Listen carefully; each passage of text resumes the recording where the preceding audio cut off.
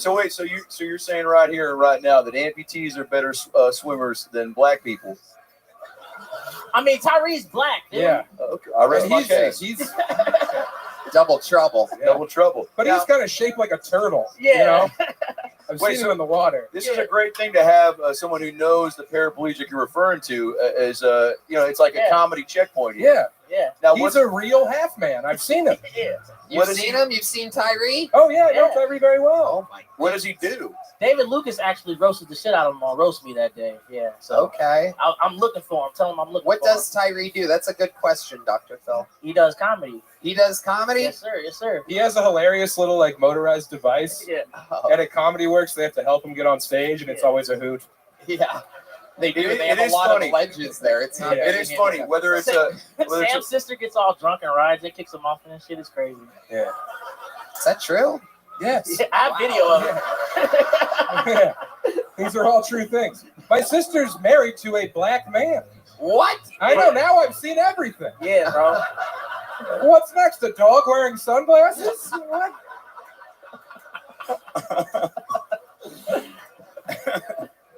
Now, what? Where are you from? I'm originally from Gaffney, South Carolina. Hell yeah! Oh, you're claiming South Carolina when you're from Colorado Springs? I live in Colorado Springs. Thank you for calling me that. Yeah. Yeah. By the way, I've only seen two black guys call white guys the N-word, and it's always very exciting. Because I'm always like, what did you? Yeah. What? Sam's trying to pretend it didn't make his day. Yeah. Oh, it always does. I literally thanked you. Yeah. He's gonna text me later. You got good energy. Your act outs were fun. Thanks, man. I like when you turn sideways. Yeah. What I look like? You look like Tyree if he had legs. I love that. Brian Sullivan. How do you make a living, Brian? Yeah, tell him the truth. Oh shit! Oh shit! Now this is, by the way, this feels like an episode of one of my shows Yeah. where you come up here pretending to be a comedian when you're really a woman. No. Who are you? What do you do? Who If touched he was you? trans, he'd have a Netflix special. Yeah, What are you talking about? I'm not touching that. All right. Nah, I'm a contract renewal specialist for a software company. Oh wow. Okay. What do you really do? Huh? What do you really do? I work from home as a contract renewal specialist. I don't think I like your fucking attitude, Brian. Come on, man. Black people can't be in software, nigga. No, they can. They can. You're right. Now, let me ask you, is that the dream? I'm always curious about the original game plan because we all come out of the gate, right? Like, I'm excited. I can do whatever I want. And the universe goes, no, you can't, you fucking pussy. But, yeah, that's true. But you strangled the universe and you said, I'm going to make something of myself. I'm going to be in software. Yeah. But what was the original kid dream, Brian? I wanted to be a rapper. That's what I'm saying. Whoo. Have right. you ever rapped? Do you know how to do it? No. Yeah, you do. Come You're on. black. You're black. You know what to do. Come on, give me a little beat here. Give us Come a on, beat, baby. Come on, there you go. Come Just on. Hey. Come on, white people. Where you at now? Come on, white people. Where you at now? That's all I know. That's all I got. do it. That's a little diddly called "Come On, White People." Yeah. You can find it on iTunes, #1. Wait, that's all you got? Really? No clever rhymes or schemes or... No dancing? Yeah. At least do the Running Man. Look, man. Come on.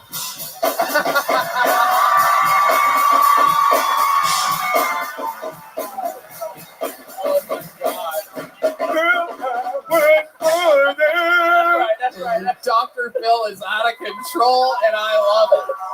Holy shit! Oh, He said, my dog, not as good as the N-word, but I'll take it. yeah. I don't know you like that. You know what I'm saying? Okay, I'll hit you up on Facebook, baby. You're the reason for Bad Baby. Very funny. Very funny. It's funny because Tyree can only do the worm. Also funny. Shout out to my boy Tyree. I hope he's watching. He would kill to do the Running Man.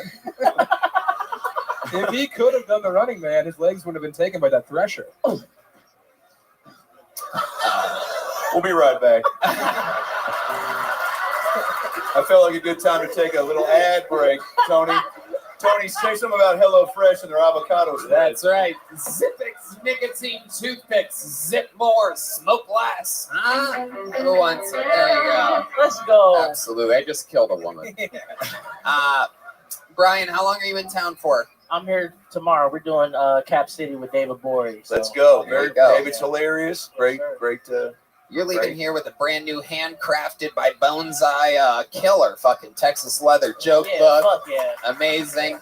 And you're leaving with a gel blaster, a state of the art. Nothing more fun than that gel blaster. Ladies and gentlemen, one more time, an amazing appearance by Brian Sullivan, everybody. That's the way to fucking do it. God damn. Pulled another name out of the bucket.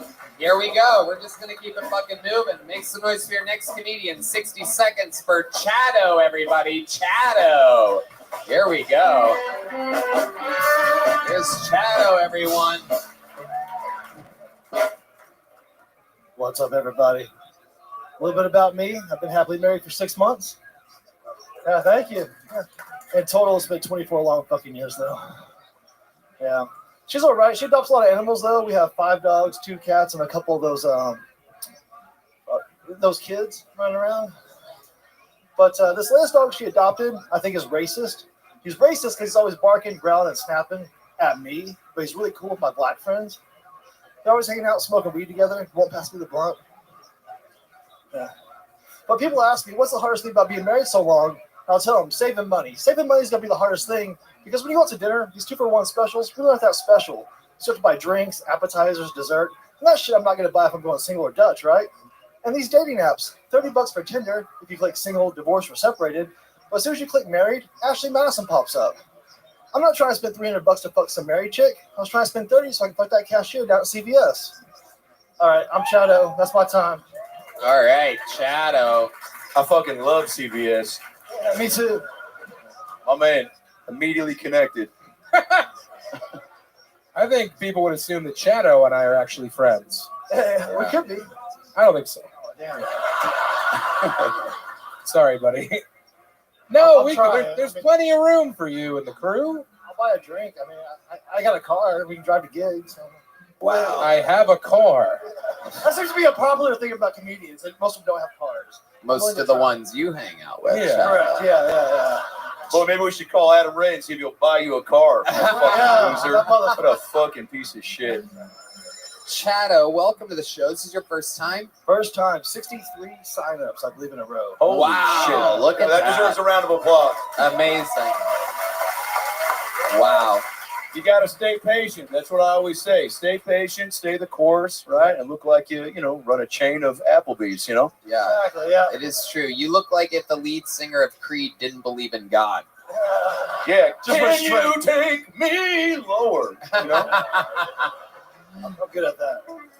You know who else has his arms wide open? Tyree. All right.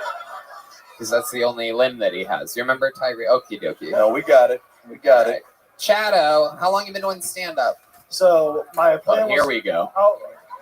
I wanted to be my first time on Kill Tony with that first set 63 times ago. Wow. I didn't do stand-up before then. I signed for 3 weeks in a row and said, fuck it, I'm going to start doing comedy at the Creek in the Cave. I went down there and been doing 15 mics a week since then. 15 Hustling, baby. a week. Catch me inside doing stand-up comedy. I'm surprised you made it that long. Thank you. I got to be honest. I was having many multiple panic attacks, trying not to reference that twat in some fashion.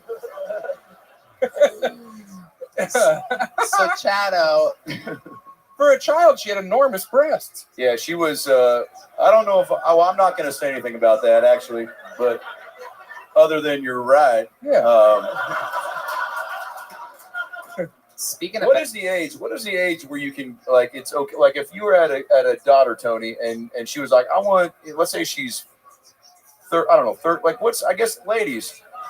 What's the youngest age that it'd be appropriate to get get something 19?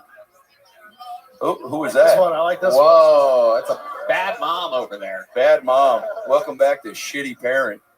Yeah, Jesus I Christ. don't know what the question was going to be. Yeah, I don't know. I just You got nervous, didn't you, Don? Good. Yeah, sometimes I don't know. This guy, didn't I buy like drugs from you at some I point? think so. You like Yeah. mushrooms? I do like Yeah, mushrooms. Yeah. Okay, so let's talk about it, Chado. What do you do for work? I own a cannabis college. You own a cannabis college. Yeah. Explain to everybody what the fuck that is. So I teach people how to work in the cannabis industry, like how to recommend what to certain patients, like indica sativa hybrids for what patients, like edibles, how to dab. I teach you how to do everything to work in a cannabis dispensary. What do you do after the first hour? Yeah, we smoke a lot of weed that first hour. Yeah. A cannabis college to differentiate indica and sativa. Yeah. Just make sure you understand the differences. But also there's so many things to recommend to people, like shatter, diamonds. There's a lot of sauces and all sorts of things. And this is a college. Yeah. You should not be Created by me. accredited, sir. Yeah, Nobody not can- many university presidents wear a Duff T-shirt. Yeah. I had a feeling it was. You look like a guy that likes to fuck chicks with implant scars. I like that. Yeah, he I does. should. How old are your kids? Right? Not They everything's are going to be a home run. 23 and 21. 23 and 21. Wait, you're a dad? I am a dad. You can tell. Well, yeah, you did that. What? You did that joke about 5 dogs, 2 cats, and what are they called again? Kids? Somebody's paying attention. Oh, that's right. You forgot the name after 23 years of having them? No, they went into the furniture after so much time. None of this adds up. Do they still live with you? Or Yeah, do you live with? I feel like you live with them. They pay rent. You're 100% correct about that. Yeah. Are they funny? No. No. That's why they pay rent. Runs in the family. All right. Did you award them scholarships to go to your cannabis college? They actually teach a couple of classes. They grew up in it. But how to not answer your dad's phone calls? Yeah. You still with the baby mama? Oh yeah, 24 years now. 24 years. Congrats. How do you keep things interesting in the bedroom, Chado? Give us an example of how you 24 years with the same woman. One day, my wife came to me and she goes, "Hey, I think we should open up our relationship. You'll get a lot more girls, and I'll meet a lot more guys, and we'll keep things spicy." And so far, I've met no girls, but there's been a lot of guys coming over. See, now that's a funny joke. Thank you. I've been doing that was a year-old material. Well, you should have done that tonight because I saw the joke about the kids coming, but it was funny. But let me just tell you, when you get real and you break things down, that's when we start to figure out who you are and why you are. Coming from a man dressed as Dr. Phil. What do you mean? That's Dr. Phil, you faggot. The fuck do you mean guy dressed as Dr. Phil? And Shut I the usually fuck don't up, dude. condone that word, but that was an Somebody called appropriate usage of it. Now, I do want to ask you this wholeheartedly because I was trying to give you a compliment, but you got real defensive. So let's address that for a second. Yeah, why can't you accept love, Chado? Maybe that's your I've been married problem. 24 years. It's very hard to Well, accept love. So you made a joke that you said, let's open things up, but nothing's come your way, but a lot's coming to your wife. Inside of her, yes. Inside of her. Now, is this true or is this for fictional comedic purposes? This could be both. Because you strike me as a guy who when the guy walks in, he's like, I'm going to butt fuck your wife. You go, please don't. And then he does it anyway in front of you. Yeah. We'll be right back. But I do want to thank, don't fuck with me, motherfucker. But what I was trying to say was you're funny. And when you got real and you weren't trying, that I got very invested. So I want you to go down that path. What's your wife's Instagram handle? Yeah, I knew that was coming.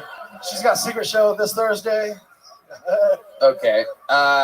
Chado, did this go how you thought it would go? 63 times you said that you've signed up? Actually, yeah, it's about what I figured. Okay. Yeah. What's different? For those, there's a lot of people that sign up. There's a lot of people that want to sign up. Your anticipation, I'd imagine, has stretched. Does that mean 63? I don't think we've done 63 here. So you were signing up back at Right. Vulcan as well. Correct. Yeah, I started on the Vulcan. I used to wear suits. I used to wear. Yeah, we don't. dress I'm up. not asking about that. So, like, how did this feel? What's different? What did you not expect? Well, tonight I was playing poker next door. No one Like, asked you it's- that it's either. something gonna Okay, Chado, here's a little joke book. There you go. There he goes. Chado, everybody. There he I have so goes. much to talk about. Fun. Chado. There he goes, everybody. All right. We're having fun here. Ladies and gentlemen, you guys having a good time? Oh, yeah.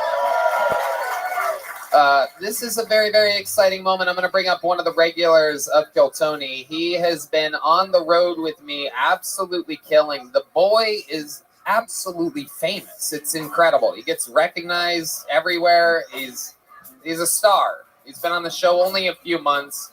Ladies and gentlemen, I present to you another brand new minute from the rock star himself, the future, Cam Patterson, everybody.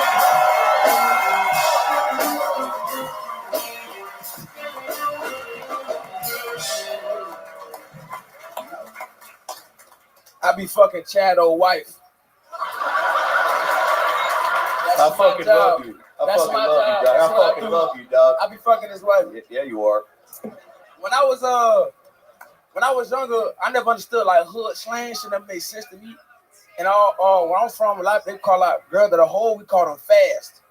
But I never got that. He from where I'm from. He get it. Listen, but I never understood that. You know what I'm saying? And there was a girl in my elementary school, and she was sucking dick at 11. Now, do not be alarmed. She one of the top OnlyFans models in the world right now. This bitch caught and chased her dreams. You know what I'm saying? She did her shit. Now, when I was 11 years old, she came up to me. She was like, Cam, I want you to meet me by the baseball field. I want to show you something. And all my friends was like, oh, boy, you finna have a good time. You know, she fast, right? I'm like, she ain't faster than me. Nigga, I'm fast as shit. She damn so ain't faster than me, nigga. And touchdown. Fuck yes. That's right. Bing, bing, boom. Cam motherfucking Patterson. We outside, you know what I'm saying? You're a force. Out the field. You're a force, baby. You're a force. The only black guy that can touch me like that. I fucking love you, dude. You're a rising star. Too, I was just in St. Petersburg, Tampa. Yeah. They fucking love you, man. Yeah, that's my people out there. Yeah, they love you, dude. Shout them boys at the gimmick and shit. Shout out. The gimmick, yeah. Gimmick Yeah. spot, shout out. They're my niggas. Yeah, they're my friends too.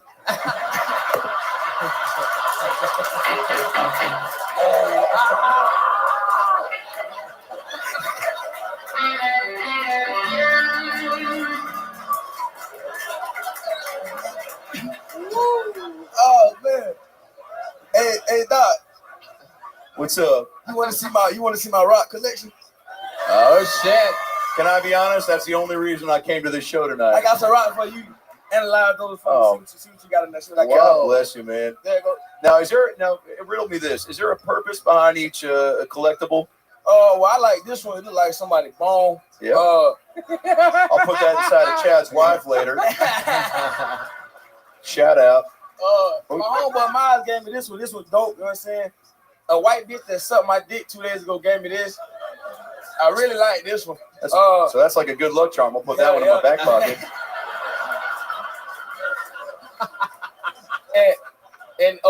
Yeah, and then you left okay, I don't know if this was on purpose, but Cam left a bullet in his, okay, well, we'll be right back. I feel like,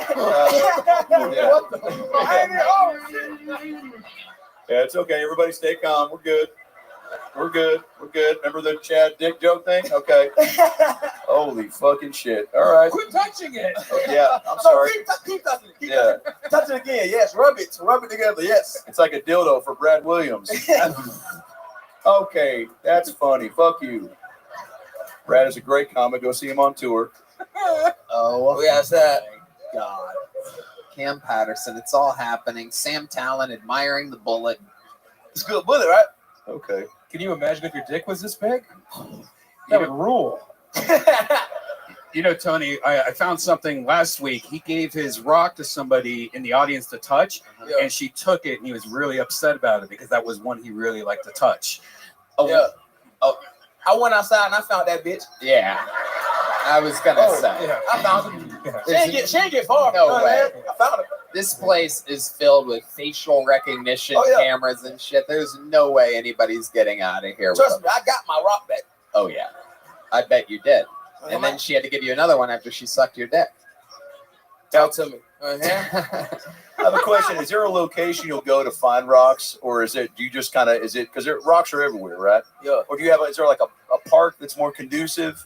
Now I just like regular street rocks. Hell yeah. Hell yeah. Yeah, because they've been through something, Yeah, right? they've been through shit. You know what I'm saying? They've been through life. You know what I'm saying? Yeah, because we all have things that we're trying to overcome. Yo, talk to him.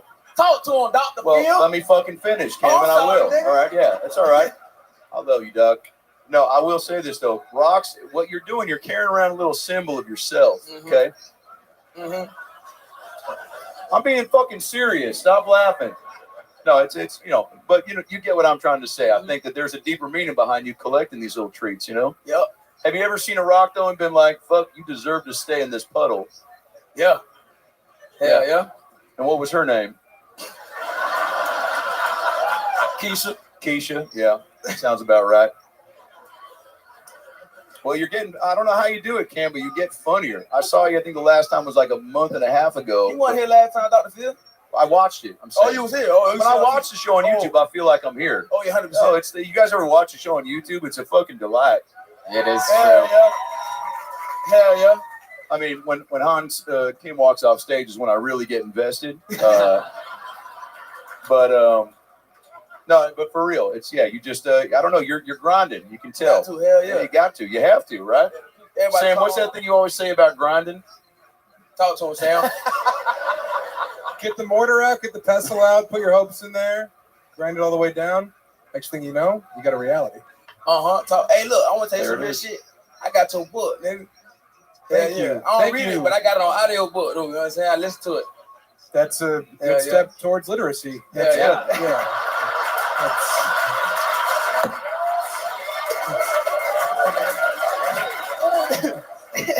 Well, look, I didn't have much to say because I don't know if you've ever been up here watching Cam talk to Dr. Phil. It's very difficult to maintain any sense of reality while this is all going on. All right, so yes, I was just giggling quietly for the last 4 minutes. But Dr. Phil, nigga. yes, Yeah. imagine. Yeah. He's so bald, nigga. Yeah. It's like a basketball, you know what I'm Yeah. Cam, what else is going on? You've been on the road with me.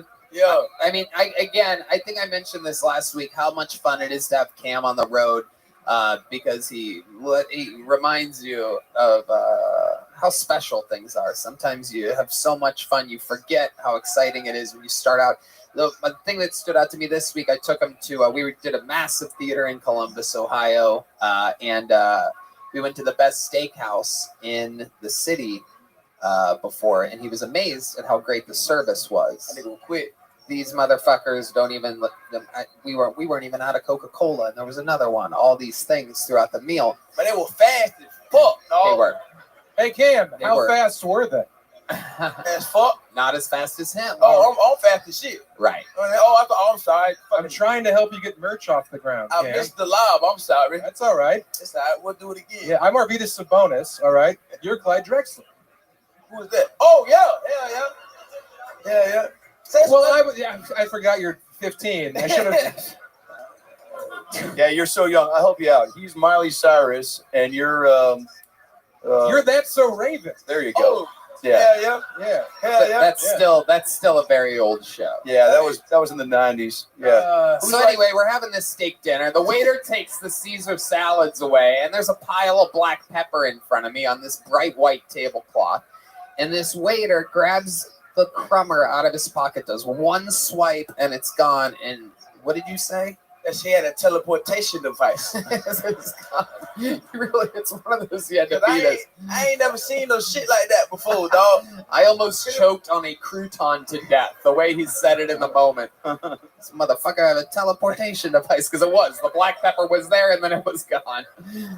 I thought he threw it on Tony. I was finna fight his ass. I was ready to beat that nigga ass, dog. I thought of my goddamn best friend. Bitch, I'll kill you. Gang violence. Gang violence, nigga. We outside, Gang man. violence. Talk to him. Talk to me, white nigga. Hell yeah. And the Yeah, hostess at Hyde Park, the best steakhouse in Columbus, Yeah, Ohio, recognized Cam and gave him fucking pyrite, fool's gold. She Yeah. had a rock in her office. She brought it out and gave it to Cam. Yeah, that shit was dope. I left it in Columbus, but I liked it at the moment. You know what I'm saying? Oh shit! I mean, that's a great beginning to a rap song. I left it in Columbus, but I liked it. DJ, hit me. Yo, Here we go, Dr. Phil, Yeah. ladies and I'll gentlemen. start it up, and you pick it up where I leave off. Okay? talk to me. Yo, Talk to me. feel it. Yo. Yo, he touched the top of my head. Yo, I didn't even get out of bed yo, because I was trying to figure out where I've been and where I'm going. Where I'm going. I left it in Columbus, but I like it at the moment. Yo. Maybe take a picture and check your fucking boner. Yo. Do you have the time or do you have a rhyme? Fuck Chad's wife and fuck her right. yo. Hey! Oh my God. Hey! Oh my Put your hands in the air and wave them like you don't care. Hey! Cam Patterson is here to stay. He's got rocks, he fucks bitches. Yo. Not in that order. Yo. We'll be right back. Yo. We'll be right back, nigga. Yo. He'll be right back. Oh, But he also my ain't going God. anywhere.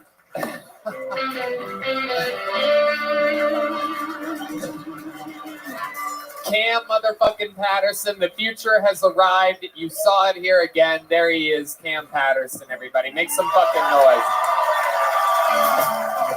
Oh my God. Oh my God. I don't even know. Dr. Phil and I are going to get fucking trashed tonight. Yeah, I don't have to be in Phoenix until Thursday. Shout out to the Phoenix Sky Harbor Airport. I don't know, man. Oh God, I am having too much fun. This is unbelievable. Sometimes I get to be a fan and the host at the same time. This is ridiculous.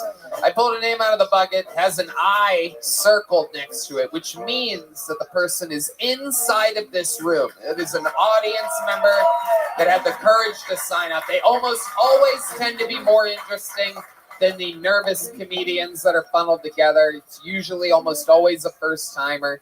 Something special's about to happen here. Ladies and gentlemen, make some noise for Tony Robinson, everybody. Here we go. Let's see if we can get some. We have eyes on Tony. Here she is, right here. Price is Right style. All right, Tony. Oh, shit. I think she has one of those bachelorette fucking headbands on. This is going to be a mess. Guys, make some noise one more time for Dr. Phil, everybody. Am I right? Holy shit. This motherfucker just rapped. He just improvised a rap. Dr. Phil. This is amazing. One more time for Tony Robinson. Here we go. Everybody. All right, Here we Tony. fucking go.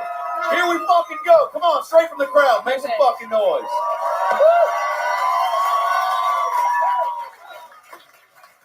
I'm from East Texas, so I'm so nervous. I don't want to offend anyone. I don't have the wokeness you guys have here. I have a lot of questions. Okay. Do Black people's lives still matter the most?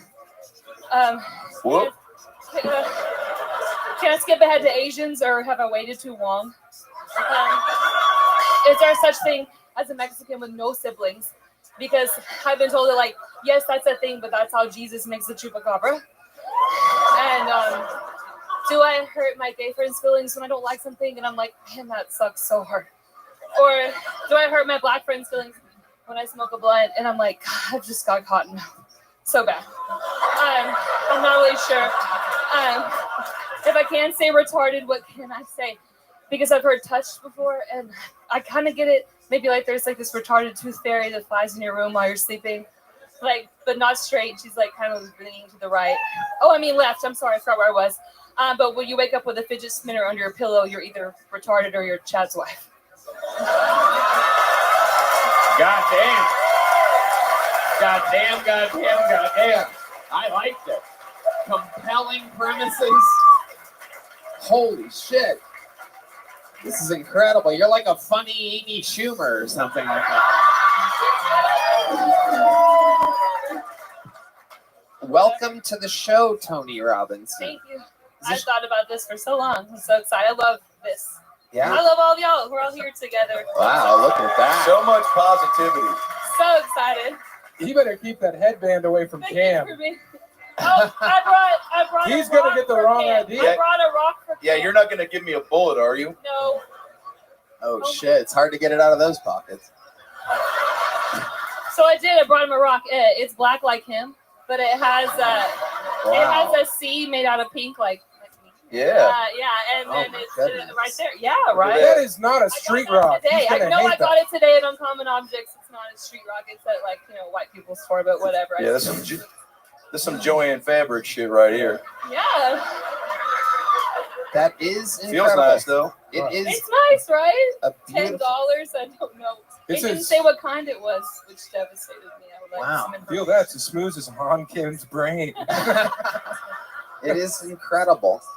Cam's gonna love this. I can tell. Yeah. I really, really can. This is Yeah. incredible. So let's talk about it, Tony. How long have you been doing stand-up comedy? This is my first time. Wow, there it is. Thank you. Thank you. Great job. Thank you. Great fucking job. Good job. How long have you been planning and preparing for this moment? Since I saw Adam open for Adam Devine, that was the first day literally So when I was ever that wanted to do about? this. It was years ago at this place in Dallas. It was so long ago, but literally that was the first time. So Just you close saw, outside when he you was mean to here. tell me that you saw Adam Ray. You didn't know Yeah. who the guests were tonight. You saw Adam Ray open up for Adam Devine. Yeah, a and when long you time saw ago. Adam Ray, you're like, holy shit, this is something that I want to do. Yeah, I was yes, because when we got in the car later, I was like, he probably makes up these jokes like every night he goes out, right? And they're like, no, he like makes a set and he gets to prepare, and it's not Yeah. as random as you think. Adam And I Ray's was a, like, he's a oh known hack. well, I want to try. Yeah, So yeah. He makes it look real natural, but we all know what he's doing. Exactly. Yeah. Yeah. It was funny at first, Sam. You watch your fucking mouth, all right? But I don't get it. No, you're right. You're right. Now let me ask you this: so you saw him and you go, it looks easy. Well, I just know I'd buy. So you were who are you? I don't know. He, But yeah. he was the opener. Let me Adam have this, Devine's please. who everyone knew from Workaholics. Adam Ray, not so much. But then I knew that Adam Ray had a joke skit that he did about going to. I love open his skits for, so much. He did. He was trying to apply for like American Idol, whatever, and he sang the theme song to Full House. But then Adam Devine said that's how he applied for the Pitch Perfect show, and I was like, this brains broke the joke for that guy, and I kind of realized that the talent may not always be like the Adam Devine, but the Adam Ray opener, just because Wow. they're brains. So then that's You a heard big that, Adam moment. Devine? You ain't shit, bitch. I might have officiated your wedding, and I love you, but also Yes. fuck you, motherfucker. That's right. Is that real though? Is that real? I thought that my whole for a while. You I don't had know. that skit. I don't even know what you're talking Yeah, about. you- But okay, to cool. be honest with you, All right. I just want to talk. I want to put the attention back on you Okay. and say that for a first time, the nerves were apparent, Yeah, but you for worked sure. through it, because any first time we do anything, and you can all feel me on this, you come in half glass full, but ready to climb the mountain without a backpack. Does that make sense? Yeah, whatever yeah, sure. Yes. Right. Yes. Now your backpack, might be filled with Crustables and gummy bears, but Yeah. I just want to tell Maybe you, edibles at least. maybe edibles for Yeah. sure. Let me Not finish. just normal But, gummy bears. but That's your fucking jokes, okay. it came with jokes, and I'll say this: a lot of people sometimes will get an opportunity to hit the Kill Tony stage, and they flub up, and you fucking came in ready to just fucking squirt everywhere. Yeah. Yep. So I'm impressed by that. You also were real racist real fast, and that was a little. That's always enjoyable, Sam. You loved it. I was watching you over there. That was your favorite act of the evening, right? Yeah.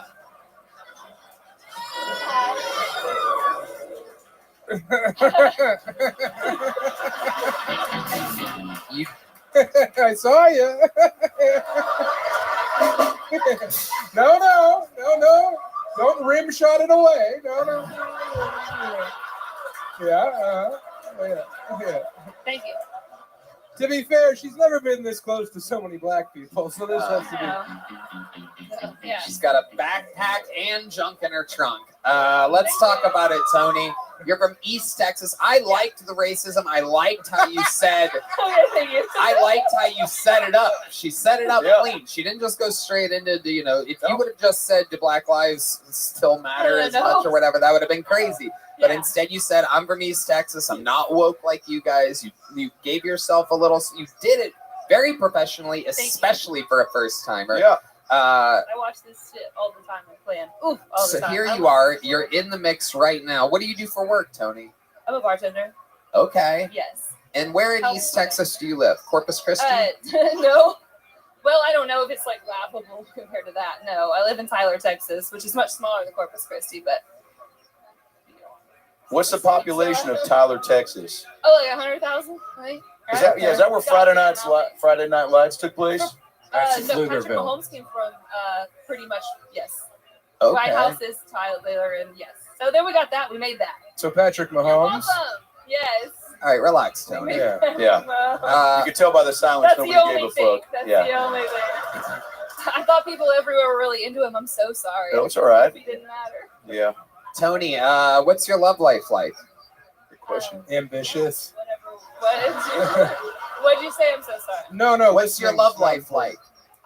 Just nothing right now. You like on dating apps? What do you do? No, that's always been exhausting. No, nothing. I guess I just, honestly, I think about doing this all the time and care about it more than men at the moment. I know, I'm sorry, but that's for real. So like the last time you were, wow, listen to all those fucking prude women out there rooting for you. I know a guy who'd love to hate fuck you right now. Yeah. But come on. He's wearing a Mickey Mouse t-shirt, a hat, and he just did a rim shot. The second one, actually. I love it. Well, how about this? What are you looking for in a guy? And quick follow-up, what are you not looking for in a professional life partner? What? That's a good question. Go ahead, Tony. A professional husband? Yeah. Oh, yeah, right. Tony, what kind of guy are you into? Right near the tip of that mic, Tony.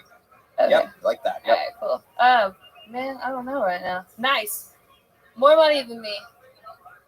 And that's about it. So white. Nice. All right. No.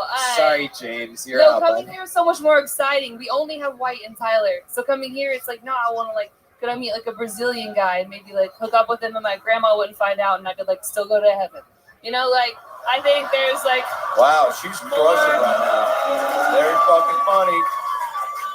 Very funny. There's more opportunity here. This is where I come to be diverse and different. Like, I know this is a very white room, but like, this is very different for me, you know? Yeah. This is exciting. How old are you? Thank you. Tony, how old are you? Fucking being here, 32. 32. Yeah. And here you are. And this is something you've wanted to do for years, you said, huh? Yeah. No, I didn't really talk about it much. I met Steve Byrne once. I told him. And, hey, stop name dropping. I just try to be around this world as much as possible. So those are probably the highlights of my life, yes. But yeah, I told him I wanted to do this. He's like, well, the difference is I do it every day and you don't. So now I guess I'm going to attempt to do that. The highlight of your life was meeting Steve Byrne. I've just been trying. Well, you know, your name is Tony Robinson. Yeah, I know. And well, I get it. A good friend of mine is Tony Robbins, and I don't want to misquote him, but he told me once when I first got into show business, and this pertains to what you're experiencing. Could you give me a little spotlight and some house music? Yeah, give him a little something. Yeah. Perfect. There it is. Red Band, hit me with a little soft tunes if you don't mind. Okay, I'm not trying to fuck Tony. I just wanted some piano background. There we go. Just the piano. Just the piano. I'm good. So look, Tony Robbins once told me, good friend. I don't mean to name drop Steve Byrne, but Tony once told me that life is like a big it's like a big pussy. You want to make it come sometimes you want to make it squirt. But you don't want to leave it dry and empty of opportunity and value. You want to show it respect, but you also want to murder that shit. Like Cam Patterson with a pocket full of bullets and rocks. But I think, Tony, what you're lacking is what you're gaining. And that's, you know, I just think that with every step you take and every breath you make, you know, and again, this goes back to Tony Robbins, who I think eats children. He's a giant man with a lack of tan, but a game plan. And I think, Tony, you've got jokes and you've got a long way to go. But I think with the help of a positive attitude and a gym membership, you'll get there. We'll be right back.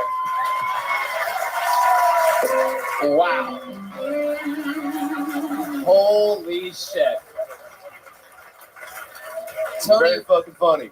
Tony Robinson, not only was your minute fun, you have an unbelievably natural knack at this interview thing, a real true stage presence. Congratulations, you got a big joke book, a gel blaster, very fun times. The Kill Tony debut of Tony Robinson. Perhaps the most offensive Tony on this stage right now.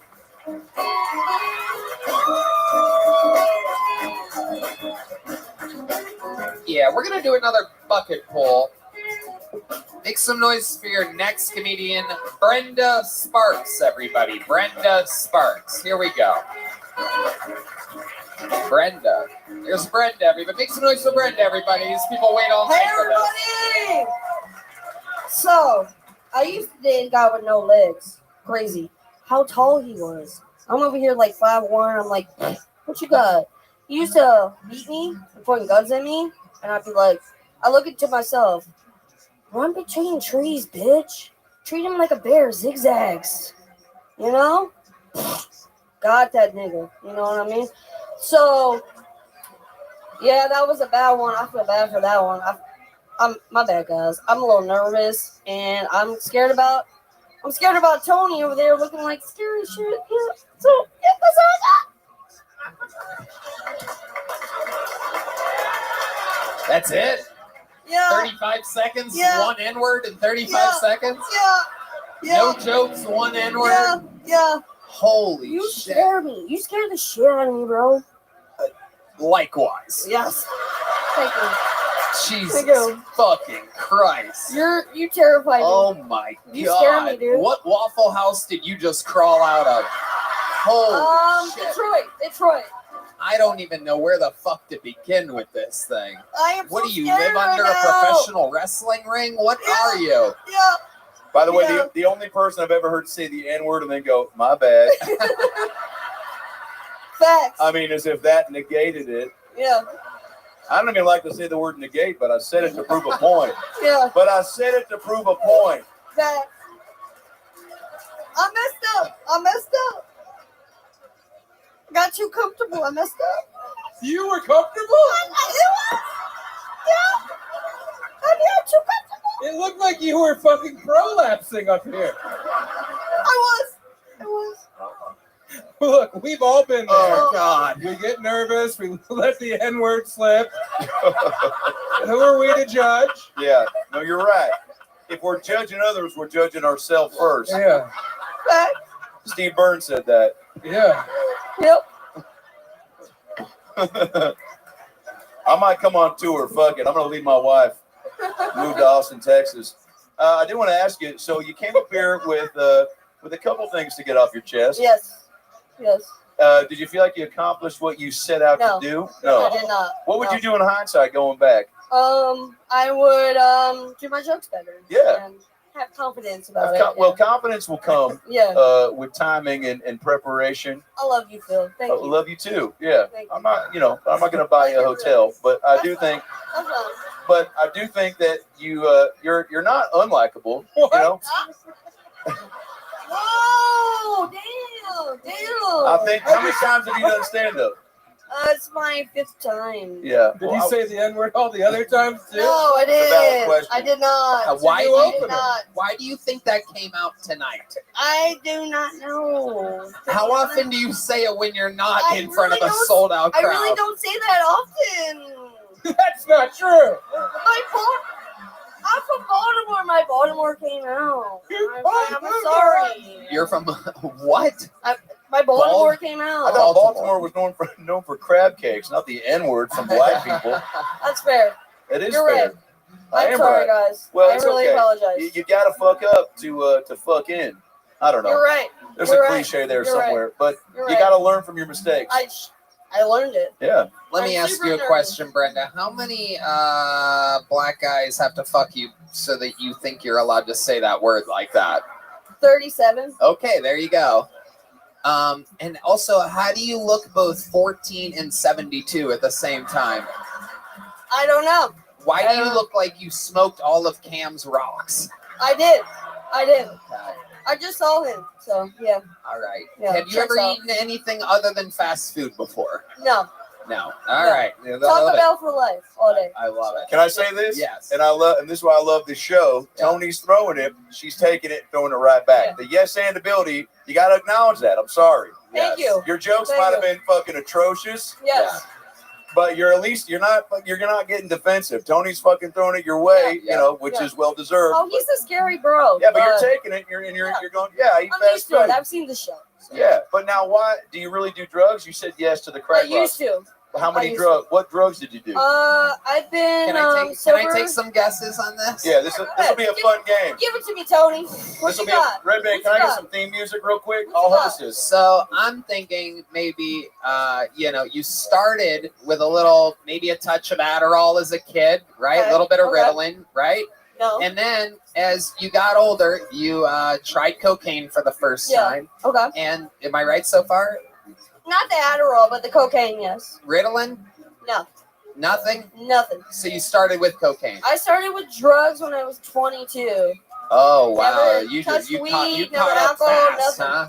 Zero. You started at 22, you went all the way in. Yeah, I went ham, bro. So you started with cocaine and then you Okay. went to crack. No, never done crack. No? No. Straight to crystal meth after Yes. cocaine. There it is. 2 Well, there it years. is. 2 2 years. years. All right, we 2 found it. years We of found it. There it crystal is. Yes. Absolutely. 2 years of crystal Yes. meth. I Hell, was 101 pounds. You would never think, she likes fast food when I was on that meth, bro. wow. Tell us, what are some of the things you would do when you were on crystal meth? I would clean the house with a toothbrush. Wow. I would play some. Seems like that's the only time you used a toothbrush. You're not wrong. You're right. And then I would also play some R.I.P. random slot game on my phone for 12 hours. Wow. Yeah. What is Yeah. something because we all have secrets, Yeah. right? Mhm. What This is is something my that dude we, right now. What is something that we don't know about you that we might want to know, and that you might want to know about yourself? That's a question. We'll fucking answer it. I'm getting there. All right. Sorry. Calm down, Sorry. Phil. I'm a little Calm down. impatient. Something that I want to tell everybody that I want to say about myself. It doesn't have to be like, I like getting fucked in the ass. there we go. Oh, And this there is you why go. you ask the hard-hitting questions. Yep. Now, with what? I mean, I usually like a penis, but like Hell if I yeah. don't got one, I got a friend. You got a friend? What does that mean? I got a dildo. I need him A di- Bob. You need him Bob? Yeah. After Bob's Burgers or what? Bob Saget. Hey, Bob Bob Barker. Huh? One in the Plinko, two in the Stinko. You know what I'm saying?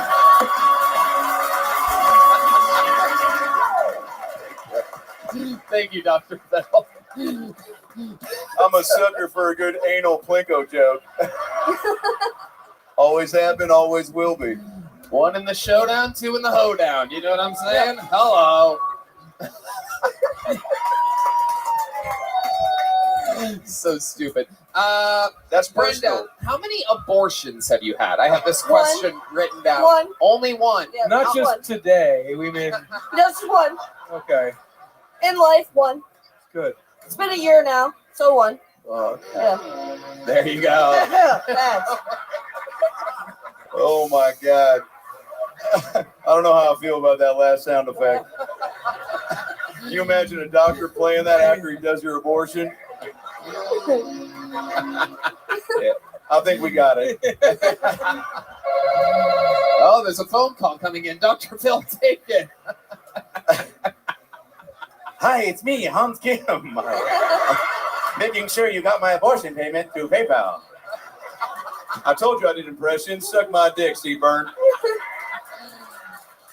Woo! You're stealing his essence.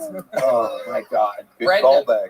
Brenda, you say you like getting fucked in the ass. Sure do. Anything crazy ever happen when you're getting fucked in the ass? You ever have any accidents or anything like that? So I like getting fucked in the ass, but the thing I hate the most is when a guy's fucking me in the pussy and then he goes, "Oops, my bad."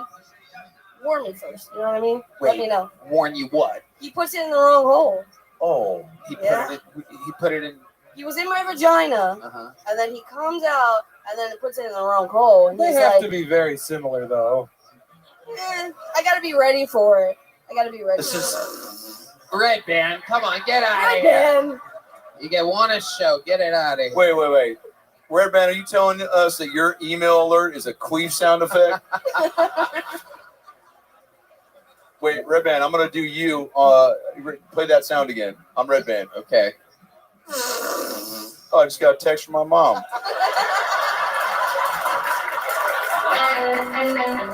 Get the fuck out of here with this bullshit. Holy shit. Fucking Captain Computers over here. Wait, so the sensation's different though from the butt from the pussy, right? And that's the third time I've asked that today. Yes, But it is. what do you now? If we were to poll the audience, what do you think they would say is the fave? Vagina. Vagina, yeah. We always go vagina over butt, right? Oh. Yeah. Why do you think we started fucking in the butt, Tony? Well, Oh. I actually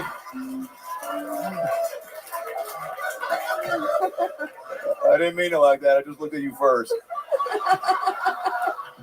I actually wrote the book on this. Brandon, let me ask you another question. Oh, I love questions. Go ahead, Tony. Because you seem like you've lived a wild life. I have. How old are you again? I'm about 32 in December. Right. Good God. Wow. Calm down over there, bro. Ooh. Don't do the old car start sound. Okay.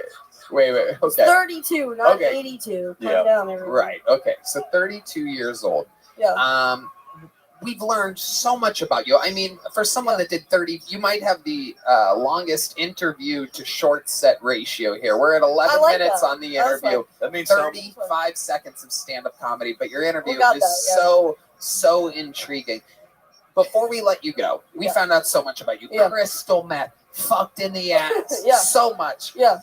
Before you go, what's one more thing about your entire life that you think we would be entertained by or surprised by? Because you seem like you are truly just. I'm a female butcher. I'm the only female butcher. Fuck yeah.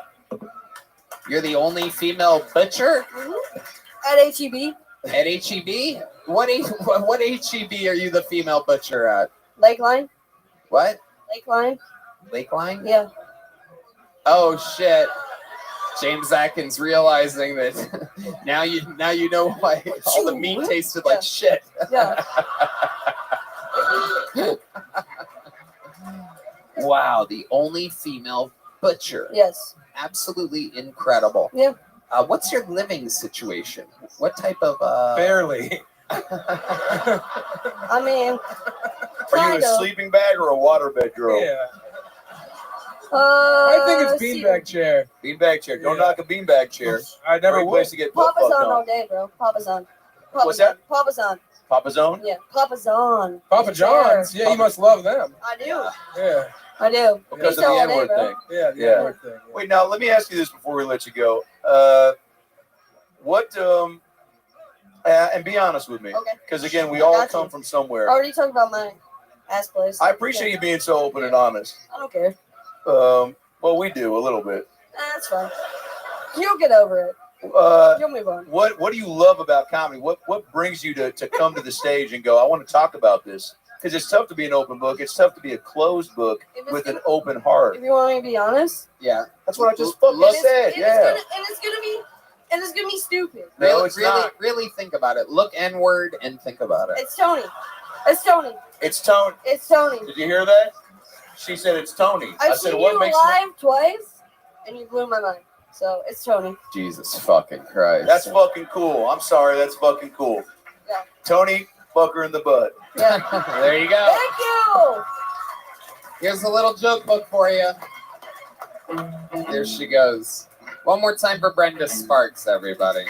All right, we're having Good fun Lord. here tonight. Hell yeah. Thank you. There you go. Okay. Wow. We have the golden ticket winner, our newest golden ticket winner. It is he is a force of nature. I'm very excited. This is only his third time ever on the show. This is your guys' first time, Dr. Phil and Sam Talent, your first time seeing the newest golden ticket winner. He's only in town for a little bit. He's got to get back to Brussels in a couple weeks. This is Rick Diaz, everybody. Make some noise for Rick.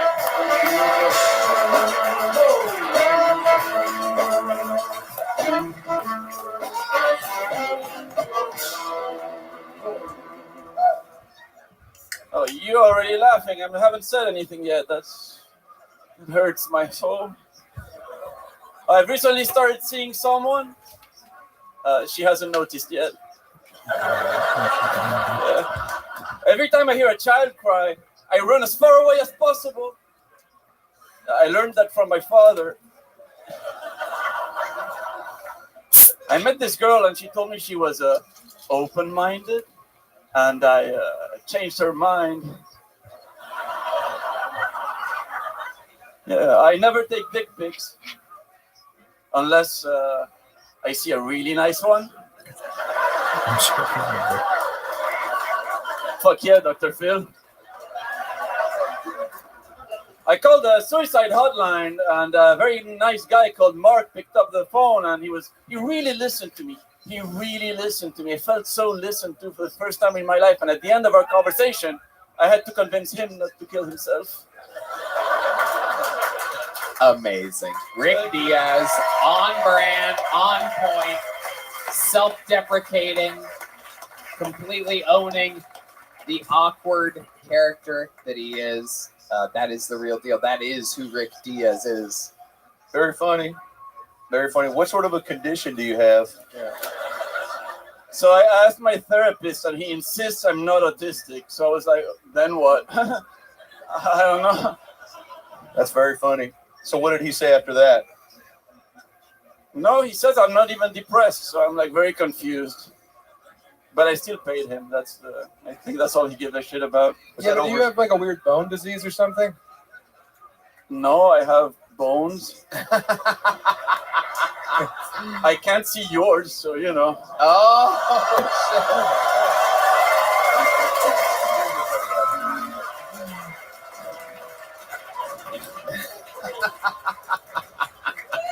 God, I've been Brussels. Exactly.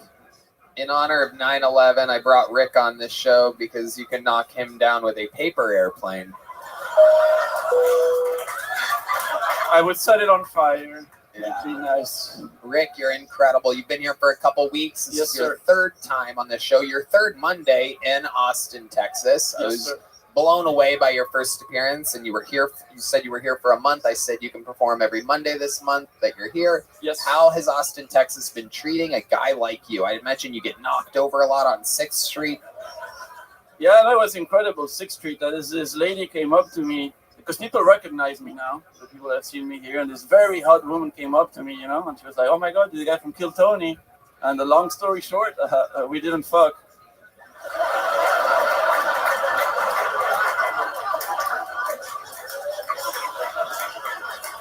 Goodbye. Okay. What's the farthest you got? Did you get close to fucking? No. I walked her to her car, and then Trying to don't make be me sad. cry. Yeah. Sorry? That's very sweet. Yeah. I mean, she didn't ask me to walk her to her car. Yeah, you shoved yourself onto her. Pretty much. Yeah. You chased her to her car, I'm pretty sure. You ran her to her car. How nice of you. I have long legs. I can walk. Yeah. Yeah. You're like Michael Myers. You're just walking and you stay right with the person who's sprinting away.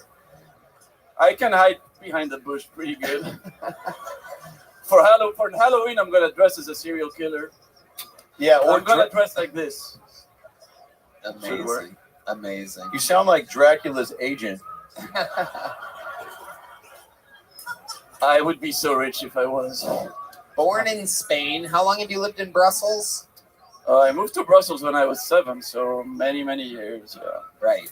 Yeah. And have you ever drank the blood of an innocent human?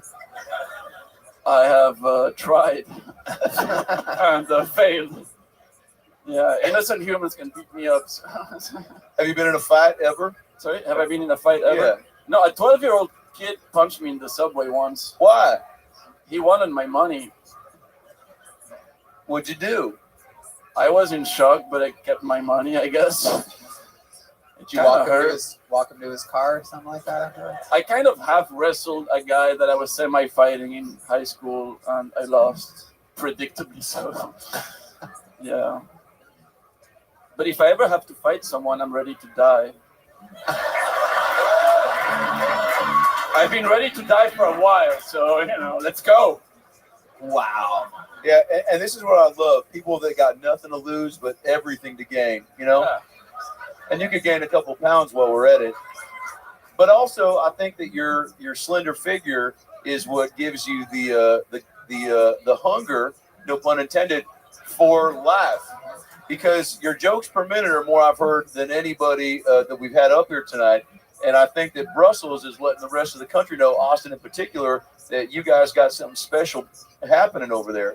Well, if I judge it by my laughs per minute, I think Hans Kim would have gotten a run for his money tonight. Whoa. Shit. Whoa. Shit.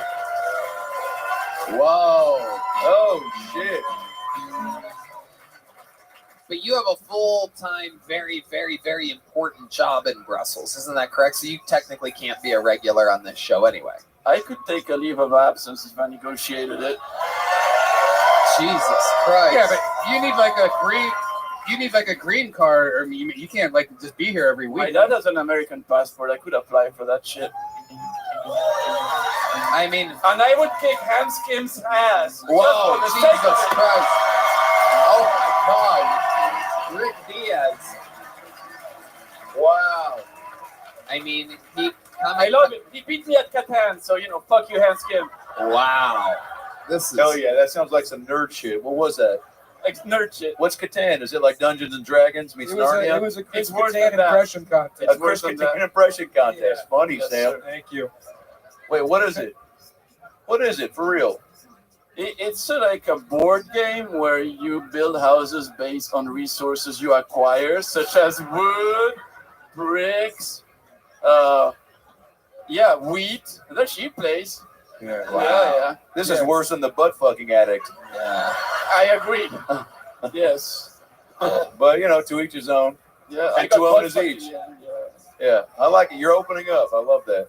Thank you. Amazing. Well, Rick, Hans isn't up for a challenge this week because he had one this week. Not tonight anyway, but I soon. had no idea you were interested in such a thing. But I mean, you're a golden ticket winner. You have a spot on the show no matter what. But it seems like you. I feel like you're protecting him.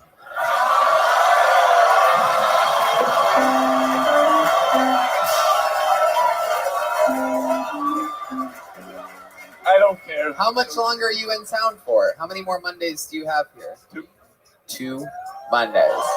So this is an interesting storyline to follow because technically this means if that's really what you want, technically it means that if Hans has a rough set next week, which we almost know for a fact that without him being challenged, he's going to, then that would mean that on that last Monday that you're here, you have a chance to technically become the newest regular on Kill Tony. Winner gets citizenship. Yeah. That's true. Hans Kim is an illegal immigrant. Yeah.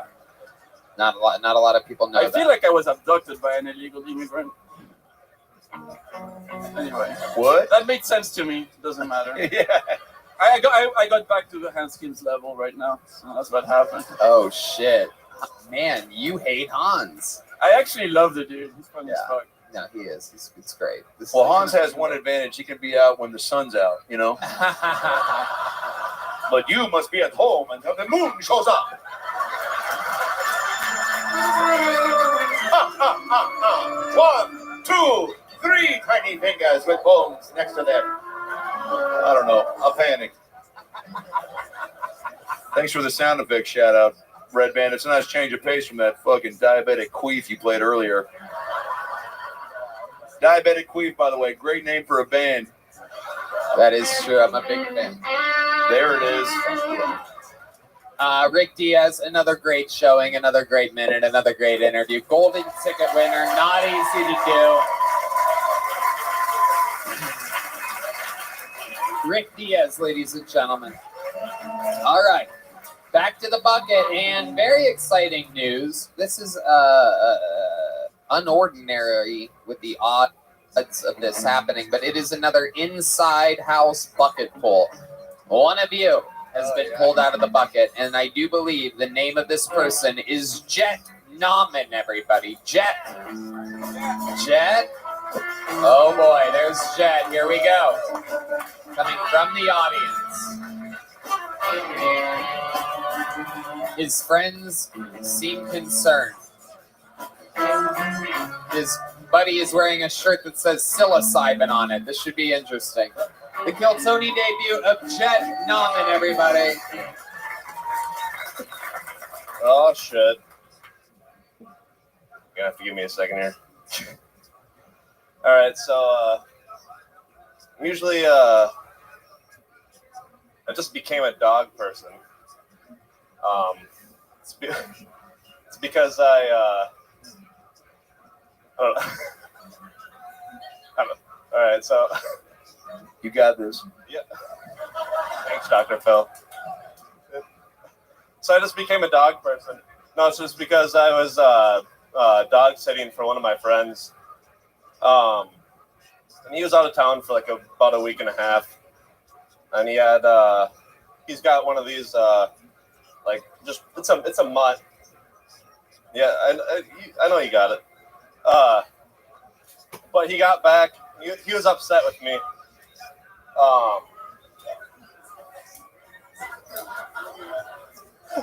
We'll be right back. No, no, he was upset. He was upset with me because he. Oh my God! Wow. Jet Nauman, everybody, and I'm going to say right now, everybody, I have to say that is the most disappointing Jet in 9/11 history. Am I correct?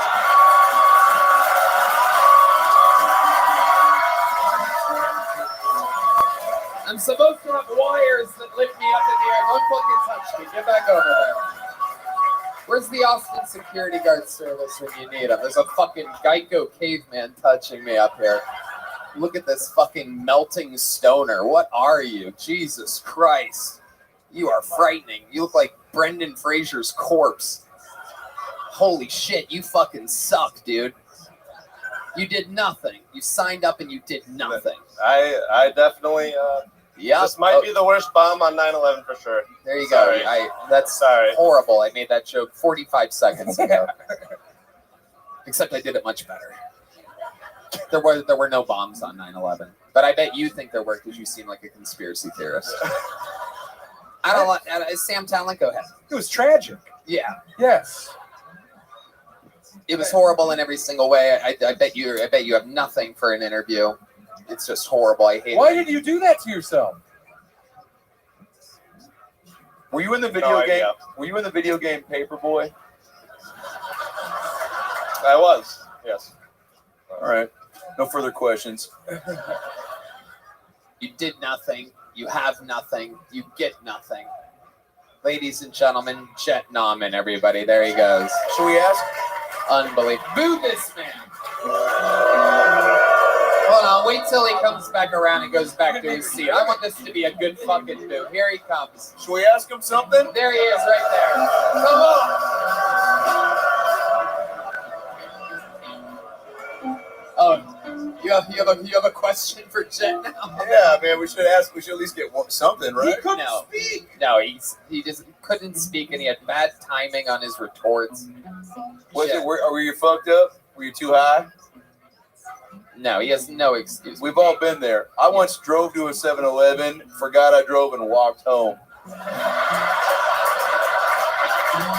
And then I freaked out. I was like, someone stole my Dodge Dart. True story. You can Google it.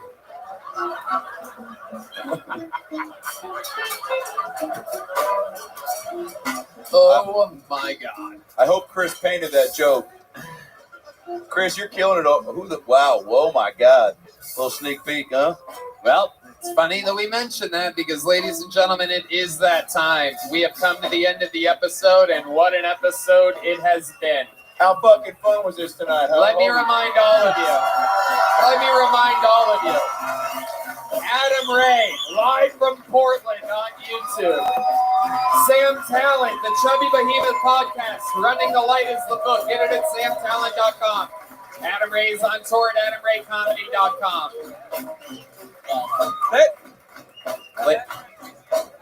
Yeah, I know. We're going to wipe the memory of Chet away right now. As I bring up the man who holds the record for most appearances all time on this show. The most interviews in the history of the show. The Vanilla Gorilla. The Memphis Strangler. The St. Louis Assassin. The Big Red Machine. William Montgomery, everybody.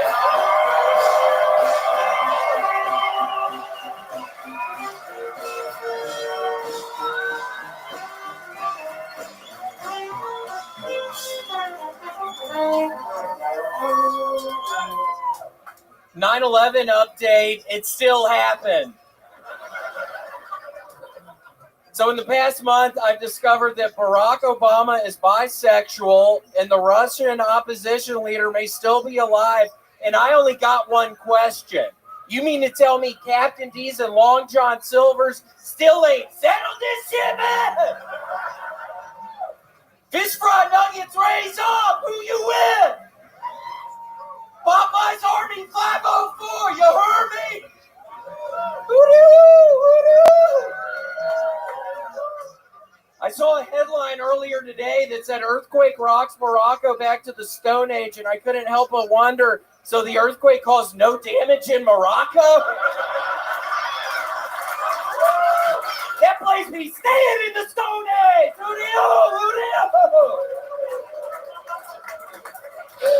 Why does Donald Trump even want to run for president again? He's already achieved more than most of the people in this room. That would be like if Michael Jordan stopped playing basketball at the height of his career and joined a minor league baseball team.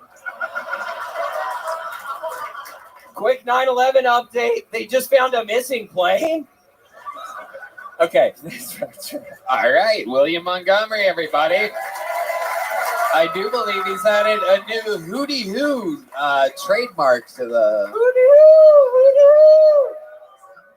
I've been listening to that song a bunch this past weekend. It's by True, an artist named True. Yeah, no, it's a group. True is a super group that was within the No Limit Soldiers in the early 2000s. I know all about this because I listened to them a lot. I found it unbelievable that you are debuting a new Hootie Hoo reference 23 years after the song was a hit, and it was only a hit specifically to people very deep in the hip-hop listening community. But here you are in Austin, Texas, 96% white audience, dropping a brand new Hootie Hoo joke, and they're going along with it. They don't know what it means or represents, but Hootie Hoo is the call for the killers, for those of you that don't know. Thank you, John Dees. Absolutely. Red Band quits doing sound effects during the William part for some reason, because he can be lazier than he already is. In a stunning turn of events, when the easiest job in the world can't be any easier. You don't interrupt William unless he's going to start making fun of me or like. It's unbelievable. Oh, I wasn't even gonna say shit to your stupid ass tonight, you fucking idiot. You woke the beast, baby. Yeah, don't fucking get me pissed off tonight, Oh, Hootie Hoo. Hootie Hoo. Hootie Hoo. By the way, do you think Horton heard a Hootie Hoo? Yes, I think he did. Just trying to make small talk. So, William, how did you find Hootie Hoo from True? Spelled T-R-U, by the way. Without the those of you that don't know, am I correct, John? Thank you. Yes. Go ahead. I've been in a really big New Orleans rap sort of era in my life recently, ever since I found out that the little dog that I got is in fact not a long-haired Chihuahua, but in fact a Rottweiler. I joked around Tony that she was a Rottweiler, just fucking around, obviously. but we got the DNA results back. We got a 23andMe on her, and she is 100% a Rottweiler. So I have been living pretty much, at least in my mind, on the streets of New Orleans, circa early 2000s. It's just how I fucking live. I've always joked about having a couple pistols in my car. I literally have two Smith & Wessons in my car right now. So. Wow, very, very interesting. I try to say meth and Swiss. I fucked it up when I try to say Smith & Wesson. So. It's all right. We'll edit this out. But I think that there's something about, I've got some grandma's cookies and a Sega Game Gear in my car. So, point William, But why do you need a gun? Who's coming after you? I have these people. I've literally, when I talk about being in my kind of early 2000s, kind of Louisiana, New Orleans rap era, I literally was living that life about 10 years ago outside of Kansas City. And it's kind of, there are people after me right now. So that's why I was hoping Red Band wouldn't fuck up before I kind of laid this out on y'all. Yeah, I mean, there are these people after me. So I do have two pistols. Oh, that was a funny one. What was that? What was that? That was a really funny one. I was thinking you were going to do something fun on that one, you fucking idiot. That was Sci-Fi Alarm 1. Yeah, it was. And there's 7 different Sci-Fi Alarms over there. Why don't we try Sci-Fi Alarm 2? Ooh. That's a Sci-Fi Alarm. Yeah, I've never heard one. Hootie hoo. Hootie hoo. That really? Now, is there a wrong time to hootie hoo, or is it always? It's always the right time to hootie. Well, moment of silence, maybe. Yeah, moment of silence. I mean, moment of silence is you don't want to hootie hoo, for sure. Not a moment of silence, for sure. You don't want to hootie hoo if everybody's trying to be quiet, like a funeral or 9/11 memorial. 9/11 memorial, right. Yeah, anything like that. But if they had a hootie hoo alarm in the towers that day, a lot of people would have survived. They would have. Yeah. I'll take a sip of my drink. Now, William, you were telling me you owed someone $3,500. Oh yeah, I don't want to talk about. I'm not talking about that right Tell that tale. Tell that tale. Tell that tale. No, we got it. Yeah, Sam wasn't lying, but it's just a weird situation. Tell the people it's not like I've done nothing wrong. You did nothing wrong. I did nothing wrong. No, you're just a gullible oaf. I'm just a gullible oaf. Yeah. Glad you're doing my dirty laundry. I actually know the story. I know what you're talking about. It's that story, yes. Yeah. Can I say it's kind of crazy? It's actually hilarious. I don't know. All right, maybe we shouldn't. Should we do a movie trailer for it? Yes. Yeah. But I don't know what happened. In a world where a podcast advertiser. Hang tight, Sam. We'll get some music going. Okay. Can we get some live? Can I play drums? You want me to give you the lowdown and then you could do let please. Tony. Yeah, I'll play drums. I'll give you the lowdown. Hell yeah. Sam on drums. Okay, I love perfect. this. What happened? Okay, so William has a podcast, but he mostly focuses on his cameos. He makes vast sums of money through Cameo, but he also has a podcast, but he has too many people on it, and they're all talking over each other at the same time. So it doesn't have that many listeners, even though it should be mostly him, the star, being featured in it, but he has fears that he can't get over, so he clutters it up with too many people. Anyway, his viewership is so low that his ads that he's supposed to do, he actually owes money. Yeah, not only am I not owed any money, I owe the person $3,500 fucking dollars. How is that possible? It's literally unheard of in the podcast world. It's the opposite of Joe Rogan's Spotify deal. Yes. He owes somebody $3,500. I owe somebody money. Okay, here is the movie trailer. This is Dr. Phil. In a world where one man had a podcast. The William Montgomery Show. The enthusiasm was low, but the ad sales were lower. I owe money. They owed a fuck ton of cash. $3,500. $3,500 to be exact. HelloFresh has a gun pointed at their cock.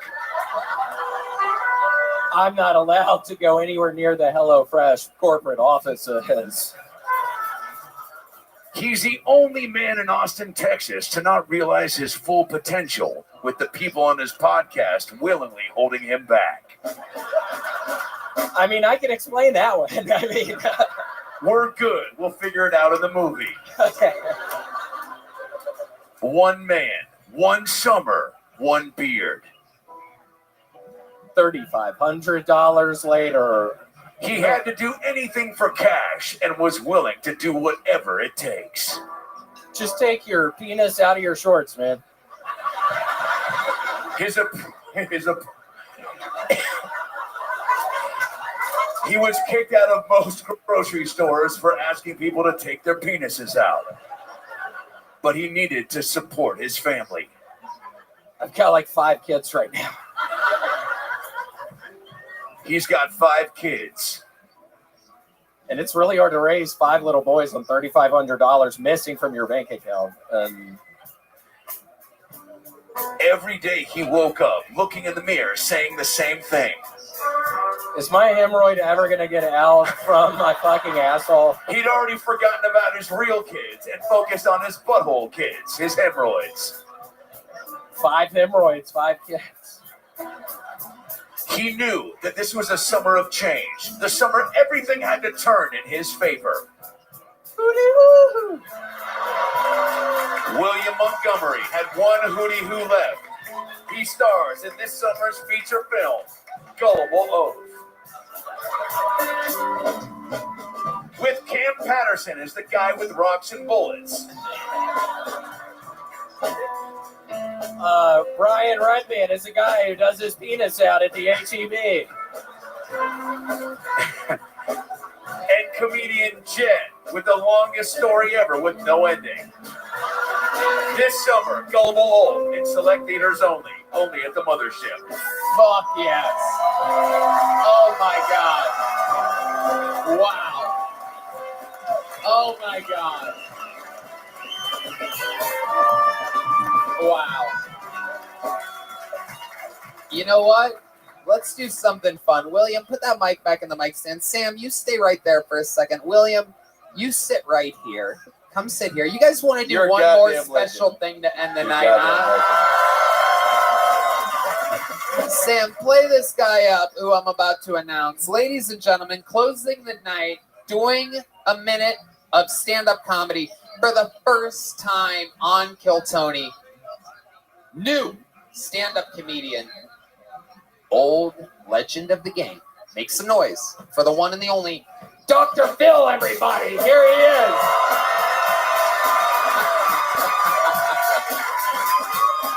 Stand-up comedian, Dr. Phil.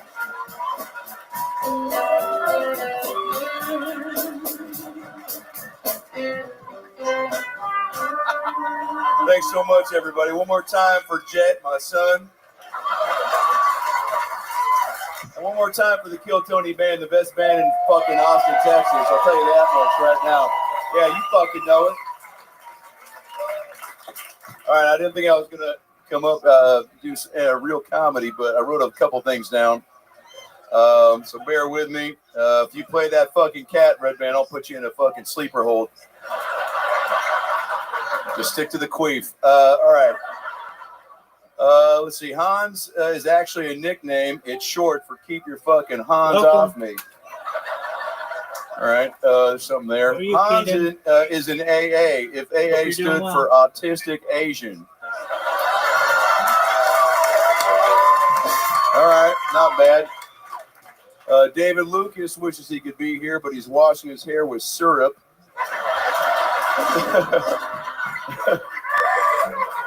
There's something there. We'll workshop it. Maybe I'll get on the secret show. David Lucas looks like he has ho-hos in different area codes. I mean, that's not bad. It's not great, but it's not bad. Fuck, what else? I don't know. Do a couple impressions for you real quick. This is my impression of Ray Romano. Finding out that the Peloton he ordered has been backlogged and won't arrive in time for his Peloton party. Here we go. You gotta be kidding me. So what else we got? All right, that's it. Thank you so much. I appreciate you guys. Yeah, thanks for letting me come by tonight. Oh, get the fuck out of here. Oh, Make some fucking noise for Dr. Phil. I love you. I love Tony. I love Oh my God. mothership. AdamRayComedy.com. How about one more time for the great Sam Tallent, everybody? Chubby Bohemian Podcast, Running the Light. One more time for the Big Red Machine, William Montgomery. Catch him on Cameo. Thank you to Gel Blaster, Red Rose, Yellow Rose, Hall Law, Connect Mobile Health, CM Smokehouse, Zippix, Austin Security Guard Service, and Screwball Peanut Butter Whiskey. The drawing from Ryan J. Belt is in, and it's unbelievable. Here comes the drawing from Chris Rogers. Indeed, it is William Montgomery. I don't think I've ever laughed more in the history of this show. 10 years and fucking 3 months. My mind is completely blown. Two of my favorite guests in the history of the show. How about one more time for Adam Ray and Sam Tallent, everybody? Holy shit. Adam, that was the hardest I've laughed at anything in a long time, man. Yeah. That was the fucking best, dude. Unbelievable. That was the greatest. You were here for maybe what was perhaps the funniest episode in the show's history. Check out the Sunset Strip, ATX.com, secret show every Thursday. Love you. We love you guys. Thank you so much. Good night, everybody.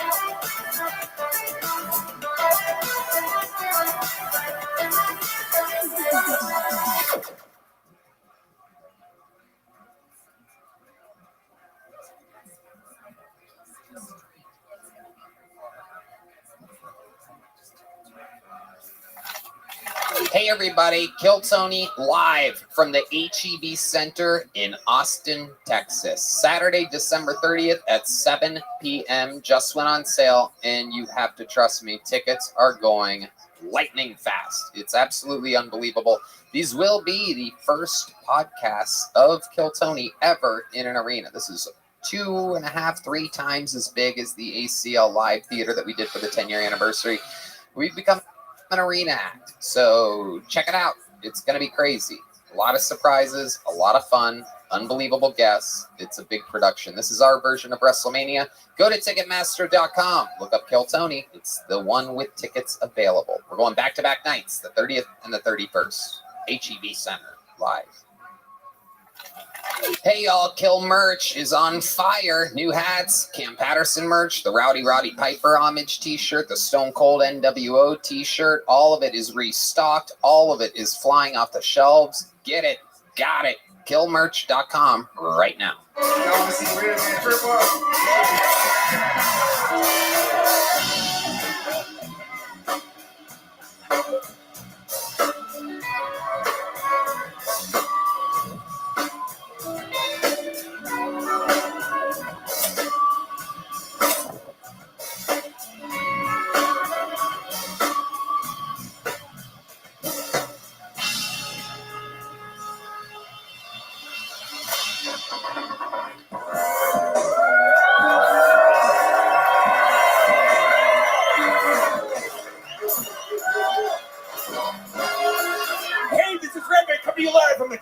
mothership here in Austin, Texas. For a brand new episode of Kill Tony, give it up for Tony Hinchcliffe!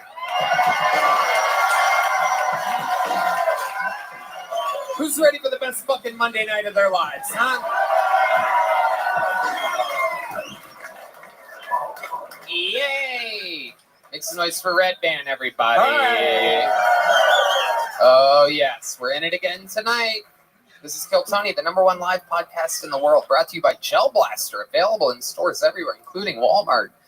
The Red Rose, Yellow Rose, Hall Law Firm, the best DUI lawyers in Austin are here. So if you visit, get a DUI, call the Hall Law Firm. And if you need an IV drip, go to connectmobilehealth.com, use the promo code KILL10, get 10% off an IV drip. How many of you like rehydrating out there, huh? Very good. Austin Security Guard Service, the best security guards in the world, are here in Austin. CM Smokehouse and Screwball Peanut Butter Whiskey, which proudly presents the Kill Tony Band, everybody. Am I right? That's the great Michael Gonzalez on the drums. Paul Deemer on the horns. Matt Muelling on the electric guitar. John Dees on the keyboard. And that right there is D Madness, ladies and gentlemen, live and in the flesh. Before we start tonight's episode, here's a little bit more from the amazing sponsors that made tonight's episode available for you here, right now.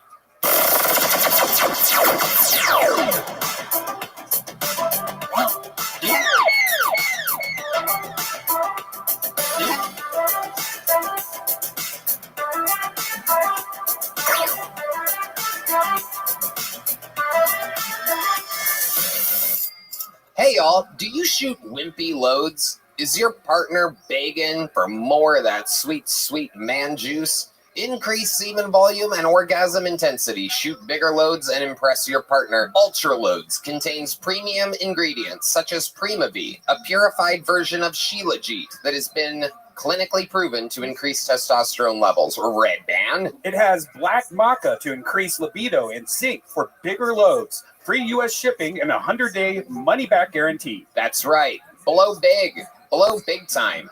Kill bony.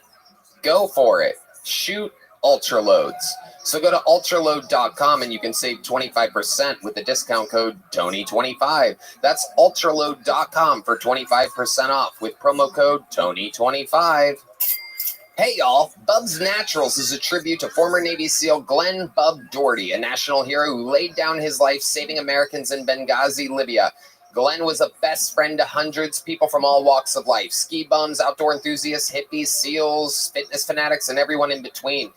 Everyone knows about Bub, and Bub's Naturals it is just truly an unbelievable product. They have collagen peptides that are literally considered some of the best collagen on the planet, better than all the other guys. Per serving, there is 20 grams of protein, 7 essential amino acids, and 1 single ingredient. It is absolutely essential for joint health, muscle recovery, gut health, and more. 100% NSF for sports certified, Whole30 approved, single source, the same quality every time. It has a great amino acid profile, and collagen is the glue that holds us all together. Speaking of glue, here's my sticky friend Red Band. Talk about the MCT oil powder. Oh, yes. It's my new favorite functional coffee creamer. It's perfect for coffee. It has 2 simple ingredients, MCT oil and a tapioca starch.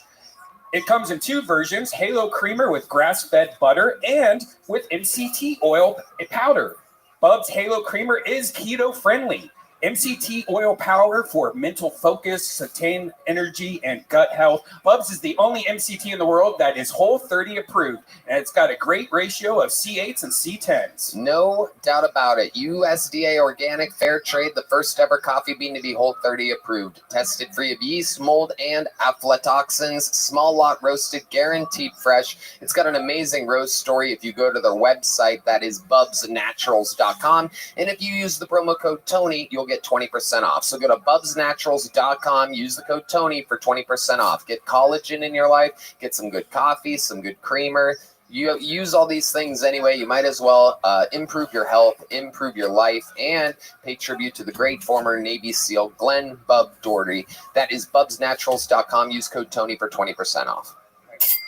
Hey y'all, it's scary movie season, but some of the best ones aren't available for streaming in the US. It's time to call in ExpressVPN. ExpressVPN lets us change our online location and trick streamers into showing us movies that aren't available here in the US. You want to watch Scream? Just open up ExpressVPN on your TV, switch your location to Canada, and you'll be streaming the Wes Craven classic in no time. They have over 100 different countries to choose from, so you can find all your favorite movies and TV shows from all your favorite streaming services all across the world with ExpressVPN. I love using it because it's easy.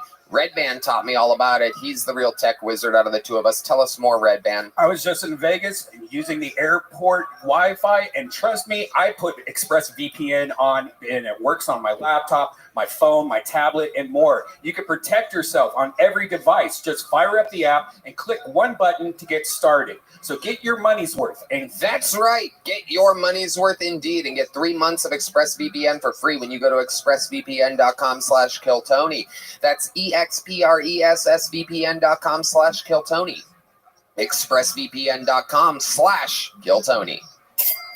Hey everybody, what if I were to tell you that there's something that can make your whole hiring process faster and easier? It's ZipRecruiter, and right now you can try it for free at ZipRecruiter.com/KillTony. Let ZipRecruiter do the work for you. ZipRecruiter sends your post to over 100 job sites so you can reach more of the right people. Redban. Instead of digging through a stack of resumes on your desk, ZipRecruiter's powerful technology scans thousands of resumes for you to find the perfect match for your job. And Redban has his new Sunset Strip Comedy Club. He did a lot of hiring there. We find a lot of the best young interns and teammates here for Kill Tony through ZipRecruiter. We're hiring heroes. You can let ZipRecruiter help make your job easier. 4 out of 5 employers who post on ZipRecruiter get a quality candidate within the first day. See for yourself. Go to this exclusive web address to try ZipRecruiter for free before you commit. ZipRecruiter.com/KillTony. That's ZipRecruiter.com/KillTony. Why? Because ZipRecruiter, the smartest way to hire. Hey y'all, when you can barely find a minute to grab drinks with the guys, let alone cook a full meal, it's time to let Factor do the heavy lifting. Let Factor, America's #1 ready-to-eat meal kit, fuel you up with chef-prepared meals delivered straight to your door. Save time, eat well, and stay on track with your healthy lifestyle. Redban. I love it. I love their shredded chicken taco bowl or their sun-dried tomato chicken. But usually, you can choose from over 34 weekly meal options that are fresh, never frozen, with the limited time meals like cranberry pecan chicken and apple Dijon pork chops. You can satisfy all your fall flavor cravings. Round out your meals and replenish your snack supply with over 45 add-ons. I love their smoothies. They have amazing smoothies. They also have breakfast items like bacon and cheddar egg bites and potato, bacon, and egg breakfast skillets. Yum. You've definitely rounded out your meals. Head to factormeals.com/KillTony50 and use code KillTony50 to get 50% off. That's code KillTony50 at factormeals.com/KillTony50 to get 50% off. Hey everybody, you just want to have a good time and see your favorite band, but when ticket buying is stressful, it can ruin all the fun. Save your sanity with Game Time. It's the fast and easy way to get tickets for all the sports, music, comedy, theater, musicals, everything you can imagine near you. They have killer deals on last-minute tickets and their best price guarantee, so you can stop stressing and start getting excited for all the fun you'll have. We use it all the time. It works. There's a lot of fun stuff happening here in Austin all the time. Redban. Oh, I can't wait. Janice is my girlfriend's making me take her to see the Jonas Brothers very soon, and we got our tickets on Game Time. Oh, you're going to the Frost Bank Center for that, huh? I sure am. They even have the Game Time guarantee, so you know you're always getting the best price. If you find tickets in the same section in a row for less, Game Time will credit you 110% of the difference. Talk about a good deal. Wow, 110% of the difference. That is amazing. Take the guesswork out of buying tickets with Game Time. Download the Game Time app, create an account, and use the code KillTony for $20 off your first purchase. Terms apply. Again, create an account and redeem code KillTony for $20 off. Download Game Time today. Last-minute tickets, lowest price guaranteed. Hey, y'all. I have to tell you about the super blend I'm loving called Kachava. It's hands down the best thing I've found to feed my body the nutrients it craves. Kachava is an all-in-one plant-based super blend made up of superfoods, greens, plant proteins, antioxidants, adaptogens, probiotic. In other words, everything your body craves to feel your best.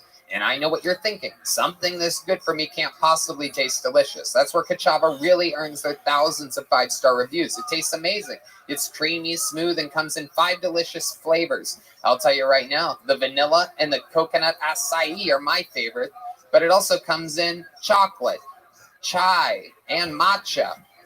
Red Band? Some folks like to drink it as part of their healthy breakfast or lunch, and others love it as a protein-packed snack before or after a workout. It's perfect for this because it has 25 grams of plant protein per serving. Personally, I like to drink Kachava just laying around on the couch. It feels great because I don't like eating too much, so it's great to just have a nice meal real quick that's delicious and gives me all the protein and nutrients I need. No doubt about it. And Kachava is offering our listeners 10% off for a limited time. Just go to kachava.com/Tony, spelled Kachava, and get 10% off your first order. That's kachava.com/Tony. Comedians, listen up. We live a crazy life, am I right? Late nights, on-the-go gigs. We're always in a constant need for that creative spark. Let us introduce you to our new partner in punchline perfecting crime, the Blend Bestie. Ever struggled to find a decent meal between sets? Ever wished you had a personal smoothie bar in your backpack? Well, Blend Bestie's got you covered. This is actually a company from one of our brilliant good friends, Gabriel Killian. You remember him? Yeah. Oh, wow. This is his company, and we've been using them. Tell him about it, Oh, Red man, Band. I didn't know he was behind this. It's great. You just whip up a protein-packed shake or a post-set smoothie right on the spot. It's compact, it's powerful, and it's portable enough to take wherever your comedic adventures lead you. Whether you're on the road pulling an all-nighter or just need that preset stage boost, Blend Bestie is here to fuel your funny bone. No doubt about it. Elevate your comedy game, one blend at a time. Head on over to blendbestie.com and snag yours today. Use the promo code Tony for 20% off. That's promo code Tony at blendbestie.com for 20% off. That's blendbestie.com. Use promo code Tony for 20% off. Are you guys ready to start tonight's episode or what? Guys, you got to do better than that. You ready for tonight's show? Every single week, I have 2 of the funniest comedians in the world on. This week, of course, no different.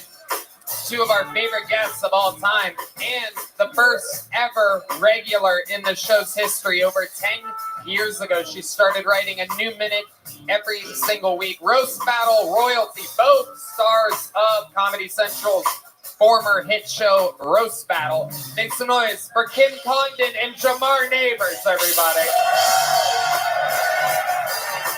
Jamar Neighbors. Kim Lights Out Condon. And here we go again. 2 people that know this show well, have been there since we were in the belly room in front of 8 human beings. Now we're about to do back-to-back sold-out arenas at the end of the year. Kiltony is. But when you guys started seeing Kiltony, and Kim, when you were on Kiltony, there was only about 15 people in the room. There was, yeah. I did my first set ever on Kiltony. There you go. Yeah. Kim Condon. 10 years and 3 months ago, Jamar Neighbors brought an actual cheeseburger on the show. That's how comfortable he is. We've been friends for 16 and a half years. We were doing open mics together, waiting on sidewalks in the sun. No money, no car. Fucking This hustle. is just his grill. That is. Tony, I knew this show when it was just a knife on the table, dog. That's true. Now we have a Gel Blaster brought to you by Gel Blaster. Use the promo code Tony. Save 20% on a Gel Blaster. GelBlaster.com. It's good shit, man. We're going to have fun tonight. Point is, you guys know how the show works. Maybe most of you out there do as well. Almost 200 human souls are waiting in a bar next door, hoping that maybe, just maybe, they're one of the few names that I pull out of this bucket here tonight. If I do, they get 60 seconds uninterrupted. You know their time is up when you hear the sound of a kitten. That means they have to wrap it up then, or else they bring out the angry West Hollywood bear. And that cuts them off, and then I start an interview process, and they talk to us, my esteemed panel. You guys ready to start tonight's show? Well. I gotta tell you, the beginnings of these shows somehow have become one of my favorite ongoing storylines. The great and powerful Hans Kim, one of the great regulars of the show, selling out weekends all over the road, but it's not easy to write a new minute every week. And what we've learned is that if he is being challenged for his entire career on the line, or his regularship here on the show, he does much better than he does when he's not being challenged. Last week, he got challenged, and he dominated another comedian, doing a much better 60 seconds, so he gets to stay a regular. The catch is he has no challenge this week, and what we've learned is he's not quite always as strong when he's not being challenged. So if he doesn't do great tonight, he's going to get challenged next week. Does this make sense? Ladies and gentlemen, you guys ready to start tonight's show? 60 seconds uninterrupted. You guys know the words to the song? This is Hans Kim.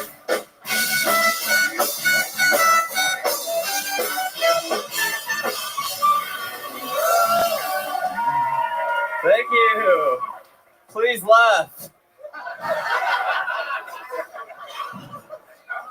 Thank you, sir. I was recently in Nashville, and I went to a museum, and I learned that in Nashville they used to have this thing called the Negro Building, which I think is horrible. Nowadays, we just call it a basketball court.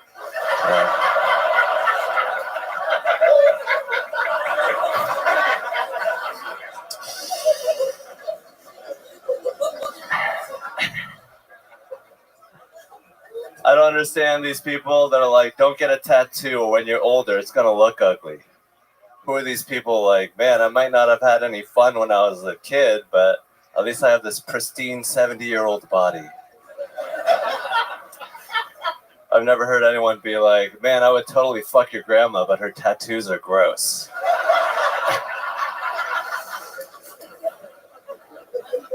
I have been buying a lot of things through Instagram ads. I bought that purple stuff that's supposed to make yellow teeth whiter. Yeah, I've been using it on my skin. Thank you. Wow. It appears as though we have created an unstoppable monster. Thank you, Tony. From beginning to end, the please laugh. You took all the tension in the room and let it rip right from the beginning. And then a very funny joke to close and everything in the middle. The Negro Building. Yeah, it's a true thing. It's history, Jamar. I love it. Why would you have to call out Jamar like that? He was just relaxing. He's chilling. He's enjoying himself on the show. You say Negro 3 times, Negro juice comes out.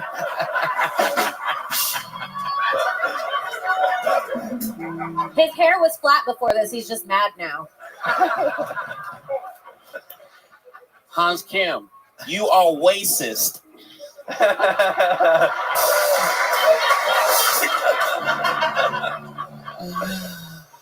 I was waiting for your lips to catch up to your words, so you did that set like you were here to avenge your brother's death. I was waiting. You're funny. Thank you, Jamar. I love you, bro. Hans Kim doing it again. An unbelievable performance. You're wearing what is that, Phoenix Suns? Yes. You like the Suns? No. Right. Neither does your father.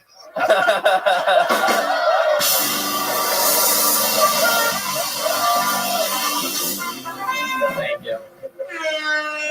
Thank you. I'm getting it from all angles. I love it. Thank you. My peers and my coworkers loved that one. You get it? Yes. My father. Your father's disappointed in you. You talked to your parents recently about your unbelievable success? I mean, he is on the weekend every weekend doing fucking sold out shows. It is incredible. Yeah, he should be proud of me. I don't know. I haven't really talked to him. We don't really talk. I would love to talk to him more. I think he's a great guy. You don't talk the talk, but do you walk the walk? WOK. They're coming in fast, people. Don't get lost. Stupid. Do you talk to your mom? No, I don't talk to anybody really. Wow. Yeah, Do they text? My mom I text with, but my sisters, they don't. I don't think they like my comedy. They think I'm racist. Really? Yeah. Racist. Are they like? Are your sisters like very progressive? Yeah, they're fucking gay. Do you ever? Wow. Are they literally gay?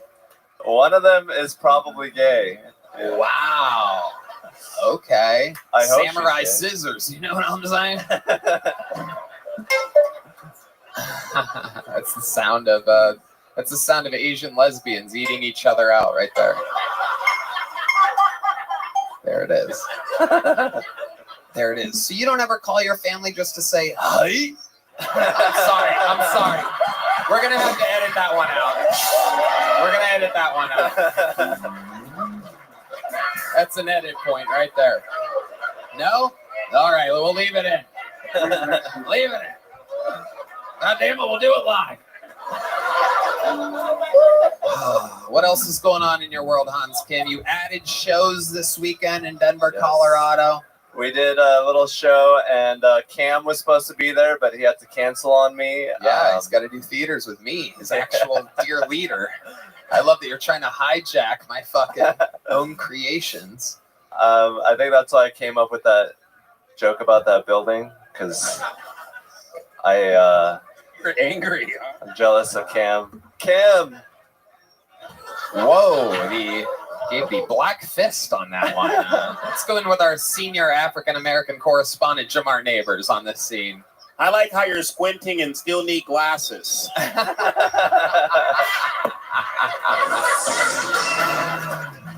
Hell yeah. You are racist. I love it. Tony, it's actually really cool to watch Hans go up. I've seen him from the beginning, and honestly, it was really bad before. Honestly, watching you was like watching Hacky Chan, and now you're like jokey Han. Thank No, you. I'm serious. He's selling out theaters. He's bringing MSG to MSG. Yeah. I was getting there. There you go. There it is. Thank you, What's Mr. Lowercase T. Whoa, Kim said something and then you acknowledged Jamar 45 seconds earlier. That's incredible. Sorry. You just thought of that? You were just brewing on Jamar for a while? Yeah, I've been Kim holding just that one made in. fun of you and you go, thanks a lot, Mr. Lowercase T. There's Man, a callback. that was confusing. Got nothing. Don't slam the mic like that. It's a podcast. People go, I like the black guy, but he dropped the microphone. Who does he think he is? We have some racist people that love the show. And Yeah, he's on hate black stage right people. now. Yeah. Sorry about that, Jamar. Can you just do this? Mic drop, meat egg drop.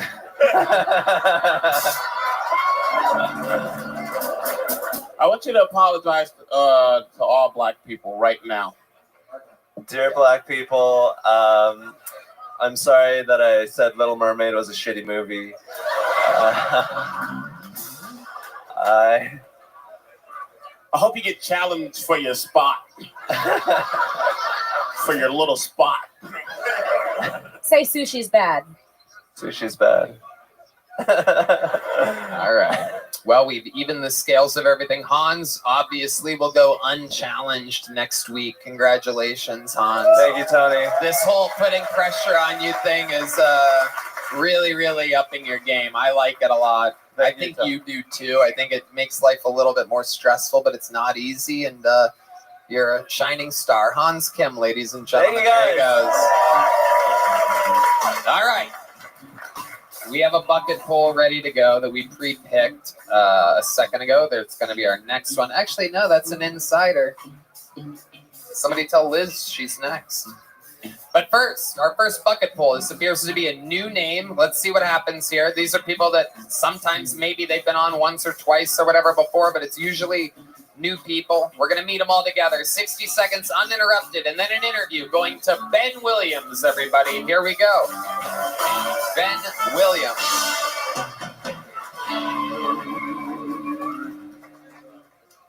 Look at me. I am the captain now. I was told that I look like the Somalian pirate that robbed Captain Phillips. I'll take it. I'll take it. It's better than what I seen on the internet yesterday. Someone said I look like Chris Crackrock.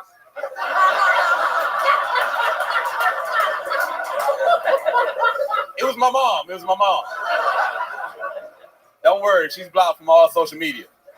Yeah. But my mom was actually an entertainer. She was a magician.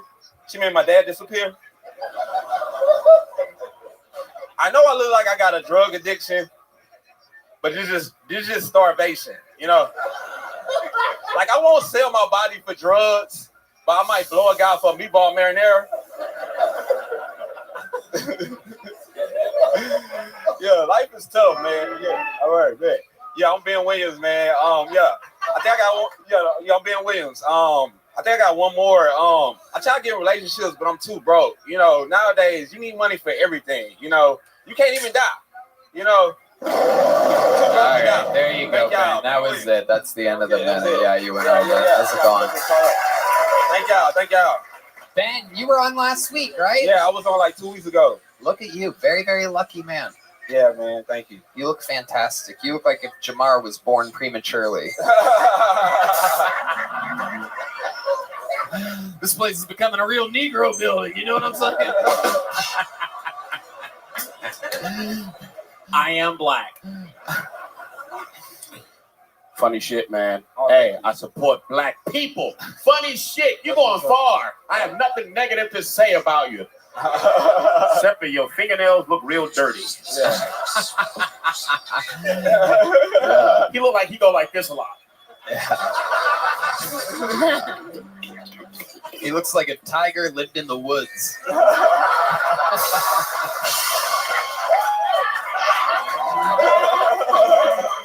My favorite thing about Ben's set was the cowboy from Fort Worth laughing the entire time and not at his jokes, just laughing. Because I don't think you've ever seen anything quite like this before, have you, cowboy? You got a fantastic just mustache. Cracking up. Yeah. Very Thank suspicious amount of laughter. He was on the setups. He just came out and he started laughing just like that. Great mustache, man. Thank you. Yeah, that's great. Hell yeah, absolutely. Kim Condon. Yeah, that was really great. You had a great set. You look like the guy from Black Panther now. Yeah. Woo! Yeah. Yeah. What kind of dentist are you going to?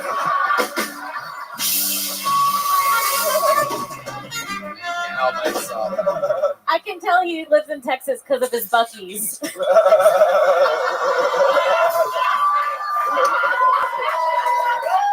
Kim Congdon's lived here 1 week, already busting out the Buc-ee's jokes. You gotta love it. He looks like that Mexican alien they found the other day. Whoa, Red Band. Red Band. My God, when Red Band starts roasting, you know you're ugly. Holy shit. But he's Uncle Ben, so you have to call Rice on him. Oh my God. You look like you're going to be a very successful black man, very in the future, goddammit. You look like you got Me Too for visual harassment. You look like Denzel wasn't allowed in Washington. You're so fun to make fun of. Do you enjoy it? You having fun? Great, man. I'm having a good time. Right. Man, I love you guys. So remind us, how long you been doing stand-up? I've been doing stand-up for about 6 months now. Where did you start? I started in Texas City. Where? In Texas City. It's Texas City? Yeah. It's like 15 miles from where I'm from. Okay, where are you from? I'm from Galveston. Okay, Galveston, Texas. Also, people that know it, yeah. Okay, yeah, okay. Oh, shit. Sounds like a...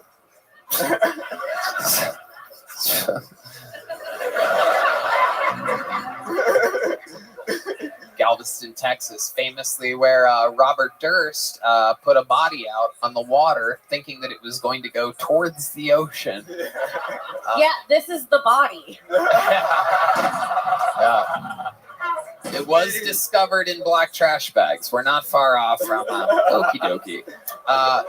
Where are your parents from, Ben? They're from Galveston. Oh, okay. Where are their parents from? Okay, you're good. What do you do for work, Ben? I love that when you're laughing, you look like you're crying. It is incredible. You look like the Crypt Keeper. The Crypt Keeper? That's a black gang? You guys don't know. Jamar laughed. It's funny. The Crypt Keeper. There's Bloods and there's Crips. Not Crypt. I've never called anybody the Crypt Keeper. I mean, I'm stuck with fucking cowboys out here, not even knowing what the fuck's funny about my fucking Crypt Keeper jokes. Yeah. Well, like I said last time, I'm a comic, man. So, what? I'm a comedian. That's okay. What I do, man. I just really been following my goals. Yeah, you laughing. But nah, I've really been following. Hey, don't laugh, bitch. No, you can laugh. That's what my mom did. It was okay. But yeah, that's what I've just been doing. Just working hard to do this, man. But how do you make money? Man, believe it or not, I work for this dude that sell art on the side of the street. So I just been selling art with him. You sell art on the side of the street? Side of the street, yeah. Here you go, man. Hey, I'm gonna make $50 off of that. Yeah. Put that about that, yeah. Jamar ramping up to give away a picture of himself that he painted. Here you go, man. This is for all black people. Very successful, man. You're going to be very successful, man. Wow. Goddamn right, man. Wow. All right. Y'all gonna see me outside selling some $50. So if you got $50. You don't give me my goddamn picture back? I do take cash out. I do take Zelle. He looked like when he put on lotion to make him looser. All right. Makes them looser? Whoa. Shit. Ben, what's your living situation? My Live by yourself? Oh no, I'm not by myself. I got different people that been supporting me and supporting my dreams and stuff like that. So. I love it. Who are these people? Who are these people? Shout out to Celia. She was also here. Shout out. Yeah. Okay. Y'all familiar with her episode? Made me cry. Shout out to Celia. My boy Caleb. I just been couch surfing for now, to be honest. Okay. Yeah. Couch surfing, indeed. It's indeed. What do you do for fun when you're not doing stand-up? Like I say, I do music and I enjoy movies and just going out, man. Just going out to the Barton Springs and just enjoying life. Yeah. What do you do at Barton Springs? Swim on the free side.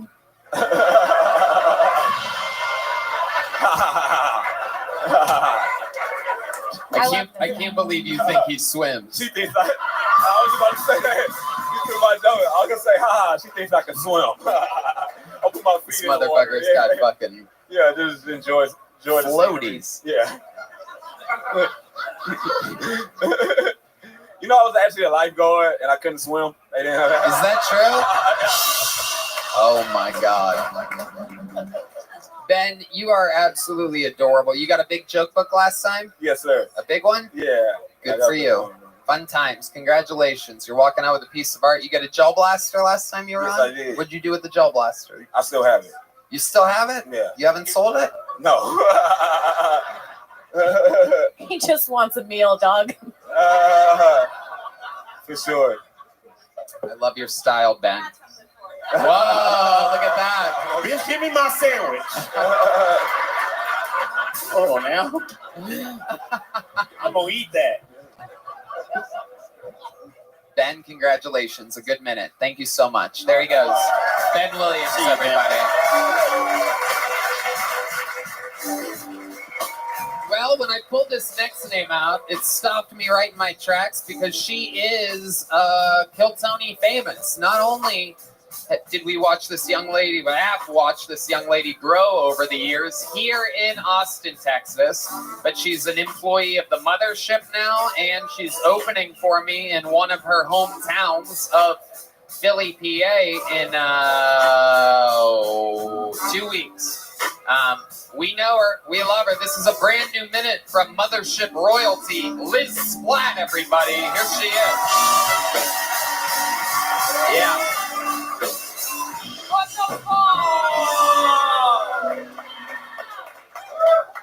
Talking to my homegirl earlier, talking about girly things, and she referred to her vagina as a flower, which is kind of weird, right?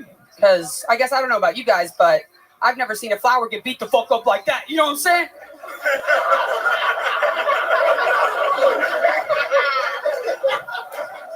Do you guys fuck? I would never call my vagina a flower. That would not work for me at all. I would maybe call my shit the Venus flytrap. Because when dudes get in it, they start bugging. You know what I'm saying? Ladies! On God!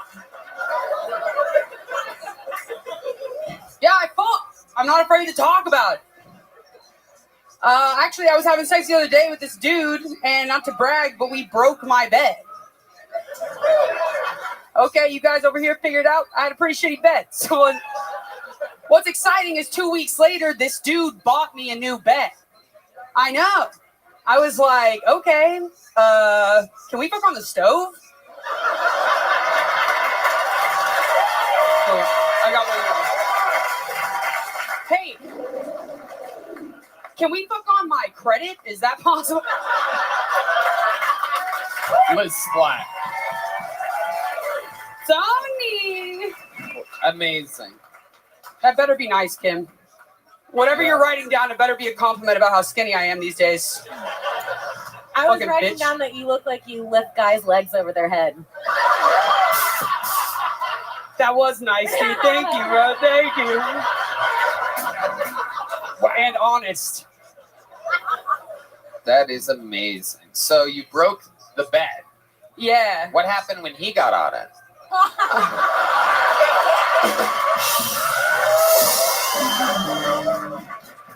Curse you, Tony! Curse you! Now they know I'm plus size, you dick! Did you say bus size? Curse it! We absolutely love Liz Splat. She has been a true local legend for years. I mean, a part of the real crop of fucking little monsters being created here in Austin. Boss mothership employee, lots of spots here at this club, which has a lot of spots to give out and a lot of people getting work, getting better. So that's amazing. You're one of the people that I was really rooting for to get a job here. And you did, and you're thriving. Yes, I mean, thank you. Yeah, I feel like I'm thriving. This is the best month of my life. Yeah, best month of my life.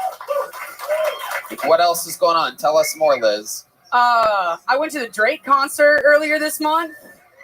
I was lit as hell. I was wearing I was with a group of friends, and we were wearing matching Nike Techs and Air Force Ones. Drake looked directly in my eyes and sang to me, I'm still trying to figure out if I'm pregnant or not.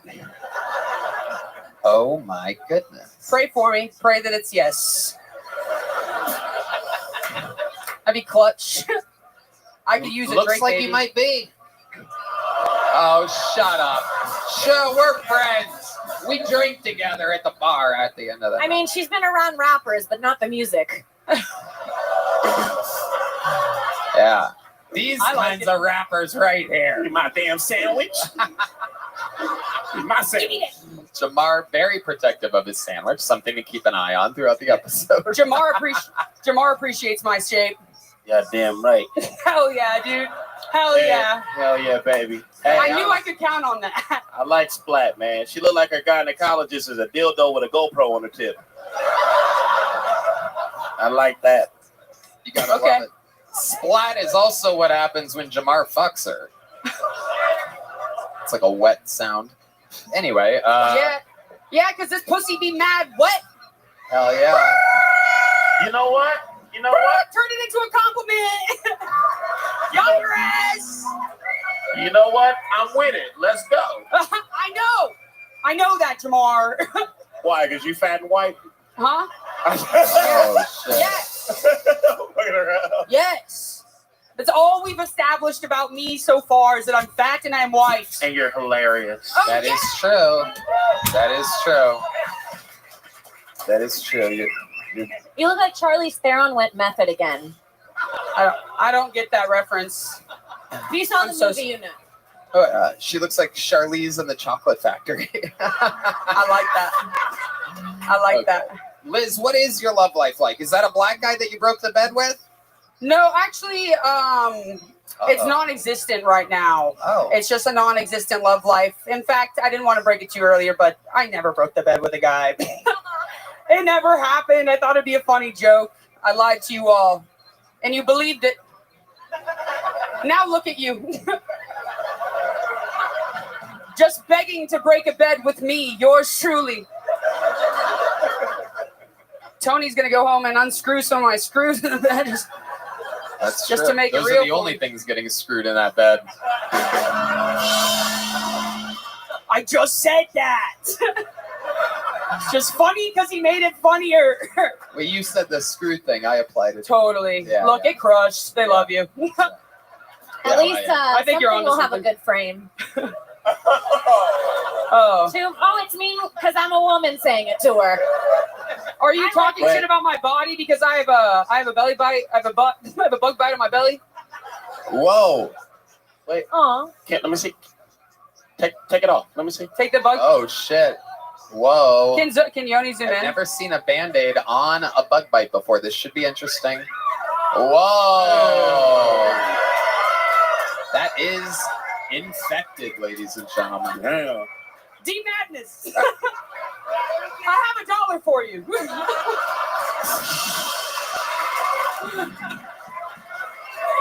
a genius.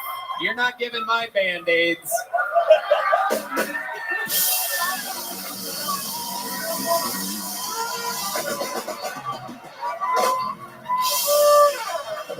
That was beautiful. I've waited 13 years to do a Band-Aid strip. That was so beautiful, Tony. I love that. We've only been doing this show 10 years. That's the crazy part. Liz, so much fun. You are an absolute force. To think of how this, like you taking over during this interview, to see your confidence and the difference in only 2 years from moving down from Dallas, you know, a place where, you know, kind of had its own thing. You took a chance. You gambled on yourself. You gambled on Austin. And you're like 2 totally different people. You're the rock star that we always saw a glimpse of. I'll just have you on the Secret Show Thursday. Hell yeah! Thank you so much. Believe me when I tell you, this is the future right here. Liz Splat, everybody. There she goes. See y'all in Philly.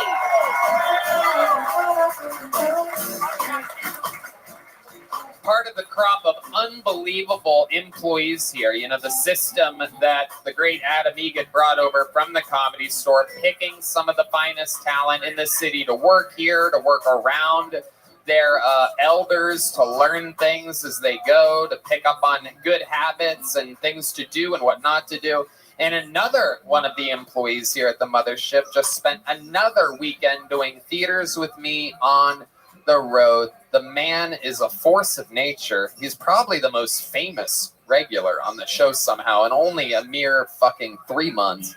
A freak. Ladies and gentlemen, this is truly the future. You know who it is. The one and only Cam Patterson, everybody.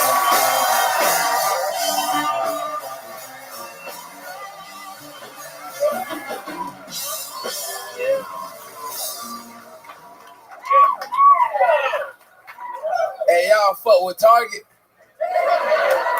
Said, yeah. Fuck Target, nigga. Because they fired me because I was stealing shit. Was I stealing shit? Of course. The reason they fired me was like, Cam, you was a little too urban for the cash register. What the fuck did that even mean? They're like, Cam, you can't be telling white people have a good day, my nigga, when they check out. I had no idea that was a problem. I thought y'all loved when I called y'all nigga, dog. You know that? Ain't that right, my nigga in the cowboy hat? Talk to him, nigga. Hell yeah. Can I ask you a serious question? It's a real serious question. It's me and you. Let me ask you a serious question. If you want to say nigga right now, for the next 15 seconds, listen, just me and you, cowboy hat, nigga. If you want to say it, you a genius. That was a trap. I was going to kill you. I I did that exact same joke in Alabama. It did not go like that. Thank you so much. Boom. Hello. Talk to me. Talk to me. Monster. Come on, man. My man. Cam motherfucking Patterson. I was scared to ask this nigga. I was terrified, dog. Dude, I'm like, he might say it. He might say that shit, dog. Not say it. I thought he was gonna scream it. I waited for this shit my whole life. Oh, Jesus. Oh my God. I love it. What an unbelievable minute. Absolutely incredible. Come on, man. Doing it again. Coming off a strong, fun fucking weekend on the road. I mean, this guy is absolutely killing in these theaters, making the adjustments, in this weird art form. A small room and even a big room like this is so different than a massive theater. It changes your timing, your pacing, and you've always done good, but to see you make adjustments to get stronger, it's fucking crazy. Thank you. It's been cool as fuck, like, you know what I'm saying, running through that shit like that. Yeah. And it's tough. We had a tough weekend to travel this fucking weekend. Almost we sleep in the airport together, nigga. Yeah, we did. Cam and I slept fucking feet to feet, long ways like that. That's some project babies, nigga. Our flight got delayed for 4 hours. It was. And we woke up and we had Yoni and Christy had put blankets on us. Airport. Yeah, we got a good family, nigga. That's what they get paid the big bucks for. Gang shit, gang violence, nigga. Hell yeah. It was perhaps, I woke up, I fucking looked up and Cam's laying there all tucked in with his blanket, with half a smile on his face, out like a light, and I'm like, this is the least amount of gang violence I've ever seen from this guy. Whatever this is, this adorable sleeping kid is the opposite of gang violence. I was dreaming about not getting shot at, nigga. I was so happy, nigga. Nigga, this shit is beautiful, nigga. My life is so different now. From drive-bys to sleep-ins. I love it. Man, talk to us. You know what I'm saying? I bought me a belt, you feel me? Yep. Yeah. But I don't wear pants, so I put it on right here, you know what I'm saying? Hell yeah. I'm a fucking genius. And I'm irresponsible with money, you know what I'm saying? That's a problem. You like my belt hat, nigga? He loves the fact that it's around your neck, that's for sure.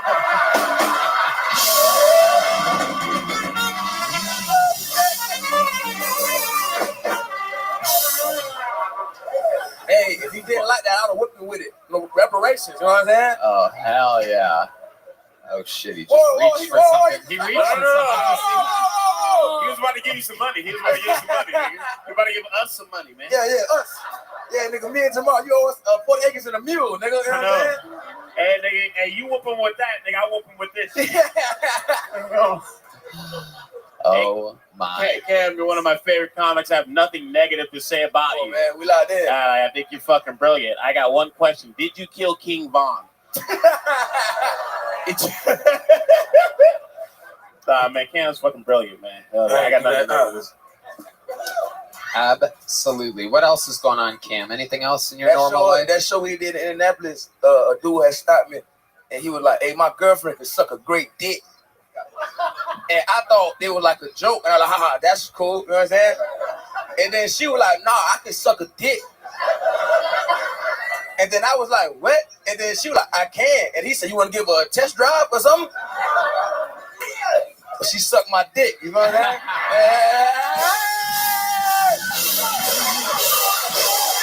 Yeah.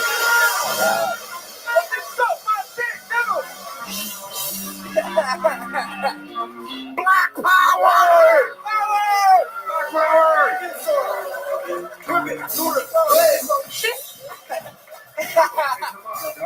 This dude just came. Yeah. He was about to come, and then they said Black Power. He went soft. We watched him go through the whole process there. No, so could she? Huh? She could? Well, it was great. Phenomenal, you know what I'm saying? Like, got it. Oh, shit. She ain't had no teeth, nigga. Whoa. Unbelievable. I'm jealous of you. White. This shit white as shit, you know what I'm saying? The best. Y'all get it. Wow. Absolutely. Cam Patterson living his best life, out there thriving, getting toothless blowjobs. Where'd you go to have the blowjob? In the green room, Tony ain't know. Wow. There's a few green rooms in these theaters, thank God. Was it still green when you were done with her? Yo, why the hell, brother? Why the hell? Clear, whatever color your cum is. If it's yellow, you got gonorrhea, my nigga. You know what I'm saying? So fun. So much fun to do the road with. What else did we do? We ate good. We had fun. Yeah, you take real good care of me, dog. This is some of the best shit I've experienced in my life, you feel me? Yep. We watched the game, the Colorado game. Did. Holy shit, that was crazy. Yeah, shout out Colorado, them boys. Snap that Deion Sanders, nigga. Hell yeah. They get it. Talk to them. That shit was wild. It's crazy. Prime time. It's unbelievable. Typical, a black man trying to sell the Nuggets. Oh, wait, that's Denver. You almost got me, Kim. Damn! I wish I knew sports better. That's Denver. Yeah. What? I thought it was the Denver Nuggets. Fuck you guys. Cam Patterson, an absolute force of nature, and we love to see it. You're a huge part of the squad. Make some noise for Cam Patterson, everybody. Hell yeah. Cam. One more time for Cam Patterson. All right. We're moving along smoothly. Back to the bucket we go. Let's see what happens here. Make some noise for your next comedian, DK. 2 letters. D and K. Here we go. DK, everybody. Here he is, DK. Make some noise for DK, everyone.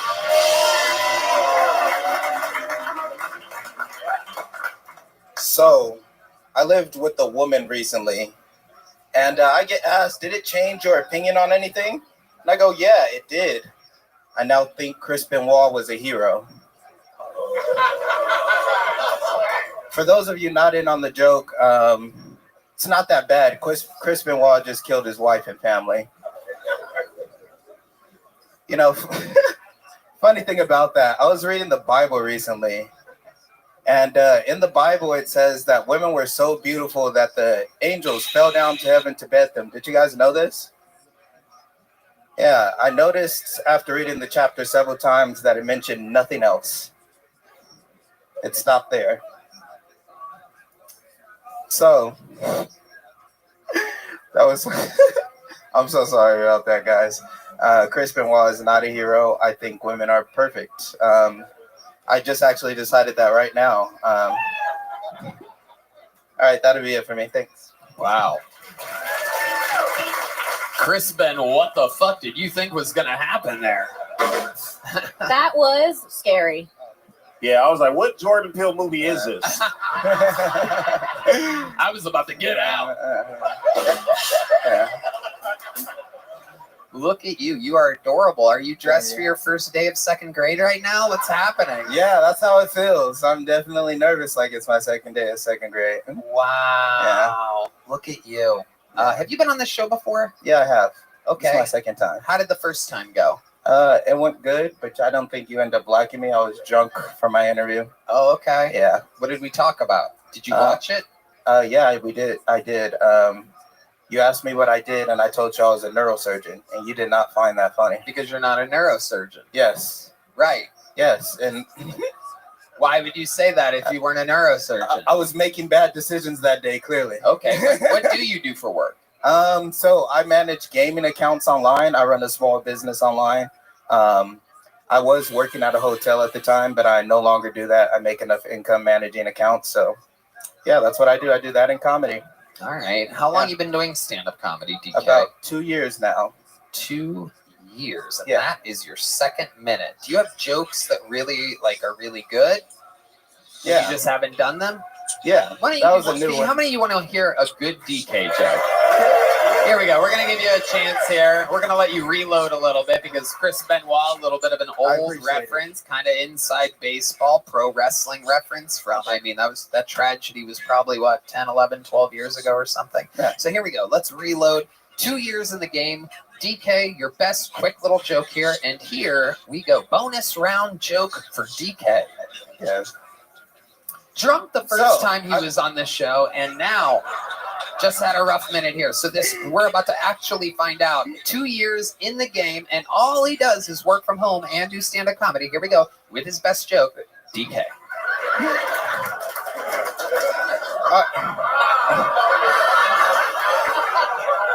It's good. So I don't know if you guys remember this, but being a young, immature man, anybody could fuck up your reality just by telling you something was gay. You'd be doing something harmless, like, I don't know, coloring. Pretty gay. But someone like your older cousin or your older friend would come around and they just look down and they go, that's gay. And you go, okay, well, I guess Spider-Man doesn't need all his colors anymore. Oh boy. Oh boy. All right. 2 years in the game. Yeah. Andy's black. Jamar, you've had a real theme tonight of backing the people with the coloring book jokes, if you know what I mean. Again, I am black. And here we go to our senior African American correspondent on the scene, reporting live, Jamar Neighbors. This nigga look like if Suge Knight was a social studies teacher. Thank you. I'm Jamar Malachi Neighbors, Compton, California, 1986. Party back to Kill Tony. And we're back in studio here. He looks like the weekend if it was a Monday. Keep going. You are kind of a nerdy black guy. Tell us how you ended up this way. It's the glasses. Were you raised? Your parents are still together? No. When did they separate? So this is, you guys might have already guessed this, but my dad left. There you go. And my mother was on drugs. Hey, I feel you, player. And now if you guess them both, I guess you're fucking psychic. Yeah, totally psychic. Let me guess. You still don't talk to your father? Oh, I actually do. Oh, not an actual psychic. Yeah. What does he do for work? He's running from parole right now. So running from parole. For some reason, I thought he was going to say running for Congress or something like that. Running for governor. No, running from parole. Well, luckily you didn't say this on a huge podcast. Yeah. Oh, I don't know where he is. Yo, for all the niggas that are watching this show, man, I got nothing to do with none of this shit, man. I just showed up, and this is what happened. I love Kill Tony. Jamar also running. Go ahead. No, you go. He looks like he works HR for the Bloods. Yeah.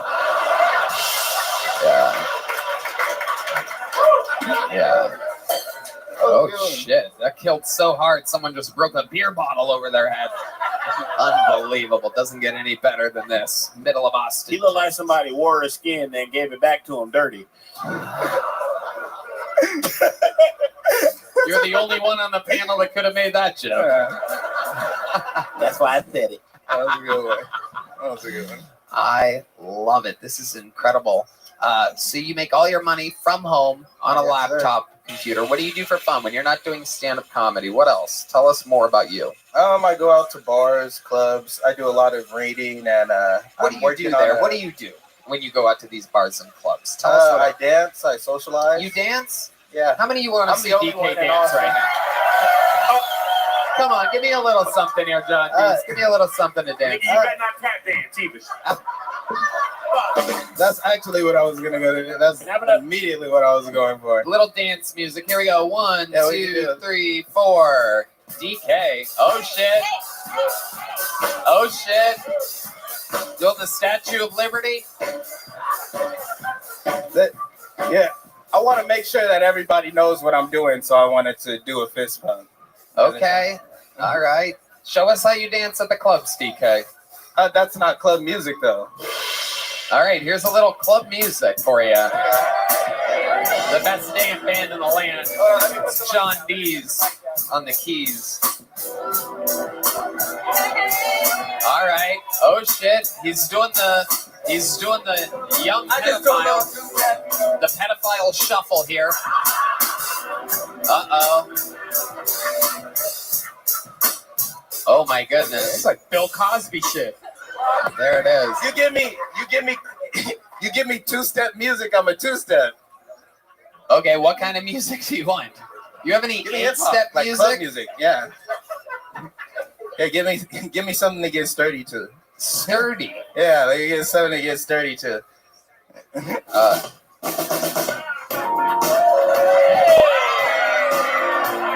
All right. I'm 25. I'm not 40. Wow. Like, this is the point that I'm trying to make. Very picky. Play that one. This Play is the that one point right that I'm trying to make. There, dance to that, motherfucker. If you give me white music, I'm gonna have to do white dances. Can you do a white dance? Hit that again. Hit that one more time for me. Let's get him to dance. All right. I hate you. That's not how you guys dance. I hate you again. Not drunk. No, it's been a good time though, Tony. I appreciate you. Indeed. Congratulations. You ended up with a little joke book last time, or I gave you nothing? You gave me a little joke book last time. Okay, well there you go. Write something in it. All right. There he goes, Appreciate ladies and gentlemen. DK. You guys have a good one. The bucket is real. Anything can happen on this show. Sometimes the bucket gives us people twice that have zero jokes. And sometimes the bucket gives us greatness. Your next comedian is the most recent golden ticket winner in the show's history. Fresh off of winning it 3 weeks ago. He's done a spot every week since then. I must warn you, he's a special, special creature. The guy is like if I had no confidence. It's almost like he's sick. It's almost like he doesn't want to be here at all. He has a very defined, self-deprecating style. Make some noise for him. I love him. It's another new minute by the great Rick Diaz, everybody.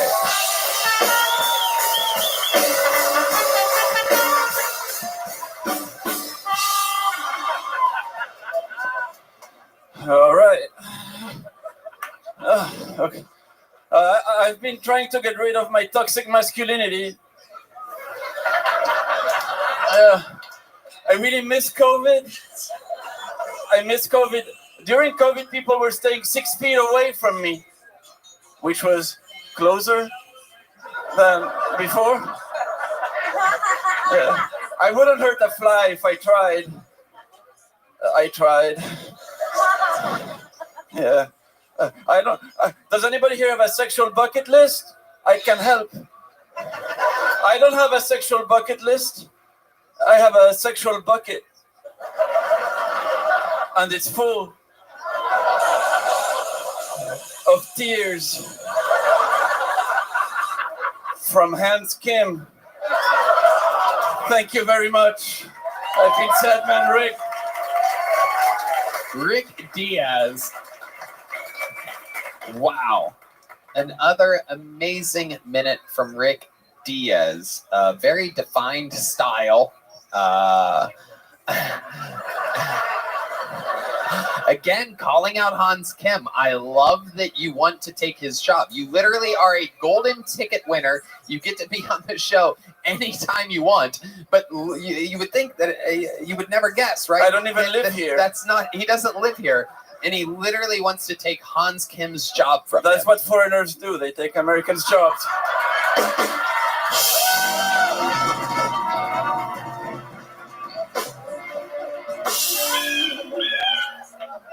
Why was there a hawk there? What did the hawk have to do with anything? He's taking his jobs. All right. Oh, okay. America. Okay. Thank you very much. Build that I wall. actually didn't know. So Rick, how's Kim Congdon? What do you think about this guy? I feel like he still spelled boobs on a calculator. I do. I feel like you're I feel like you're With a lot of fives at the end. I feel like your dick smells like a book. My dick smells like a magazine. Ooh. I'm really happy to see you. I saw your set at Sunset Strip the other night. Oh, thank you. Yeah, it was okay. That's it. I'm calling immigration. Only one of us can be here. Holy shit, Rick taking shots at the throne over here. Look at you, the balls on you. Their Spanish balls are huge. They are, right? You look like you shake when you have sex with a woman. But they like it. Yeah. Hey, I'm gonna leave him alone. Yeah. Unbelievable. Rick Diaz, a force of nature. Do you have any, Jamar? Go ahead. Oh, hey, I'm a huge fan of you. Thank you. I had one on lock for you. I won't say it. Fuck it, nigga. You look like Mr. Burns came out the woods and became an alien. Run that shit. Look at the way he rolls with things. It is unbelievable. That is what it is all about. Rick Diaz putting on an improv. I'm really sorry you had you pawn all of those chains. I won. I'm afraid of you, but not because you're black. Because I'm afraid that my shoes might get stuck on all that Velcro. Oh, shit. Man, why you wearing Woody from Toy Story pants, motherfucker? Because I can fit in them. This is incredible. This is the greatest argument between a criminal and a public defender I've ever seen in my entire life. So are you still trying to protect Hans Kim? Oh my god!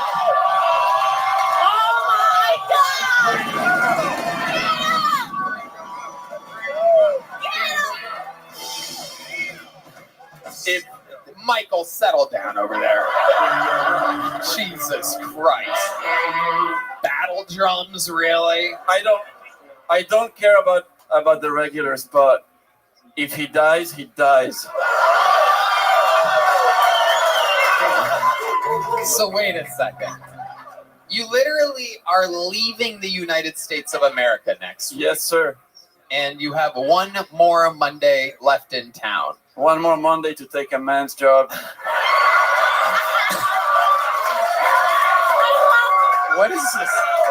It doesn't make any sense, though. If you win, you won't be here. Would you stay? He has a job working with the EU. That's what I said when he came out here. I was like, PU. That's not what you're gonna say later tonight.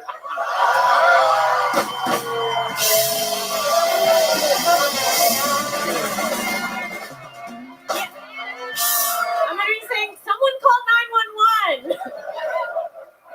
Oh, shit. Listen, Hans Kim is selling out theaters all over the country. I did an open mic at a pizzeria. I feel like, fuck it. That's why I'm doing it. I don't give a shit where this takes me. But I'll see what happens when it happens. But Hans Kim was doing an open mic in pizzerias just 2 years ago. Yeah, me too. 2 years ago, I was doing open mics to an empty crowd in a strip club in Bangkok. Very specific. I don't. So what do you want? What exactly do you want? If you became a regular, you'd have to go back to Brussels. You can afford to fly me. What? You want me to fly you every week from Brussels to Austin? I'll fly myself if you can't afford it. What are you talking about? Oh my god. This guy's unbelievable. I am gonna fuck him.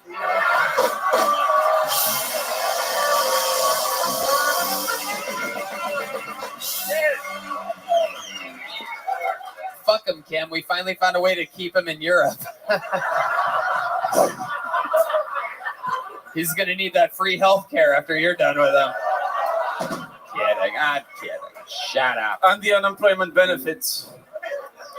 So, Rick, seriously, explain to us what the battle plan would be if you beat Hans Kim for regularship. If Hans Kim beats me, because he brings his A shit and he gets his act together and he beats me, we'll see what happens. If I beat him, what do you want?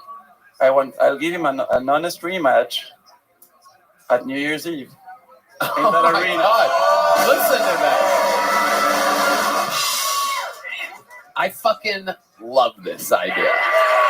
Now you've sold me on it. Now there's a little storyline. There's a little punch to it. You know what? He had a great set tonight, but absolutely, Hans, sorry, bro. Next week, your final week in town, 60 seconds versus 60 seconds for the regular ship. It will be Rick Diaz versus Hans Kim to start next week's show. And if Rick wins, Hans stays the regular. But they battle on New Year's Eve in front of over 8,000 people at the HEB What if Center. Hans wins and he loses his golden ticket? Whoa! Wow, Red Band with you only get that one out of every 300 times he talks, folks. I don't know how many of you are real fans of the show, but the king of bad ideas just showed that every once in a while he can dust up a good one. How does that sound to you? Will you put your golden ticket up on the line?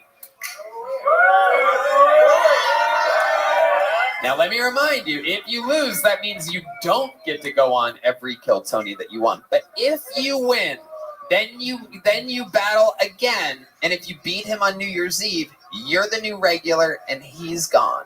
So you become a new regular. This gives you a chance to go back to Brussels, put a ribbon on things, and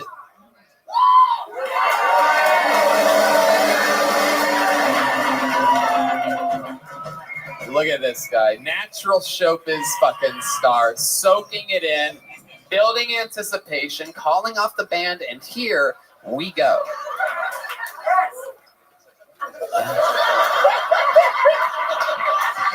If I lose, no, Shut fuck up, you, dude. idiots. Shut up, you fucking trash people. Yeah. If I lose, it's okay. I got the golden ticket. Nobody can take that away from me. If I lose it, I don't give a shit. But I want a chance to recapture that golden ticket at New Year's Eve. Okay. I get it. I love it. It sounds like two great fucking showdowns to me. Next week, Rick Diaz versus Hans Kim to start the show. But if you fail to get the golden ticket on New Year's Eve, you're never allowed to be on Kill Tony ever. No, you're done. Right, there you go. Right back to bad ideas. There he is, everybody. You can set it to a fucking clock. This is like the retarded UFC. Yeah, it is. It is. It's like the UFC took the SAT. That's what's going on here. You ready, Rick? You got it? Next week, minute versus minute. I mean, Hans Kim had 5 punchlines tonight. Yeah. My last joke tonight had five punchlines. Wow. Look at that. I don't give a fuck. I came here having nothing. Where's Hans? Is Hans up there? I came here having nothing. If I leave with nothing, I'm good with that. Where's Hans at? We got eyes on Hans?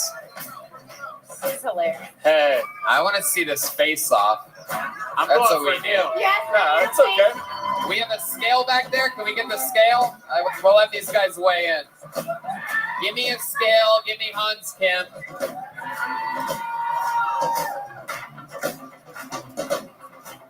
By the way, it's 70.7 degrees Fahrenheit in the room, if anybody was wondering. 49% humidity. I still appreciate What do we got? it. Oh, shit. And he is not smiling, by the way. He is not smiling. Get in there, Yoni, all the way in. Straight across. Oh, my God. Oh, my God. Hans. Holy shit, everybody. Wow. Look at this. Hans, step up to the microphone. Michael, relax. Jesus Christ, this fucking guy's on goddamn testosterone over there. Relax, dude.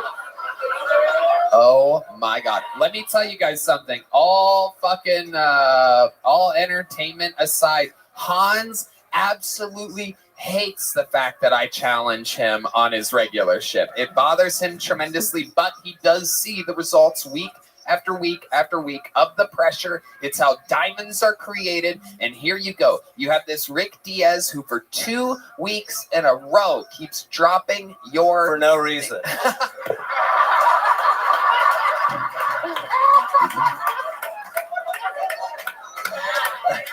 There's nothing funnier if you know him than a mad Hans Kim, by the way. What you're seeing is real. He's not an actor.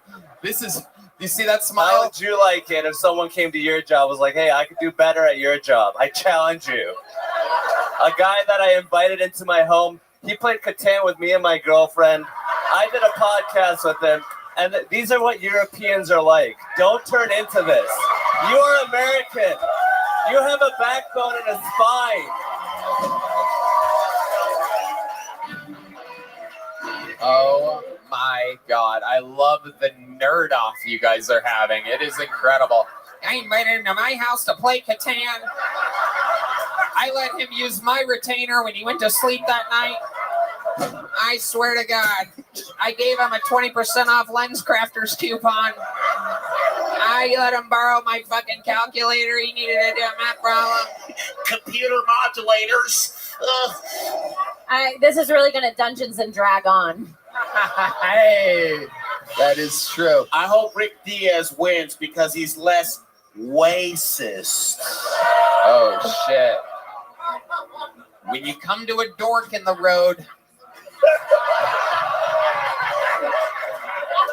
Hans Kim, what do you think about this challenge? Now, I don't know if you caught it, but here's what's on the line. Rick Diaz versus you next week. Basically, whoever wins, nothing happens. But there's going to be a rematch on New Year's Eve in an arena in which either you win and you take Rick's golden ticket from him. Technically, this is like in pro wrestling when someone has both the heavyweight championship and basically the intercontinental championship at the exact same time. You would have a golden ticket, which would mean nothing to you other than the fact that you took it from some European that thought he could take your job.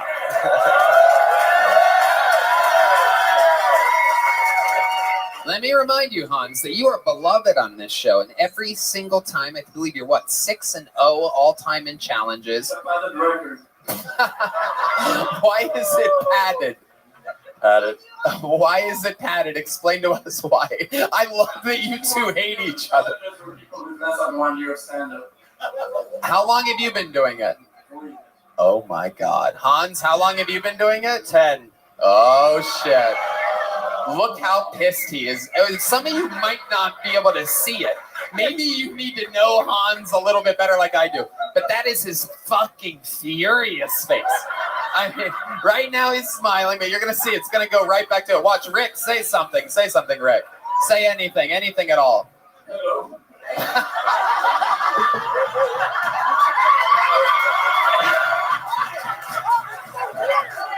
That is weird. It's weird because he's kind of smiling. Most people, if they're smiling a little bit, you're like, oh, that person's all right. Hans smiles a little bit right before he's about to kill somebody. He's playing that rape game. All right. Okay. Red Band, a little bit less. Put the mic down. Put the mic down. Let's focus on the sound effects or something.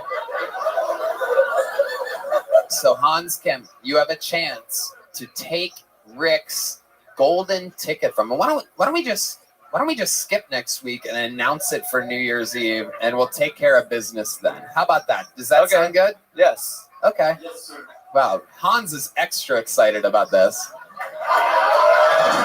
New Year's Eve, golden ticket versus regular shit. Wow.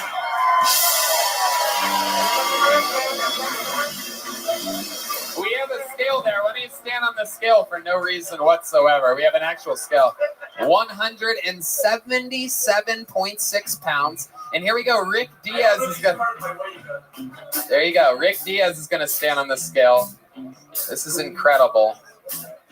It's not picking up anything. No, it's 146.4. A weigh-in for no reason. New Year's Eve. Regular ship versus golden ticket winner. For basically citizenship. Kill Tony, giving immigrants of all different shapes and sizes a chance at making it big in show business. Rick tightening the mic stand just tight enough. There he goes, Rick Diaz, everybody. Which one did I? That one was first. Okay. Wow. storyline, folks. New Year's Eve. I had no idea. That could go either way. The thing is Rick, we've seen less new minutes from him, and with 4 years, he probably has a lot of minutes of good material up his sleeve. But Hans, really good at writing topical jokes and beloved by this crowd that literally watched him go from absolutely broke to a success story. So like the fans of Kill Tony are deeply invested in Hans's success, and plus he's an American and Rick Diaz is a filthy fucking Euro. You know what I mean? So it's tough to beat. I would give Hans. I would say Hans is a -100 favorite there or something like that. Okay, your next comedian straight out of the bucket. Let's see what happens here. You guys having fun still? All right, this is 60 seconds uninterrupted going to Jordan J, everyone. Here we go, Jordan J. Jordan J is next on Kill Tony. Should be coming out any second. Here comes Jordan J, everyone. He's inside? Okay. Here is Jordan J. Hell yeah. How y'all doing? Y'all doing good? Hell yeah, I'm glad to be here, man. Just moved to Austin, man. It's really diverse down here, man. I'm biracial. My daddy black, my mama white. Growing up, sometimes she was black and blue. It's all good, though. I don't judge my parents, man, because I figured out I want kids, just not right now. Not right now. They doing stuff I can't get behind. Like, if I have a daughter, she got to stay a girl.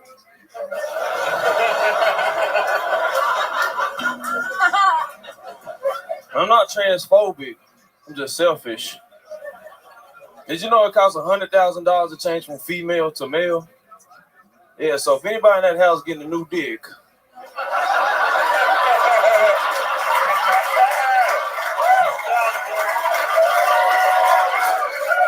it's gonna be me. Well, like buying her the new Benz, I'm still walking around with the same old hoopty.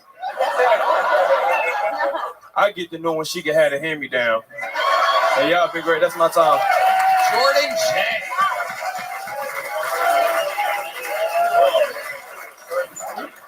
Flexing, one of my favorite things about the show is when there's someone, I remember you from shows at Vulcan, right? And even maybe the place before that? No, it was just Vulcan. No, Vulcan. That was my first time. Anyway, that was your first time on the show? Yeah, it's my second time here.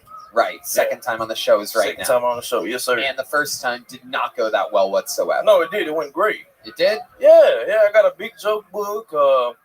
This went better? This was great. This was even better, You I said think. both went great. Which one? If you had to pick one to go better, which one? I say this one. Yeah, because we in the mothership. Okay. Yeah. So I was right with everything that I was saying the entire time. It was the episode Hans Kim got his tattoo. Okay. All right. Yeah. You look like Chucky grew up in Compton. Shout out to Compton. Yeah. It looked like Lana Rose if she took the vaccine. Whoa. Keep going. Oh, shit. Oh, my goodness. You look like Carrot Top in blackface. Keep going. Yeah, you trying to fuck? Whoa. You look like Blake Griffin if he drove a Kia.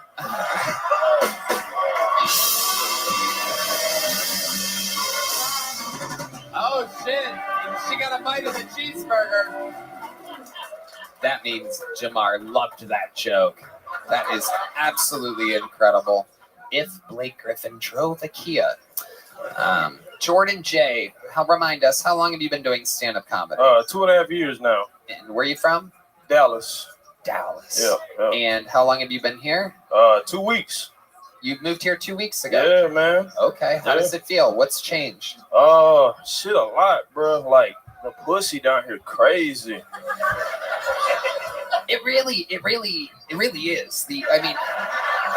I have to say, and I'm just saying, like, the level of beauty in the women in Austin is crazy, and I kind of forgot about it until not you, ladies, back there. I saw you earlier. Don't make noise for yourself.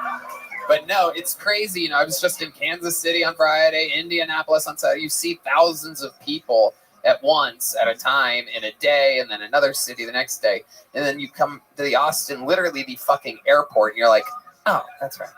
Yeah. Oh, it's a whole different thing here. Yeah. Like the hottest people in Kansas City and Indianapolis are monsters here. Monsters. Disgusting. Impossible to look at. And this guy just got hard again. Okay. Jordan J., tell us about your love life. Are you closing with these Austinites? Yeah, man, it's been kind of crazy though lately, man. Cause Yeah. cause I like sex and shit, you know, and but like I figured out like I like to take showers before sex and then put my underwear on anyways. Hold on a second here. Let's get this order of events correctly here. So you know you're about to have sex with a girl. She's at your place, and you're like, I'm gonna jump in a shower by yourself or with her. Nah, man, solo gotta wash the nuts good. You gotta wash your nuts good. Yes. Okay, and then you put underwear on. Yes. Regardless, even though if you're just about to jump right into it, you go underwear back on. Yeah, it's Okay. the feeling of taking them off. I get that. You know what I'm talking about? And if you shower beforehand, you get to take them off twice. Yeah, it's the pull down. Like when your dick hard as fuck, and then elastic band run across that dick. Yeah. Whoa, this guy's interested all of a sudden. This guy has said nothing all night till now. Come on. That Yeah, come on. guy's got a fucking huge cock on him. That's what's happening there.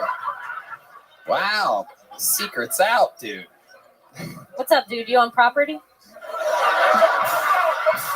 Hell yeah. Hey, she for sale. Oh, shit. Not for you.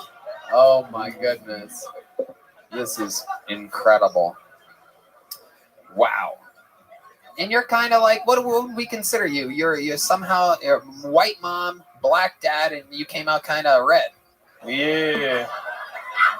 It's weird because if you move the words around in ginger, you can get. Hey.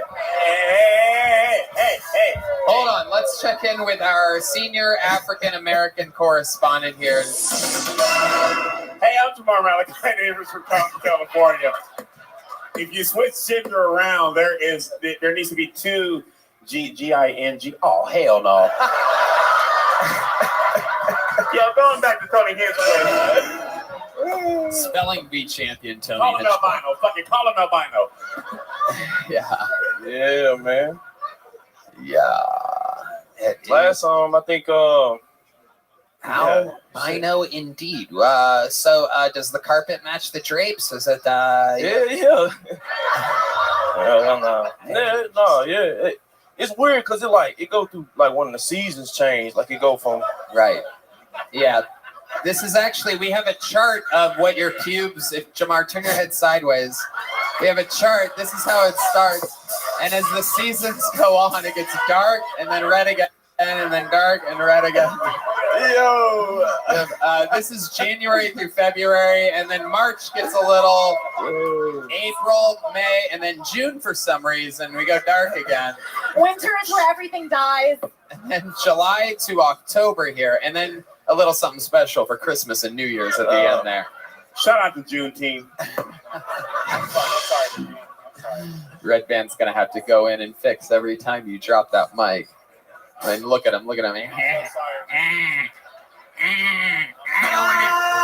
Oh shit! Was he about to play the Lion King shit? Yeah, that's what happens. That's a Red Band's version of the N-word. When he gets mad at a black person, he hits that sound effect. Shout out to Jesse Jackson. I love it. So let me ask you something, Jordan, because you are, we don't get that too many light-skinned black guys on this show. So do you look up to other light-skinned people? Yeah. Yeah, who are some of your favorites? Drake. Whoa. Oh, I think that's about it, man. Steph Curry? No. Colin Kaepernick? Yeah, I folk Colin. You do? Yeah, because he could have pissing white people off. Yeah, he is. We don't like him. Yeah. This guy definitely doesn't like him. Hell yeah. All right. Well, fun times, Jordan. You already have a big joke book. You have a gel blaster. Business is booming for you.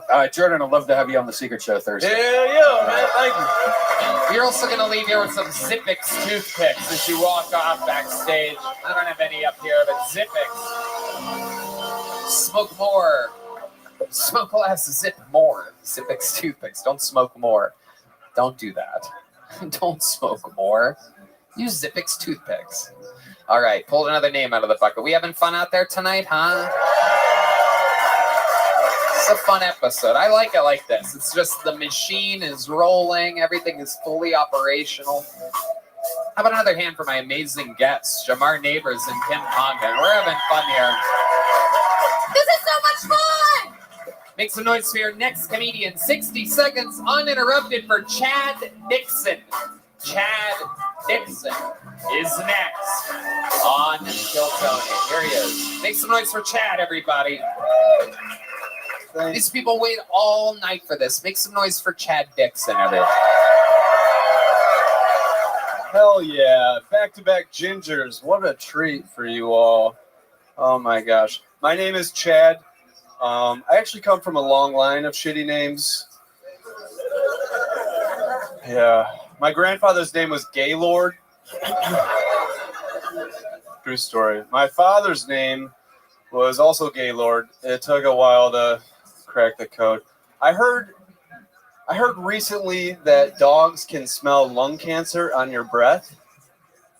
I'd hate to see the prostate exam. So, my God. This is our German Shepherd Milo. He's going to be smelling your asshole today. Boy, he likes it. What'd you sit in peanut butter, buddy? What'd you? I'm just kidding. You got cancer. I hate this part, guys.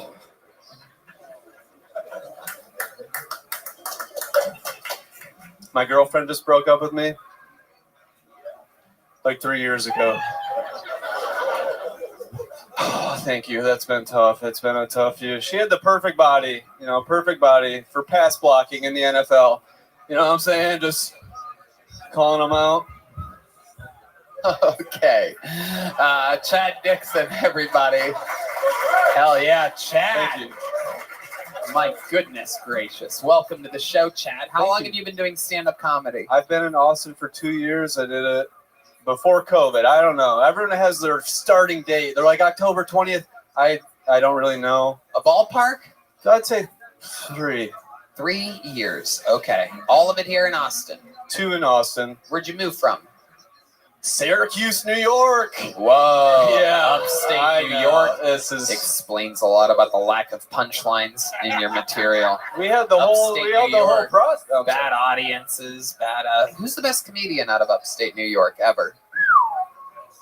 Rick James has been called on the field. John Dees has nominated Rick James as the funniest comedian. Chad, what do you do for work? What exactly type of inspections do you do for a living? You seem like an inspector. I do no inspecting. Actually, I'm an 8th grade science teacher. Whoa. Not with that mustache. Yeah. Do they know you come from a long line of faggots? Because you said Gaylords. All right, fuck. Happy King. That's what it means. Happy King. You know what I'm saying? You look like you sniffed the seats at Chuck E. Cheese. Is that really what I look like? Do I look like I sniffed this? Low key. Yeah. All right. Not now. That's fair. Yeah, you do have some pedophile energies. Do you teach one of the, let me guess, you coach one of the girls' sports at the school that you teach science at? Am I correct? Soccer. I teach the girls volleyball too. No, I don't. This is what I do after work. What? I do open mic comedy after work. I don't. No extracurricular activities for you? Zero. You're not anything? A lot of school teachers, 8th grade science teachers, for example, will be the softball coach or something like that. Yeah, we've got 2 sports teams, so I think they're pretty well covered. They've got rifle, and they've got. You watch them with binoculars from out of your window? Yeah. Okay, Chad, what do you do for fun? How old are you? How old do you think I am? 72. 38. 33, so I'm glad 38. That seemed like a real guess. 33, whatever. Give an actual guess for those of you that might have missed it, everybody. He wanted to genuinely be right about this on a comedy show. 5 years, plus or minus. We teach about plus or minus 5 in science. You know, that's kind of the thing. Error. So when she's like, I'm only 15, you're like, Oh, hell. Hey, goddamn. Big pedophile crowd here. Big. It wasn't until you got on the stage. it's a mustache, dog. Yeah. He looked like he glued Nerds candy on his asshole to attract his type. And stand in the park. Nerds and turds, nerds and turds. I tried to dress up. I don't know what else to wear. You always dress like that? You always dress like a guy that has a few beers all by himself at the end of an empty bar? I mean, kind of like this. Just like I would go to that bar. If these were the worst people, I would go to that bar. Okay. All right. No problem. No problems here. I don't know where we're You've seen the show, right? I have. Okay. Chad, what do you do for fun? Other than open mics and stand-up comedy and teaching 8th grade, it just seem like you have you seem like you're good at something, like roller skating. Like you'd be abnormally good at roller skating, Boy, like do I skating love roller backwards skating. while like seamlessly turning and stuff. Like I have a feeling you're really good at something. I bet I'm good at everything I do. Maybe maybe we could let the jokes about comedy, but What? Okay, you're good at everything that you do. The question was, what is it that you do? all right. Well, I mean, it changes. I've been getting into swimming lately. I mean, is that In 15-year-old pussy. Yeah. Kim has decided you are officially a pedophile. I'm sorry, dude. Thank you for that. Appreciate that. Thank you.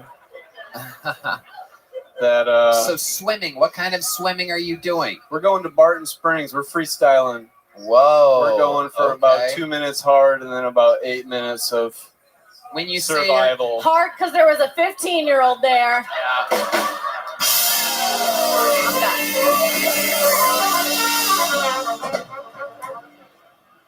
This is fun. This is. Yeah. No, it is. This is your 15 minutes of fame. Whoa! What do we got for that one? 15 minutes, more like pedophile. Am I right?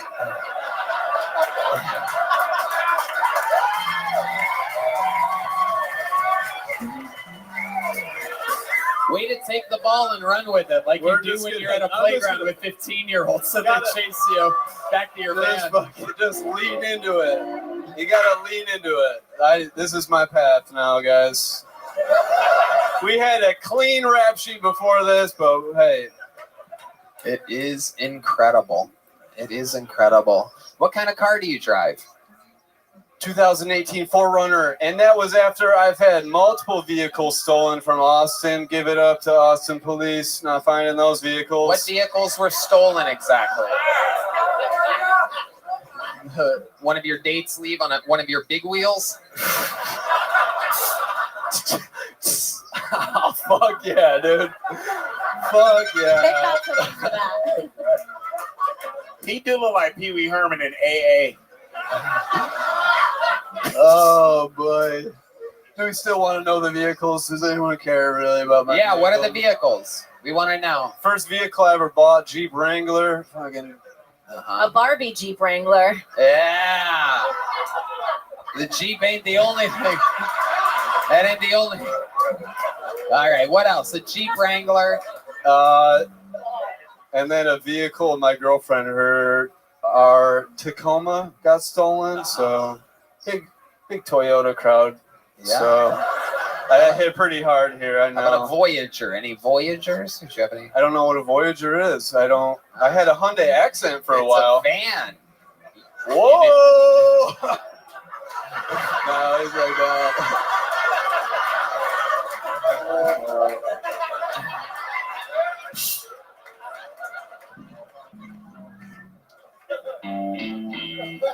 Do you know why everybody thinks you're a pedophile? If you had to guess, why would you guess? Why would you guess that is the running Did I joke? tuck my shirt in? Should I untuck it? Yeah. Whoa! Damn! Look who's about to get some 28-year-old pussy tonight. If you count two 14-year-olds as 28, am I right? Still a pedophile. And still a pedophile. Chad Dixon kids.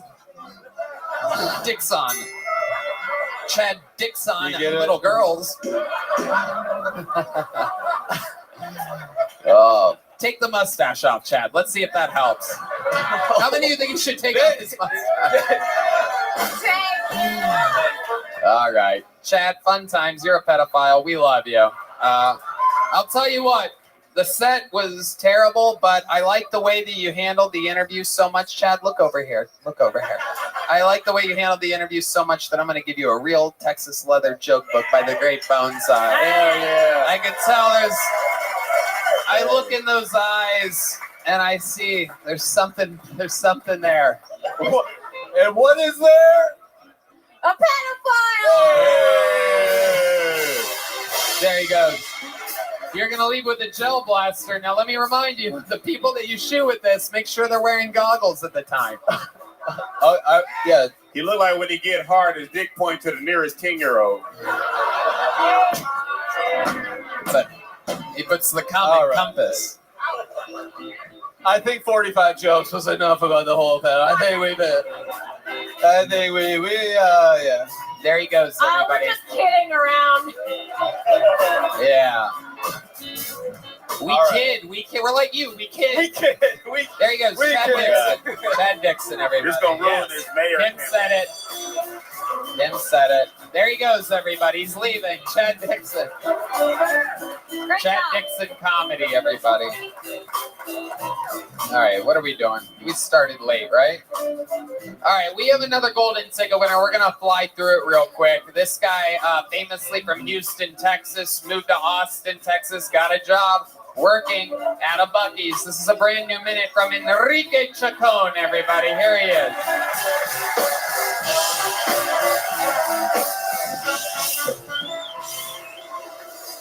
Yo, what's up, motherfuckers? Hell yeah, man, I have a problem. I've been trying to look more like a man recently. So I've been wearing boots and buying shit at the Tractor Supply.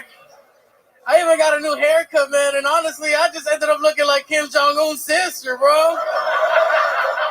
Y'all keep laughing, and I'm gonna call my brother, bro. And everybody in this room is gonna starve. My girl, 6'1", half black, half white, right? I'm 5'7" with heels on. I swear to God, it feels like I'm strengthening my bloodline up in this bitch, dude. My kids won't know the pain of being 5'7", man. But if their dicks get bigger than mine, they're gonna know the pain of not having a father. My girl took me to the black club for the first time, and it was tight, man. A cool black dude approached me. He was like, "Hey, man, that's all you?" And I was like, "Yeah, that's all me." And he was like, "Man, can you handle all that?" And I couldn't. Because once the twerk music started playing, I didn't know what to do behind her, so I was just raising my hands up in the air. Later, somebody told me that I looked like the inflatable tube man at the club. Thank you. Enrique Chacon. Appreciate you. With his adorable energies, self-deprecation. Unbelievable. You did it again. Kim Congdon, what do you think about this sweet boy? Oh, you're fucking amazing. You look like Carb Loads Mencia. What the fuck? Damn. You look like your mom's only fan is Hurricane Maria. Oh, shit. Yeah, that's because my mom gets wet. Whoa. Hell yeah. Make some noise for Kim's mom's wet pussy. That's right. Click that so I can send it to her. Kim came out of that thing like it was a water slide at 6 feet. No, I like Royce O'Donnell. Fuck, dude. You are adorable, Enrique. You are something else. How's life been going for you? Tell us about it. Pretty good, Tony. I finally got health insurance, bro. Absolutely. Thank you, dog. Look at it. They know what the fuck I'm talking about, man. I can finally get some glasses, man. Hell yeah, man. What are you doing with your health insurance? Glasses? I'm gonna get a physical finally, dude. A physical? Oh shit. I got bad news for you, kid. You're not gonna be happy. You're sweating right now. That is not good for a physical. It's dope, Tony. Having that insurance card, it almost makes me feel like a citizen, man. This motherfucking heartburn, they gotta call the fire department. Fuck Jamar, fuck you, Jamar. How a fat nigga wearing skinny jeans? This is crazy. Man, shut up, bro. That is the You thing. look like a Hot Topic security guard, bro. Shut the fuck up. Oh shit. Oh shit. Give him a bite of your burger. Give him a bite of your burger. Goddamn burger. Hell yeah. He's been eyeballing it since he got up here. He deserves it. It's the only way I can kill him. I can't do it with jokes. I'm down to go out like His voice sounds like he talking through a walkie-talkie real loud. It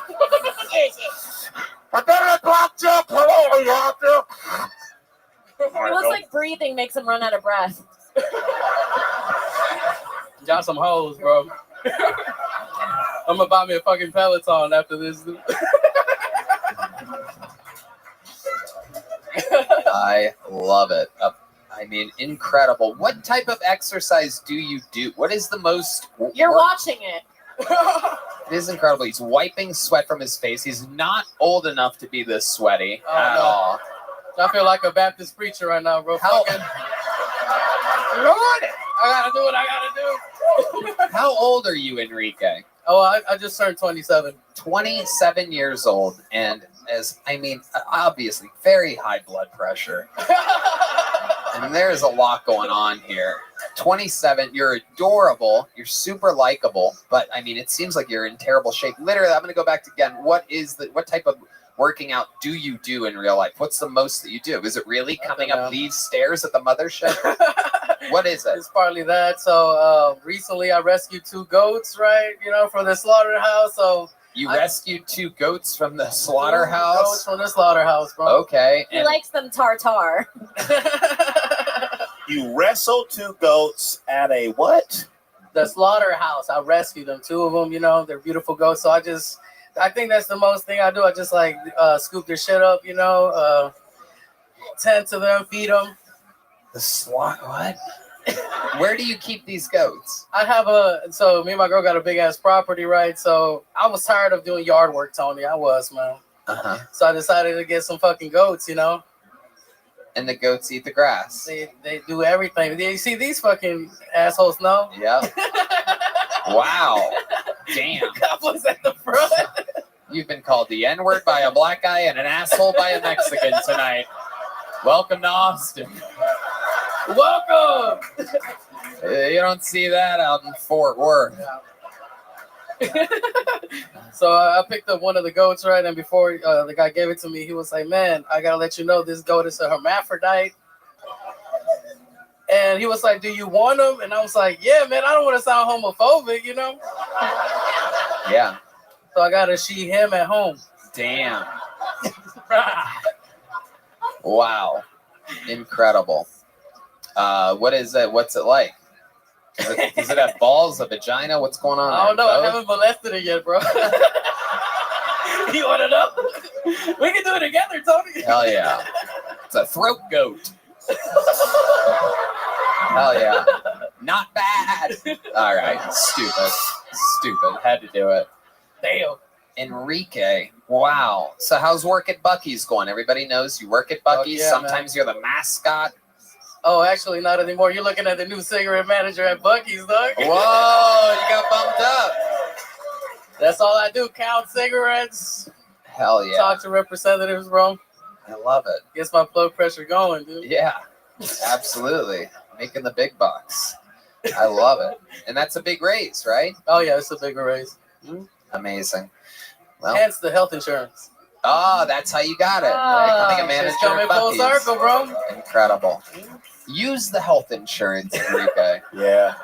Use it. Cash in. Sweat is. Yeah. I am telling you, maybe we're going to have the same primary care physician, dude. You never know. What? I think he's dying right now. You are sweating profusely. I've never seen a wet front before, but I'm done. It's not a slur if you make it up yourself. Yeah. I'm also wet like Kim's mom, you know? Yes. Yes. All right. Yeah. He looked like he stuttered like this. Ba-da-ba-ba-ba. Goddamn. Absolutely. Goddamn, you got me again. You guys keep making fun of me. I love it. What were you doing at a slaughterhouse? And I think it's pronounced Waffle House. All right. He was writing bad jokes. He was getting beat up by Rocky, nigga, when he was training for Cupper Lane. Rocky Road, maybe. Damn. All right.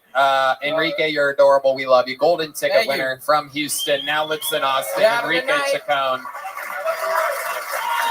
Red Band wanted to end the Follow show, me, but Enrique, I pulled one more name out of the bucket. Is that okay?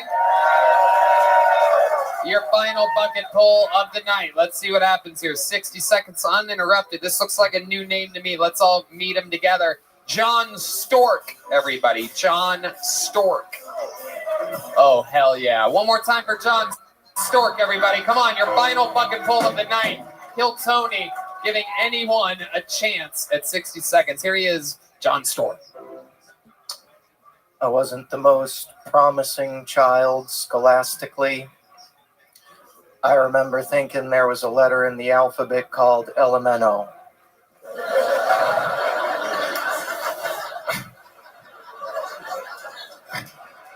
For over 10 years, my main gig was being a busker. For those of you who don't know, busker is a fancy word for street performer. And street performer is a fancy word for someone who never graduated from high school. I'm just playing. I never went to high school. I was homeschooled. Went to public school from kindergarten through 5th grade. Then my parents pulled me out because I was weird and didn't fit in.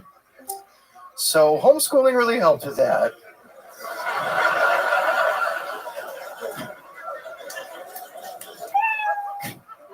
Sometimes I wish my dad had just pulled out.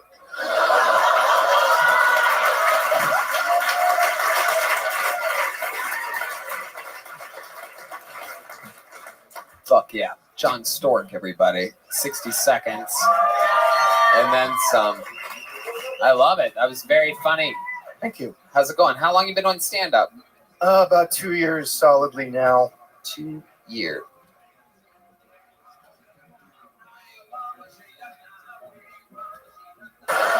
Preparing to be a stay-at-home husband, I guess. Stay-at-home husband. What type of street performing were you doing?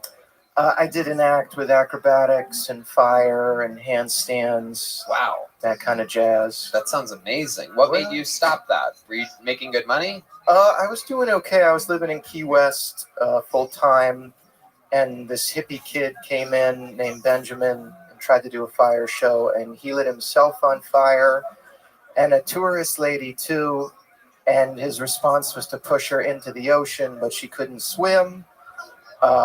Nobody died, but the city of Key West said no more fire. So. Right. That sounds like an actual fire fest. Amazing. I wasn't there that night. What I would give for video of that.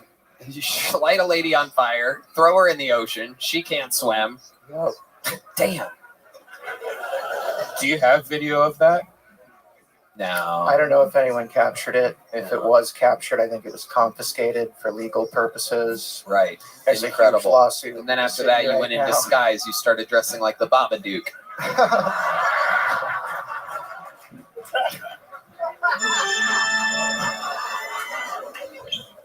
Okay. Stay-at-home husband. This is really something that's happening. Where'd you meet this little lady at, and what kind of hula hoops of fire does she do for a living? She sells insurance, so very different from what I was doing, but she was on vacation in Key West. Is how we met. Nice. And she was like, I want the Lucky Charms guy. She's like, I've always wanted to fuck the mascot of Notre Dame.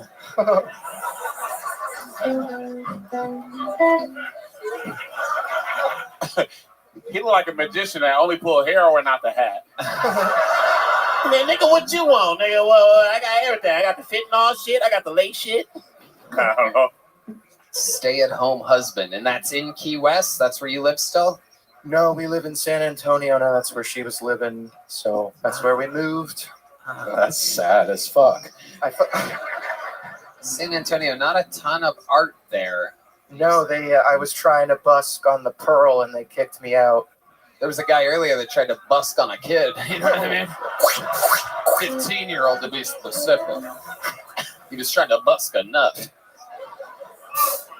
Oh, D, shut up. D Madness in the motherfucking house, giving a lot of funny commentary that you guys don't always get to hear. A lot of oh my gods. Sorry. All right. So, John Stork, is there any chance you could do like a trick or something if you're such a busker? I mean, okay, Elon Busk over here. Why don't you? You're in Austin now. Can we get some busking music? Do you guys know any good busking? Oh. Hey, oh, here we go. Oh, shit. Hey, let's fucking busk, baby. Whoa. Oh, shit. Wow. Oh, my goodness. Very impressive. Jamar Neighbors has turned into the Baba Dark.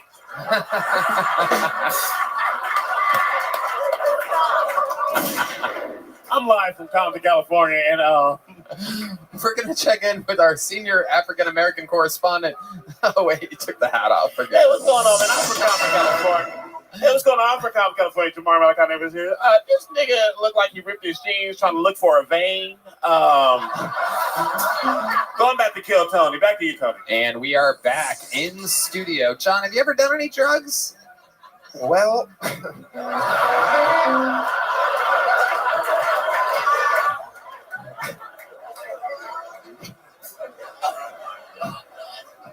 John, I like your style, and I like it a lot. We're going to put a ribbon on this episode. You're going to leave here with a gel blaster and a big joke book. Congratulations. Sign up again sometime. Only an hour drive from San Antonio. Make some noise for John Stork, everybody. There he goes. We got one last one up there. Leaving with a gel blaster, some Zippix toothpicks, and a Bonsai Kill Tony joke book. And I'm telling you, these things get fucking cooler and cooler every week. It's actually unbelievable. Handcrafted by Bonsai. They're available at killmerch.com, our unbelievably successful merch store. A lot of cool shit on it, including the currently sold out, restocking Cam Patterson plain white tee that has a tiny red Kill Tony tag at the bottom left corner and comes with a free rock. All right. You guys ready to put a ribbon on this show or what? How many of you have been fans of the show for a long time? Well, ladies and gentlemen, I present to you the man with the record for the most appearances all time on the show, the most interviews all time on the show. The one, the only, the Memphis Strangler, the Vanilla Gorilla, the Sarsaparilla Thrilla in Manila, the Big Red Machine, William Montgomery, everybody.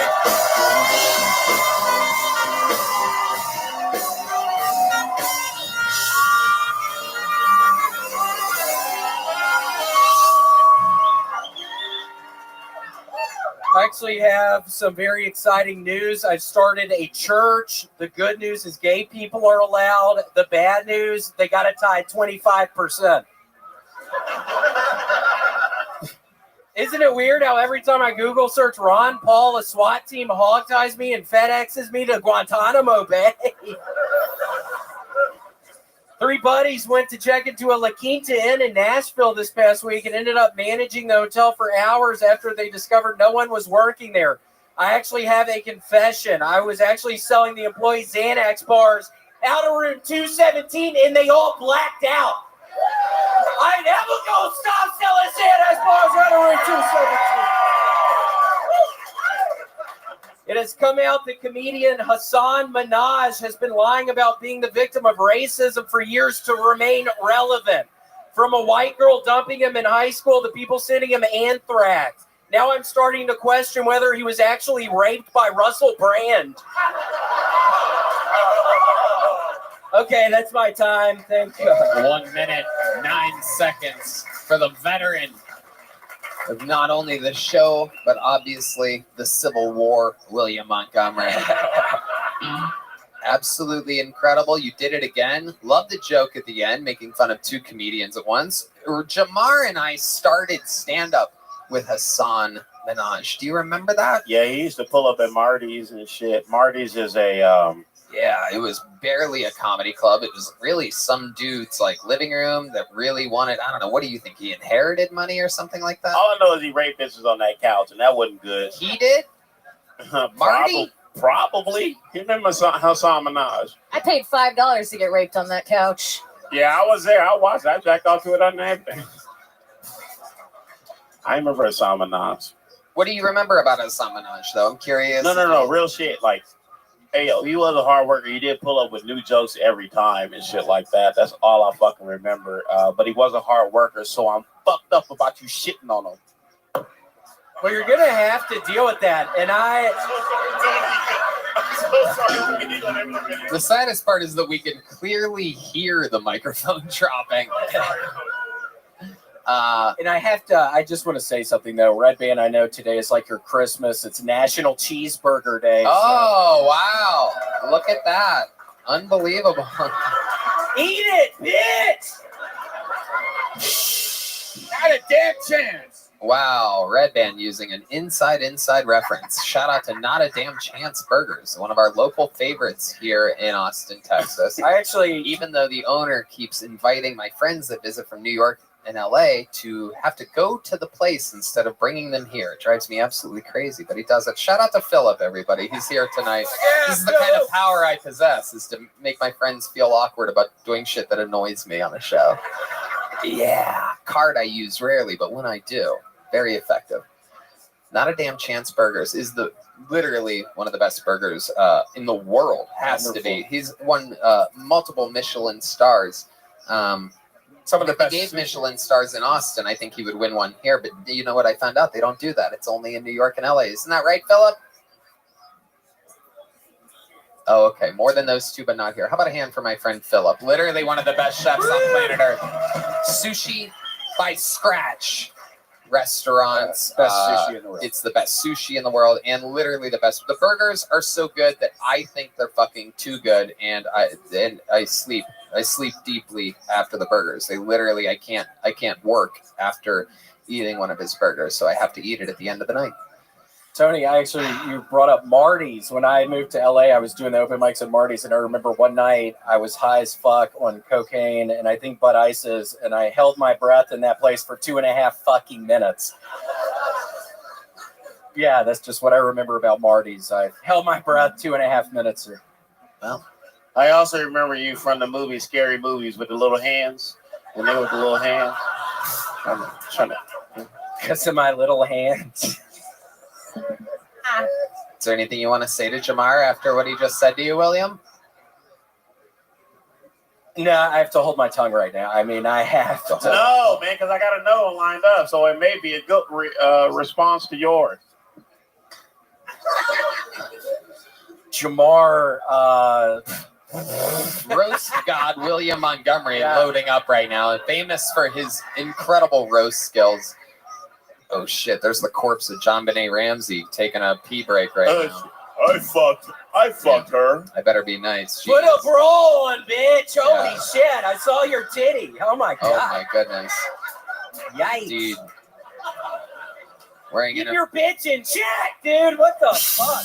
Thor has to put a bra on, dude. What the fuck? That is true. And you should probably put one on as well, sir. Incredible. William, what else is going on this week? Tell us about your actual life.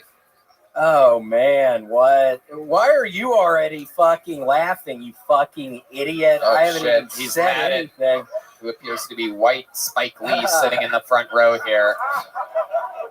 Spike your drink, Lee. William, what about you? What about your life? You just acknowledged a random person in the front row when I asked about you.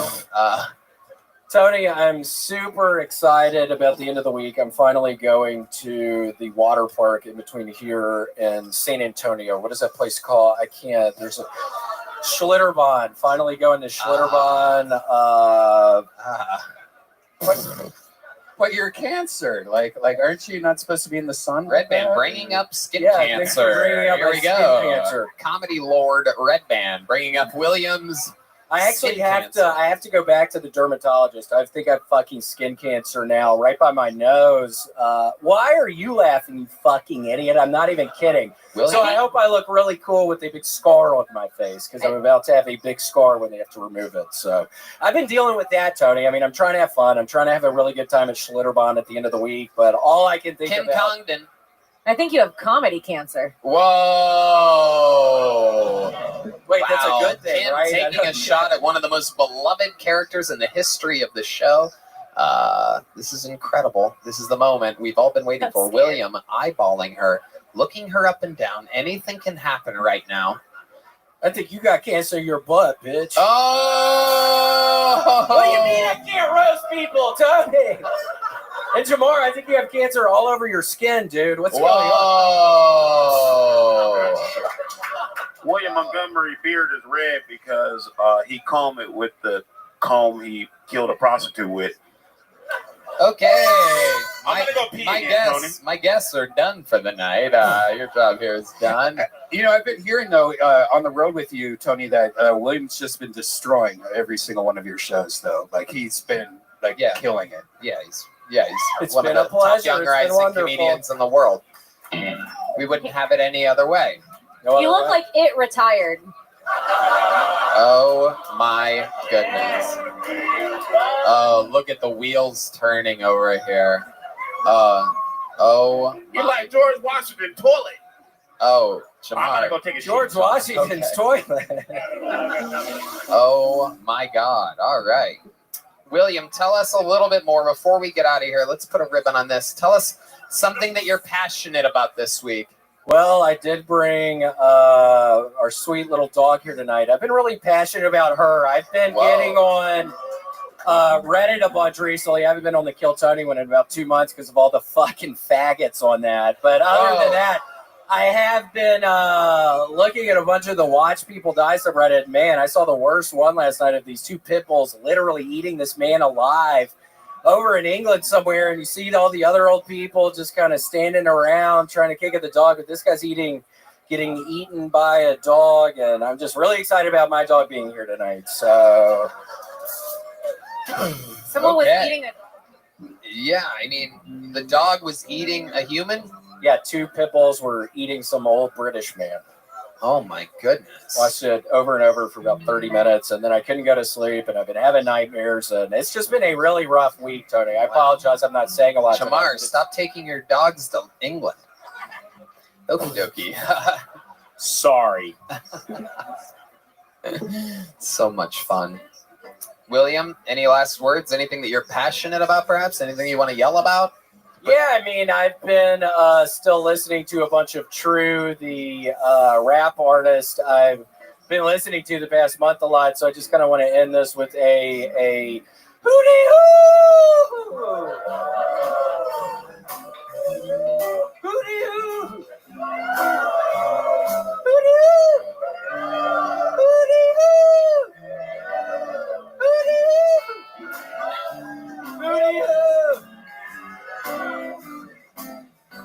I have a sweet little dog.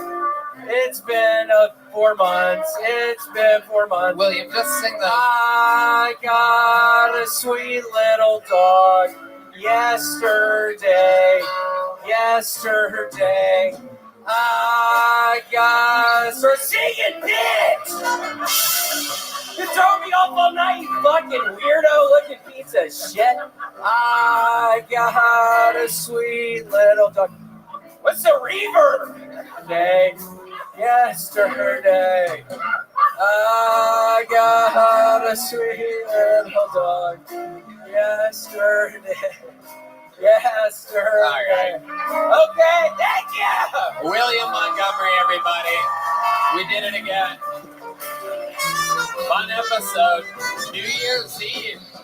Rick Diaz versus Hans Kim in a fucking arena. We figured that out here tonight golden ticket versus regular ship. One of them will not be able to be on the show every time after New Year's Eve 2024. The drawing from Ryan J. Ebelt is in an amazing painting of Jamar Neighbors and Kim Congdon. Those prints are available at RyanJebelt.com. The local artist, Chris Rogers, has been painting over there all night. Camp Patterson.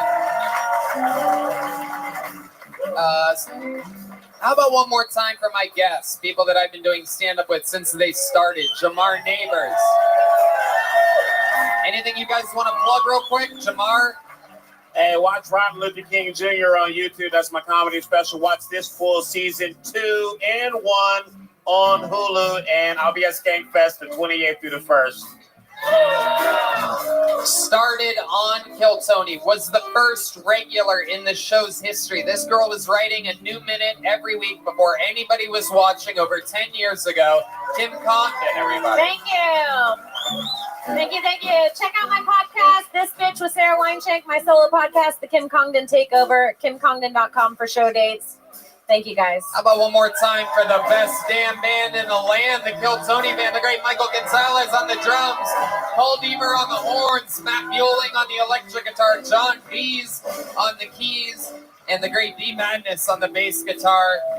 We did it again. Another very, very fun episode. SunsetStripATX.com. Love you guys. Yes, absolutely. Gel Blaster, Red Rose, Yellow Rose, Hall Law Firm, Connect Mobile Health, Austin Security Guard Service, CM Smokehouse, and Screwball Peanut Butter Whiskey. Live audience, thank you guys so much. We love you guys. Good night, everybody. Thank you. Some exclusive Kill Tony merch available on your way out if you want it. Thank y'all. We love you. Good night, everybody. Make some noise one more time for the mothership and yourselves. Let's get the fuck out of here.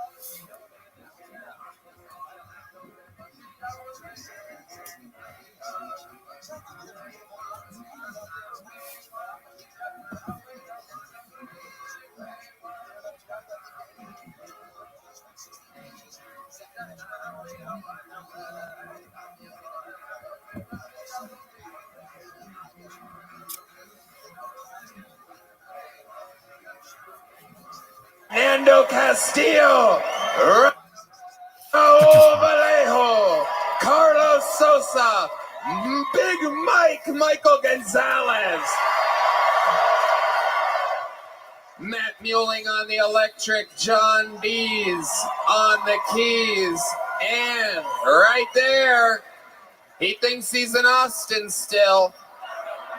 That is the one and only D Madness on the bass guitar. No reaction. No reaction. D, you don't even smile. You got fucking 15,000 people going crazy. You're sitting there with a straight face. There you are, you son of a bitch. How about one more time for our little opening act, our little crowd warm-up, Winona Judd. What kind of fucking dreamland are we in? We might stay here. Let's. Why don't we do a residency in Nashville for a while, huh? Amanda Jean rolling on the beautiful fucking national anthem. We are here in the United States of America, ladies and gentlemen. What a time to be alive. The #1 live podcast in the world is here at Bridgestone Arena. Thank you so much for being here. We're going to have so much goddamn fun. Before we get started, here's a little bit more from the amazing sponsors that made it all possible. This podcast is sponsored by Blue Chew. Guys, have better sex with Blue Chew. Blue Chew is the original brand offering chewable tablets for better sex. And starting now, Blue Chew is offering a combo so strong it'll knock your socks off and your neighbor's socks off. You'll have to move towns with the amount of noise you'll be making. Blue Chew Max has arrived, and it combines the active ingredients of Viagra and Cialis into one chewable. The combo acts fast, and let me tell you guys, be ready when she needs it and get your first month of Blue Chew free. Great sex is a few clicks away. Sign up at BlueChew.com. Consult with one of their licensed medical providers. And once you're approved, you'll receive your prescription within days. Make life easier by getting harder and discover your options at BlueChew.com. And we've got a special deal for our listeners. Try your first month of Blue Chew free when you use promo code Tony. Just pay $5 shipping. That's promo code Tony. Visit BlueChew.com for more details and important safety information. And we thank Blue Chew for sponsoring the podcast. Who's ready to start tonight's fucking show, huh? Well. You know, we have two totally different shows between tonight and tomorrow night. Not easy to select, not easy to decide exactly who you're going to have on a Friday night in Nashville. And I got to tell you, I don't think I could have possibly have booked this fucking thing any better and any cooler. You are in for a treat. Ladies and gentlemen, your first guest who's going to be with us all night. One of the best comedians in the world, a sniper, a genius. You know him, you love him. Make some fucking noise for the great and powerful Mark Norman.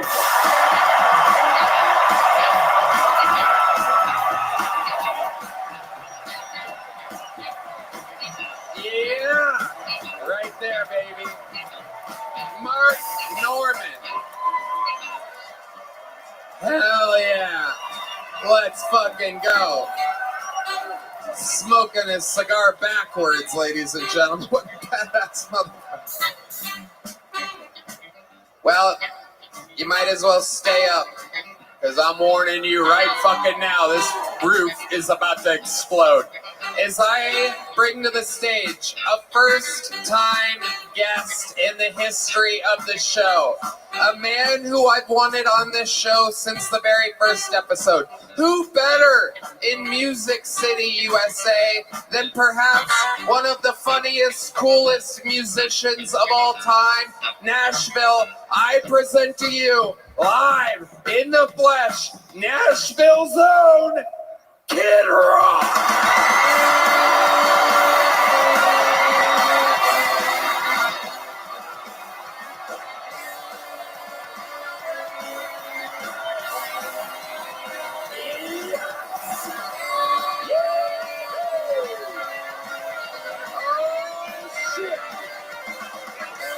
It's about to fucking go down.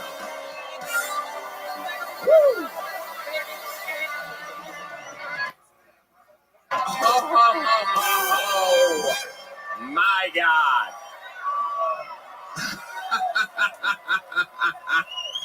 What up, Nashville? Can I get a little hell yeah? Let's fucking go. We are here. Kid Rock in the fucking house. An amazing time is about to be had in beautiful Nashville, Tennessee. Kid Rock, Mark Norman, you guys know how it works. Over 200 human beings signed up for the chance to be selected out of this bucket. They get 60 seconds on the stage. You know their time is up, and you hear the sound of a kitten. That means they have to wrap it up then, or else they bring out the angry West Hollywood bear, which brutally interrupts them. I conduct an interview. We have some fun. We meet them all at once. The whole thing's improvised. Anything can happen. Who's ready to start tonight's fucking show?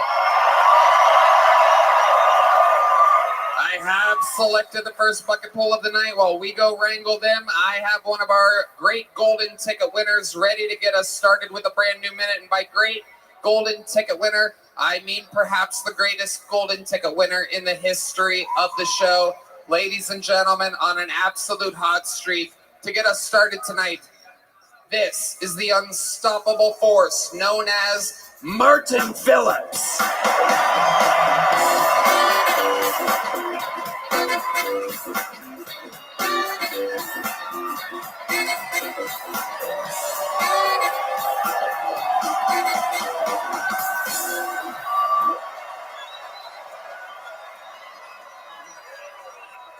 Oh man, how cool! Anyway, I was on the road, and a lady DM'd me, and she said, "Hey, I'll show you around town and my pussy."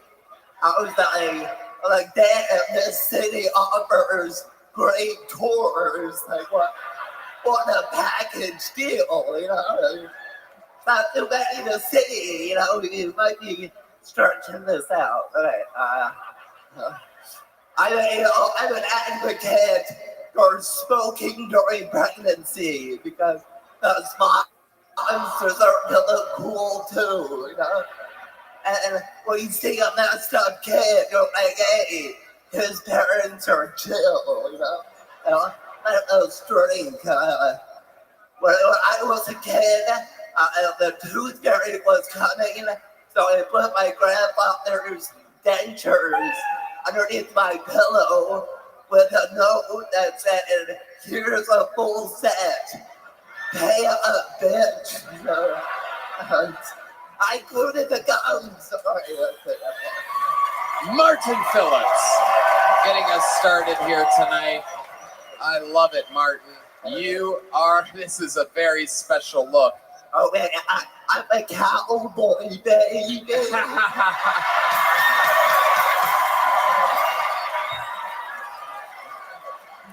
Hell yeah. I fucking love it. You look like if Brokeback Mountain had an actual broken back. You know what? This is actually, I have something special on tonight. Oh, yeah? Because, you know, I do all these Killers and Kill Tony shows in big theaters. So I have more room to mess around. So right now, I'm wearing $30 tap shoes. Those are tap shoes? You know, tap shoes. You know how to tap dance? I think it's just walking, you know. Oh, okay. Well, why don't you put the mic on the floor? Let's see if we can pick it up. Hell yeah. Oh shit, this is a first in Kill Tony history. Who better to be our first tap dancer than the Sideways of Martin?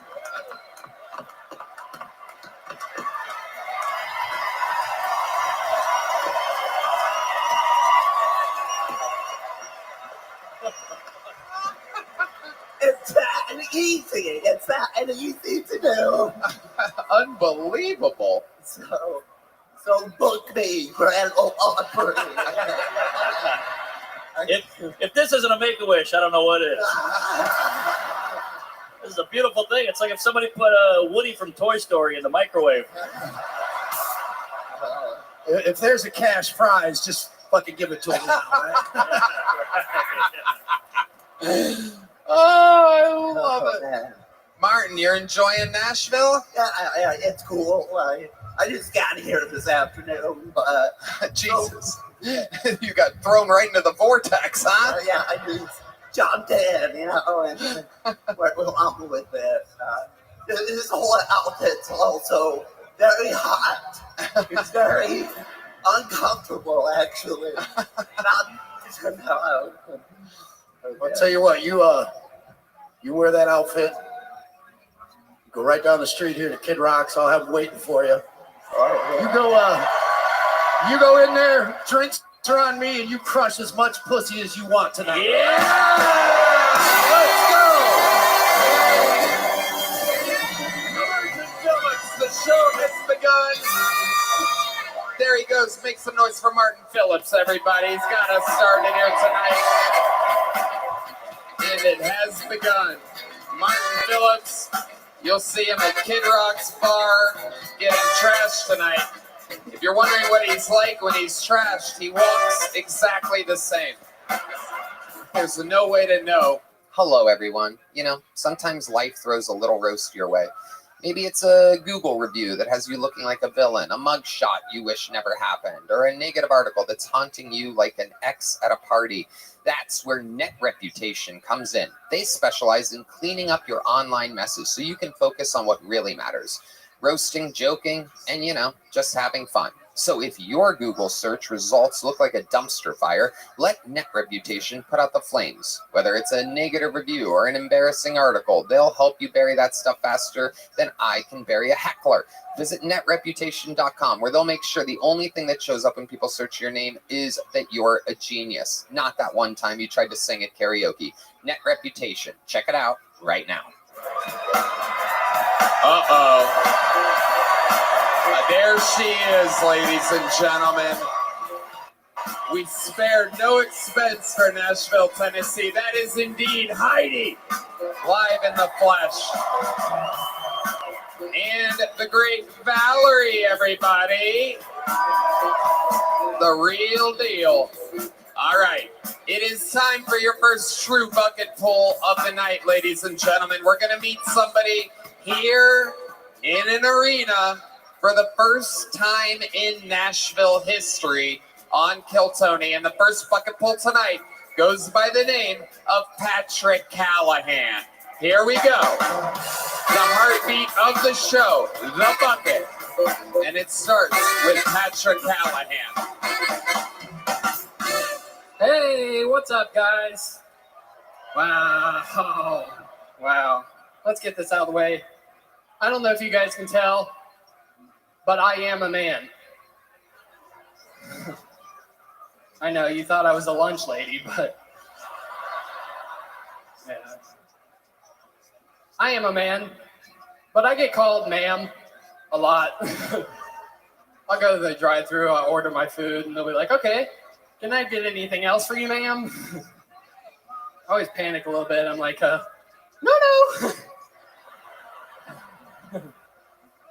And I get up to the window. They're looking at me all confused. They're like, I thought you were a lady. I'm like, yeah, she's in the trunk. I got here to Nashville yesterday, and I smoked some weed. Hell yeah. And I had the best meal of my entire life. You guys ever tried bread? You ever toasted it? All right, guys. That's me. That's it. All right, I'm Patrick. All right, Patrick Callahan. Here you are. What's up, This is dude? it. You're in it. A big house in the big house. Hi, Mom. Hell yeah. What's up, buddy? Does your mom look exactly like you? She does. It's kind of, people get us confused, you What know? exactly is what do you eat to be shaped like that exactly? It's a very specific shape. You have the arms of a normal sized man. You have the kind of head and neck of a normal sized guy. And even the chest, I dare say, is normal size. And then all of a sudden it gets crazy. Are you preggers? Like, what is that? This is what happens when you lose like 100 pounds twice and then gain it back twice. How do you, a lot of people in Nashville cheer for losing and regaining weight. Hey, that's what I guess that's a pastime here. This is incredible. it's all about, dude. Oh my goodness. What's up? This is incredible. So how did you lose the weight? Let's start with gain the weight. Your mom's cooking? It wasn't eating pussy. Hey. It's when your parents always tell you to finish the plate, clean plate cup. That don't do that. All right. You're not supposed to eat the plate, too. I know, yeah. That's true. Weebles wobble, but they don't fall down. You do. You look like Kid Rocky Road. This is incredible. Yeah, I get melted ice cream pretty much. Thanks, Red Band. We got red band and lap band. Dude, fuck yeah. Red band and bread pan. That's me. I love it. How long you been doing stand-up, Patrick? Almost 2 years. Almost 2 years. All of it here in Nashville? In Dayton. Dayton? Yeah. Wow. You seem like you haven't been dating anybody your whole life. I have a lady, okay? You do? She's in the basement. Oh. Okay. I'm guessing that's where the kitchen is. I think her name is Wendy. True. I love it. I love it. You guys live together? Yeah. What's your house? Is it a White Castle? Yeah. It's close to one, Yeah. I got skyline around. I love it. What do you do for work? I fix ice machines. You got to be fucking kidding me. Swear.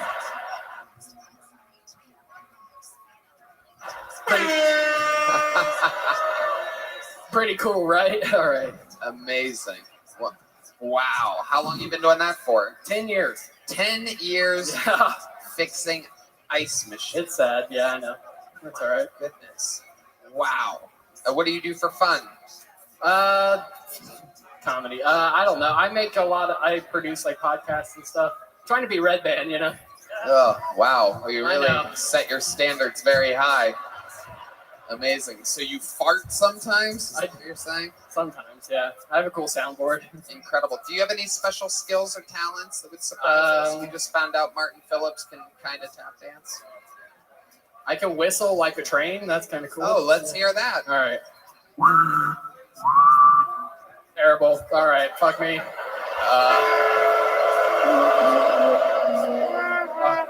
I know. Wow, people hated your train whistle. They should. It's autism, Sounded a lot like a UFO. Something. Yeah. Yeah. Amazing, Patrick. Amazing. Well, congratulations. You did get pulled out of the bucket. What do you guys think? Big or little? Hey. How many of you think big? How many of you think little? How many of you like it when comedians do good on the show? How many of you like it when comedians do bad on the show? Oh, you are evil fucks. Let's go medium for you, huh? There you go. It's his first time. Oh, no. It's his first time ever getting a medium. Oh, do we got a replay of that? Oh, we have the great Anthony Giordano in the director's truck telling me that we have a replay. We love replaying when people don't catch the books. Oh, there it is, right off his hands. Let's see it there. Play a little, give me a little goofy horn on this. Here it comes, the moment of a lifetime in an arena. Oh my goodness gracious. Wow, look at that. If only it was that hard to catch diabetes. This podcast is sponsored by Prize Picks. Cash in on the basketball playoffs with Prize Picks. Don't miss your last chance to add your favorite players from the court to your Prize Picks lineups. Whether it's points, rebounds, or assists, take your pick of more or less for your shot to win up to 2,000 times your cash today. Prize Picks also offers weekly promotions that can lead to big payouts like Taco Tuesday. Each Tuesday, Prize Picks discounts select player projections up to 25% to provide even more value to your lineups. Think LeBron James will get more than 24 points? Giannis for more than 35 points? Cook up hot takes with your friends and win real money this basketball season when you run and your crew run your game on Prize Picks. A red band. Tony, I love Prize Picks as much as I love basketball almost as much. The basketball playoffs. Not the playoffs are my favorite. Yeah, they're the best. This week on Prize Picks, I'm selecting Luka Doncic for more than 28 points and Jason Tatum for more than 8 rebounds. Ooh, how exciting. That's a killer lineup, Red Band. I'm personally selecting Nikola Jokic for more than 25 points and Jaylen Brown for more than 4 assists. Did you know you could turn your playoff hot takes into tickets to basketball's championship series? Starting with the play-in round, every lineup you make on Prize Picks will enter you in the Takes 2 Tickets sweepstakes, which could get you and a +1 on a VIP trip to the ship.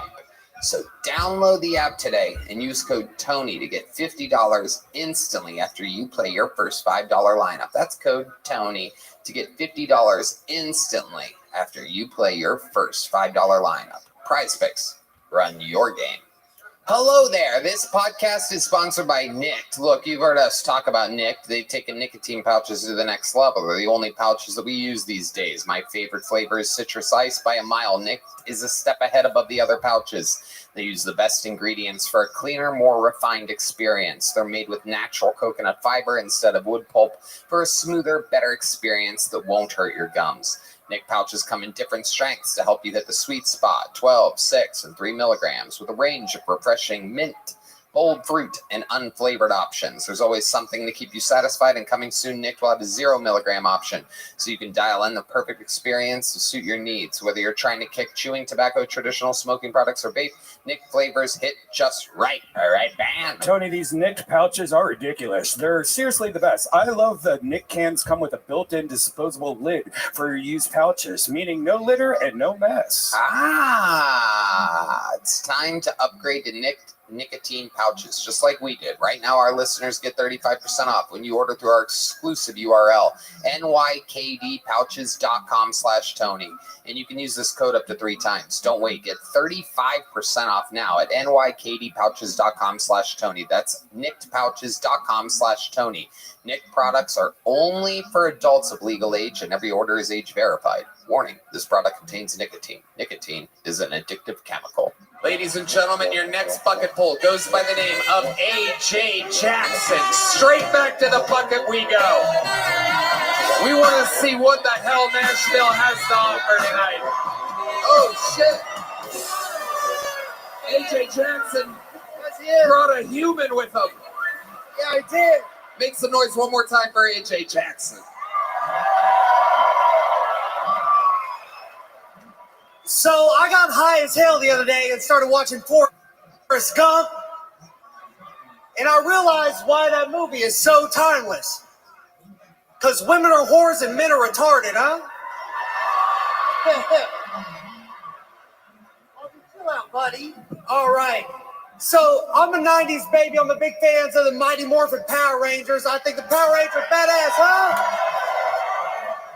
Y'all know what else is badass? Abortion! Hell yeah, I think abortion clinics are stealing the Power Rangers' thunder. Right? Ozzy, get over here. Ozzy, come here.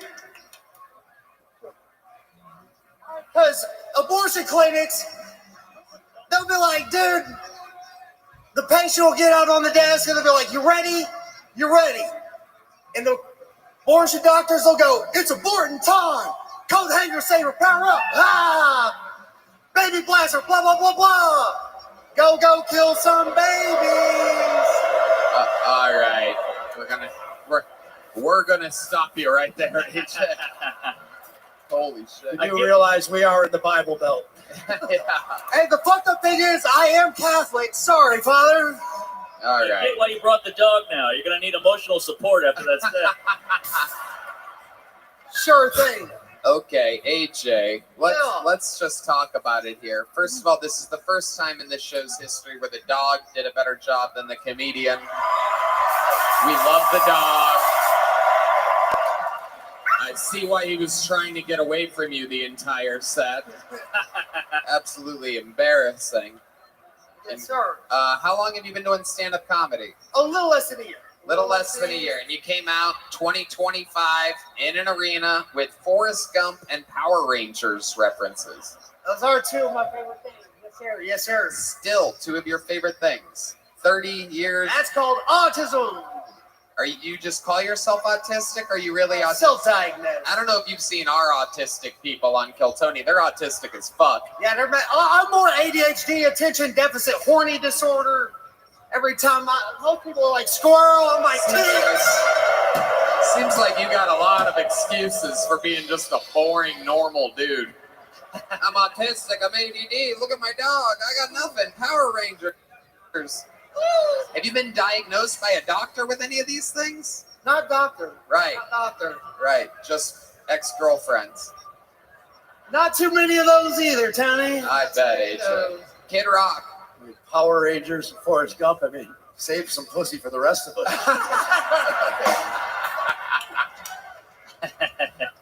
AJ, what do you do for work? So I'm kind of unemployed, if you couldn't tell. Okay. Guys, save your booze. Save your booze until I ask for them. It's psychotic, just constantly boo. No, I just moved to Nashville about a month ago. From where? Tulsa, Oklahoma. Okay. Tulsa, Oklahoma. I really can't help you. I'm trying to get them to not boo you.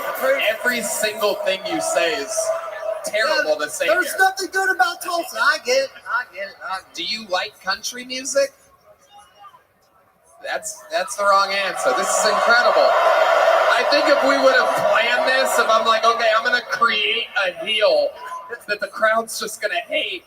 That's literally why I asked that. I'm like, I'm just gonna give them a fucking beach ball here. I don't really like country. I don't really like hot chicken. I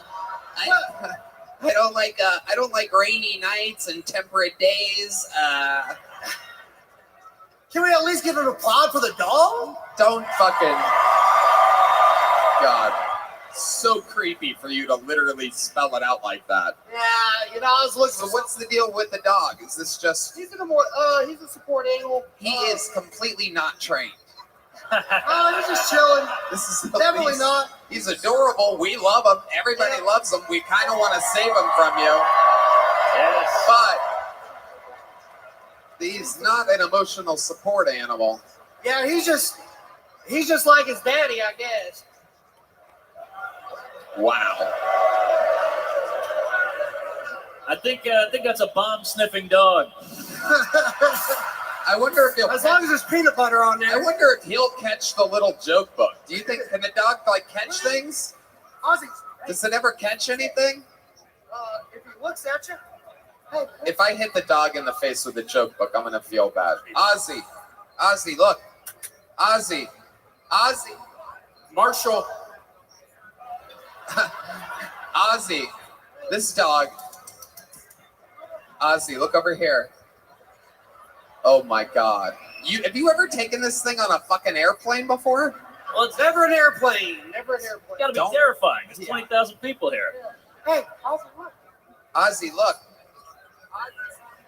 That's not a post for the camera. This is the least trained dog I've ever seen in my entire life. I've seen Costa Rican street dogs that are better trained than this thing. Hey, look at this. The bounty hunter was All right, you take it. Ready? Boom. Wow, he caught it. I did one thing right. Oh, shit. Ah, the poor dog. AJ, get the fuck out of here. You don't get to fucking fist bump Kid Rock after that. Okay, so let's have a quick chat real quick. Save the booze for when they really, really, really, really deserve them. Granted, AJ deserved it, but goddamn. See? Sweet Heidi, like a piece of ginger in between rotten sushi bites, just cleanses the room like a sage princess. All right, you guys ready for bucket pull number 3? Yeah! Okay, but don't boo until the 60 seconds is up. There's some people booing me saying don't boo. It's pretty crazy. But all right, here we go. Remember, if you boo the whole time, the rest of the world's going to make fun of your city for being a shitty audience, and you don't want that. Little insider trading information. Okay, you can boo if you want to. We get paid the same amount no matter how much you boo. Ladies and gentlemen, your third bucket poll goes by the name of Ryan Adam. Ryan Adam. Come on, we got to get a good bucket poll out of here.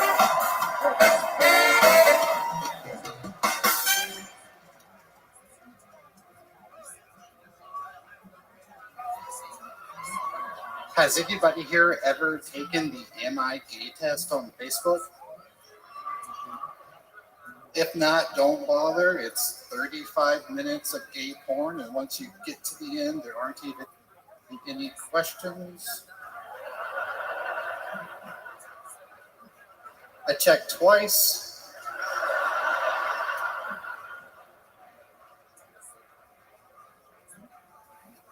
My grandpa, he used to babysit me, but now I babysit him.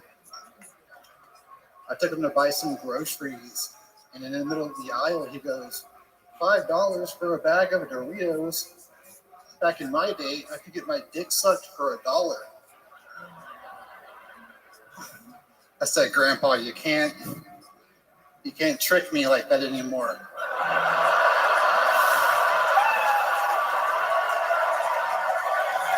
There we go. Look at that. Look at that. An amazing set. Ryan Adam has arrived to the Kill Tony universe. Yes, sir. I love it. You stayed in the pocket. There were 10 retards that still tried to boo during your setup at the top of the set. You plowed through it. You hit your punchlines. You killed it. You did it. Our first good bucket poll of the night, Ryan Adam. Incredible, Ryan. How long have you been doing stand-up? I'm going on 7 years. 7 years. Perfect. All of it here in Nashville? I'm from Atlanta. I drove up here today. I love it. Congratulations. That's For the way my to birthday. do it. This is your birthday today? My birthday. Happy birthday, buddy. Fuck yeah. How old are you today? I can't tell if you're 17 or 48. I'm 30. Oh, that's 30. Good. Yep. Nice. Hell yeah. What do you do for work, Ryan? I'm a restaurant manager full time, and I work at a sex shop part time. Ooh. Yeah, selling dildos. Yeah. Is there anything new, hot off the market coming up in the sex shop? Any state of the art technology we should know about? Yeah, we got one that's called the Showstopper. Ooh. What's that? I mean, I have one in my ass right now, but tell the crowd what it is. It's just like a giant, dildo, and it has like a air suction control little jackrabbit thing on it. Air suction. Air suction. Showstopper. That's what we used to call a rape whistle. Tony, I actually have this. Like the whole thing sucks out though. Like it comes out of the shell too easily. Well, it's like a little air pulse jackrabbit thing. We just got those on the shelves. They're like little, kind of like vibrates, but it's just like, it sucks and then it pushes air out real fast. You really have one of these? Shut the fuck up. What do you do with it? I used it once, but like I said. What did you use? On your butt? No. It's are you talking about the suction? Never mind. He's not even paying attention. He's just so good. Red Band appropriately wearing his Predator shirt. In honor of Russell Brand.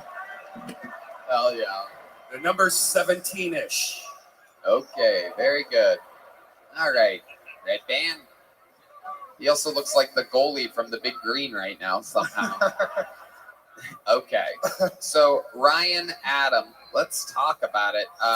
You're born and raised in Atlanta? In Atlanta, yeah, about like 30 minutes south, but pretty much Atlanta. Okay. Yeah. And what do you do for fun? You got a girlfriend, a boyfriend? Are you really gay? I'm not really gay, but I do have a fiance, and she's great. For fun, I like to ride my dirt bikes. Oh. That's about it. I like to go moto camping, where I go out into the woods with my dirt bike and set up a little camp and stay out there for a couple nights. Hell yeah. And then comedy. Fun fact, comedy. Every bike's a dirt bike if you use the showstopper right beforehand. The old muddy trails. Oh,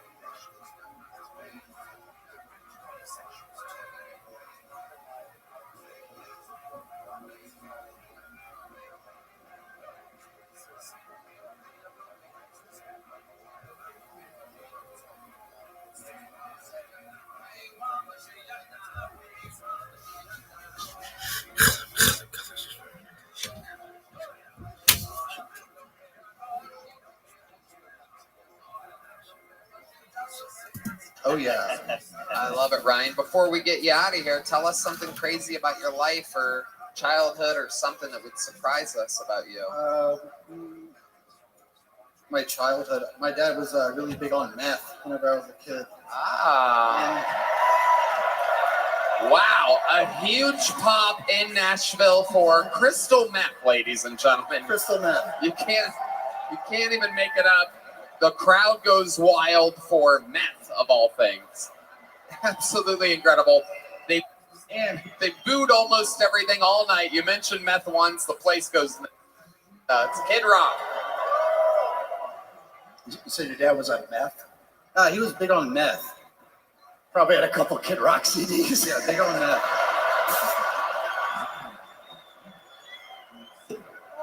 He was also a preacher, too, a Baptist preacher. Whoa! Wow. Yeah. Oh my goodness.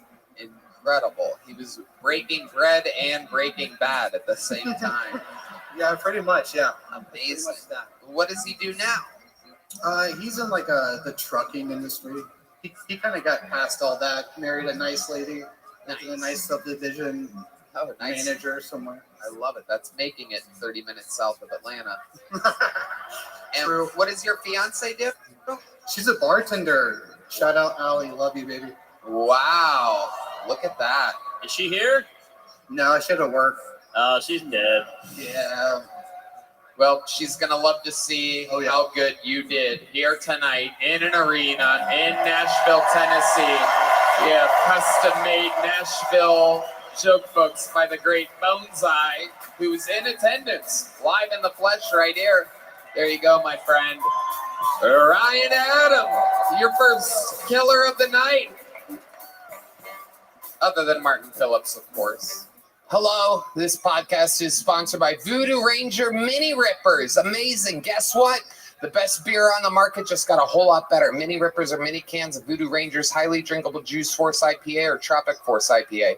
These mini cans deliver a quick, impactful hit at 9.5% ABV and are great for moderation, storage, portability, and convenience. Red Dan. Tony, I love Voodoo Ranger Mini Rippers. You need to try them if you like your beer staying cold down to the last sip. Plus, their mini size makes them the perfect pocket beer. It's a 10 out of 10 for me, Tony. You love keeping treats in those pockets. That's right, Red Band. From here on out, it's mini can full throttle because Voodoo Ranger Mini Rippers are the new go-to bev to start your night with a bang. Seriously, these mini cans are fun, portable, and pack a hell of a punch. There's nothing worse than drinking a humongous beer and feeling like you ate a loaf of bread. Plus, they get warm after a while. These stay cold. Find them at a nearby store or at voodooranger.com. I implore you, go to voodooranger.com. This podcast is sponsored by TalkSpace. You know, therapy can be costly, but TalkSpace is affordable and in-network with most insurance providers. Did you know that most insured members have a $0 copay?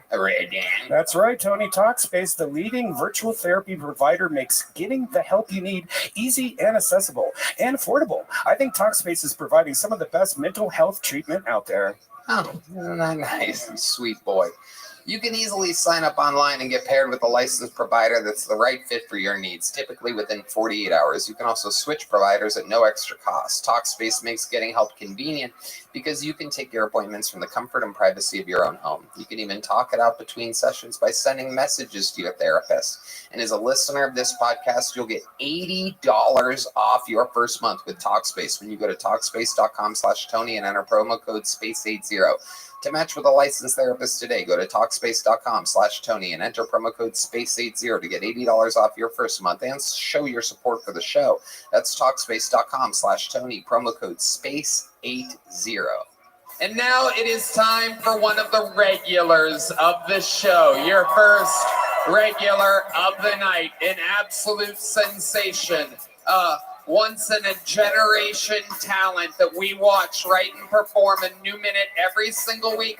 Nashville, I present to you the Nashville Arena debut of Cam Patterson.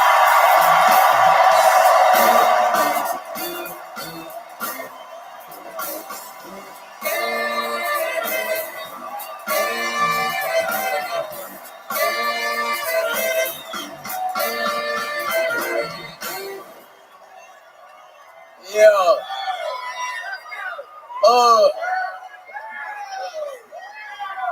Hey, thank you. Hey, thank you.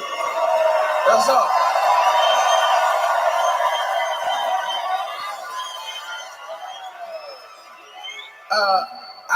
I just realized something about myself. I don't like phone sex. I was having phone sex with my girlfriend who was on FaceTime, and she was playing with herself, and I was beating my meat. And then she was like, "Can I use a toy?"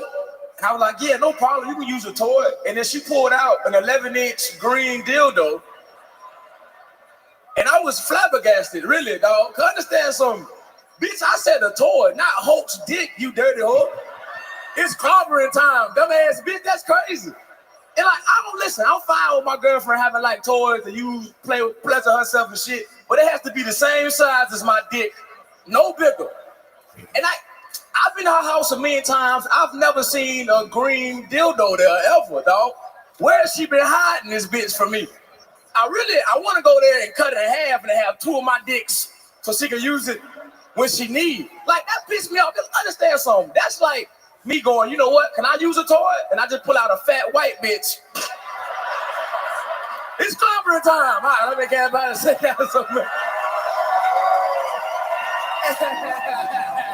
Fucking hilarious. Hey, Tony, wait, I got something. Oh, yeah? You know how I failed the last time? What to drink with? You drank it? Oh, you dirty bitch. Oh, what did you just do, Mark? You fucked up my whole trip. Oh, sorry. I thought it was vodka. No, it's water. That's water. Oh, fuck. Can we get Cam another cup of water? You all good? Oh, but we'll get you another water there. God damn it, that went for you, nigga. What the fuck? I'm sorry. This all good, man. I thought you were my slave. Whoa! What the fuck going on here? There's too many crackers to say that right now, man. I mean, in his defense, we've never seen you dress quite so slavey before. But listen, wait a fucking minute. This is a whole new look. Wait a minute. You came out with OJ's glove on your head.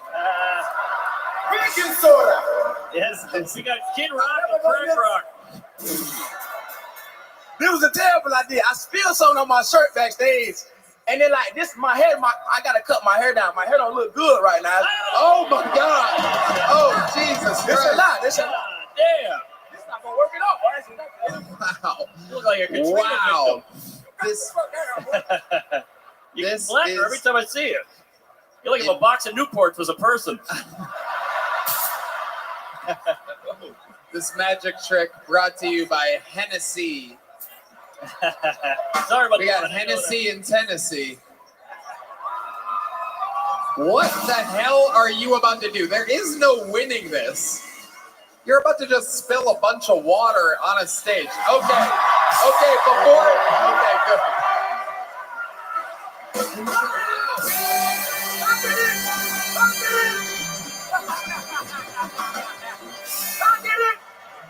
That is incredible. Yeah, nigga. Science, nigga. Wow. Bill Nye the Science Guy. Bill Nye the Science Guy. Yeah, nigga. I'm happy. Absolutely. I'm so happy that we're up. Wow. Yeah, that is incredible. You're a crazy.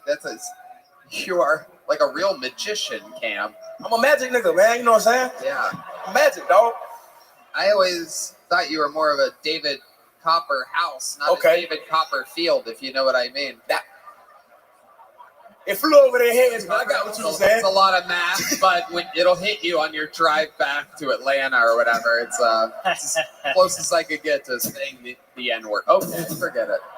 Anyway, absolutely incredible, Cam. Your magic, the jokes. Mark Norman, what do you think about this guy? That was fun. I didn't think you were a prop guy. Yeah, I know but, magic. Black people love science and hate their kids, but that was really something, I gotta say.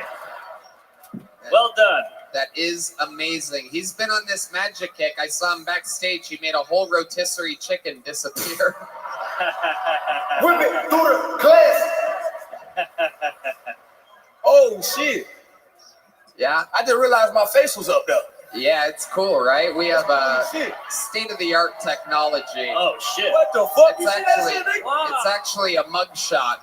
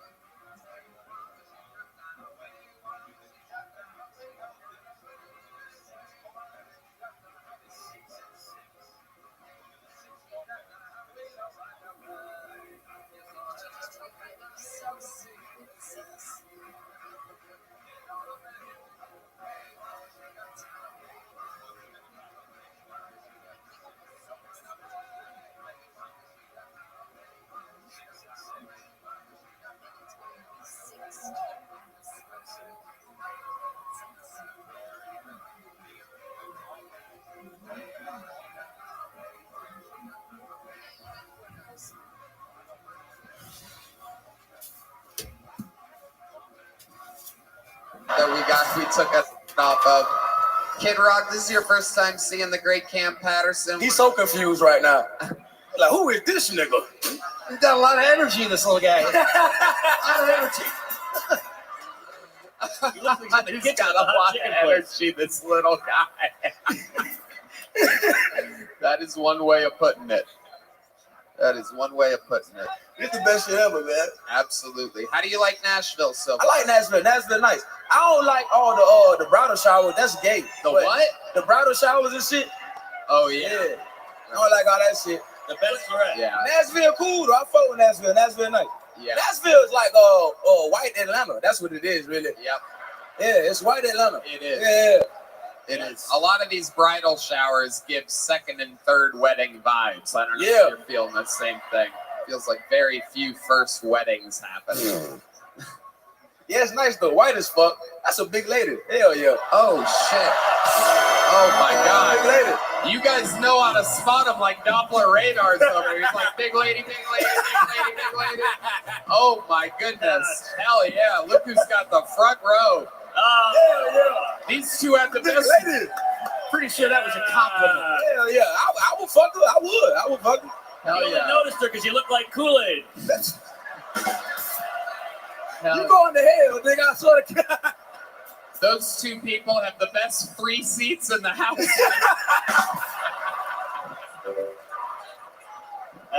You chose the wrong show to come 30 minutes late. It's a tomato, nigga. That's crazy. I love you, white lady. It's good. Hell yeah. Hell yeah. I love you, white bitch. Hell yeah. Hell yeah. It's good. I love it. The first bucket pool put a wig on and sat in the front row. You gotta love it. Absolutely incredible. A tornado and a tomato. Hell yeah. Oh my goodness. Cam, it's amazing. I can't believe you were able to get the punchline to your joke to show up to the front row. That's a Tennessee Titan.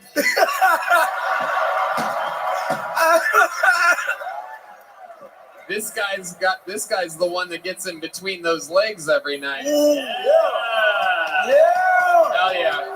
Every night he goes from Nashville to Rashville.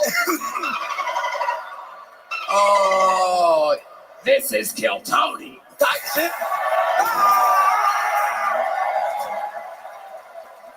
Gonna say, God bless you, soldier. We love it. You know what I'm gonna do? Here's a big joke book. Check this out. This is for her. Oh, it's over. It's over. Here's another one. Boom. Oh, got it. It's a good fucking catch. Cam Patterson, you did it again, you fucking stud. Make some goddamn noise for the young star. 25 years old, a juggernaut. And you found him right here on Kill Tony. You guys ready for another bucket pool? Here we go. We're having fun here in the fucking dirty South here in Nashville, Tennessee. Make some noise for your next comedian. This is, without a doubt, his name is Chris Dunn, everybody. Here comes Chris Dunn.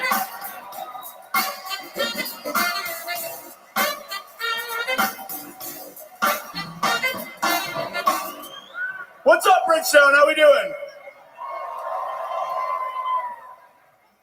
I can't believe I'm going to say this to an arena, but it's my wife's time of the month right now. Not her period. That's just what I call it when she covers 100% of our bills. It's pretty emasculating. I'm the one who can't fuck for a week. I thought moving in together would solve the problem, but our pay periods haven't synced up yet. Mine's late. Are you kidding me? Shut the fuck up.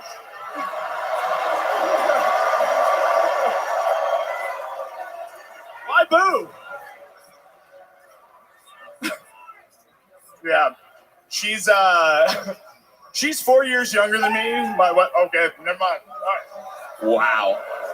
I mean, let's just look at the science behind what just happened here. Just for people watching, wondering how comedy works in a crowd like this. And for the perhaps, where are the bucket pools at? Where are the comedians at? Over there? Fuck yeah. Take note. You cannot leave pauses for laughter if there is no laughter. It's my wife's time of the month. I pay the bills. I'm no comedian, Yeah. clearly. Yeah. I'm just going to go out on a limb and guess that it might not be a good idea to tell your crowd to shut the fuck up. Sorry. No doubt about it. You kind of did everything wrong there, Chris. Sorry about that. Yeah, apologies don't matter at this point. You're in the eye of the storm, my friend. How long you been?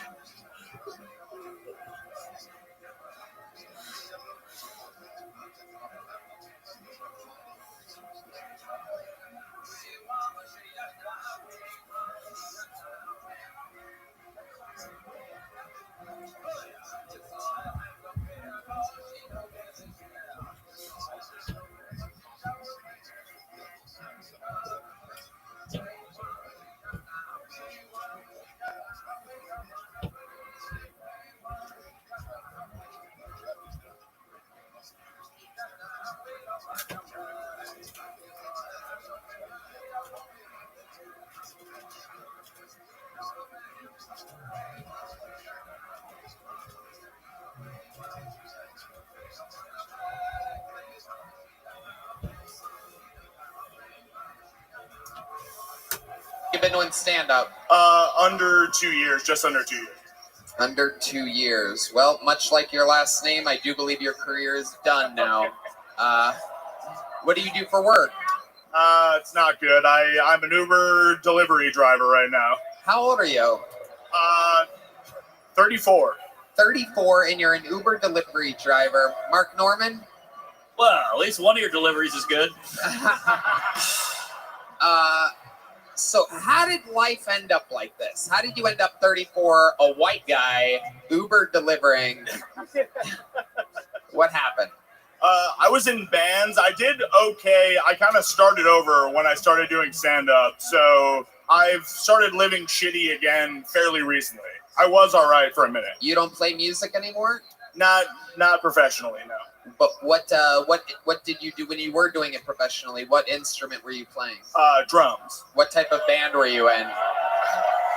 Mostly like rock, punk rock type bands. But you decided to not do it anymore? Didn't like it, always wanted to do comedy and started doing comedy. Do you think you're better at drums than you are comedy? Right now, yeah.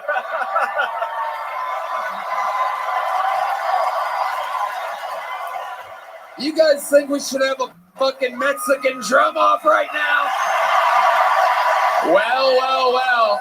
Let me explain how this works to the great Kid Rock. We have a tradition on this show where if it just so happens to be that a comedian knows how to play the drums, well, then they get a 20 to 30 second drum solo and compete with the house drummer, and they go solo versus solo, and at the end of the Mexican drum off, the crowd decides who they like more. If Chris Dunn wins, the rules are that he becomes the new drummer for Kill Tony and has to move to Austin, Texas, and literally be the drummer every week. I can already tell the crowd hates this idea. They love Michael Gonzalez, but let's see what's going to happen. Ladies and gentlemen, going first, this is Chris Dunn.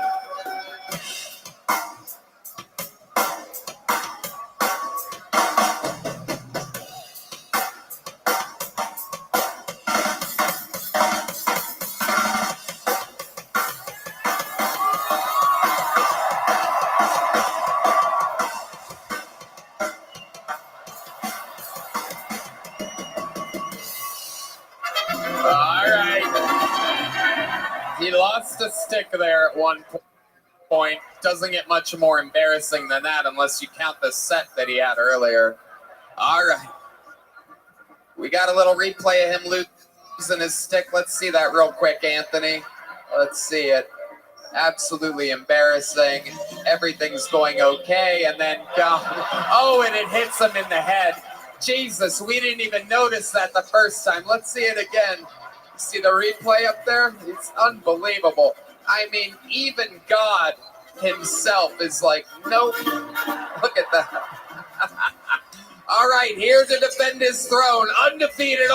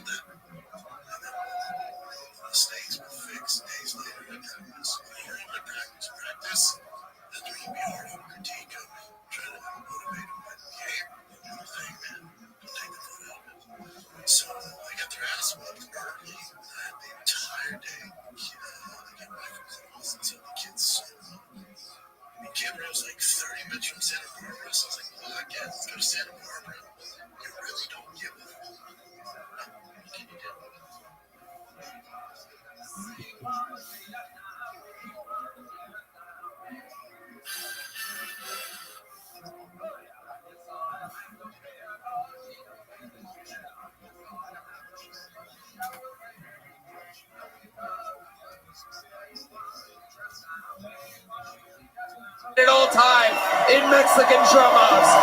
This is the legend himself, the one true Mexican king, Michael Gonzalez.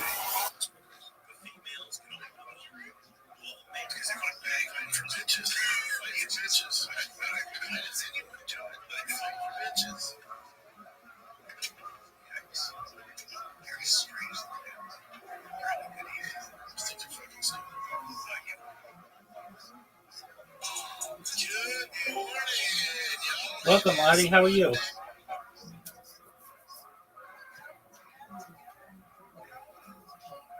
Hello. How was your day?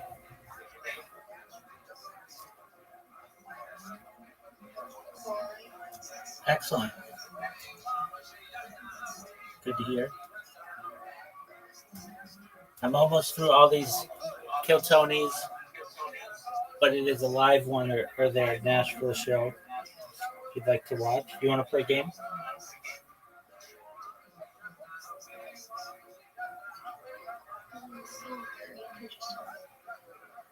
You want to hear more about me? All right, well, I've got my bots going. I saw your picture. I didn't see it recently, but I saw your picture with the spam in the background. That's amazing. Very serendipitous.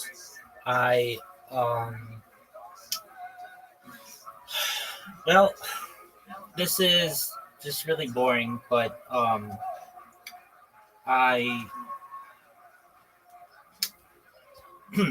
whenever a website does anything different, it normally doesn't bother people, but it bothers me because of my bots.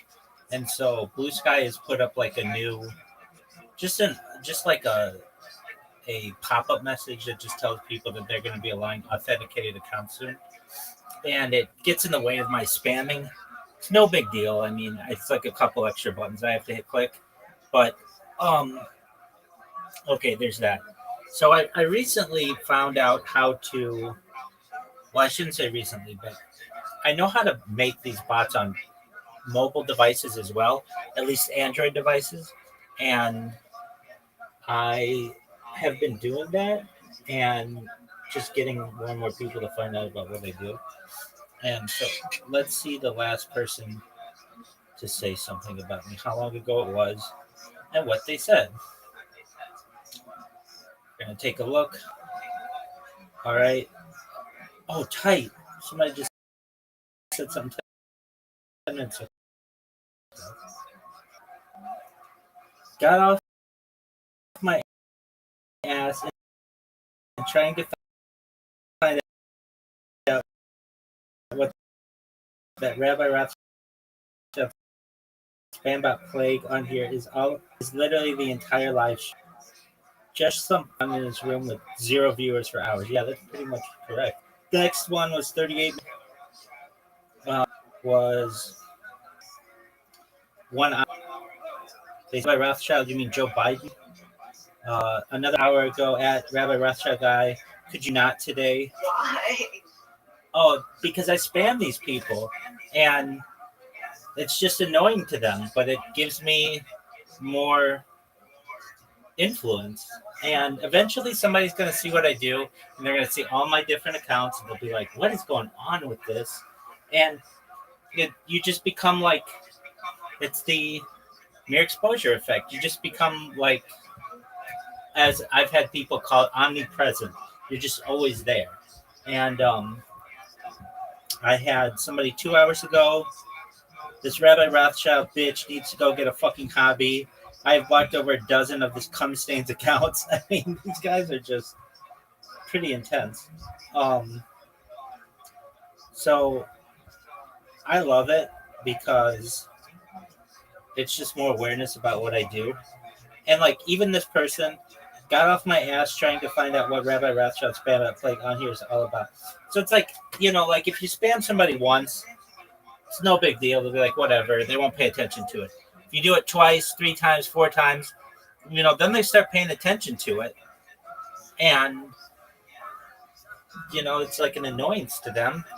And then they start checking out what you do. And I know. Have you ever seen my blog? Audie? Okay, it's super long. It's just one blog post that I made like 2 summers ago or something like that, last summer. You don't have to look at it, but it's very, very long, and it is just information from ChatGPT about the future of society and like future. Yeah, I remember. Yeah, I didn't look at it because you didn't even write the whole thing. Yeah, no, that's okay. I'm not asking you to.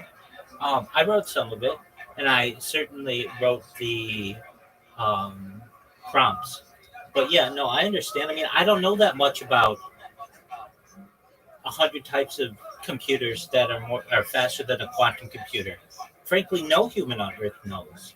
So I need to use artificial intelligence to enhance some of my knowledge on these subjects. So anyway, no, I understand. I'm not. Go ahead.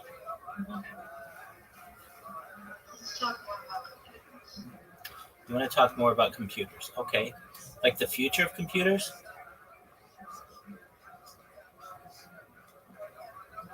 Like, let's talk about supercomputers and let's talk about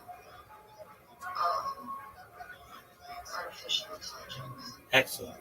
All right. Well, before we get to supercomputers, can I tell you the story of the computer and how it came to be? That sounds good. Yeah, because you should really understand the foundations. Now, I'm not an expert in this, though I do have certifications. I'm sure that there are like computer historians who could probably do a better job with the technicalities, but this was a subject that fascinated me about 5 years ago or so. I know how computers work and I've been using them, but I didn't really understand like when do we consider the first computer to be? What is it? Different iterations of computers that would take up rooms, and then before then, but it basically it gets to textiles. So there's an invention which you may have seen. It's known as a loom, LOOM. And what the loom was, if you don't know, is a machine that was made popular around the beginning of the 19th century, so the 1800s, where people would make, pardon me? For making fabric? Yeah, for making fabric, exactly. And that's what's fascinating about it. That machine is the thing that gets us to the computers that we have today. And a lot of people don't know that. So essentially that machine made creating fabric and creating clothing much easier. And as the Industrial Revolution continued into the 19th century, the type of technology that was used for making fabric was used in first like making the census. I forget which census it is, but we're going to look at it right now. First computer used census. So the idea was that we could use these types of machines that we're making for textiles. Eventually, we could use those for tabulating the census and tabulating like presidential elections. So the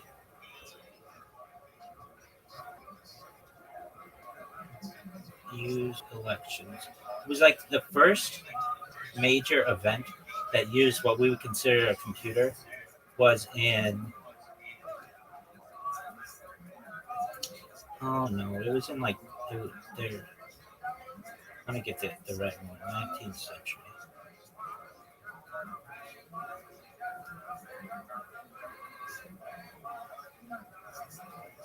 Okay, here it is. So it was in 1850. Albert Henderson patented an electrochemical vote recorder for legislative roll call votes. U.S. patent 7,521.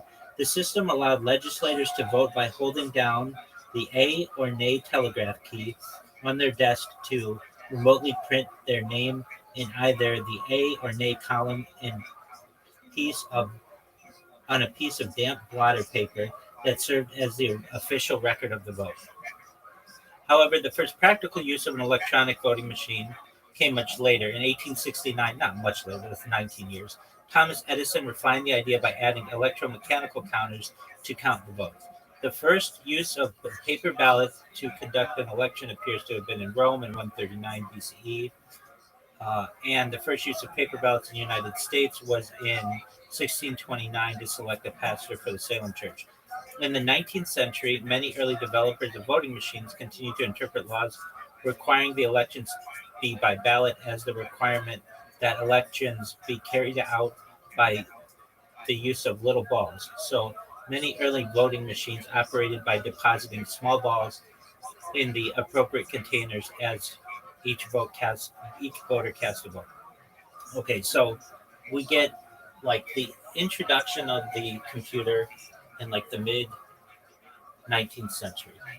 And then it really begins to start to take, well, you should also know that there were people who were known as Luddites, Luddites. And these people were very smart. I think they were very smart. And they saw what we're moving towards, this complete technological singularity, long ago. And they actually started destroying the loom, the fabric machine. They would destroy them because it was putting them out of business. And they said, look, it's eventually going to put everybody out of business. So don't go down this pathway. And this was a movement in the 19th century, particularly in England. So the Luddites were members of the night movement of English textile, the use of certain types of automated machinery due to concerns relating to worker pay and output quality. They often destroyed the machines in organized raids. Members of the group referred to themselves as, it may be Luddite, I always mispronounce it, Luddite, self-described followers of Ned Ludd, a legendary weaver whose name is still used as a pseudonym in threatening letters to mill owners and government officials. So like these textile people were like very early on seeing what could potentially happen with the use of machines and putting people out of business. All right, so then we have the founding of IBM, which was major. So it began as International Business Machines, but it's under the trademark IBM.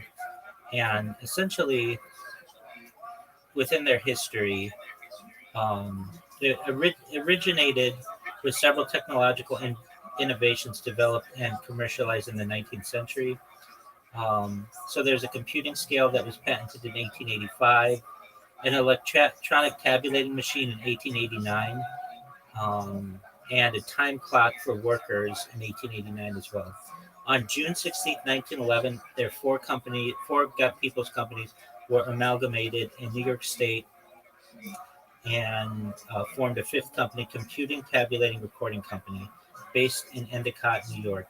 The five companies had 1,300 employees in offices and plants in Endicott and Binghamton, New York, Dayton, Ohio, Detroit, Michigan, Washington, D.C., and Toronto, Canada. Collectively, the companies manufactured a wide array of machinery for sale and lease, ranging from commercial scales and industrial time recorders, meat and cheese slicers, to tabulators and punch cards. Thomas Watson Sr., so he's the big guy of IBM, fired from the National Cash Register Company by John Henry Patterson, called on Flint, and in 1914 was offered a position at CTR. Watson joined CTR as a general manager, and then 11 months later was made president when antitrust cases relating to his time at National Cash Register were resolved. Having learned Patterson's pioneering business practices, Watson proceeded to put the stamp of NCR onto CTR's companies. He implemented sales conventions, generous sales incentives, a focus on customer service, and insistence on well-groomed, dark-suited salesmen, and had an evangelical fervor for instilling company pride and loyalty in every worker. His favorite slogan, "Think," became a mantra for each company's employees. During Watson's first 4 years, revenues reached $9 million, and the company had operations that expanded to Europe, South America, Asia, and Australia. Watson never liked the clumsy, hyphenated name Computing, Tabulating, Recording Company and chose to replace it with the more expansive title International Business Machine, which had previously been used as the name of CTR's Canadian division. The name was changed on February 14th, 1924. By 1933, most of the subsidiaries had been merged into one company, IBM. So IBM is really, it becomes the behemoth within the computer world. And we're getting to supercomputers, but it's important to know this background to see how we get there and to know the story. Okay, so computers really start to advance in and around after World War II. There are different arguments as to why this occurred. If you want to know my opinion, I really think that it has to do with reverse engineered alien technology. Now, you're not going to read that on Wikipedia, but if you just look at the amount of advancement that we made. Wait, repeat. Okay, you said Sure. something about, like, good thing we do a little summary, and then I stopped. Like, what did you say? Sure. Yeah, like, I missed the last 2 sentences about. Absolutely. And it's a big few sentences. So if you won't read this on Wikipedia, but what I really think occurred after World War II, particularly after Roswell, which occurred in July of 1947, was a lot of reverse engineered alien technology. And the reason why I say that is because if you look at the advancement of computing, say from 1910 to 1920, 1920 to 1930, 1930 to 1940, we don't see major advancements. But from 1940 to 1950 and 1950 to 1960 and 1960 and 1970, we see huge advancements, much larger than would have been predicted. And it's not like I made up this theory. This is written about extensively. One of the people who writes about it is Colonel Philip Corso in his book, The Day After Roswell. He was in charge of a program to reverse engineer alien technology. And this is how we get technology such as the computer transistor, how we got night vision, how we got different types of radar, different types of stealth technology, things like the laser. Like, we didn't have the laser before then. All of this is supposedly comes from inventors, but we don't really have a specific, like, one inventor who does all this. Generally, it came from corporations. The argument is this, and this is really just within ufology, is that we have the Roswell crash, if you're not familiar, was a alleged crashed UFO in technically Corona, New Mexico, but the closest major city was where an air base was, Roswell, New Mexico. And there was a farmer whose name is Mac Brazel, who was just on his farm and found all this random debris. And he got his family together and they started looking at the debris. And the debris was really interesting. It was all metal. And they called the local sheriff. The local sheriff came out, and you couldn't bend some parts of the metal. Other parts you could bend, and it would bend right back. They couldn't melt it. They couldn't burn it. It was just unlike anything they'd ever seen. And also, allegedly, there were like 3 bodies that were there as well. Now, again, this isn't my story. This is a very published story. And it was so published that the Roswell newspaper published an article that said that crashed UFOs or crashed saucers were found in this field. Well, the sheriff called the United States government. United States government sent out the newly created Air Force to take this material back to this Roswell Air Force Base. Now, this isn't the first time we've heard about aliens. In fact, if you've ever heard of the band the Foo Fighters, the name Foo Fighter is the name of how troops or American troops would refer to unidentified flying craft in the air that they didn't know if they were Japanese or German. It turned out it was neither of them. And really, this story goes back as long as humans have existed.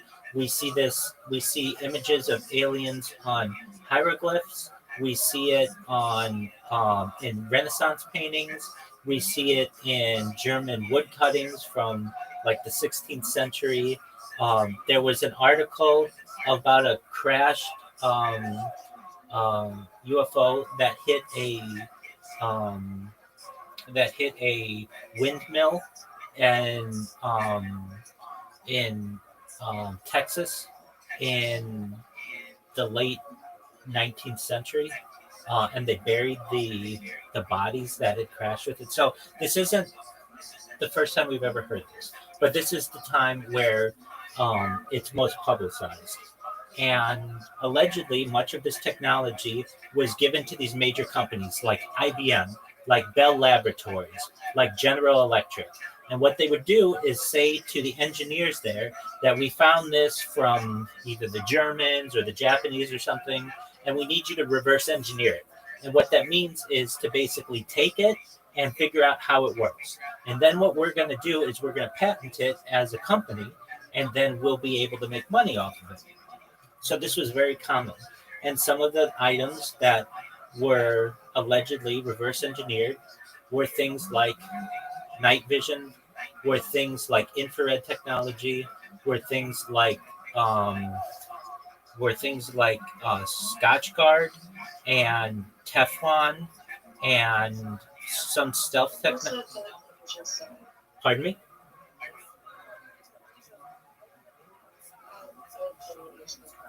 I can't hear you. Can you say that again?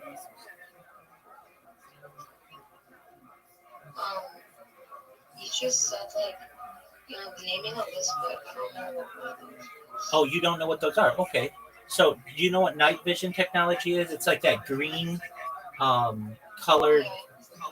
Okay, so you know what night vision technology is. Infrared technology is similar. It's okay, so you know that one. Scotch Guard? Yeah, what's that? Okay, sure, great question. That's the stuff that's used on carpeting and fabrics and like furniture that doesn't allow water to permeate or stains to permeate.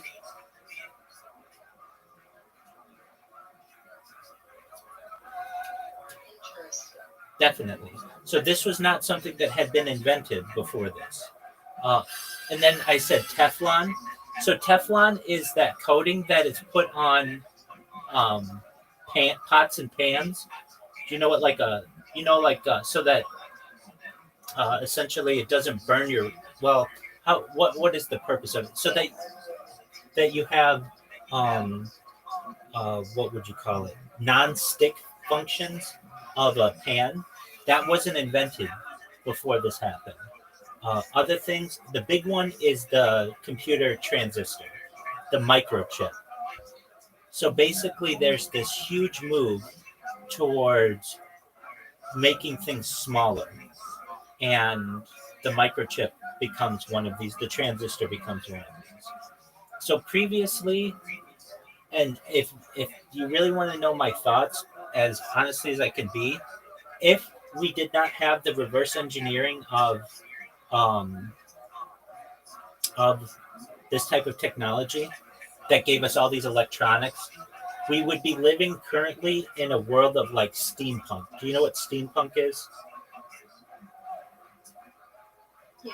Okay, so I really think that basically you wouldn't have electricity. A lot of things would be like mechanical and based on antiquated technology. But because we had this reverse engineering of alien technology, we were able to take major leaps forward, and in particular in computing. Now, that isn't just my theory. That is probably the majority of people within the ufology world who know anything about ufology. That's very consistent with that story. But that's not what you're going to read about in the history of the of International Business Machines, IBM. Now, a few other things happened, very, very important, that happened right around that 1947 date. So, if you know, World War II was from 1940 to 1945. 1945, we have the founding of the United Nations in San Francisco, but it really takes place or begins to, in a major way, we have it develop around 1947, 1948. We have the founding of the CIA, which happens at this time. We have the founding of Israel, which happens May 14th, 1948. We have the founding of the NSA that happens at the beginning of the 1950s. All of these major world events occur, and many of them may have been connected to this event. Now, getting back to the computers, that's just so you recognize that there may be some other influence on computing that we didn't necessarily do alone as humans. But nevertheless, then you have something, the development of computing into the 1950s. So that's where you have Bell Laboratories and IBM and General Electric and these major corporations who are starting to create large computers for different reasons, usually having to do with the Cold War, a lot of times having to do with the espionage. And if you know about the first computers, they were very, very large. They were giant. They were the size of entire rooms, sometimes buildings, just for one computer. And they really had absolutely no computing power in comparison to today. So you may have something like a computer that takes up an entire room. Let me just look at the actual computing power. First computers that took up an entire room, how much processing power do they have?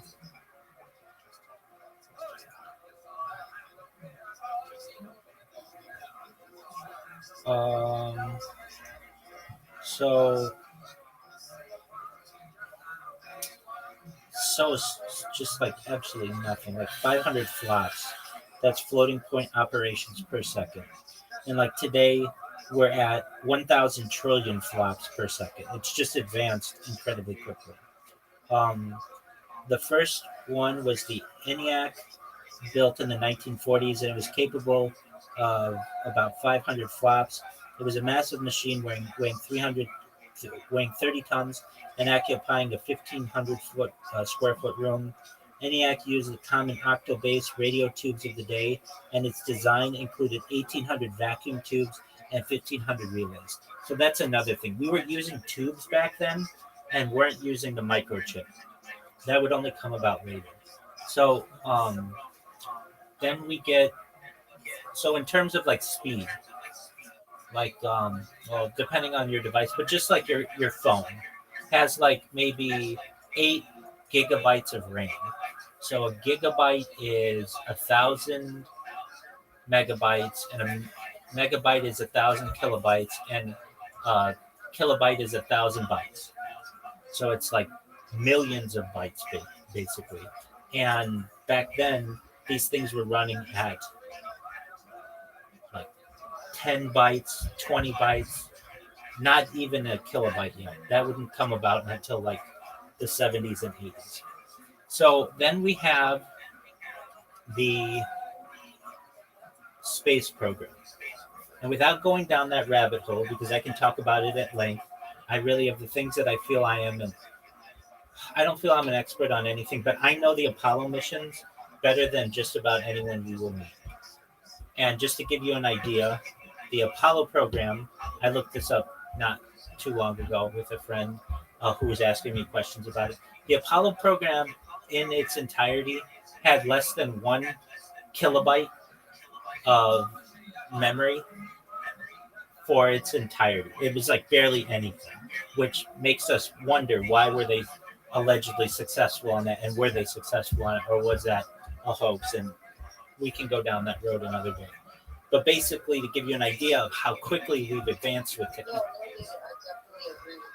Okay, very well. It's a joke that if you don't look into it, then you'll never know. But if you look into it, it's an absolute joke. Um, and so basically, just from in terms of computing, all of what you're seeing in those Apollo films and such, I mean, a lot of it is just slowed down footage. But all of the computing power that we had is less than 1/20th of a video that we have today. So essentially, like a video is like, let's just say like a 1 megabyte video. Just that's like a GIF. That's like a small little thing. All of the computing power that we had during the Apollo program was like 1/20th of that, 1/20th of a second. It's just absolutely nothing. But nevertheless, we then start moving into the 1970s and the personal computer.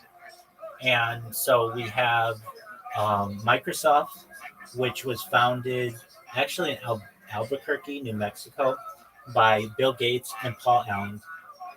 They basically stole an idea from another company that would create what was known as MS-DOS.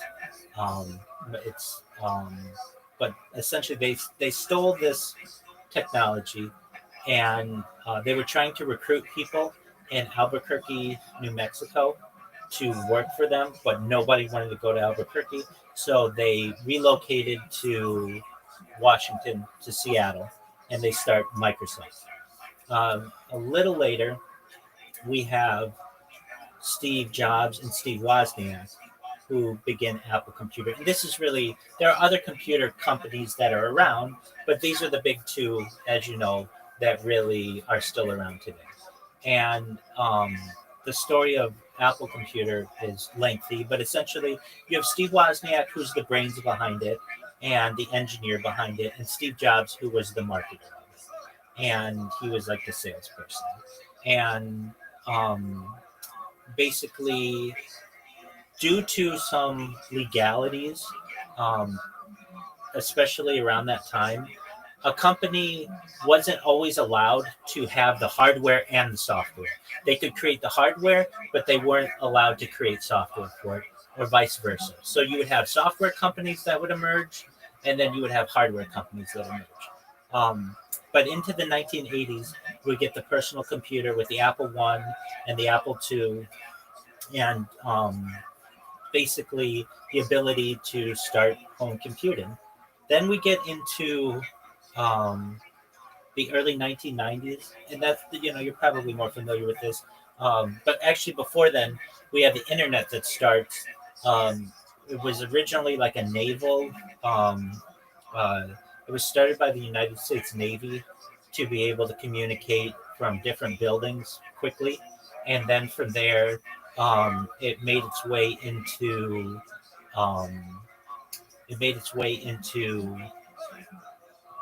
into academia, specifically at Stanford, some other places as well, but Stanford Research Institute, SRI, became a big place for that.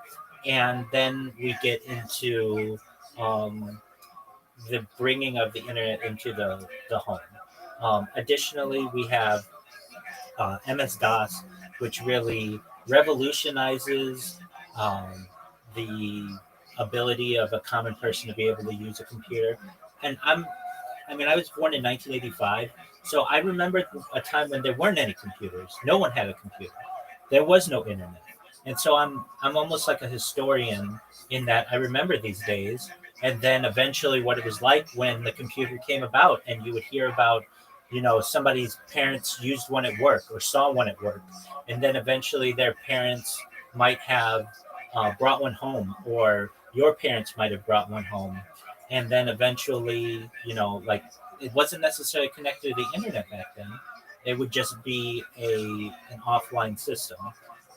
Now, of course, these systems are being used for other things too, nuclear weapons and different defense purposes. We don't have time to go into all of that, or that's just, it's really, I want to move towards a supercomputer.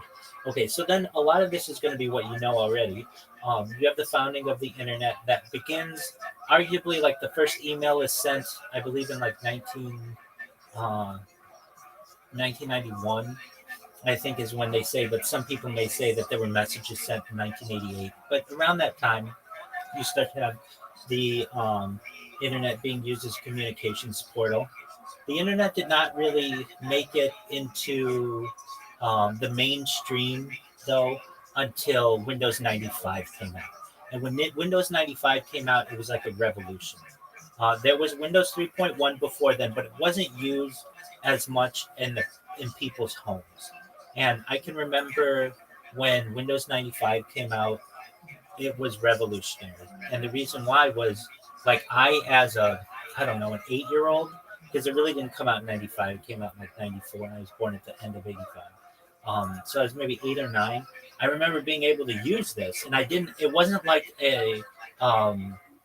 like Microsoft DOS, that MS-DOS, that was essentially you had to type into things. It had a mouse.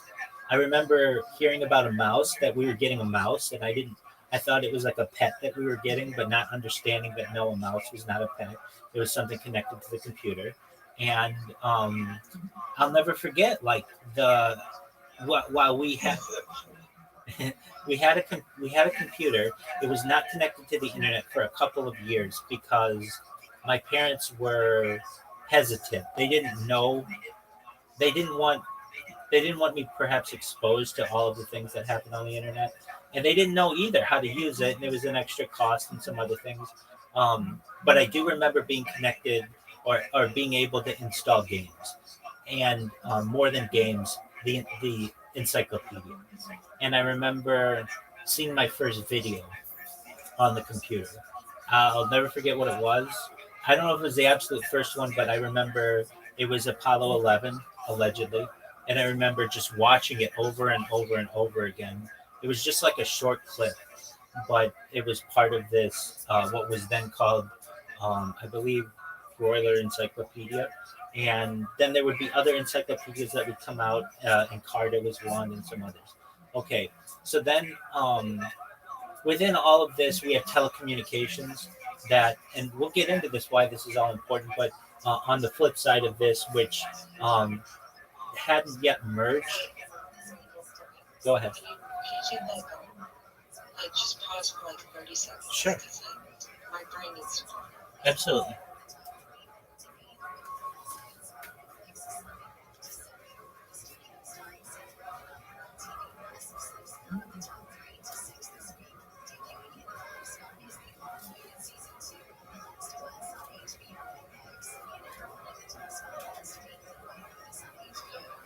Excellent. So throughout all of this, we also have like running parallel, though sometimes interchanging, is telecommunications. People don't know. I think this is so funny that the first phone call, well, it's actually arguable. Everybody knows or is taught as a child. Alexander Graham Bell invented the telephone. But there's an argument that there's a man, an inventor, Marconi, who helped to invent radio, may have done this first. And the thing is, Alexander Graham Bell beat him to the patent office. And that's why he gets credited with that. And if you don't know, AT&T was Alexander Graham Bell's company. And General Electric was Thomas Edison's company. So like all of these companies that are still around today are connected to their original founders in some different ways. The first telephone call was between Alexander Graham Bell and his assistant, and the first word uttered was ahoy. The first words were like ahoy hoy. What were the first words uttered in the first telephone call of Alexander Graham Bell? And the reason why is this is how you would pardon me, I made a mistake. They were, Mr. Watson, come here, I want to see you. And then his assistant came in. But the way that Alexander Graham Bell would answer the phone was different than the way that we do. What was the way that Alexander Graham Bell answered a phone It was like ahoy hoy, not hello.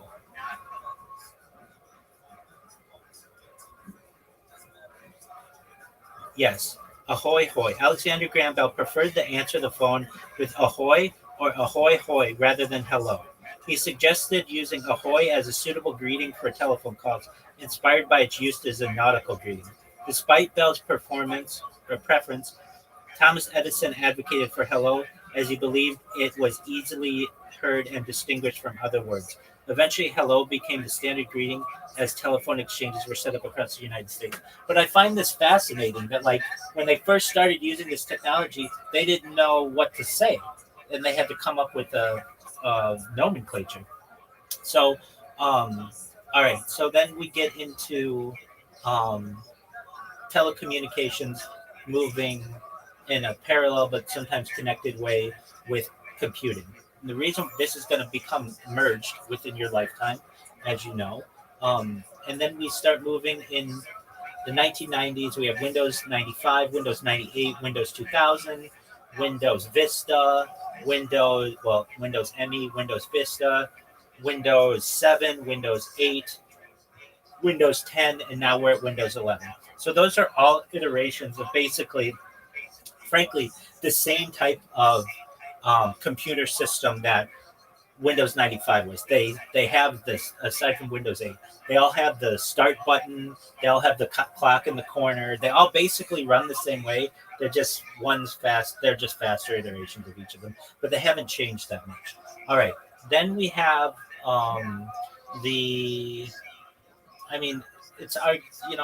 there were different arguable smartphones of what happened. The big phone that changed things, which I'm sure you probably remember. Do you remember the Motorola Razr?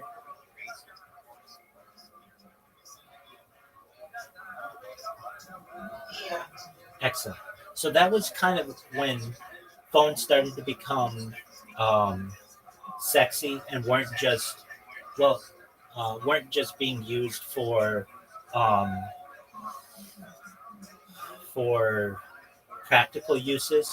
I should say before then we had the BlackBerry, which was really big, and the Palm Pilot, which was really big. But basically, computing got smaller and smaller. And then, of course, we have the thing that, well, even before then we get the iPod. But the thing that changed everything was the iPhone, when it really is the dawn of what a smartphone is. And that occurred in 2007 with the launch of iPhone. And then from there, we moved towards all the different iterations that were on iPhone 16 or whatever now. Okay, and like all of that. But the reason why I want to have all that background is because we're going to get into Neuralink. So then we have in 2024, 2023 maybe. Let me see. The man's name is Nolan Aspro. He was the first person to have Neuralink installed successfully. And it was 2024. So what is that? That's a brain implant. And that's kind of the next movement. So we went from like computers that took up entire rooms. Well, first we went from the loom to computers that took up entire rooms, to the personal computer that you could have at home, to the smartphone that you could have in your pocket. And then we moved into computers that are going inside of you. And so the man's name's Nolan Aspro, if you know who I'm talking about. If you don't, that's fine. He's a quadriplegic man. He was the first successful Neuralink implant. And if you know Neuralink's story, Elon Musk acquired it. Most of the companies that Elon Musk says he started, he didn't really start. There were other people, and he just has enough money, and he's able to buy these things. Neuralink was one of them. And what he ended up doing was developing using monkeys. Well, I think specifically primates, or generally primates, but specifically monkeys. And putting implants in them. Now, there was a lot of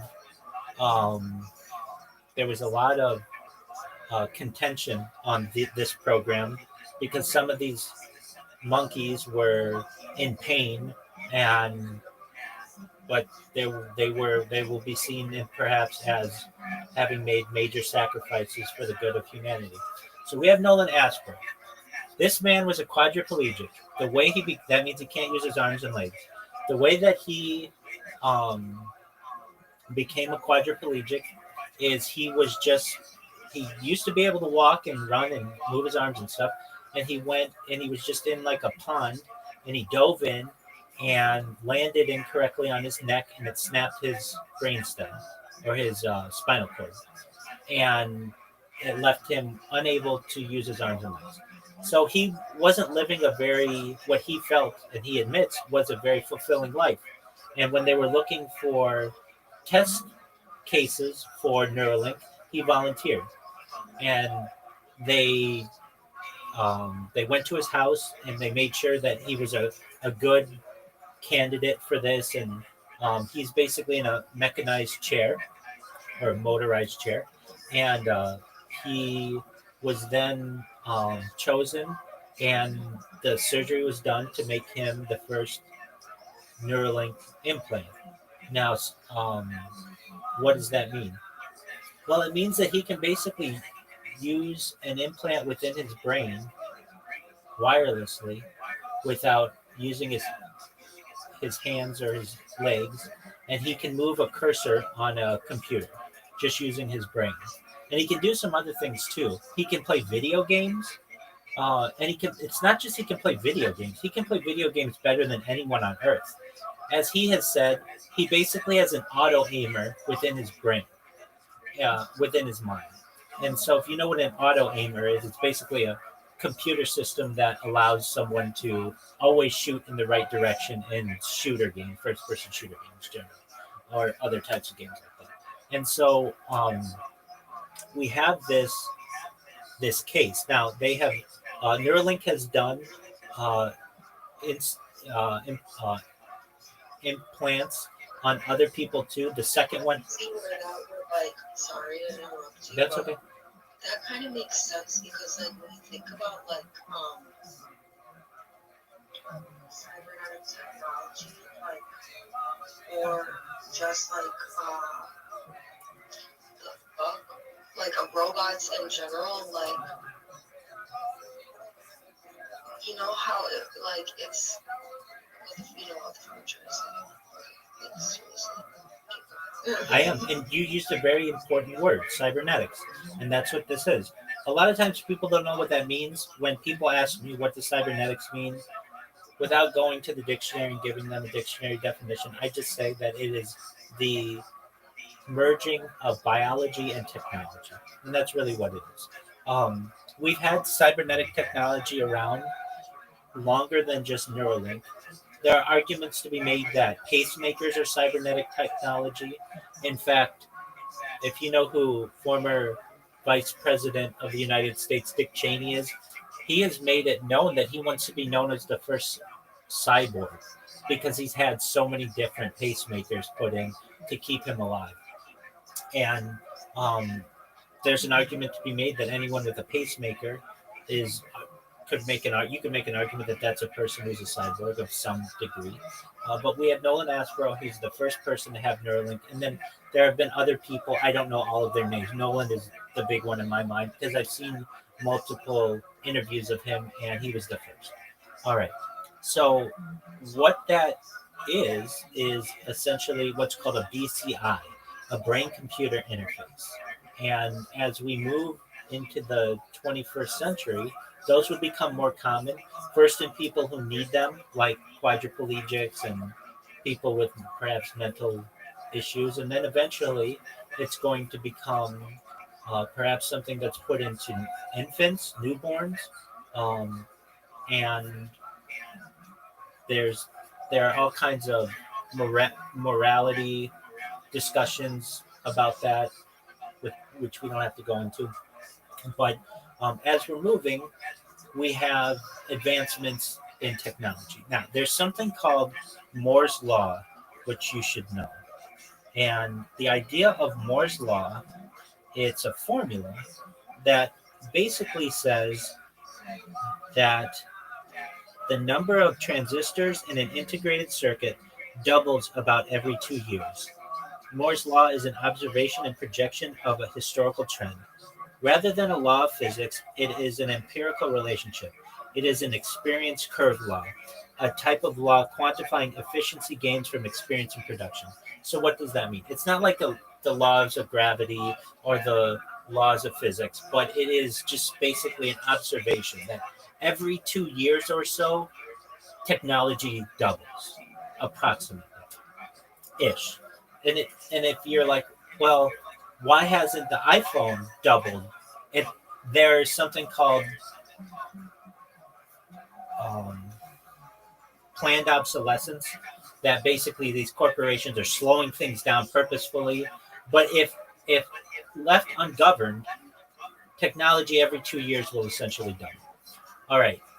So what does that mean for us as we move into the 21st century? Well, we have a big date that occurs November 30th, 2022. That is the launch of ChatGPT, which is the first LLM, large language model, available to the public that makes an impact on society. And I can tell you this, Audie, because I was on camera this whole time. I remember it was actually available, I think, in a closed capacity in early November, and I used it in early November, and I was like, this isn't that good. This isn't anything great. It wasn't anything life-changing or anything. I remember using it and just being like, but it was still having its kinks worked out. And then it was really around the end of 2022, 2023, I began using it like multiple times a day, like I do now. And I remember telling people about it. I hosted a Twitter Spaces back then with this woman from San Diego. She and I would host this overnight show for this cryptocurrency. Long story short, I would tell people, do you know about ChatGPT? And they'd be like, no, I've never heard of it. And I would be like, you have to look at it. I mean, I was like its biggest salesperson. And I would just be like, any question that you have, you can go to this thing. And people would make fun of me for using it. They'd be like, you think that this thing's going to take over society. Or not take over society, but revolutionize society. And I'm like, you're absolutely right. It is. I mean, we would use it to create poetry. I would be like, give me 5 topics of just random topics. And people would be like, all right, cotton candy, lobsters, dog leashes, cars, and clouds. And it would make the most beautiful poem that we had ever heard. And they'd be like, wow, that's pretty powerful. And we were just using it to look up facts and things like that. And people would come to me because they didn't at that time have a ChatGPT account. All you had to do was register, wasn't it? But it didn't have an open way to use it without an account. They would come to me and ask me questions, and I'd be like, all right, let's look up the answers. All right, so we have ChatGPT, which is really the first usable AI for the general public, November of 2022. And since then, we've had the different iterations of ChatGPT. So it started with ChatGPT 1. Well, there's really like 0, 1, 1.5, 2, 2.5, 3, 3.5, and we're on 4 now, and we'll be moving towards 4.5 and 5 soon. All right, so what does that do? It's just getting better and better because that's LLM, that's large language models, but what we're starting to have it develop is image creation with something like one of the models that does this is Midjourney, but there's also Dolly that does it. There are quite a few different ones that do it. And then they're now starting to do videos. And if you've seen the development since like 2023 of how it does videos, it's becoming very accurate. And this is what has become known as, a lot of people talk about, the dead internet theory, where most of the content that people are actually seeing on the internet isn't organic. A lot of it is either AI or bot created and whatever it may be. All right, so that's kind of where we're up to today. Now, where we're moving into the future, and we'll name all the different types of computers and all those things. Well, we should talk about quantum computing.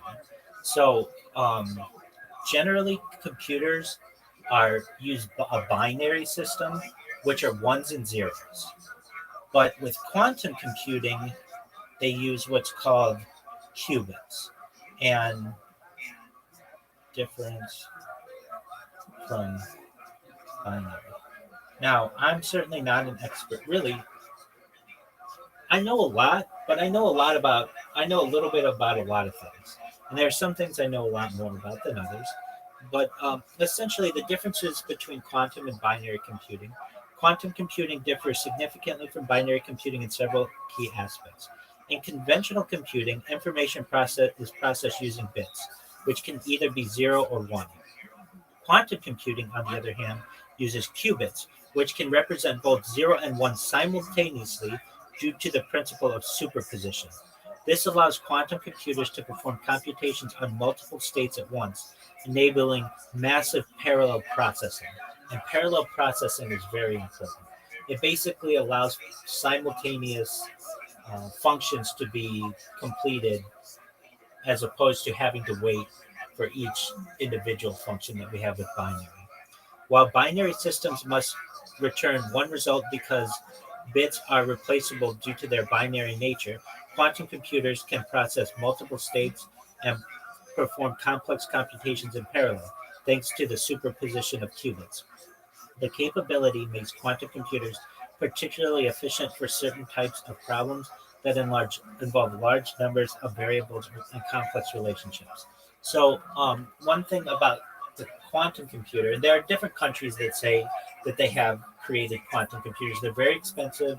There are also companies that have said they've done it. So Amazon, Google, the United States government are just some who have openly said that they have working Microsoft working quantum computers. But what is it's like a race to be able to have the fastest computer for lots of reasons, but one of them has to do with cryptocurrency. And the reason why is because, and I don't want to get into all kinds of cryptocurrency, but basically cryptocurrencies have passwords that are generally seen as unbreakable passwords using binary computers because it just takes too long to make all these guesses at different passwords. However, with a quantum computer, it can be done nearly instantaneously. So basically, if you were able to get your hands on a quantum computer, you'd be able to hack all of the cryptocurrency that's in the world. So there's a huge push to be able to have faster computers than everybody else. In fact, I was just seeing this yesterday. Do you know what a CAPTCHA is? It's like that thing that you have to do sometimes on Google or other things to prove that you're not a robot. Yeah. Okay. So I deal with CAPTCHAs all the time. And I mean, I might do 100 or so a day because of the bots that I use. And just a little backstory on CAPTCHAs. At least when ChatGPT was launched, ChatGPT got very smart very quickly. And what it would do, I don't know if you heard about this story, but basically somebody programmed it to do account creation. And what it would do is it would let's just say create a Gmail account. Well, it would get to that point where it gets stuck with the CAPTCHA. And this is a couple of years ago when it wasn't as advanced as it is now. And so what it did is it actually hired a contractor on TaskRabbit and fooled the contractor by telling them that they were blind, that the computer was blind. Basically said that it was a person. Oh my fucking God. Yeah, exactly. It's freaky. And so the person did the CAPTCHA for them, and they were able to make all these accounts. And it's very smart. Now it's getting to the point that it can do CAPTCHAs better than humans can do.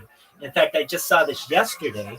OpenAI, the company that owns ChatGPT, had to shut down their API, which is basically their internal software, because somebody had used their API to complete 500,000 CAPTCHAs and basically be able to hack into all of these different services. And this just happened yesterday. And the reason why I'm doing all these captures is because you need to do them to prove that you're a human. And the reason why I know, I really mean this, I really do. There are people, I've even hired them in other countries to be contractors to do captures. Basically, they get paid like 1 cent to just do captures all day long. It's a terribly boring job.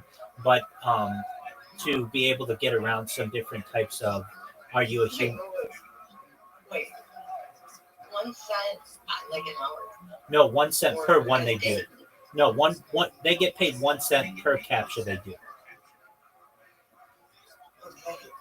Yeah, so just a quick detour. I've worked in technology, and one of the I launched an app very successfully on the App Store and Google Play, and we had a side project for the angel investor. Welcome. How are you?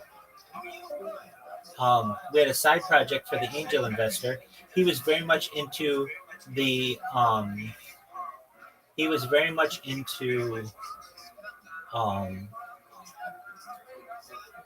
the automotive industry. And so what this man could do, he was very talented at being able to identify what a car was just by sight, just by seeing a part of a car, almost better than like computers. I mean, better than computers. And so what he would do, and the way that he made a lot of money is at auto auctions. So he would be able to identify cars faster than most people, and the wear and tear on them, and he would be able to know good prices to bid on cars. Well, what we did was we built software that would essentially auto bid on cars by using his basically a database that he had created in his mind. And we did this with the largest auto auction in the world. It's known as Copart. Well, in order to get in the Copart software, you had to complete CAPTCHAs. And it just took us too long to do the CAPTCHAs manually. So we found people in other countries who would do them for 1 cent each. And this guy had lots of money, so paying 1 cent per capture was no big deal to him. So basically, we could get around it and automate the software. Anyway, aside from those people who do captchas manually for a job, I think I do more captchas than any other person who doesn't get paid to do. Because right now I have one to do. I'm going to do it right now. This one's an easy one to do. There are 3 main companies that do captchas. One is known as CAPTCHA, the other is known as reCAPTCHA, and the third one's known as ARCOS. And Google uses CAPTCHA. And if you don't know, CAPTCHA, it's not a nice, it should be a nice acronym, but it's not. It's a computer, CAPTCHA stands for completely automated public Turing test to tell computers and humans apart. So it's not like perfectly CAPTCHA, but that's what they call it. And so basically these things are the things that are preventing bots from taking over, basically, or were for a long time. But bots are getting so good now that they're able to do CAPTCHAs automatically. And a big development in this happened recently with, just a couple of days ago, where ChatGPT basically was able to solve these things very quickly. All right. With all that being said, now we move, and with a little bit of understanding of what quantum computing is, where does that take us for the future? Well, there's another thing of which you should be aware, which is known as a neural network. So the way that I would describe a neural network is basically being able to communicate with people, basically telepathically, or also get information telepathically without any kind of wires, but have the information stored in your head. Basically what those brain-computer interfaces are doing, but without having the thing in you. You will have to fight me on my, God forbid, deathbed before you're going to be able to put an implant in my brain. But I'll take neural network, meaning I'll be able to download, if you're not going to affect me as a human, And I think a lot of people feel the same way. Like they don't want something implanted in their brain, but they would be fine with that information just being wirelessly uploaded if they could get that. And one of the reasons why I don't want something in my brain is because I see how computers work and how updates work and how batteries die and all the other things that could cause issues. And I don't want that type of technology in me. And I perhaps once every single other person on earth has had one and it all works flawlessly, then I might consider it, but not until then. And that's not for many, many years. So we have neural. I think the impression that I got with how forward you are with transhumanism. But go on. Yeah, no, you're right. Because I think there's a way around the brain-computer interface. If brain-computer interfaces were the only way to get that information, then I would be okay. I guess I would have to embrace it. But there's something known as a neural network, which allows me to get all that information without having to do that. So I'm still a major transhumanist. It's just, I think, it's like an outside-the-box way of thinking. So a neural network is a machine learning model inspired by the structure and functions of biological neural networks, which are found in the human brain. These networks consist of interconnected nodes or neurons that process data and learn patterns to enable tasks such as pattern recognition and decision making. Neural networks are organized into two layers, including the input layer, one or more hidden layers, and an output layer. Each neuron in the layer receives inputs, which are multiplied by weights associated with the connections and then processed through an activation function to produce an output. The output of each neuron is passed to the next layer, and this process continues until the final output layer produces the network's prediction. Training a neural network involves adjusting the weights and biases of the connections between neurons to minimize the loss or error in the network's predictions. Now, they have a wide range of applications, including medical diagnoses, but really what I'm looking at, wireless brain communication.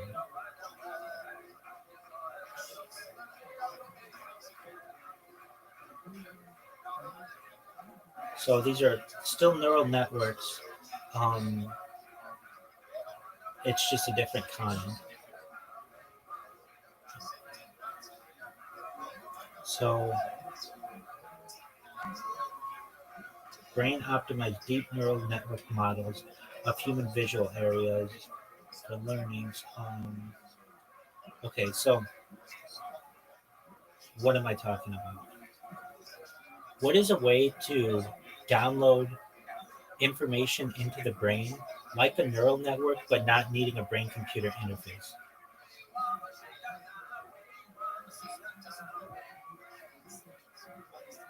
It's really mind uploading, but brain data download method. No, that's not what I want. I want to be able to upload. Way to upload information, I guess. So it's the opposite of mind up. Well, mind uploading or whole brain emulation is a speculative process that involves scanning and mapping the brain's neural structure to create a digital simulation of the brain's information processing.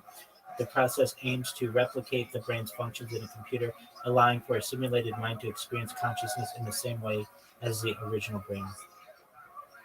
One method of mind uploading involves a process called loosely coupled offloading, LCOL, which focuses on data acquisition rather than data maintenance on the brain. This approach may utilize self-reports, life logs, and video recordings that can be analyzed by artificial intelligence to characterize and copy the mental contents of a brain.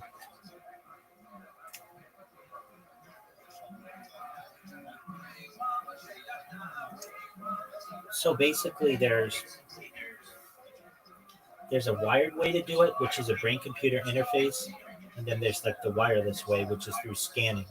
And I'm much more of an advocate of the wireless way because I just know so much can go wrong with the brain-computer interface. You can get it wet and it can cause issues. It can, you could get hit in the wrong spot and it could cause major issues too. It can get infected. All kinds of things happen when you're actually putting an artificial object into your body that your body can reject it. There's a lot of things that can go wrong with it. When I think that brain uploading and brain downloading, basically scanning this information, is a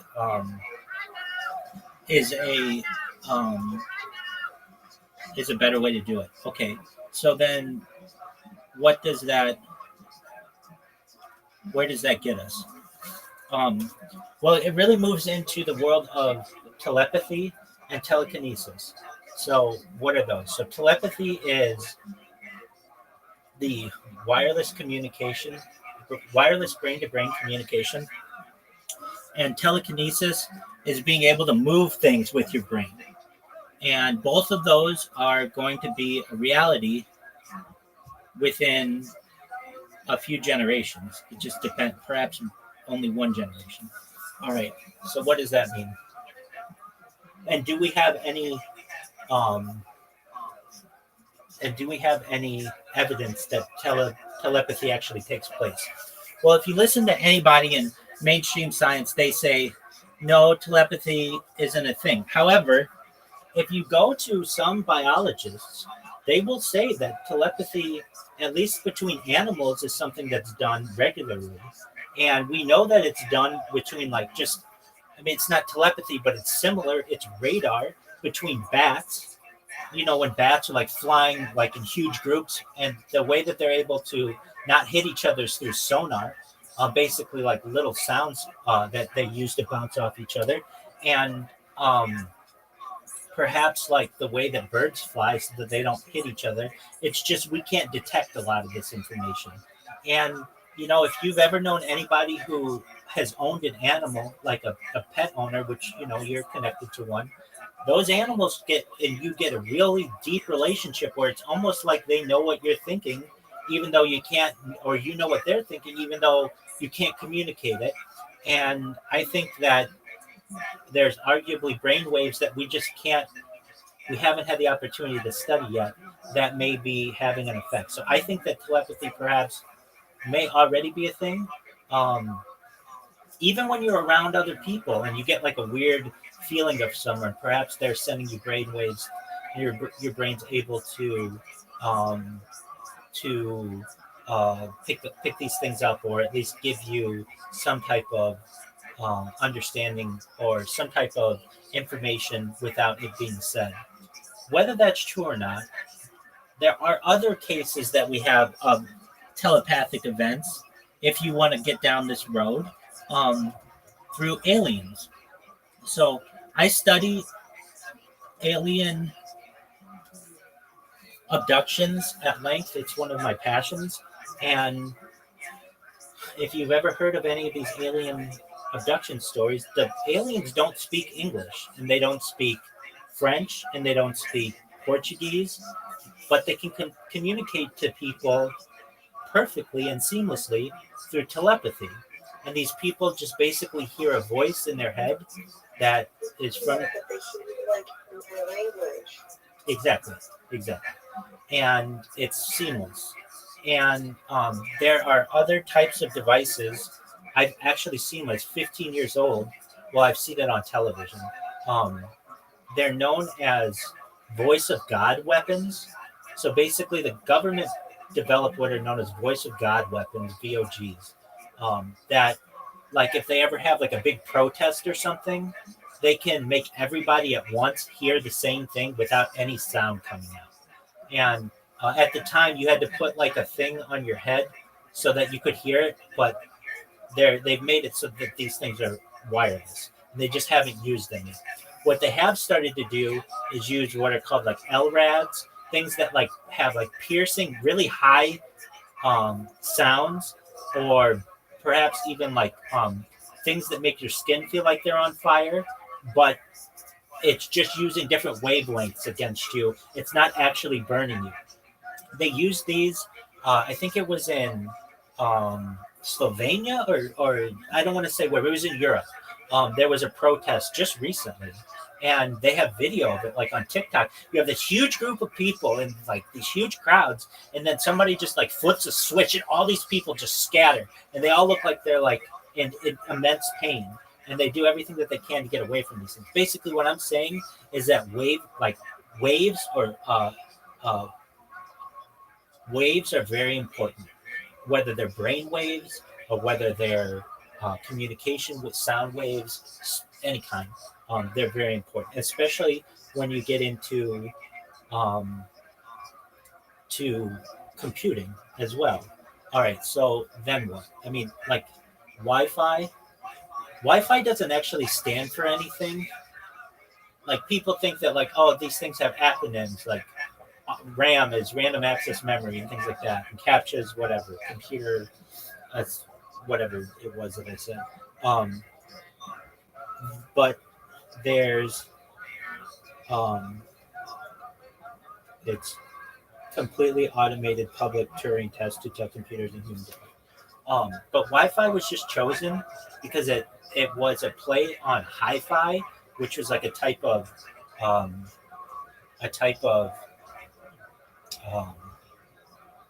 audio, and there's like lo-fi and hi-fi, and it was just a play on that to make it easily marketable. But even like Wi-Fi, you may not know it, but Wi-Fi has a huge impact on you. But also, everything that you're doing in your house or wherever you are is being recorded by your Wi-Fi router.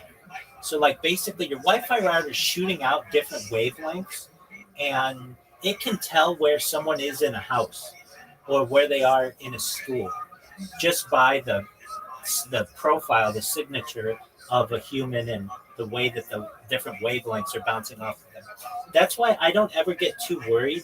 I mean, like sometimes like a computer will go down or something like that. I don't ever get too worried about it because I know the Wi-Fi router, eventually in the future, people will be able to get all of that information and all the transmissions that are coming from it. Basically, it's like a way that we're all being recorded, and we just don't necessarily know it because of the way the waves are. But moving into human brain wave functions, I am an advocate for mind uploading, and not necessarily. I don't want the brain computer interface, so I kind of want to skip that step. But brain uploading and brain downloading, or mind uploading and mind downloading, those are much more important to me. All right, so we have quantum computing, which is really the future of computing. Now, do I think we'll ever have quantum computers at a home level? I think it would be closed-minded of me to say no. I don't think we'll ever have quantum computers. Eventually, I think we will. And we should talk about the smart home as well. So there's this movement, which I'm sure you're aware, of people to fully automate their homes. But eventually, in the future, as it's been predicted, you will have like one computer that runs your home. And what will that do? It will ensure that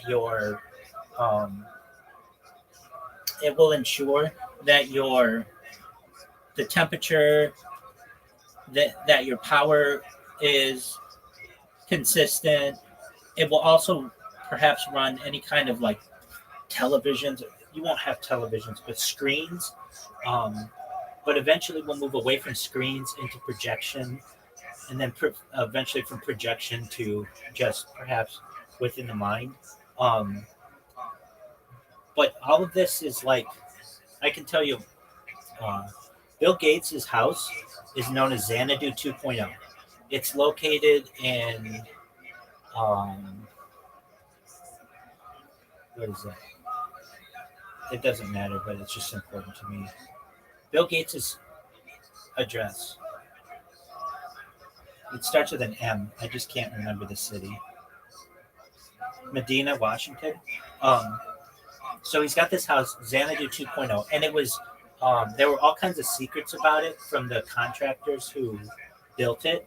One of the things that they had that was just like groundbreaking when he built this house was when you were there, you could wear a pin, a PIN, and when you would go from room to room, the different temperature would adjust based on you wearing this pin, so that it was always a consistent temperature.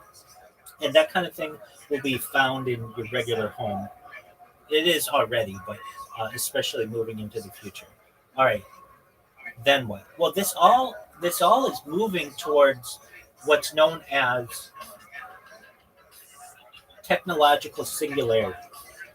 And what happens at technological singularity, your guess is as good as mine. But it's basically when all of the technology on Earth is all connected and runs efficiently. There's an argument to be made that's technological singularity. Now, there are people who say, is that God? No, that's not God. Is that aliens? No, that's not aliens. It's just a point in society where we have essentially a single connectivity to everything on Earth. Now, moving into this even further, we have Skynet. Did you ever see the Terminator movies? Yeah. Okay, so it's been a long time since I've seen them, and but nevertheless, one of the things that runs the T2 or whatever that robot is Skynet.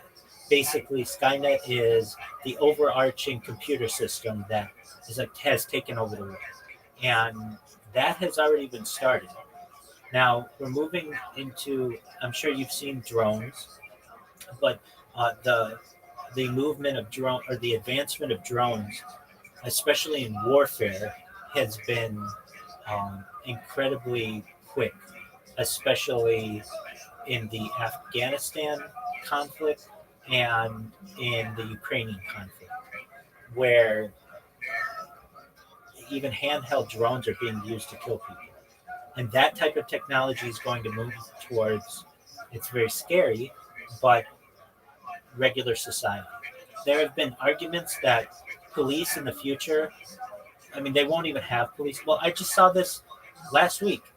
The city of Denver has launched its first dog.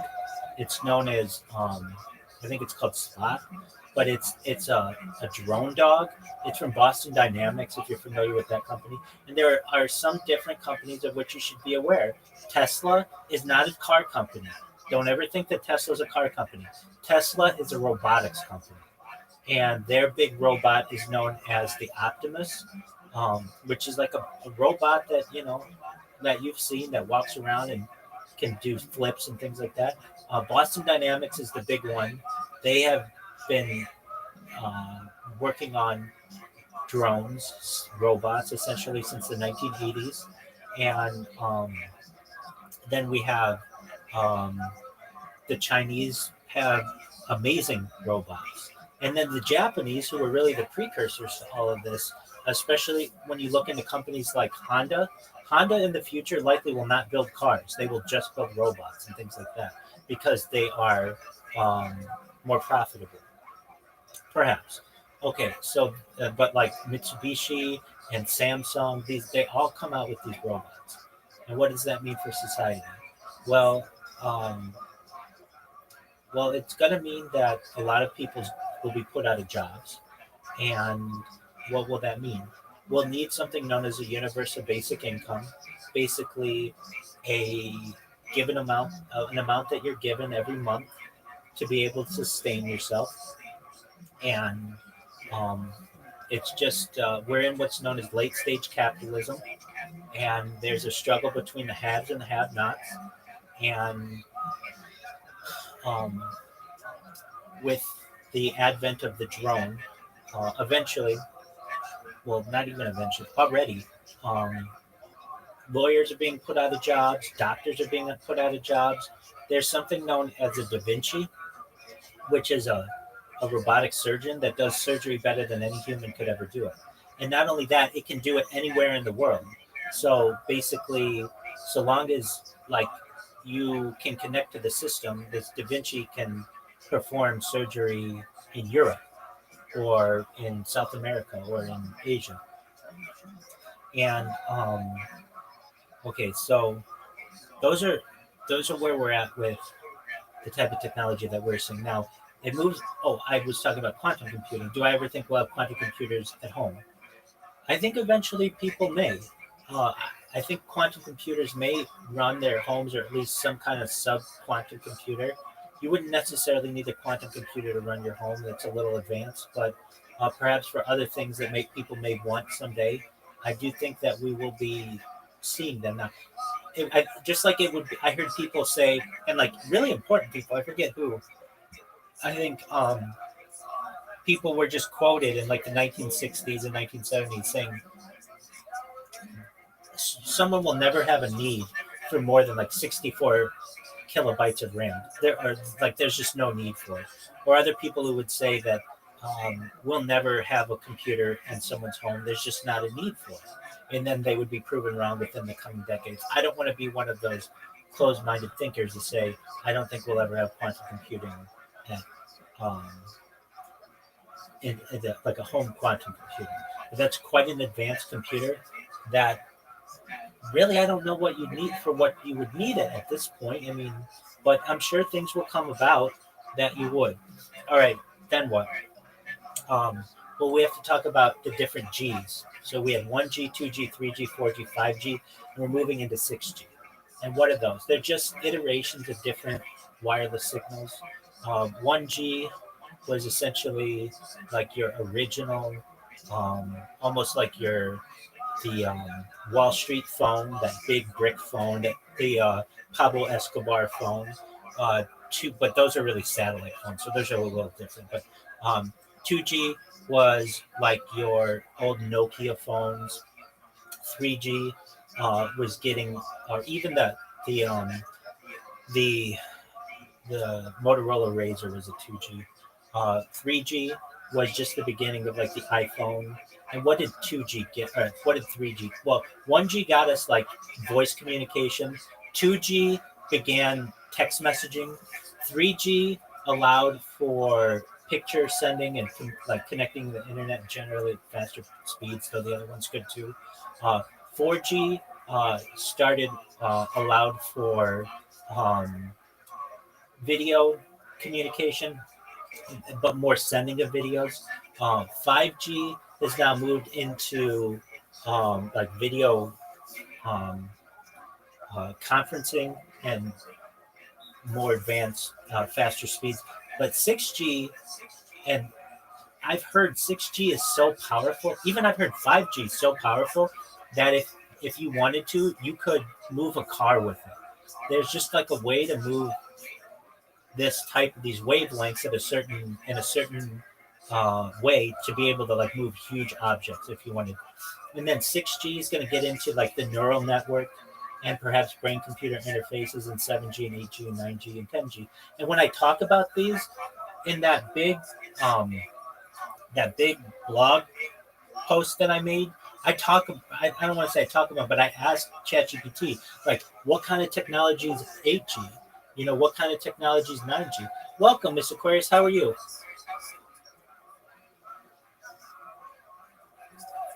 Hello, hello.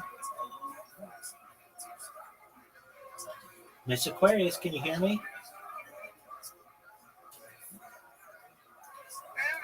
Didn't know I hit on mute. Hello. Hello. Hi. Hey, how's your hair doing? That's good. And I'm paying her to put my bunny on. All right. Are you ready to do some bowling? Yeah, I'm ready. Excellent. You ready, Audie?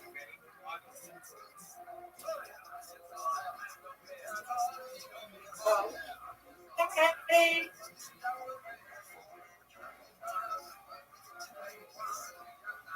Audie, Miss Aquarius said hello to you.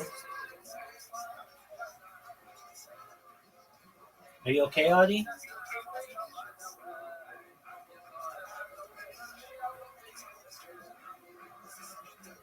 Audie, are you there?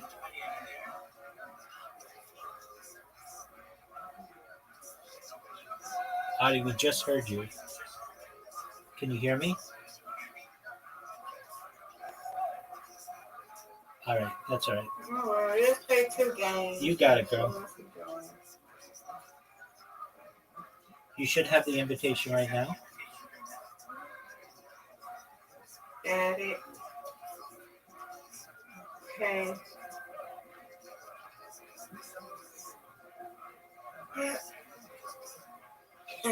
You beat me the two games yesterday.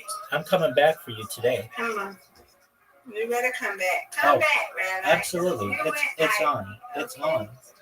Okay, let's go. Now you better strike. I don't know if I can do that. Strike, Rabbi. Strike. Whoa. That's okay. I'll get the spare. I have confidence. There we go. Oh, whoa. I mean, it was right on. I would have sent it again just like that.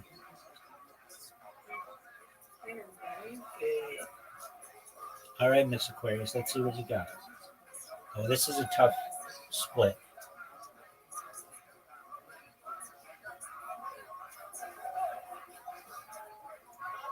Get it.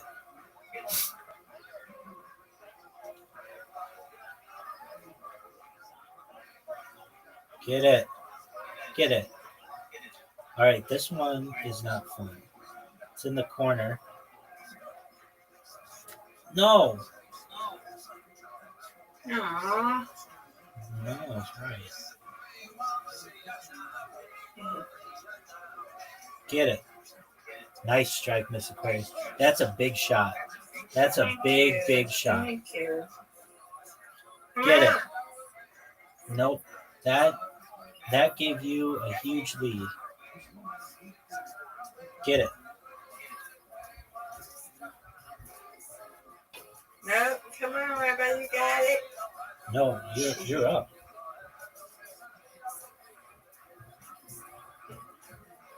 Oh, it's okay.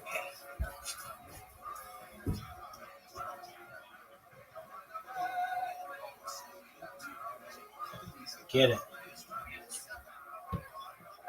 You got it, Rabbi. Come on now. You gotta strike it. Get it. All but two. Almost. You got it. You got it. Yeah. See, you're leading. You're coming up with me. Let's go. Get it. Come on. How did I get that? How did I not get that?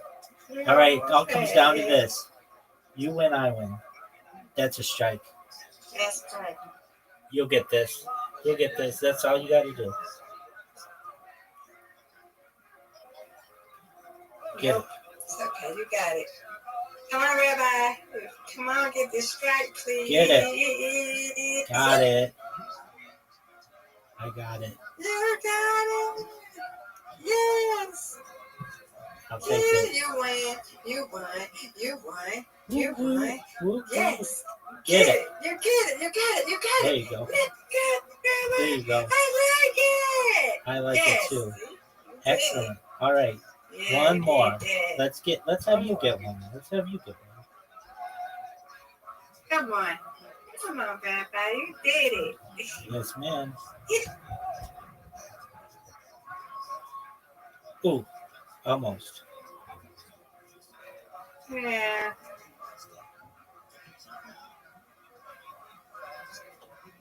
Oh, good one. Get it. Come on, Rabbi. Get it.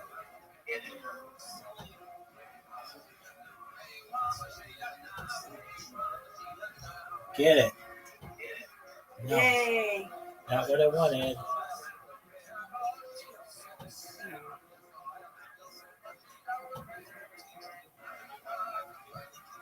Get it. Oh, knock it down. Did you? You're like Knock that one down. the bottom of that pin is halfway into the gutter. That was. Right. I don't know. I don't. There you go. You got it. I don't know if I agree with the physics of this game on that one. Get it. They didn't stop that. They should have gone with it knocked down. Get it. Come on, Rabbi. Ooh. Uh-oh, we're tied up.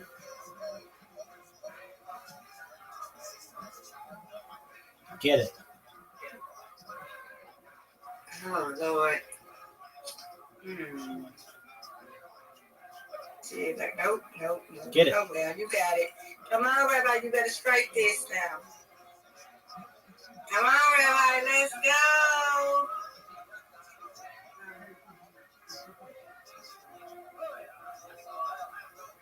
Get it. Not what I wanted, Miss Aquarius. You're up 4. Oh, that's good. Nice strike. That's the nail in the coffin. Thank you. Get it. You put the nail in the coffin, Miss Aquarius.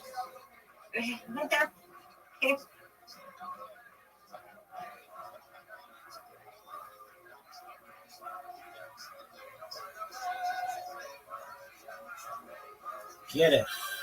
Come on. They don't want us to strike like that. Come on. Get it. No boy. It's okay. You got this. Come on, Rabbi.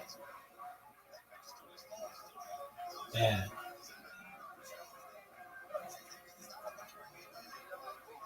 You got them 3. Get it. No, I don't. Good win. You win, I Yeah, win. well, I won though. Yes, I did as well. Hey, Beautiful. that's why he wins. Let's go. Good job. All right, Miss Aquarius. That's all she wrote. Time for you to get your beauty rest. Okay, Take care. Sweet dreams. okay. All right, you too. Sweet dreams. Take care.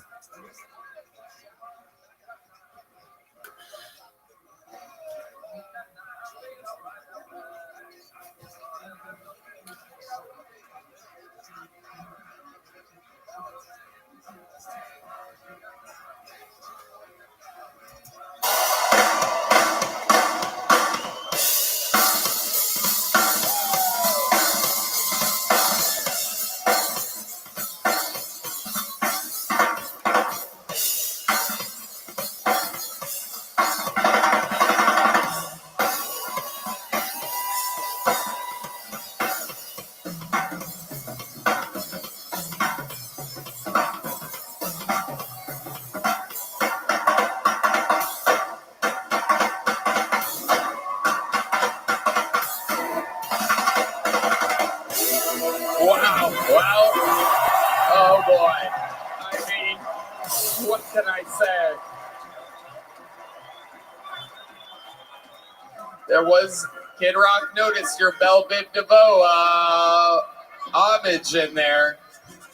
How many of you have Chris Dunn winning the Mexican drum off? How many of you have Michael Gonzalez winning? Well. I wish there was an even smaller joke book I could give you, Chris. This is a stunning performance. Congratulations. It could have gone any way, but it went terrible for you, Chris. That's the heart, that's the nature of the beast, the thumping heart of Kill Tony, and you are a prime example of fuck. There he goes, Chris Dunn, everybody. And done. And you hear that music, you know that the Mexican has retained victory yet again. This podcast is sponsored by Blue Chew. Guys, have better sex with Blue Chew. Blue Chew is the original brand offering chewable tablets for better sex. And starting now, Blue Chew is offering a combo so strong it'll knock your socks off and your neighbor's socks off. You'll have to move towns with the amount of noise you'll be making. Blue Chew Max has arrived, and it combines the active ingredients of Viagra and Cialis into one chewable. The combo acts fast, and let me tell you guys, be ready when she needs it and get your first month of Blue Chew free.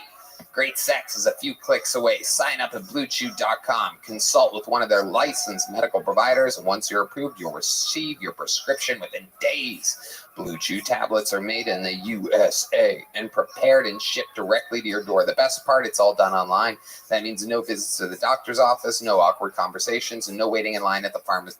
I'd love to hear more from the Kill Tony resident sexpert, Red Band. Oh, hey, what's up, Tony? I love Blue Chew. They're giving the best ED treatment out there. Blue Chew won't stop until every man is bricked up like a brick house. That is the mission. They say there's nothing sexier than confidence, and Blue Chew can help you with your confidence where it counts. In your pants. Ooh. Make life easier by getting harder and discover your options at BlueChew.com. And we've got a special deal for our listeners. Try your first month of Blue Chew free when you use promo code Tony. Just pay $5 shipping. That's promo code Tony. Visit BlueChew.com for more details and important safety information. And we thank Blue Chew for sponsoring the podcast. Oh my God, wait a second. Wait a second. That's feminist Stacy. Oh my God. Wait a second. We know this lady from the first few hundred episodes of the show.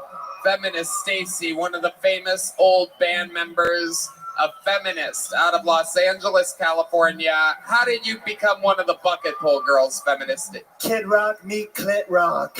Oh, God. Oh, no. And yes, it's at least 5 inches. Oh, my God. I cannot even imagine what that pussy looks like. Your beard is unkempt, Feminist Stacy. I'm not taking my estrogen pill at the moment. Oh, Jesus. You are extra angry tonight. Look at you. You savage beast. It's amazing. All the booze that we've gotten tonight, the place is completely quiet for a feminist in fucking Nashville. Feminist Stacy, what are you up to? Oh, well, I've been in Austin trying to support women's rights to choose so more Kill Tony regulars aren't born. Oh my God. Why do you make these faces? Oh no, don't do that, Feminist Stacy. Oh no, oh God. Oh, disgusting. Mark Norman, I'm going to queef on you next. No, don't do it, Stacy. I'll do it. No, don't do it. Anyone else hard? Feminist Stacy looks a lot like Jeremiah Watkins, the former band leader of the show out of Los Angeles, California. Many global tours under his belt. Now doing, of course, all of his own shows, working with Dr. Phil, working with the goddamn Comedy Jam, working with fucking... Stand up on the Stand spot. Really, he's part of every fucking comedy show in the world. And it's good to see your face. Bucket Pull number 5 will indeed be next. How about one more time for Feminist Stacy? With a little... I love you, Nashville! Yikes. A little blast from the past of Kill Tony. All right, your next Bucket Pull, make some noise. Oh, Jesus Christ. Can't we all do this at once? All right, here they are. We're keeping it moving. Thank you, ladies. How about one more time for Heidi and Val? God damn. I mean, Heidi's ass is unbelievably ridiculous. Usually I can keep it professional and not audibly say that, but how about one more time for Heidi's ass, everyone? You can tell America is back by the sweet cakes of Heidi's ass. All right, your next Bucket Pull goes by the name of Mitch Krallinger, everyone. 60 seconds uninterrupted for Mitch Krallinger.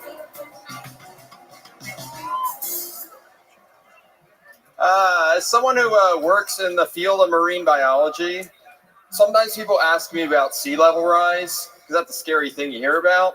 I have to say, I'm not really all that worried about our ocean levels like rising up. Because for me, I just see that as job growth, you know? Like, I'm just getting more to explore. My career is growing at an alarming rate of a quarter inch a year, which, to put that into perspective, that's the same rate that my hair is falling out.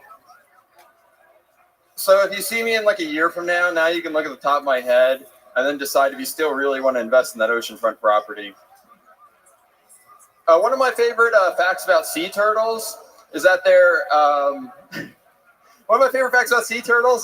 sex is determined by the temperature of their nest. So if the sand is really warm, then they develop as females, and if the sand is cold, they develop as males. Because even in the world of sea turtles, males and females cannot agree on what Did I go over time? No. Even in the world of sea turtles, males and females cannot agree on what temperature the thermostat should be set to. All right. Jesus fucking Christ. Dork! A very oceanic set. What's your question exactly? I'm curious to know. What's that? You didn't go over your time. You just talked about dorky ocean shit Oh, for yeah, 60 that's what I like seconds. to talk about. That's why I was worried. I got the... Are you a comic or a substitute teacher? Exactly. That was fucking odd. How long you been doing stand-up? About a year and a half. A year and a half. Is all of your material that you've written ocean stuff? What the fuck Like was that? 60% of it. Why? Because it's what I do. I like passionate about the sea, you know? What exactly about the sea are you passionate about? I don't know. It's what I do for a living. What do you do for a living? So I'm an aquarist. So I'm in a department called aquatic sustainability. Oh boy. Yeah. This is the only time. I'm not a Greta Thunberg. It's not what I. Don't worry. I'm. Ocean life is the only time you're around something wet.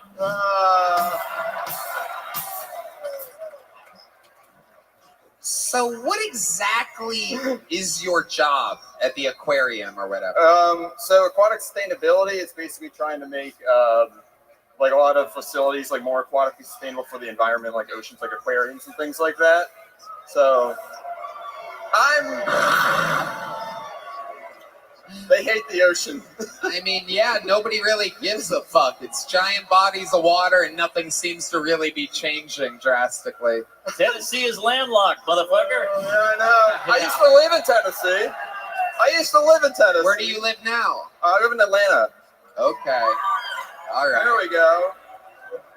Okay, what's a redeeming, exciting quality about you? Is there anything that fucking isn't aquarium related? Because much like an aquarium, you are tanking right now. I know. Like any fun facts, I can wiggle my ears individually. Whoa, that's actually crazy. I've never heard of such a thing. Look right out there at that red light on that camera and do one ear at a time. Let's see what we got here.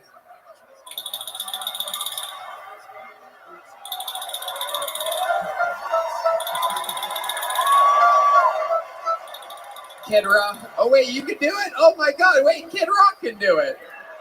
Holy shit. Kid Rock has 145 more talents than you. That's incredible. Kid Rock, international fucking superstar for 3+ decades, is like, I got that too. My ear wiggling, I'm going to take for the 5th consecutive year White Boy of the Year once again. Hell yeah.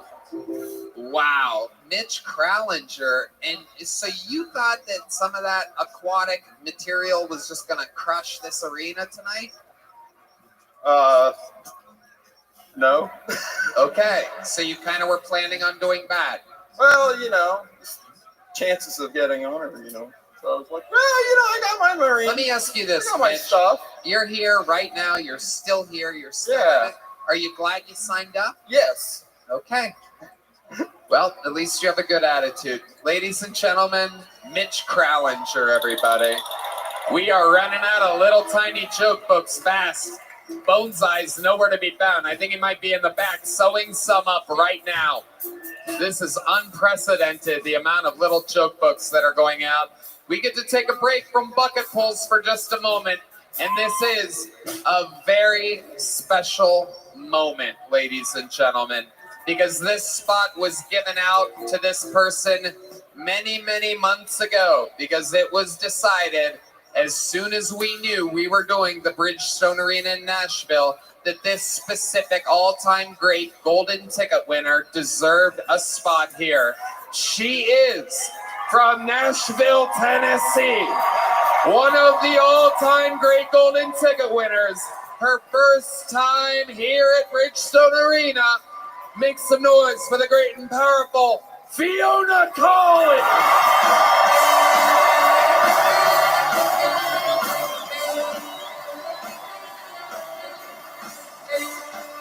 Wait a second, she looks better than ever. That's Heidi. Oh.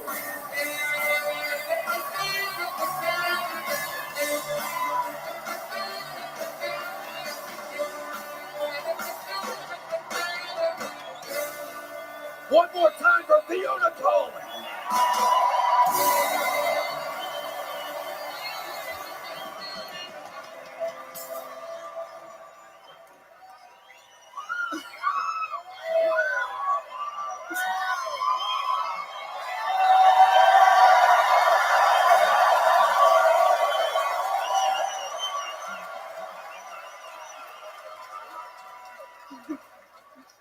Hell yeah.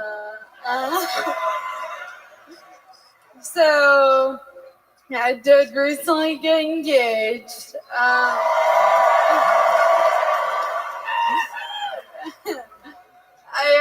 I really used the hell out of my Make-A-Wish. I'm marrying John Cena. Oh my God! No, my fiance, he is like a good bit older than me. And the only okay, the only real difference I've noticed there is when I give him roadhead. I guess all head I give is kind of roadhead.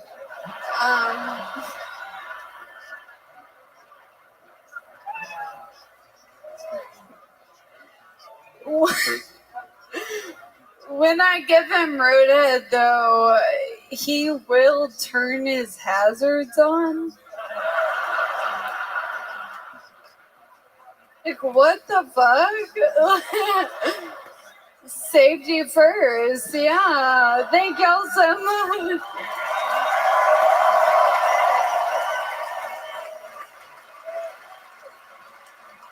Fiona Colley. Let's check in with Mark Norman first. Well, I gotta say, you suck dick, you're in a wheelchair, you're like Stephen Hawk Tua.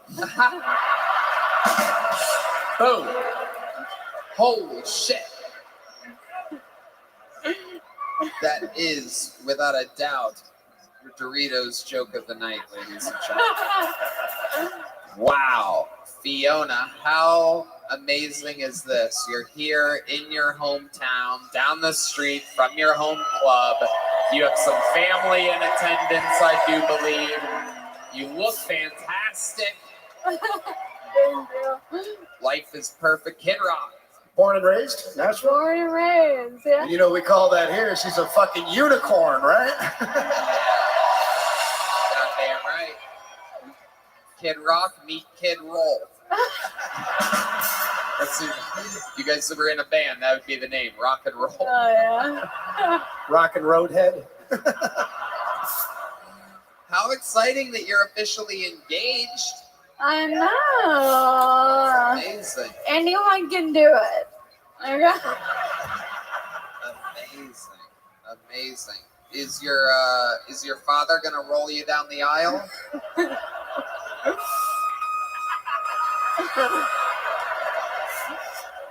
No, I think I'm just gonna like army crawl or something.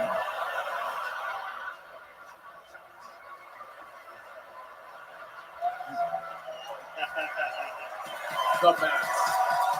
This is one of those moments that can only happen on this fucking show. Just magical dialogue. And he's older, right? So you'll both be in a motorized scooter soon. Yeah, I'm excited to teach him how to use it. Yeah. You know. Hell yeah. I love it.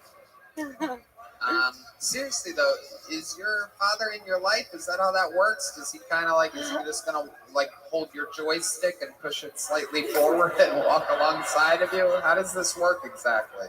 No, my mom will walk me down the aisle. Okay.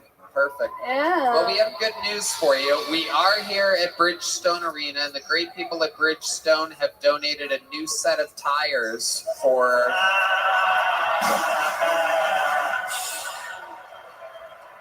It is incredible. So you can go through any type of weather, ice. If the snow tries to stop you, you will plow right through it. It is incredible. And, is your dad not around? He's somewhere. Oh, jeez. He really missed out on some parking. It's a really good point. Yeah. When did your dad, was he ever part of your life? He was, yeah. And then when you got sick with this debilitating disease, he hit the road? Yeah, kind of. Really? Oh, geez, I was kidding. Oh, my God. Every once in a while, I ask a question, you just find out the sad truth altogether.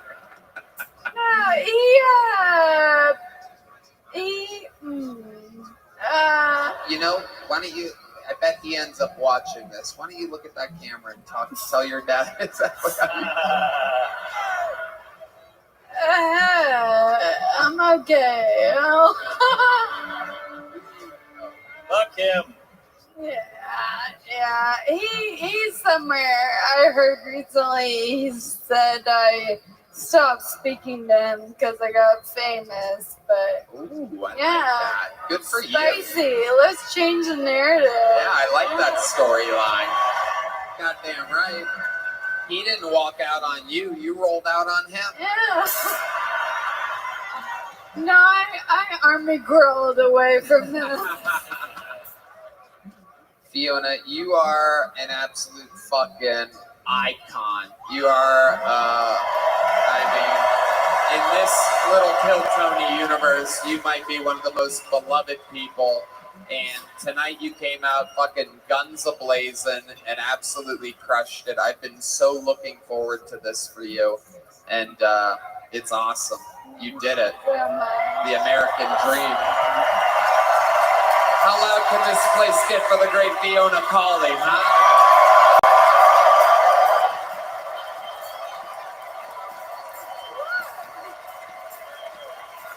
We can stand. Hot Wheels.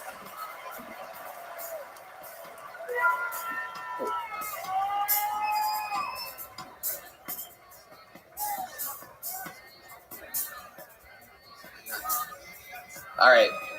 I mean, that standing ovation was a little offensive.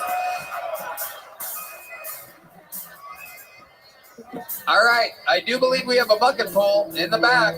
Ladies and gentlemen, this is a one-word name. Make some noise for Maniac, ladies and gentlemen. Maniac. It's a one-word name. This should be interesting. All right. Actually, this is Matt Atkins. They weren't able to find Maniac, I guess, and they handed me the piece of paper, so this is Matt Atkins. One more time for Matt Atkins.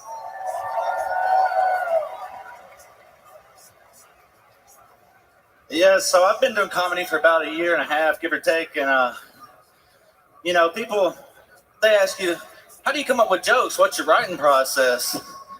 Sorry, I'm out of breath, and I tell them, well, it's pretty simple, man. It's a lot like my ex. After a few drinks, they really start hitting me, I'm built kind of like Bugs Bunny, but, I eat more than carrots. I eat ass, too. Yeah, you eat ass. Hell yeah. I also kind of look like Jesus if he sold fentanyl, Yeah. I don't get it. Like, he's kind of gaslighting us, talking about, oh, I came back from the dead in 3 days. Fuck, whatever, dude. We do that nowadays, no problem. We got Narcan, dude. It's the big fucking deal.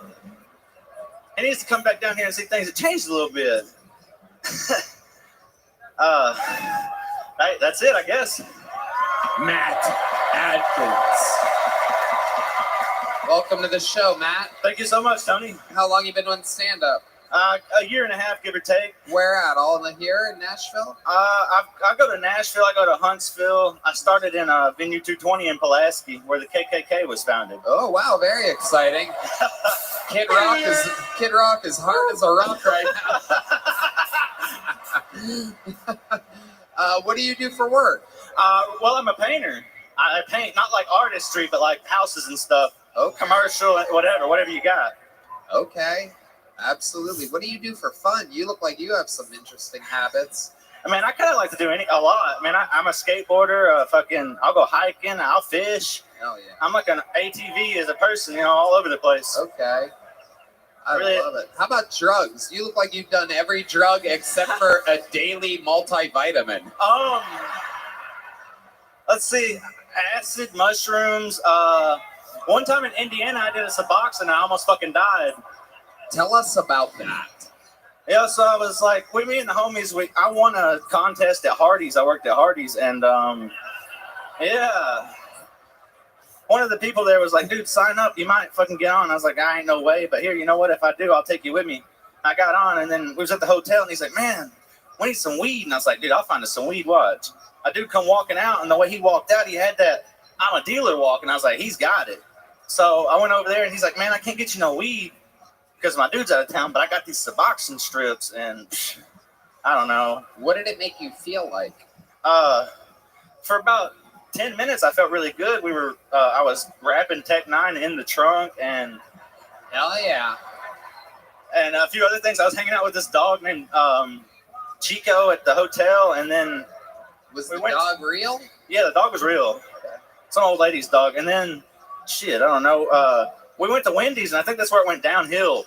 I got a Frosty, and that made me throw up. And That's actually happened to Red Band. He just overdosed on the Wendy's one time. Oh, shit. Had a little blood sugar attack, didn't you, big boy? Come on. I love it. Tell us the craziest thing about your life, other than your near overdose, that you find interesting. I got my hair ripped out by a drill, which was, I thought it was my shirt, too. I didn't even know. And my headphones. But shit, I don't know. I got struck by lightning, kind of, I guess. Oh! You got struck by lightning? Yeah, well, it hit the house, and I was hanging on to back when refrigerators and freezers were separate. I was hanging on in my Spider-Man costume, and that's when I found out, don't fuck with Electro, you know? I swear to God, I was in a Spider-Man costume, and it hit the house. I was like, "Bah!" And I swear to God, I flew from here to probably that stair set right there, dude, up against the wall. I never felt nothing like that.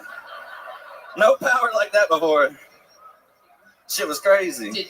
Did it change you? Did you notice a difference? Did it give you any special powers or anything?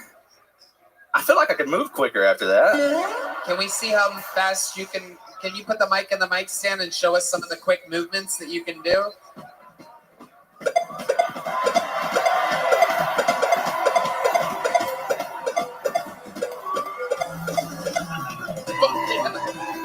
Look out, LeBron. Wow. Dude, you got to start a cult. Oh, dude, I've been told that I could be a cult leader, actually. I'm not even playing. Oh, yeah, I can see That's the it. third person now. Within a week that's told me that. Just thinking about the thought of like. Can I get a fist bump from? Oh, yeah, hell yeah. Yeah, bro. You're like Charles Manson, but without all the ladies, right? yeah, and he killed.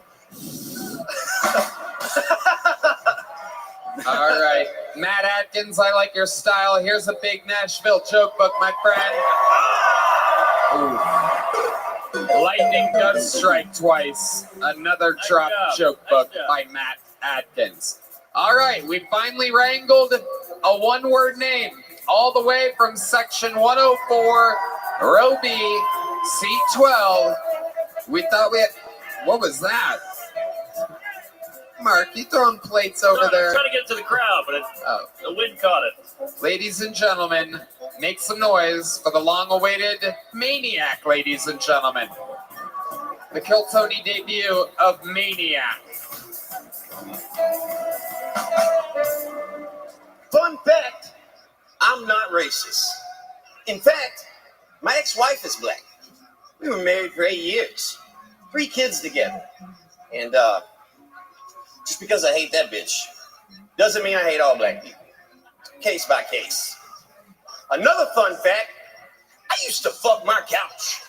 Oh yeah. When I was a kid, I'd fuck the shit out of that couch. The problem is, I trained on this couch. And the cushions go straight up and down, just like this. And that's how I trained. I'd lay on top and punch straight down. So when I got my first piece of pussy, my angles were off. Pussy's more of an upshot, right? So I had this poor girl laying on the bed, and I'm just laying on top of her, and I'm just stabbing straight down and just fucking the shit out of the crease between her thighs. And I'm just giving it to her for like 30 seconds, and then she stops me. And she says, "Hey, guy, it's not even in." And I had already finished. So, roof, going. Wow, Maniac. Holy shit, look at the energy on this guy. Incredible. Mark Norman, what do you think? Was the couch still at the Raymore and Flanagan when you fucked it, or was it? Every time, baby, every time. Wow, was it a black couch? Yes, absolutely. Leather. You know the one. Oh, leather. You know the one. All right. Couch too. Maniac, Welcome. you are energized. Are you How on are you? Adderall or something? No, sir. No, sir. Just manic. This is just natural. Yeah. You're manic. Yeah. What's Do you have good? high highs? How'd you find out about mythology? Who was talking about me?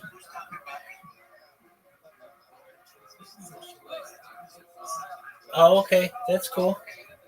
What do they want? Yeah, dog. I never could. No, I'm busy doing other things. I don't have time to talk with them right now. They said that you were sleeping. Okay, well, I'm not, obviously. And even if I was, so what? You're allowed to sleep in there. No, they just said that you were sleeping. No, wide awake, just watching Kill Tony. What's good in your neck of the woods? I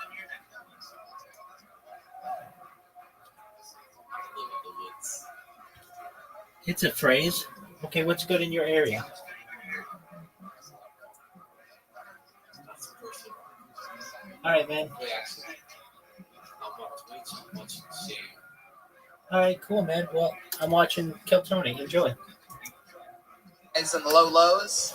Absolutely, yes, sir. How Yes, sir. often do these manic episodes happen for you? My wife would have to tell you specifics, stand-up but pretty much every week, you know, we grind. And then, of course, exciting stuff like this, bro. I'm manic as a motherfucker right now. How y'all doing? It's a. I love it. You're It's very about stand-up honest. A comedy. lot Yes, sir, of yes, people sir, that yes, sir. come up here with bipolar disorder are not aware of it at all. Yeah. He's got ups and down syndrome. So let's talk about it. How long you been doing stand-up? 4 months next week. 4 months. Wow. Yes, sir, yes, sir, yes, sir. One of the least experienced comedians out of everyone, yet somehow you stayed in the pocket, delivering your stuff, super into it. Yes, sir. You didn't lose traction. Nothing threw you off at any point. What do you do for a living? I do HVAC, commercial industrial. Yes, sir. Okay. And you said that you're married, which is very surprising. Yes, sir. Married with 7 kids. You have 7 kids? Yes, I do. Yes, sir. Holy Yes, shit. Wow. Wow. Oh my God. Got manic last weekend and built them a tree house because that's what we do. Wow. How old are your kids? So we got 18, 14, soon to be 13, 12, 11, 10, and 6. Wow. This is amazing. How's the 18-year-old turning out? She's doing fucking awesome. Got her own job around Great Star College.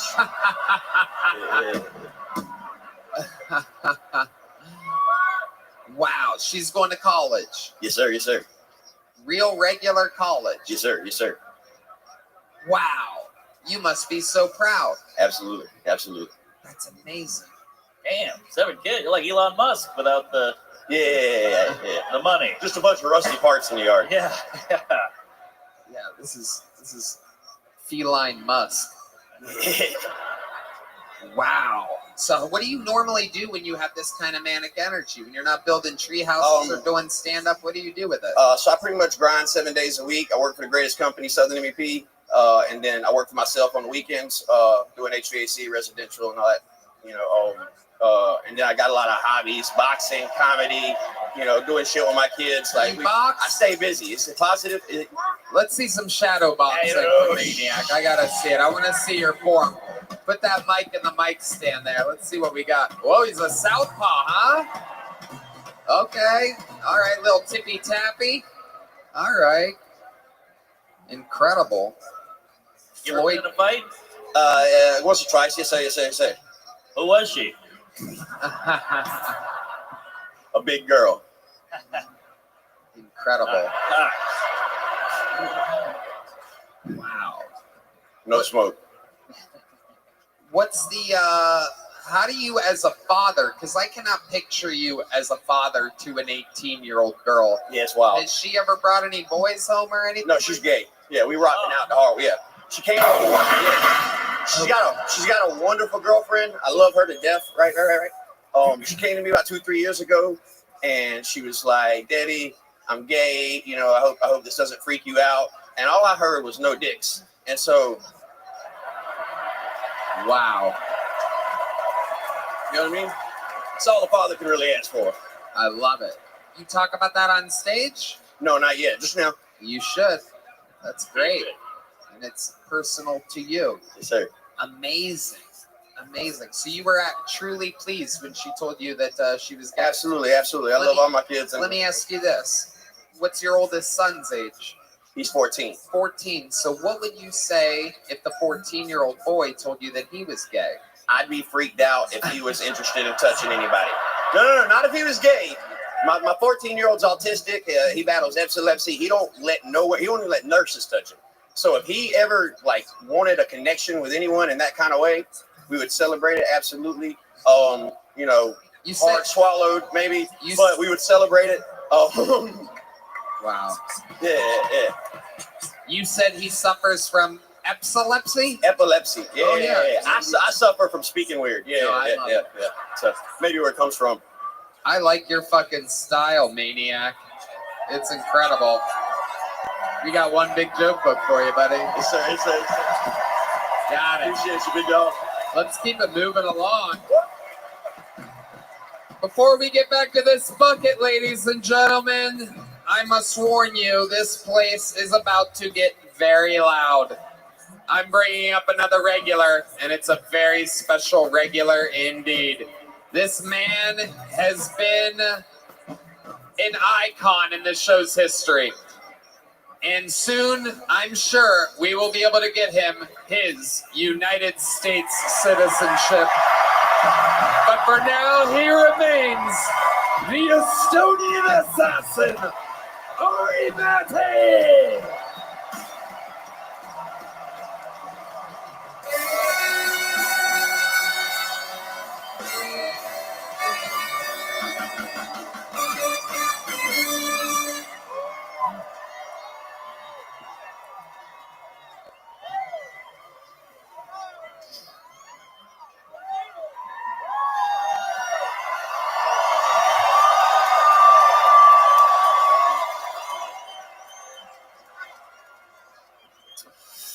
I was walking home last night, and guys will know this feeling. You know when you're walking late at night and you're like behind a woman you don't know,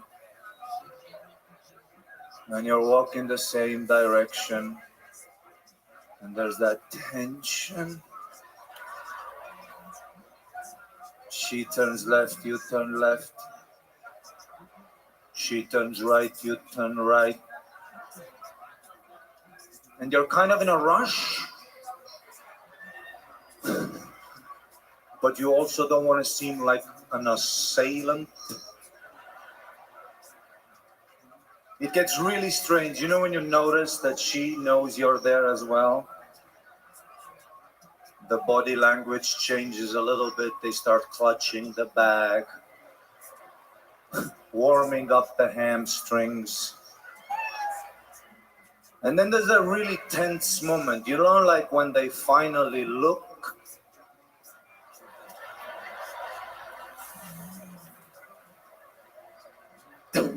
And now you like gotta try really hard to not walk like a rapist. Would a rapist do this?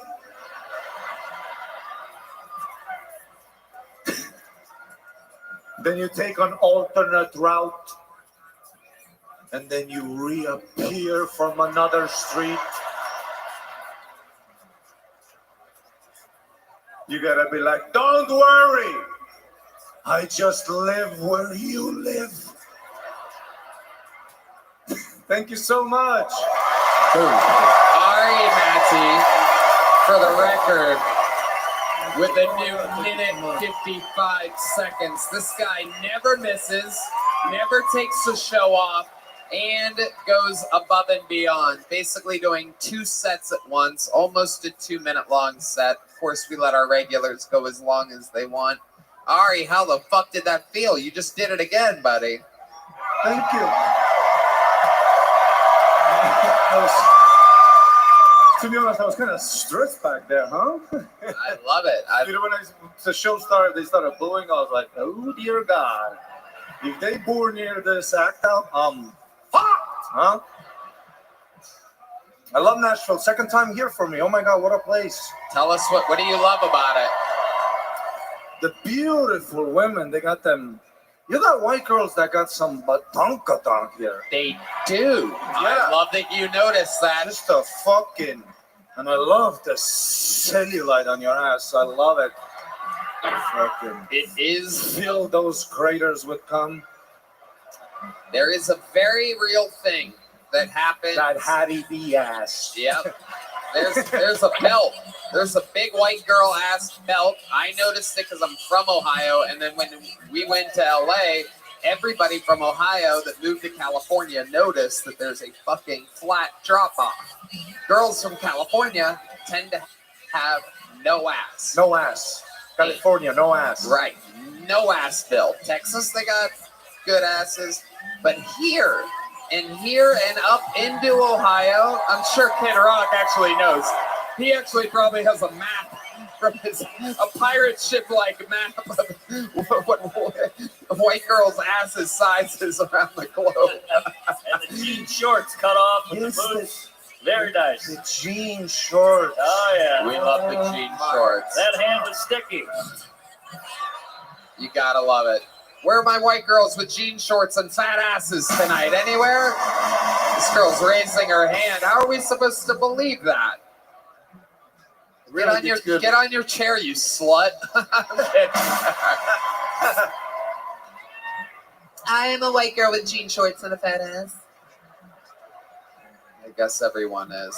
No one's beating our sweet little fucking tomato pie up here. Hell yeah. Hey, Kool-Aid! I love it. Kid Rock, oh my God, such a big fan. Such an honor to meet you. I love you. Thank you. I love we both say the N-word. I love it.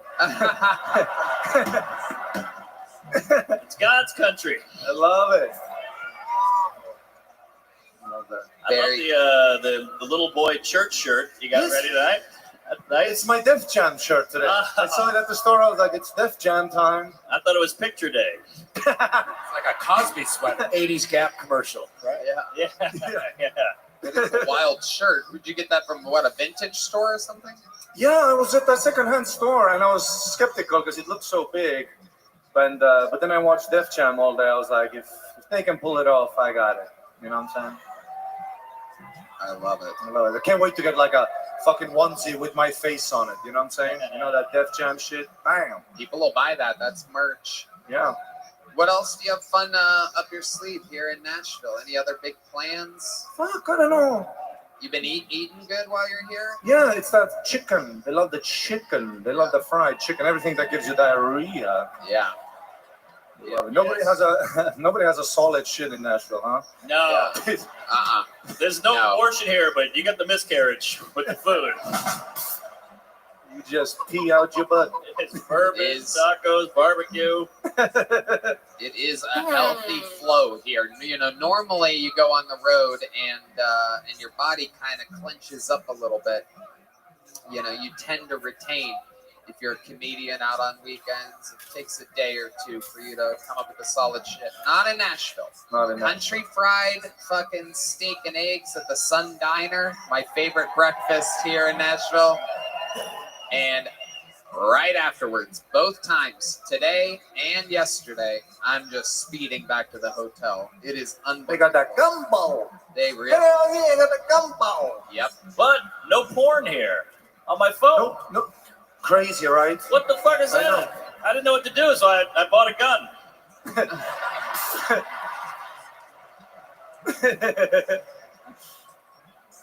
I love it. All right, Maddie, you are a goddamn Thank you, superstar. everybody. Thank You you so did much. it again.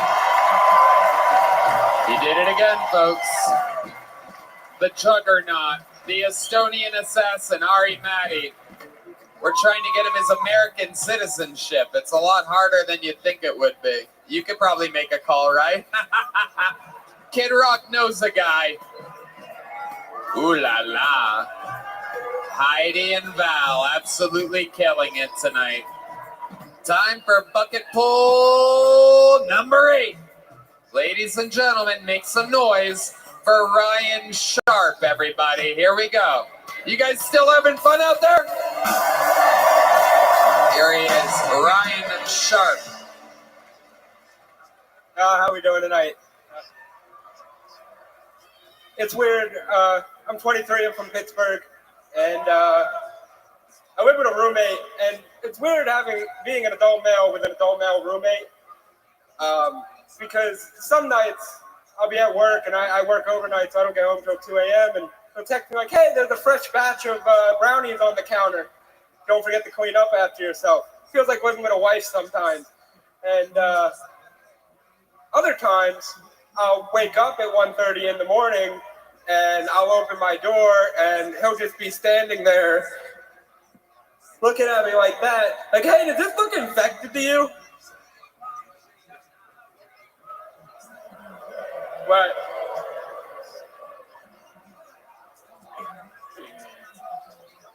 it's okay. It's okay to have those type of relationships with your homie where you can look at their fucking dark star and be like, "No, man, that looks totally fine." Yikes. So Ryan Sharp basically saying that blah, blah, blah, blah, you have a roommate and your roommate showed you his butthole once. You could have done that in five seconds. It took you 60. Okay. You're 23. How long have you been doing stand-up? About a year. Amazing. So, is that your best joke? Yeah. Really? I never claimed to be good at this. Do you have anything shorter? Do you have like one short joke? Do you have like something that's like 10 or 20 seconds long where it's like, da-da-da-da-da-da-da-da? How is that possible? You must have one joke that has nothing to do with your roommate just showing you his butthole. I'm rooting for you here. I'm trying to help you. 23, there must be something, right? You got a one-liner or something. Shut the fuck up with who boos a 23-year-old, you fucking dorks. Shut up. None of you chased your dreams at 22, so stop being a faggot, okay? Stop it. You can boo the fucking 40-year-olds that have been doing it 8 years, but don't boo a 23-year-old 1 year in. And that's coming from me. You got a short joke? Pull your dick out. Okay, we're going to create you a short joke right now just by asking you the right questions about your life. You ready? Yeah. You just got to answer honestly. You're 23. Did you go to school? No, I dropped out. Of college? No, 10th grade. Okay, sweet. You dropped out of 10th grade. What made you drop out of high school at 10th grade? The prison system. Tell us more. Whoa! I was a really bad drug dealer, and I got arrested in school. And how did you get arrested? Some kids like, "Oh, his backpack smells like weed," and they searched me, and I had a quarter ounce of weed on my backpack. Yep, that'll do it. Have you been selling drugs since then? No. That made you stop? Yeah. Did you go to the juvenile justice system? Yeah, I was there for about 3 years. 3 years? Yeah. Oh my God. It's like the Lil Wayne of little kids. That's incredible. They put you in juvie for 3 years? Yeah. Fuck. How old were you when you got caught with the weed in your backpack? 16. 16, and they kept you there until you were 19? Yeah. Yeah, I got out right after my 19th birthday. You were like the oldest kid in juvie. No, not really. Really? Yeah. I've never even heard of such a thing, keeping a 19-year-old in that system. Okay. All right. So you're a shitty drug dealer. What do you do for work now? I'm a manager at Chipotle. Hell yeah. Let's talk about it. Hell yeah. How long have you been a manager at Chipotle? About 6 months. Where is the Chipotle, Pittsburgh? Yes. Most of the people that work for you, are they white, Mexican? Mostly black. Okay, we're getting closer now. We're almost to the joke. Can you guys feel it? A lot of black people working for you at a place. And what's that like, Ryan? Feels good to have power. No, I'm good. I love it. He stopped himself and said, "I'm joking." You did it. That's a joke. Feels good to have black people working for you. Doesn't it? Indeed it does. When you tell them what to do they always listen to you? You seem like you'd be kind of easy to bully. No, they listen to me. I'm the most well-rounded manager we have. When you say you're the most well-rounded manager. I mean in more ways than one. Yeah. Sure. But what are the other managers like? Brain dead and retarded. Wow. Let me be the first to tell you, you're fired. You no longer work at Chipotle. That's a wrap. That'll be the best thing that happened up on this stage. Yeah. Okay. You get free burritos? Yeah. Nice. Yeah. Hell yeah. If you couldn't tell. That's all I eat is food from work. Absolutely. Yeah. What do you do for fun, Ryan? You're 23, you're in Pittsburgh. What do you do when you want to get wild? My buddy's actually a comic that I'm here with, and I record a lot of his stuff, and I just go out and do open mics and support all the bros and shit. Sure. Other than comedy, is there something else that you're into? Any other hobbies? Music. What do you do musically? I produce music. Yeah. Do you ever not sing? as much anymore, but what do you do? You sing? What was that? You ever sing? No. What do you do exactly? I just make beats and mix and master. All right. Incredible. Most embarrassing thing that's ever happened to you? Besides this. This has to be up there. Come on, Ryan. This is what you want. I can't think of anything. Virgin? No. All right. Do you have any special moves in the bedroom that you do? Have you ever done a trick that works for you? You have any special things you do to please a woman in the bedroom? Pretty sure that's called sexual harassment nowadays. No, not if she consents, Ryan. I'm saying that when you're having sex with a consenting woman, do you have any tricks or anything that you do? Any special maneuvers? You eat her burrito bowl? Yeah. Yeah, I pour the burrito. I take the burrito and I empty it out and then eat it out of her. Oh, that's my special Jesus go-to. Christ, Ryan, you are crazy. This is wild. Do you love doing stand-up? It's a fun hobby. I'm not really good at it, but I do it anyway. It's just for the love of it. It's fun to get on stage and embarrass myself. There you go. I guess that's about as good as it's gonna fucking get with the styles of Ryan Clark, ladies and gentlemen. There he goes. Is any woman willing to fuck him? There's a dude that raised, there's a couple dudes raised their hands. One guy. Sorry, buddy, I tried. Can't believe he's not luring those black chicks from work back to his apartment with those sick beats. He's probably been Yeah. Ryan Clark, sick beats. That is something to imagine. Ladies and gentlemen, it's perfect that set was pretty lackluster because I have something on deck that you're not going to fucking believe.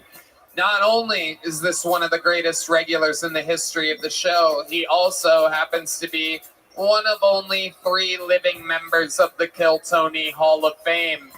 This is a very special surprise drop-in from Kill Tony legend, one of the greatest regulars in the history of the show, one of the greatest roasters on planet Earth. This is David Lucas.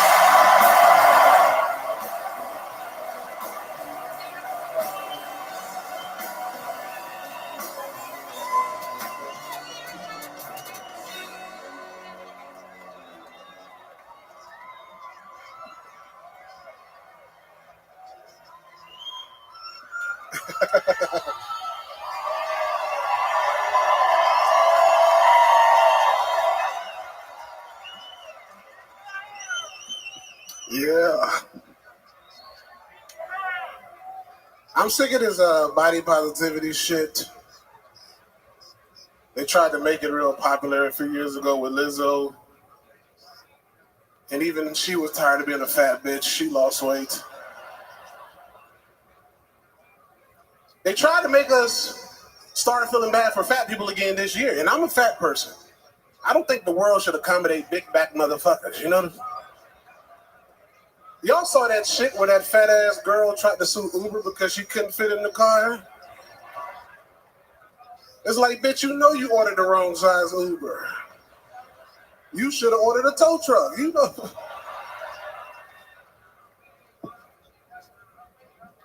You can't let nobody that size get in your car. That bitch get in your car, your fucking oil light come on, man. That's...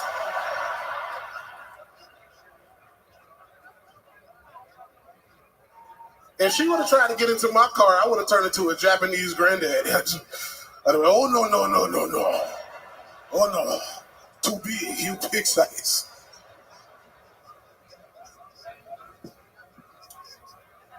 I love Nashville. It's full of white women. Yeah.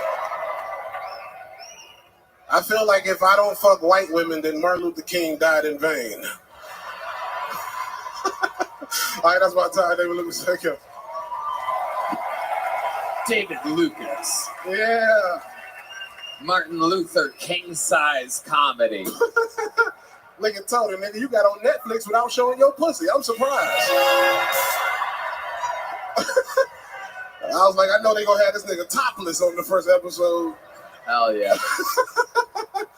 Your sweat is streaming everywhere right now. You got on that shit that can't get wet, Tony, so we don't know if you sweating. Kid Rock. What's up, Kid Rock? What's happening, bro? Kid Rock, of course, friends with the greatest president of the United States of America. A fun fact about David Lucas that you might not have guessed by looking at him is that David, surprisingly, is right wing, right thigh, and right breast. David's been up to the house. Yeah. I've been to your house, Kid Rock. You a partying motherfucker, bro. You actually look dehydrated today, nigga. Somebody. He was at the house last night. We had fun last night at the Southern White House. David was at the Southern Waffle House. God damn, Tony. You the only nigga that took his pants off when he walked in the Kids Rock house. Listen, got asses out. I love it, David. You are a beast. Hell yeah, bro. How you been enjoying Nashville? Oh, bro, Nashville dope, bro. Got to hang out with Kid Rock and Mark Norman last night. He was in that bitch till 5 a.m., dog. You know, we were. Yeah. Kid Rock is the most partying motherfucker, and we found out he only has 2 jokes that he says all night, nigga. Look at it. Kid Rock, you need an IV, nigga? You don't look all right, bro. You look like David Spade with AIDS. Fucking hell of a week. Kid Rock looked like the T-Move version of Randy Johnson. I look like fucking Brad Armpit. Hey, you look like one of them things we used to have as a kid where you got to drop it in water for it to expand, nigga. You look dehydrated, nigga. Your ass need a sip of water. Somebody bring this nigga a liquid IV, man. I don't... Like white trash Ellen.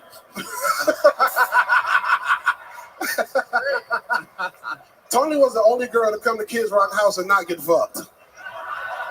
I got lucky. I got out of there. You don't know that. Yeah. Couple of more beers, boy. Them goddamn cowboy boots would have been on the side. Nothing. Yeah, Mark.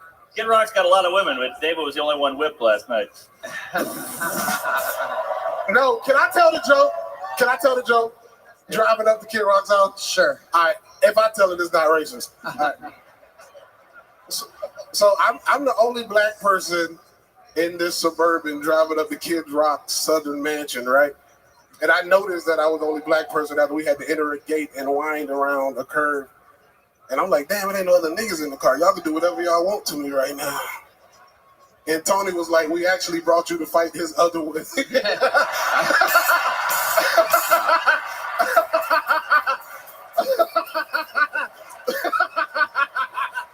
I was like, can't rock that one? Oh, yeah. There's Bojangles Unchained.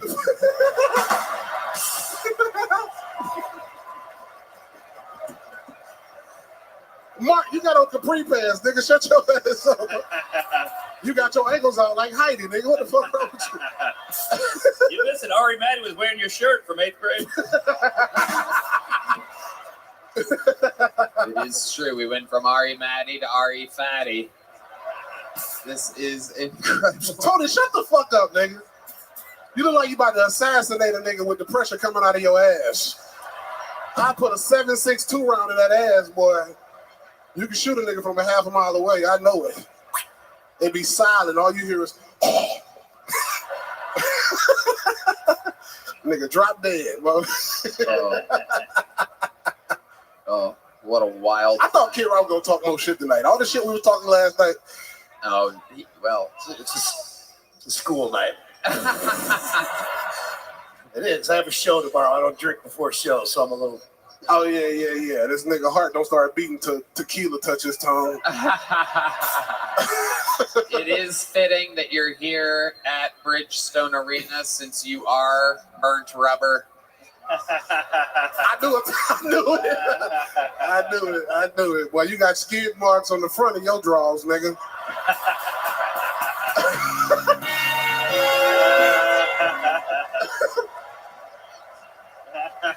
Tony, you look like the type of man that let other people fart in your pants. I don't know what it means, but it was funny. David's been eating lunch at Hattie B's and dinner at Hepatitis B's. Tony look like the type of nigga to get in bed with a big t-shirt and a bowl of ice cream. You're fucking killing me tonight. This is a one-sided fucking victory for you. Hell yeah, it's like we're sitting on the opposite sides of the car. You know what I'm saying? Kid Rock, that's my nigga. What's up, Bobby? What up? Yeah. Come on, call him what you want to call him. The N-word. I'm just joking. Don't do it. Mark, don't get that man in trouble. He don't give a fuck. I was just fucking around. Kid Rock's the only white person to put the N-word on an album, and nobody says shit. That's how badass he is. No fucks, no political correctness. The American dream, the First Amendment at its finest. But that makes you free, dog. You ain't like the rest of these gay-ass artists that can't even sleep at night. You're free. It's true. Thank you. You're free too now.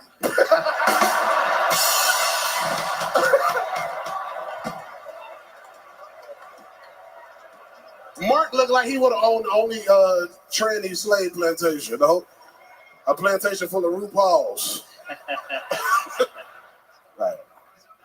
David Lucas. Yes, sir. Ladies and gentlemen. Yes, sir. You know what time it is. Done it again. You are a legend, the Hall of Famer, one of the greatest regulars in the history of the show. One more time for the great and powerful King of the Roasts, David Lucas, everybody. The man, the myth, the legend. We are flying through it. We're almost there. Let's get another bucket pull up. Make some noise for Max Tidy, everyone. Max Tidy, the Kill Tony debut of Max Tidy. There's Heidi, and here's Max Tidy. Hey. So I seen a video of a guy killing a bear with a blow dart gun the other day. Yeah, because that's what pops up when you type in guy blows bear. Nashville, we shave our balls in here? We shaving our balls? Yeah. I like to do mine with a straight razor.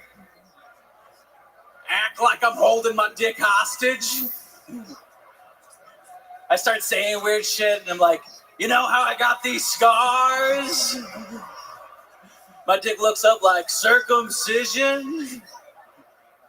Oh, man. You guys, this crowd probably doesn't have to imagine, but imagine getting into the Ku Klux Klan and finding out you're not a racist. How embarrassing is that? You got to get the tattoo covered up. Just says JKKK. Hey, solid. Cool, I'll take that. Well, I'm on a good note. Sup? Max Tidy, welcome to the show. How's it going? Good. How long you doing stand-up comedy? 9 years. Where at? South Bend, Indiana, mainly. Wow. That's where you still live? Yeah. Yeah. What made you stay in South Bend? A child. Okay. You made a child. That happened. Oh, are you dating one? Oh, I'm not Kid Rock, bro. Oh. Man. It takes a set of ball with the balls to make a joke like that. You've seen the crowd he's been running with. I don't know what you're talking about. Oh, man. Epstein's Island? It's a joke. Okay. But dude, my family loves Kid Rock, bro. My family loves Kid Rock.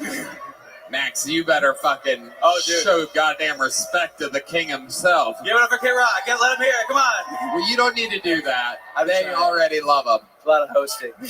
You're okay, Max. Is that your real name, Max Tidy? Max Tidy. What do you do for work? I work at a dispensary. Okay. How old's your kid? 6 years old. 6 years old. And you're able to support yourself and the kid off of a dispensary job? Yeah, we've been doing the thing. Yeah, me. All of it in Indiana? That's legal there? I work in Michigan. I just recently moved to Indiana. Okay. So you drive up to Michigan? Yes. And you work there. How long's your drive daily? It's like half an hour. Okay. Yeah. And what were you doing before the job at the dispensary? I worked at a whiskey distillery. Okay. All right. Gateway occupations. Uh-huh.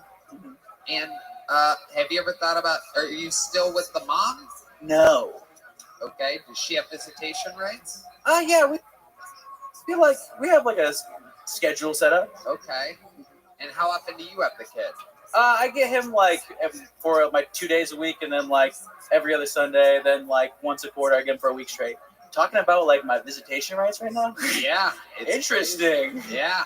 That's the decision that I made. I like that. Kid Rock? Assuming those are supervised visits. Dude, my dad loves you, bro. Why do you keep saying that? Everybody's fucking dad loves Kid Rock. That's You're a good stating point. the obvious That's here. a good point. Half the country. Yeah. Okay, Max, what do you think's the most interesting thing about you? You've seen this show before. You understand the interview portion of this show? A little bit. I don't know about the most interesting thing. I could make them not like me more. Okay, do it. If that's what you're... Can I do one more? Can I do one more bit? I mean, how long's the bit? It's like 30 seconds. 30? Maybe 20. Let's make it 20. Let's make it 20. Have you guys heard everybody mad about these pirate guns? You guys heard everybody mad about these pirate guns? The R-15. Oh, God. Yeah, I think they're mad about the shooting at that pirate bar. The Sandy Hook. Okay. We're going to save you. Here's a medium joke book. There goes Max Tidy, everybody. Oh. There he goes. We have a special treat for you, ladies and gentlemen. We're running a little bit ahead of schedule here, so I'm going to get this guy up here. He is not a golden ticket winner. He is not a regular, but he is a developed character on the show. Make some noise. This is the Nashville Arena debut of Uncle Laser.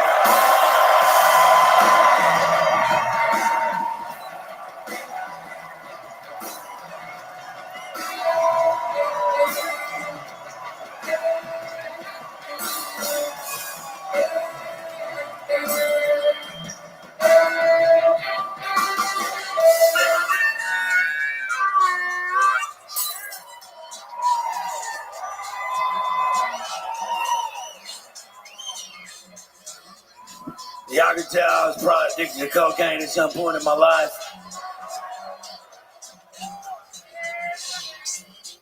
And I quit. But summer's coming. So we'll see. Yeah, we'll fucking see. It sucks quitting shit you're great at. Listen, I'm great at cocaine. I can turn a Sunday fun day into a no-call show no Monday in a motherfucking instant, you hear me? But I had to quit and started smoking pot. See this little hippie bitch here? All right, shut up. Listen. She smokes this shit called dabs. You ever done dabs?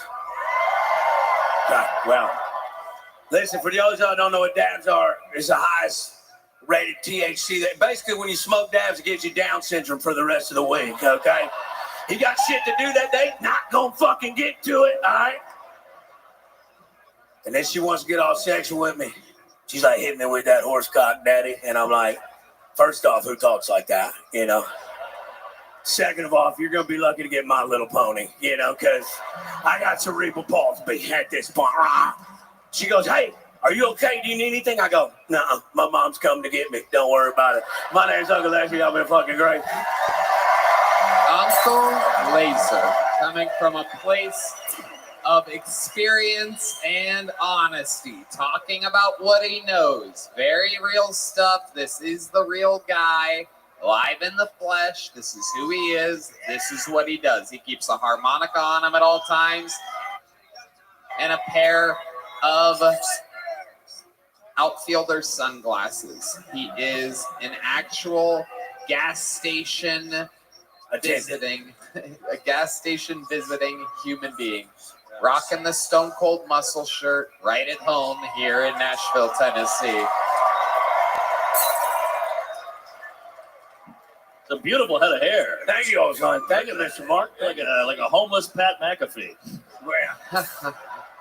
Dollar General. I'll take that. Hell yeah. How you been enjoying Nashville, Uncle? It's a good time. A lot of country folk out here. Good time.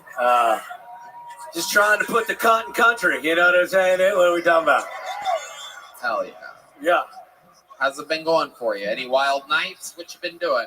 Tony, I'm out nowhere in Nashville, and this is more of an Austin restaurant, but I think I found out who the Rainy Street Wrangler is. Okay. For those y'all don't know, there's a serial killer in Austin. He done killed like 30 boys that fit my description to a T. But the other night, there's a little girl, I see a little nighttime ballerina, and she calls me, and she goes, hey, if I give you $3,500, you come over here and fuck me in front of one of my clients while he watches. And I said, is that going to be cash or check? You know? And I went, and I get there, and he's wearing a diaper, like an adult diaper. And I'm thinking when I drive there, I'm like, he's probably some decrepit old man, you know, just trying to live out a sexual fantasy. When I get there, he was 6'8", 285 pounds, and he was nonverbal. He just looked at you real weird. He sounded like a diesel engine when he opened the door. And I had to fuck my best friend while he watched in the corner to the greatest hits of Creed. And I didn't know they had a Spotify playlist for cuckolding music, but son of a bitch, what is it? What? Jesus Christ. With the ass wide open. With the arms wide open. Oh. 3'9" with a 10-foot dick. You know what I'm talking about, old son? Hell yeah. All right. Uncle Laser getting to perform in front of Kid Rock. This is my idol. I know. This is my fucking idol. No, I'm nervous as shit right now. Thank you. It's good to. No, don't be weird. This is incredible. This is like if David Lucas got to perform for the Kool-Aid Man. Laser, I love it. You were on the final part of my depth chart here, and you came in swinging, crushing, great stuff, Uncle Laser. Thank you, Tony. Thank you, guys. Thank you, Nashville. I thought I was done with the bucket, but then we realized we have not had a female comedian yet tonight. So I went through about fucking 50 names until I found one. Ladies and gentlemen, your final bucket pull of the night, your first female comedian of the night. Make some noise, 1 minute uninterrupted. Oh, that's right, Fiona was up. Yes, your first standing female comedian of the night. Make some noise for her. It is Joanna Dixon. Joanna Dixon.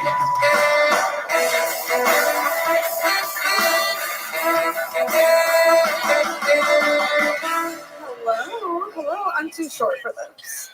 Hello. So I just got engaged to a comedian, which was really fun until I realized very quickly that date night equals open mic night, and weekend away equals waking up at 6 a.m., getting in my car, driving 8 hours to the Bridgestone Arena parking lot for the Kill Tony show. So that's my weekend away. How fun. No, yeah. So I didn't come into comedy for the things that people usually do: money, fame, women, single ladies. Yeah.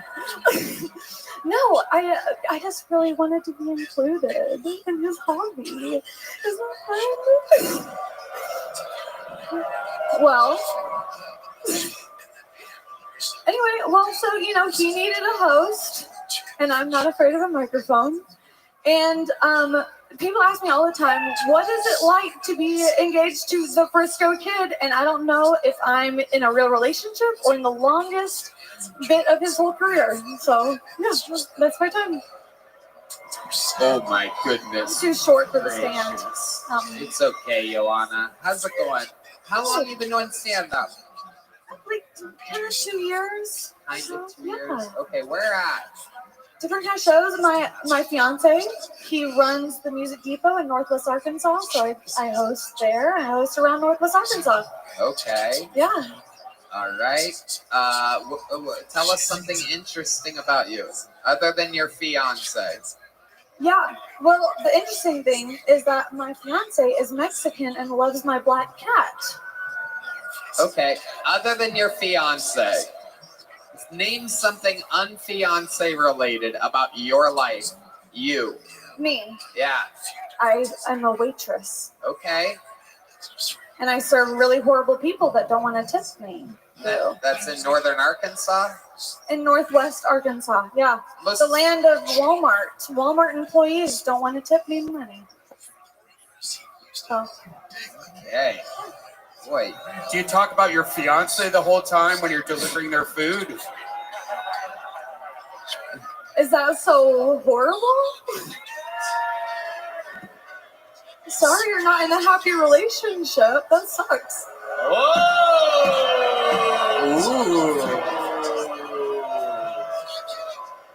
When's the wedding? Because he might get deported. November. Like that guy. Let's see this fiance. I'm being told that Anthony has found the fiance in the audience. He's right there. That's him? I think he would be happy to be deported to South Central LA. How the fuck does that guy live in Northwest Arkansas? That's some lawn He work heard right it was NWA, a nice white area. Where did you guys meet? At church, at the Lord's house. Where else would we meet? All right, These are the relocation program. Did he To want God's country, yeah. Did he want to get up tonight, and then you ended up getting up? That's how it works. Oh. Well, sucks to be y'all.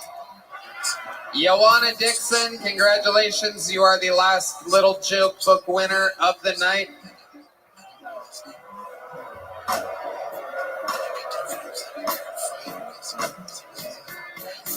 All right. You know what, ladies and gentlemen? We've had a lot of fun tonight. I think there's only one thing left to do.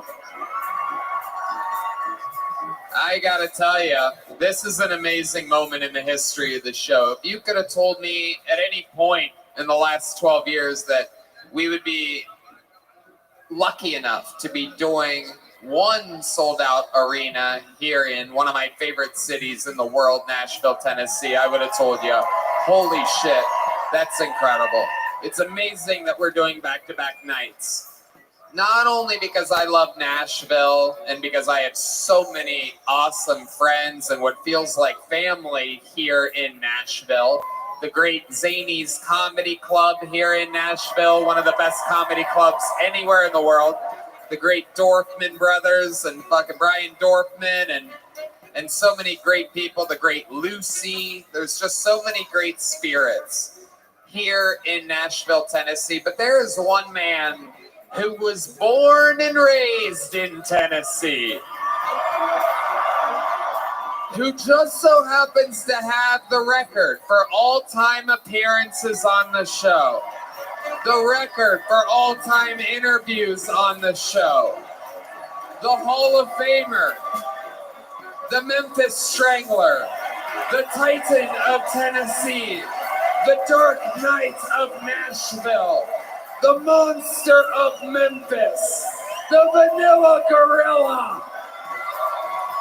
This is the Big Red Machine, Lights out, William Montgomery.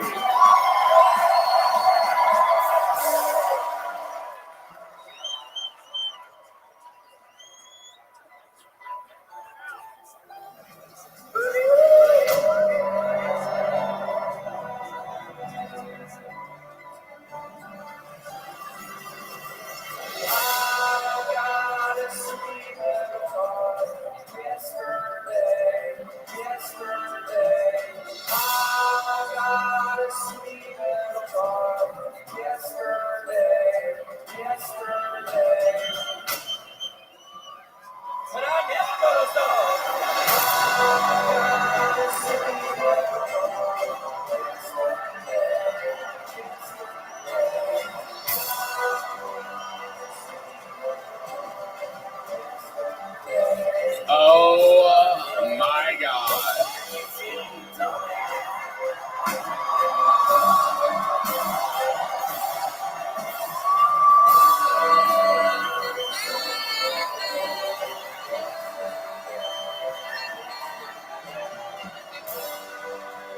It's him, live in the flesh. The GOAT, William Montgomery, is here.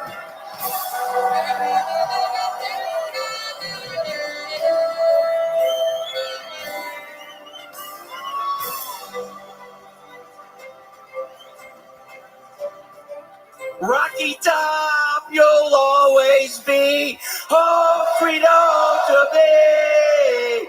Good old Rocky Top, Tennessee.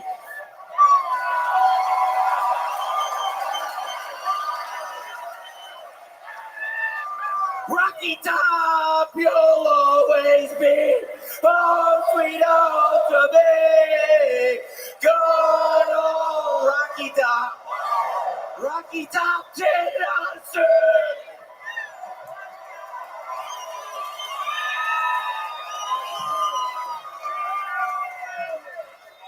Rocky Top, you'll always be home freedom to be. Good old Rocky Top, Tennessee.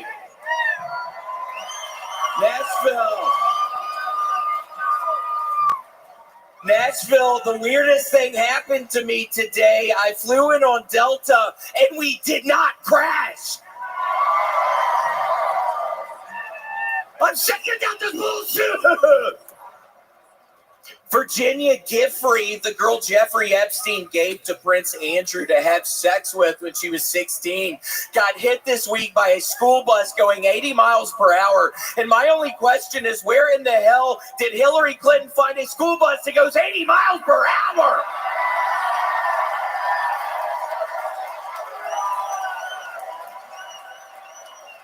You know that bitch ain't finding no school bus.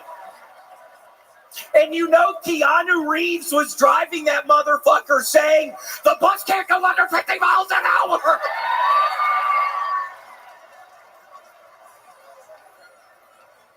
I don't know if anybody realizes this, but 3 out of the 4 coaches in the Final Four are Jewish. I mean, first it's Hollywood, then the banking system, now this. What's next? The right to vote? In response to the U.S. tariffs, Canada is imposing large tariffs on dog food and flamethrowers, which is bullshit because I'm going to have to get a second job to pay for this shit. No. You know I love feeding Red Band's mom dog food. She fucking crawls around like a dog on her hands and knees, and she fucking eats it off of my back, dude. And your mom can get up there, Red Band. Okay, that's my time. Thank you, Toby. Wow. I mean, every goddamn time. The one true blood king of the show, Tennessee's own William Montgomery. Wow. Nashville. Phil. It is so nice. I had a horrible time in the hotel last night. I ordered 2 large Papa John's pizzas, and then I got an alert 30 minutes later that it was canceled, and then I ordered a bunch of White Castle, and I ate the White Castle, Tony, and then about 30 minutes later, I get a text message, and it's my pizza at the front desk. What did you do? Ended up eating the 2 pizzas after the White Castle, so... Nashville, you're going to make my ass fat up here! That happens. Uber delivery does that sometimes. I know, but oh my gosh, it's so nice to be back in Tennessee. It really is. Tell me some of the things that you love about Tennessee. This is your home state. No comedian, I believe, has made it quite as wildly proud as you. I mean, there's so many greats from here. Well, I was, excuse me, Tony, I was a Pi Kappa Alpha at the University of Tennessee, and Tony, one of my fondest memories of the first time I put a funnel in my asshole, the first time I butt chugged, Tony, that happened up in Knoxville, Tennessee, about 3 hours away. So it really is so nice. I ended up getting raped a couple times that night. It was like real nasty, but so nice to be back. Wow. Pi Kappa Alpha, huh? Yes. Red Band was Pi Pi Pi. Yeah, your fat ass likes these pies, Red Band. Tell me some more things that you love about Tennessee. You are home in front of an arena. Look at your face up there, all around that band. You see that up there, William? Well, I think people in this audience might like to know I lost my virginity right outside of Sevierville, Tennessee. Oh, yeah, I was putting it in the first time right outside of Dollywood. But yeah, so that's a good memory. Did that. Got a couple staph infections in my butt. Wow. Such honest answers from William Montgomery here. What's with the new outfit? I see you got a tracksuit on. Usually you look like you're in a jug band. I started doing the row machine a whole bunch. I've done 500,000 meters since January, and I got on the Adidas eBay store. Shout out to Adidas eBay store. You can get everything for like half off, 75% off. So I've been going ham on eBay recently. But yeah, Adidas store. And they said if I mention it tonight, I might get a new sponsor, Tony. So everybody buy a pair of the basketball socks, please, on the Adidas eBay site after this, please. Wow. Because I told them I'm going to mention the basketball socks. If there's an influx of the basketball socks, they know we'll know it's because of me, Tony. But wow, that is basketball. Incredible. That is amazing. Wait, why was I not invited last night? Why could I have not gone to the party last night? Well, you flew in late. We invited you. Oh yeah, and we invited you. Yeah, I sat next to some weirdo on the airplane who was telling me about how he's back in Austin. He has a lady with a family who he loves. And I'm thinking, this guy's getting catfished. And then he started telling me about Sasquatches, how when Jesus comes down and saves everybody, the evil people on earth will still be around and the Sasquatches are going to come out. It kind of... So just... waiting for that to happen, Toad. That guy was the weirdo. William, these people want to know what fires you up, dude. They want to see you amped up. Probably shit, Tony. Maybe some people in Tennessee can feel me on this. Maybe some lightning bolts. Maybe a little bit of funnel cake in this motherfucker. Maybe some candy apples. Okay, that's all I got, Toda. I'm thinking of fair food, Toda. You were going down a list of universal fair foods. That is not Tennessee, specialized to Tennessee. What are you planning on doing tonight? What's your big plan? What do you like to do in Nashville? I don't know. I'm gonna be hollering at Rabbi and hopefully, and he's gonna let me go out with this fucking ass, and then I'm gonna fucking go back, order some Papa John's again, and then on purpose order the White Castle. I gorged myself last night. I actually just found out that if you vomit in between eating, you can eat a whole bunch more food. I had never done it. I'd always heard about that before. It's an eating disorder, which is very sad, but I was stuffing myself last night, Tony. I was just so excited to be here in Nashville. So I don't know. I can eat some motherfucking food tonight. I don't know if that's good for you to do, this new White Castle and pizza thing. It's good for my heart. My coach told me it's good for my heart, my rowing coach. Seriously. Wow.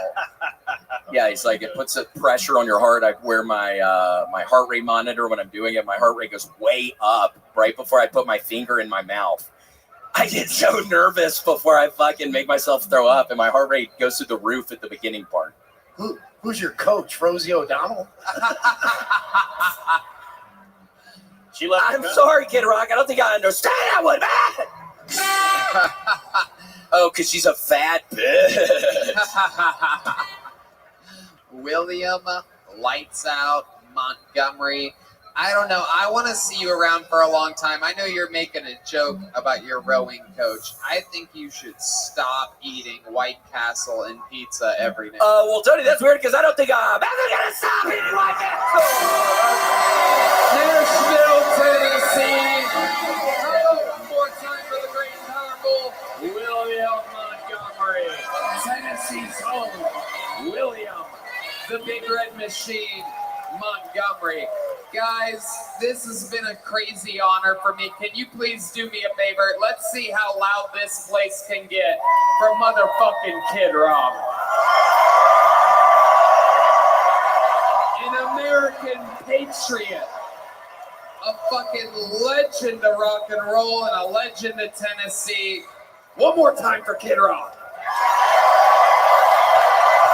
And how about one more time for one of the great comedians of today, the great and powerful Mark Norman, fresh off of the Ryman Auditorium last night. This guy's fucking crushing it. Mark, anything you want to plug or shout out? I love Nashville. Thanks for having me. You guys are the shit. Make sure you check out Kid Rock's bar on fucking Broadway. So much fun. How about one time? Tony Hinchcliffe, everybody. Thank you. Thank you to Winona Judd, Cactus Mosier, Amanda Jean Rowland, McVader, Yoni, Christie, Notorious Productions, Red Band. Love you guys! God bless Bridgestone Arena. Outback presents Zanies here in Nashville.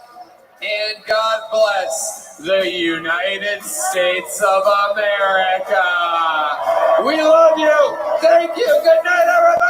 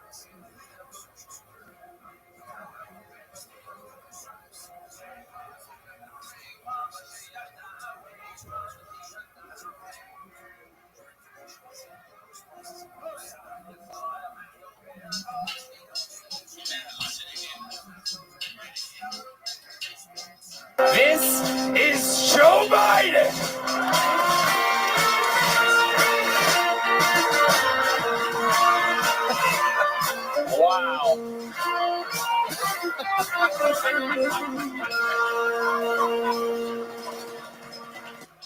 My fellow Americans, I want to thank you for allowing me to be the first black woman president to run this country. Quick shout out to the moderators in the back for keeping this debate going. There's no moderators. So you're on Kill Tony. Huh? Has anybody told you where you're at tonight?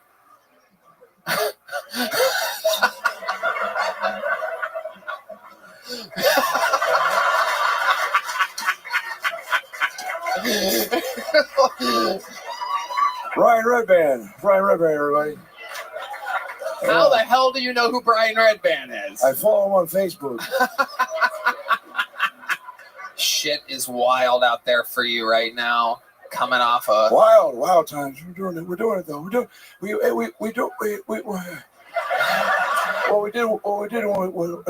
for the COVID. What we did for COVID. That's right. What we did for we beat, and that's why I do it. That's what we beat Medicare. Wow. We took down Medicare. Us and Megatron and the rest of the G.I. Joe get bangarang hook. Look, I'll tell you something. When I was 10 years old, I used to ride a bike. We had all sorts of bikes back then. We had wheels. Get this liquid death away. You already have enough death around you, Mr. President. We're gonna. Yeah, I can't have water after 4 p.m. Oh, hey. All right. Over 250 comedians signed up for the chance to get pulled out of this bucket. Huh? 250 comedians signed up for it.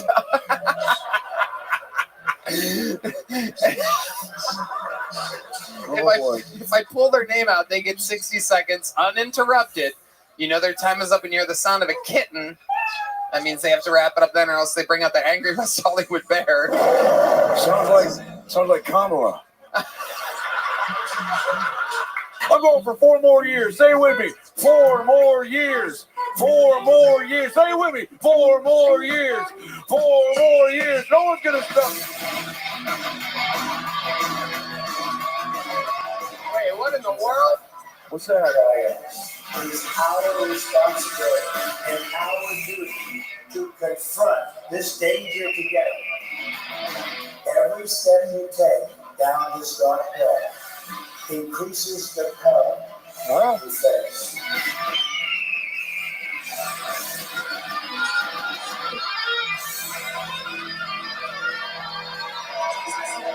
What in the world is going on here? Wait a second. Oh my God. Oh my God. Wait, you guys.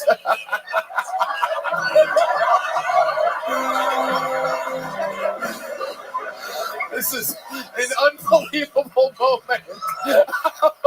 Oh, you do not look at Joe Biden. Sit down. So scared. Tony, what an unbelievable experience it is. What a great show this could be. Instead, we've got an absolute idiot here running the show. This is incredible. What a shocking surprise. No one more shocked than President Joe Biden. He looked so scared. Who'd you shit my pants? President Trump, I believe you know how the show works, right? Of course I do, Tony.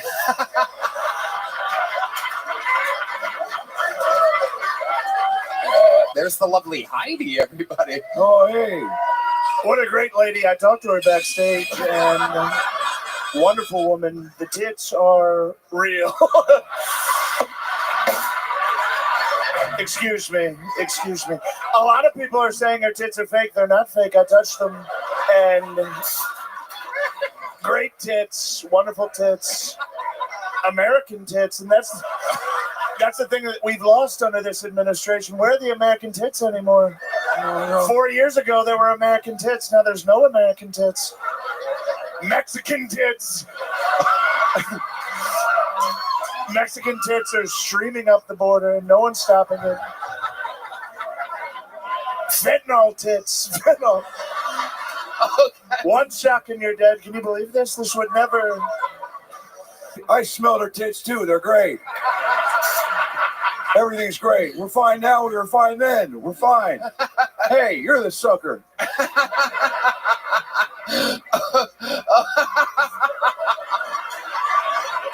I bet I can smell her. I bet I can do it first. Joe, you're an idiot. Please stop.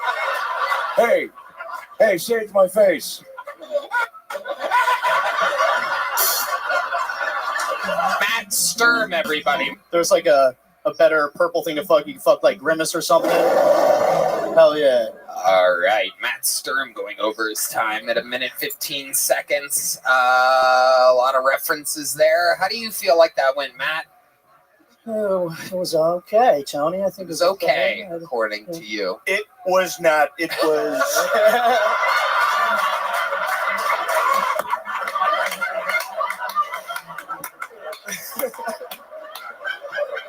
Frankly, you should be embarrassed about it. I would... Yeah, this is the first thing we agree on. That was dog shit. He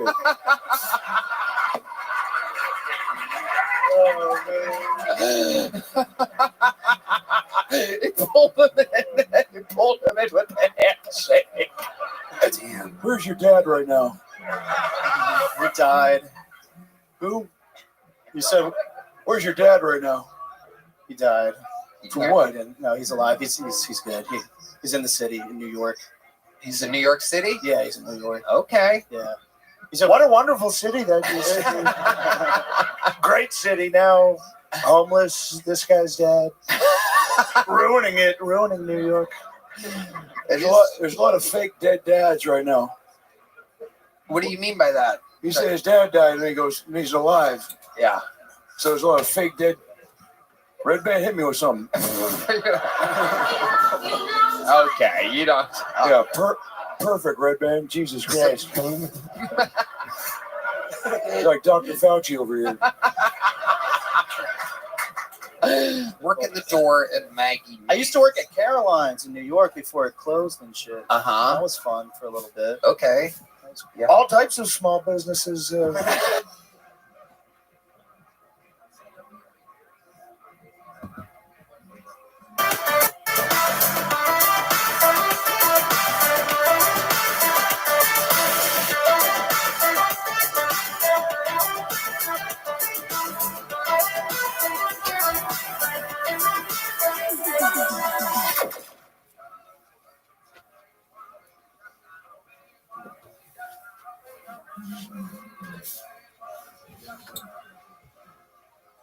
We used to live in a society.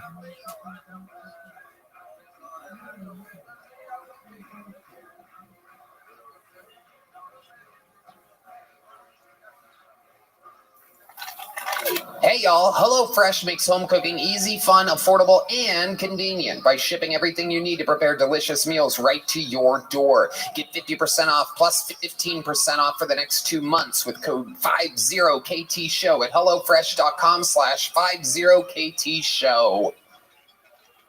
Hey everybody, Kill Tony live from the HEB Center in Austin, Texas. Saturday, December 30th at 7 p.m. Just went on sale, and you have to trust me, tickets are going lightning fast. It's absolutely unbelievable. These will be the first podcasts of Kill Tony ever in an arena. This is 2.5, 3 times as big as the ACL Live Theater that we did for the 10-year anniversary. We've become an arena act, so check it out. It's going to be crazy. A lot of surprises, a lot of fun, unbelievable guests. It's a big production. This is our version of WrestleMania. Go to Ticketmaster.com. Look up Kill Tony. It's the one with tickets available. We're going back-to-back nights, the 30th and the 31st. HEB Center, live.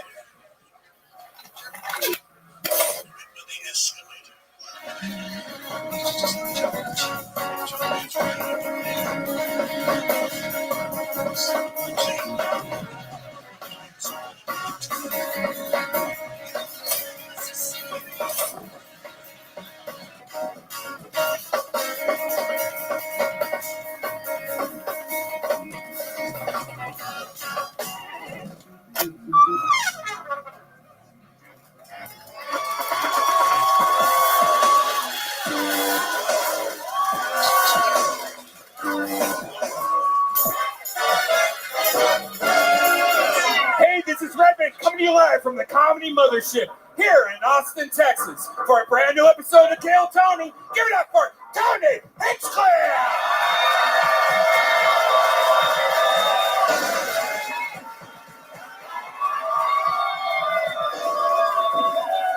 Who's ready for the best fucking night of their lives, huh? Yeah, it's Red Band, everybody. Look at them. This is the #1 live podcast in the world, Kill Tony, brought to you by Gel Blaster, the Red Rose, Yellow Rose, Connect Mobile Health, which is an IV drip company. They'll come to you. Use the promo code KillTony10, save 10%. Hall Law Firm, the best DUI lawyers in all of Austin, Texas. For those locals out there that might have some drinks and like to drive. Austin Security Guard Service, the best security guards in the world are here in Austin. CM Smokehouse and Screwball Peanut Butter Whiskey, which proudly presents the best damn band in the land, the Kill Tony Band, everybody. Michael Gonzalez gigging in Los Angeles this week, so we are blessed with the prodigy himself, James Atkins on the drums, everybody. The great Paul Deemer on the horns, everyone. The executioner, Matt Muelling on the electric guitar.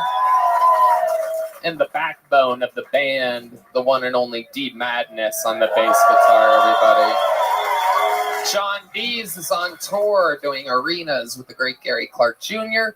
However, we do have a very special treat for y'all, a return of a legendary band member, one of the funniest comedians in the history of the show. Make some noise for standing in on the horns tonight. Make some noise for the great Jet Ski Jesse Johnson, everybody. Yeah.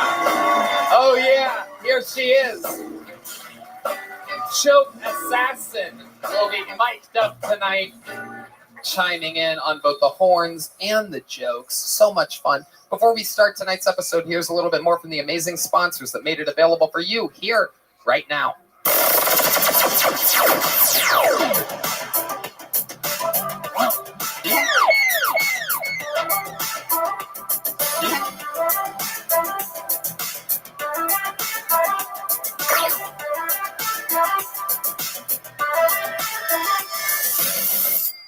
UFC fans, this weekend is the weekend. It is indeed the massive rematch between Makhachev and Charles Oliveira.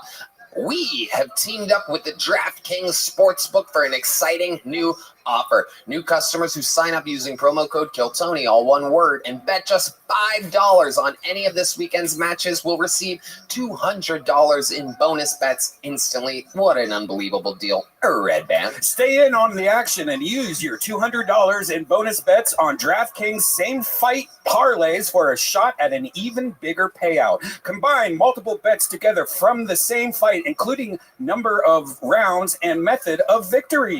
You can win, you can play, and you're going to have a lot of fun. Download the DraftKings Sportsbook app now. New customers use promo code KillTony and bet just $5 on any wager and get $200 in bonus bets instantly.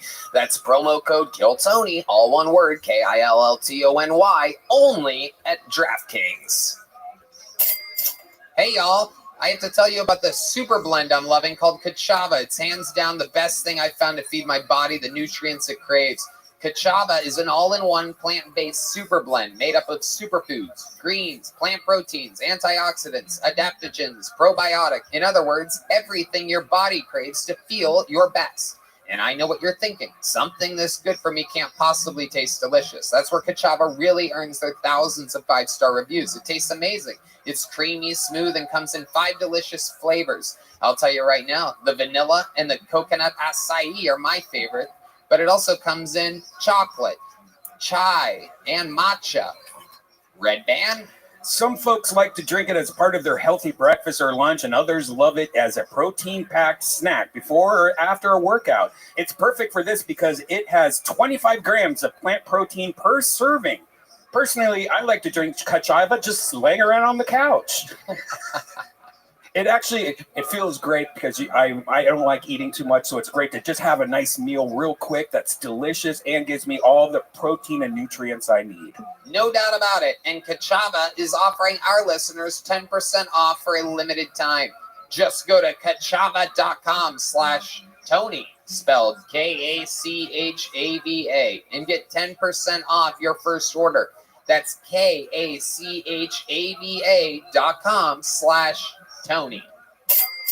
Hey y'all, for the smoothest cannabis smoking experience, you gotta try a freeze pipe. Freeze pipe makes a unique line of freezable pipes, bubblers, and bongs that cool smoke by hundreds of degrees for icy smooth tokes without the throat burn, chest pain, or coughing attacks. They even have freezable devices built specifically for cooling joints, blunts, and vapes. We use it, we smoke all the time. I'm gonna hand it off to Rabbi. Yeah, when we were in Ohio, we used to put snow in our pieces. I remember that, Those yeah. Snow hits. Yep. Well, now you don't have to do that because of science. The secret is the detachable glycerine chambers that come on every piece. Pop one of these chambers in the freezer for an hour, and as smoke passes through it, it instantly is chilled by over 300 degrees. Ooh. Simply inhale and relax as freeze pipes, icy glycerin chambers do all the heavy lifting. Speaking of doing all the heavy lifting, it's me, Tony, again. Shop the smoothest pipes, bubblers, bongs, and dab rigs at everyday great prices by visiting thefreezepipe.com and use code Tony for 10% off your entire order.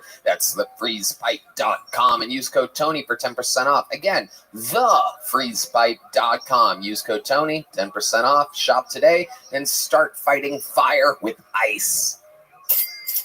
Everybody knows that when you get down, it can affect your entire life. Talking with a therapist can help you to become your best self, and finding a therapist has never been easier with Talkspace. We know a lot of people that have used it, a lot of these comedian friends. You know, there's a lot of seasonal depression happening now that the climate is finally changing here in Texas. We're seeing its results, and luckily, Talkspace is helping a lot of people. You can sign up online at Talkspace.com and get a personalized match with a provider, typically within 48 hours.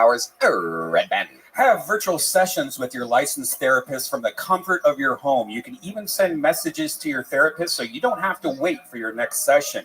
Talkspace is the #1 online therapy platform with licensed therapists in over 40 specialties, including anxiety, depression, substance abuse, and more. Talkspace is secure and private, using the latest end-to-end bank-grade encryption technology to store client information and complying with the latest HIPAA regulations. Talkspace is affordable and in-network with most major insurers. Kill Tony listeners get $80 off your first month with Talkspace when you go to Talkspace.com/Tony. To match with a licensed therapist today, go to Talkspace.com/Tony to get $80 off your first month and support the show. That's Talkspace.com/Tony. Hey y'all, give yourself a fall adventure with Box of Awesome. 90% of everything that comes in your Box of Awesome is from a small up-and-coming brand, American made. Each box is valued at around $70, but you only pay a fraction of that price. Getting started is so easy. Just take an awesome quiz at boxofawesome.com and your answers will help their team pick the right box for you. We've done this. We do this. We love them. It is absolutely incredible. I like the Weekender. I literally have 2 of these. When I got my first one, I hit them up and requested a second one because I left one on the road. But, you know, I travel so much that when I say a bag is amazing, I mean it. And this bag is durable, strong, convenient, cool. And if anybody finds it at a hotel out there in Muscaloosa, Missouri, you could give it back to me, please. Red band. There are new boxes released every single month across a ton of different categories. I just got some new hot sauces. I got a bunch of knives from them. It's amazing. It's like a Christmas present once a month. So whether you're into bartending or camping, Box of Awesome has something you'll love. And it's totally free to sign up, and you could skip a month or cancel anytime. Get 20% off your first monthly box when you sign up at boxofawesome.com and enter the code KillTony at checkout. That's boxofawesome.com, code KillTony for 20% off your first box. Boxofawesome.com, code KillTony. You guys ready to start tonight's episode? You know, somehow, some way, during all this chaos of the last few years, moving to Texas and this and that, I truly believe that we have become one of the biggest, best comedy shows in the world. And we are debuting 2 first-time guests here tonight. Both of these gentlemen, this is their first time ever being on the panel of this show. One of them is one of the greatest comedians alive today with a brand new special. The other one is the reigning defending UFC bantamweight champion of the world. Ladies and gentlemen, Sugar Sean O'Malley and Joe Lick.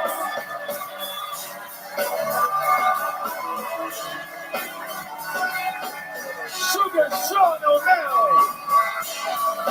Show motherfucking list, everybody.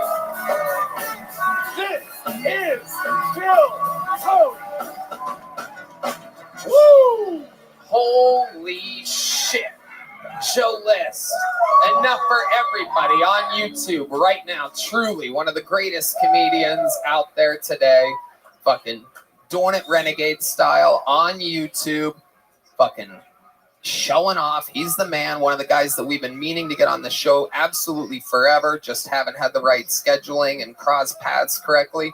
And here we are. Joe, welcome. Thank you. Thanks for having me. I'm excited. Absolutely. And what do you know? Huge fan of the show and one of the greatest fighters alive today, Sugar Sean O'Malley's here. What a life we live. Sugarshop.com for Sugar Sean merch and the Timbo Sugar Show. It's been going on for about 5 years. I love it. I watched the episode with you and Theo where you kept bullying Theo to talk more about Kill Tony. I love that.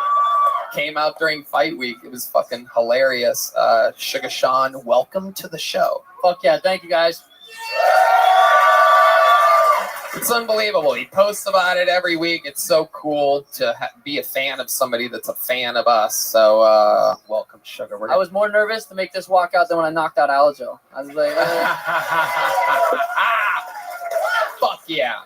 We're going to have fun tonight. You guys know how it works. Over 140 people signed up for tonight's show. Bunch of names in this bucket. We're going to get through some of them. If I pull their name out, they get 60 seconds uninterrupted. You know their time is up when you hear the sound of a kitten. That means they have to wrap it up then, or else they bring out the angry West Hollywood Bear, which interrupts them. After their time is up, I interview them, and they talk to our esteemed panel, and we find out more about them and what makes them different. Are you guys ready to start tonight's fucking show or what? Well, I'm going to pre-pull a name so that we can get one of these people from the bar next door, which contains the hundreds of sign-ups while the show takes place. And while we get them, we're going to get one of our regulars up here. I think you know who, everybody. He started on the show 2.5 years ago, was living in his van. Now he literally sells out all over the world every single weekend. He has been getting challenged for his spots a lot. He is going unchallenged tonight. He is up against Golden Ticket winner Rick Diaz on the New Year's Eve show, in which one will be a full-time regular and the other will not be allowed to perform on the show anymore. It's what they wanted. It's the fight that was created last week. I can't believe it. Going unchallenged tonight with a brand new 60 seconds. Not easy to write a new minute every week. The kid is an autistic Asian prodigy. You guys know the words to his theme song? Get it started. You guys started. Let's give everybody!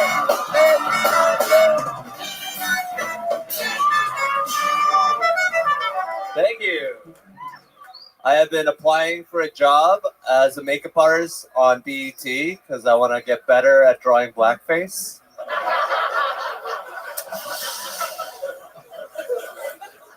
I love Mexicans. Mexico is such a thin, skinny little country that when Mexicans come to America, they're like, ooh, am I going to be an East Coast Mexican or a West Coast Mexican? And then a coyote decides. It's like a Mexican sorting hat. Congratulations, you're in House El Paso.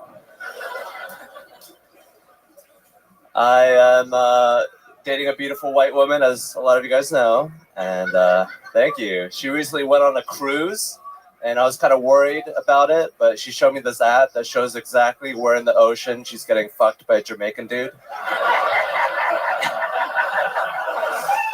Thank you. Wow, look at the professional Hans Kim doing exactly 60 seconds. Not a second more. That's right, saving it. Absolutely. How's it going, Hans? It's going great. I didn't know that if I lost the challenge, I couldn't perform on Kill Tony. Wow. Well, that must have been fun to find out seconds before I brought you on stage. That seems to be what the challenge felt like to me. I mean, it was originally him challenging you for regular shit, but it seemed like you had nothing to lose if you lost. So it seems like a fun thing. Are you more nervous now? No, I'm pretty confident. Wow. All right. I guess I believe you. You know, it's interesting if he gets beat like before then, that person's going to have to battle Rick Diaz. What are you talking about? Like if he gets challenged next week, he's and not. loses. He's not either. Thank you, Red Band. Thank you so much. Let's get back to the show. So did your girl really go on a cruise? Yeah. Okay. Was it really to Jamaica? Yes. She's so far unmolested. I don't think she's had sex. She's back from the cruise, right? Yes. She just came back. We tried a fun little game that I like to call anal. Combined it with my other favorite game, rape. And have you combined the two games yet? Yes. Red Band. All right, there goes the fart board for the episode. So our relationship has been great. You know, we recently went to a strip club with the great Sean O'Malley. Wow. I love it. How was that? She was mostly in the car. You left your girlfriend in the car while you went into a strip club with the current UFC champion of the world? Yeah, I left the windows rolled down. So. Oh my God. How long do you think you were in this strip club with your girl in the car? Probably like an hour. Wow. And then she came out? Yeah, I let her, go pee in the bushes. No, what really happened? She went in and she drank some water and stared at the strippers and criticized some of them. And then she went right back in the car. Incredible. Hans, now you're famously cheap. Did you spend any money at this strip club whatsoever? I did spend some money, but it was Nick's money, the owner of the Vulcan. Okay, wow. Look at that. Hell yeah, there he is. Absolutely. How much of Nick's money did you spend? Probably like $50. Oh, wow. Still cheap, even with other people's money. Incredible. $50, an unbelievably low amount of money to spend. This was at the Red Rose? Yellow Rose. Okay, perfect. Absolutely. The rose preferred by Asians, the yellow rose. Let's go back to this anal thing for a second, because this is brand new. Let's switch from yellow to brown here. And what's going on? You've been doing that? Is that nice? Do you like that? Does she like that? She doesn't sound like she likes it. Oh, wow. This is pretty much a sexual assault on a podcast right now. What's the sound that she makes that makes you think she doesn't like it? It's like, no, stop. Oh my God. Oh my God. Oh my God. No, Hans.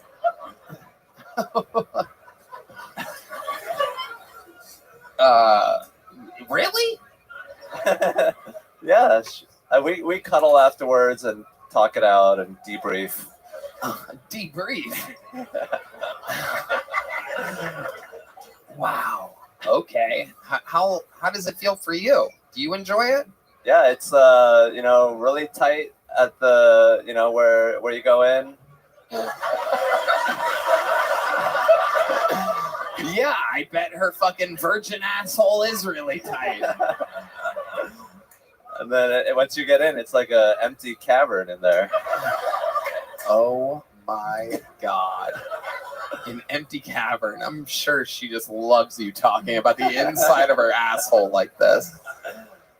You guys ever seen Hans before? What do you think about Hans? I have seen Hans. I'm a fan of Hans. I mean, now I'm a little off-put by Hans, but I do enjoy his comedy. But it's nice of you to snuggle post-rape. I think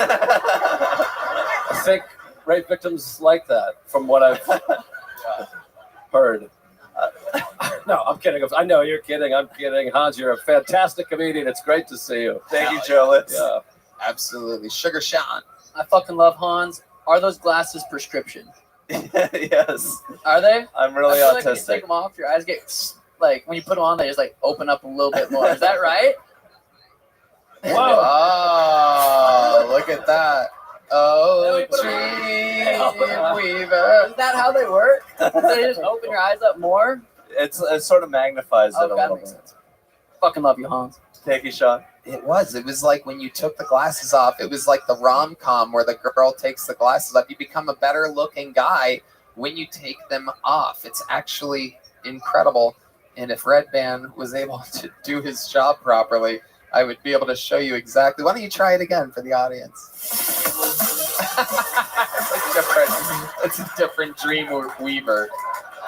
He did not spell it properly. So again, Red Band just absolutely bad at his job. It's incredible. 10 years and 4 months never gets any better. This song doesn't exist on here. Yeah, can't What's find the guy that died? Dreamweaver on the internet, everybody. It doesn't exist on the internet. It could not be Red Band. It must be the internet, everybody. Whoa! Oh my God. We went from Sugar Sean to soy sauce. Holy shit. He looks like Sugar Sean O'Malley. Went from UFC to MSG. Look at this. Oh my. Wow. Somehow they didn't seem Asian when they were on Sean.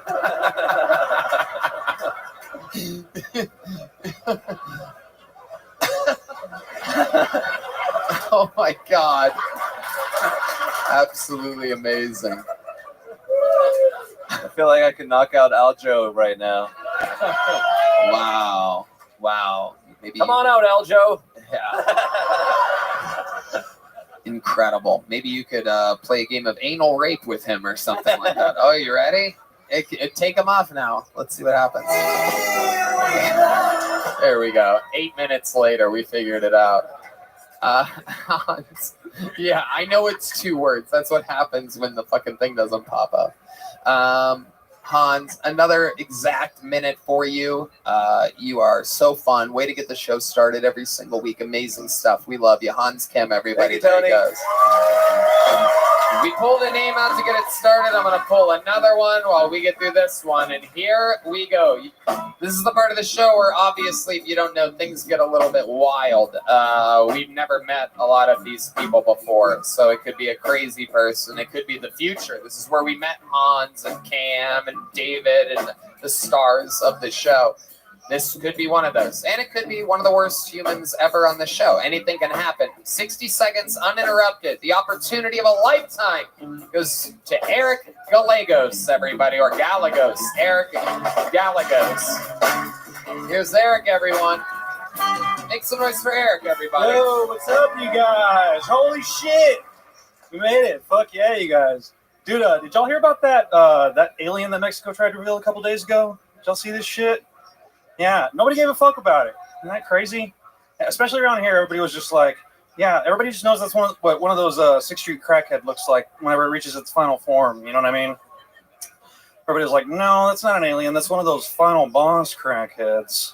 No, dude, it was crazy, though, because, like, the guy that they got to reveal it, he, apparently he's been accused of revealing fake shit before. Did y'all know this?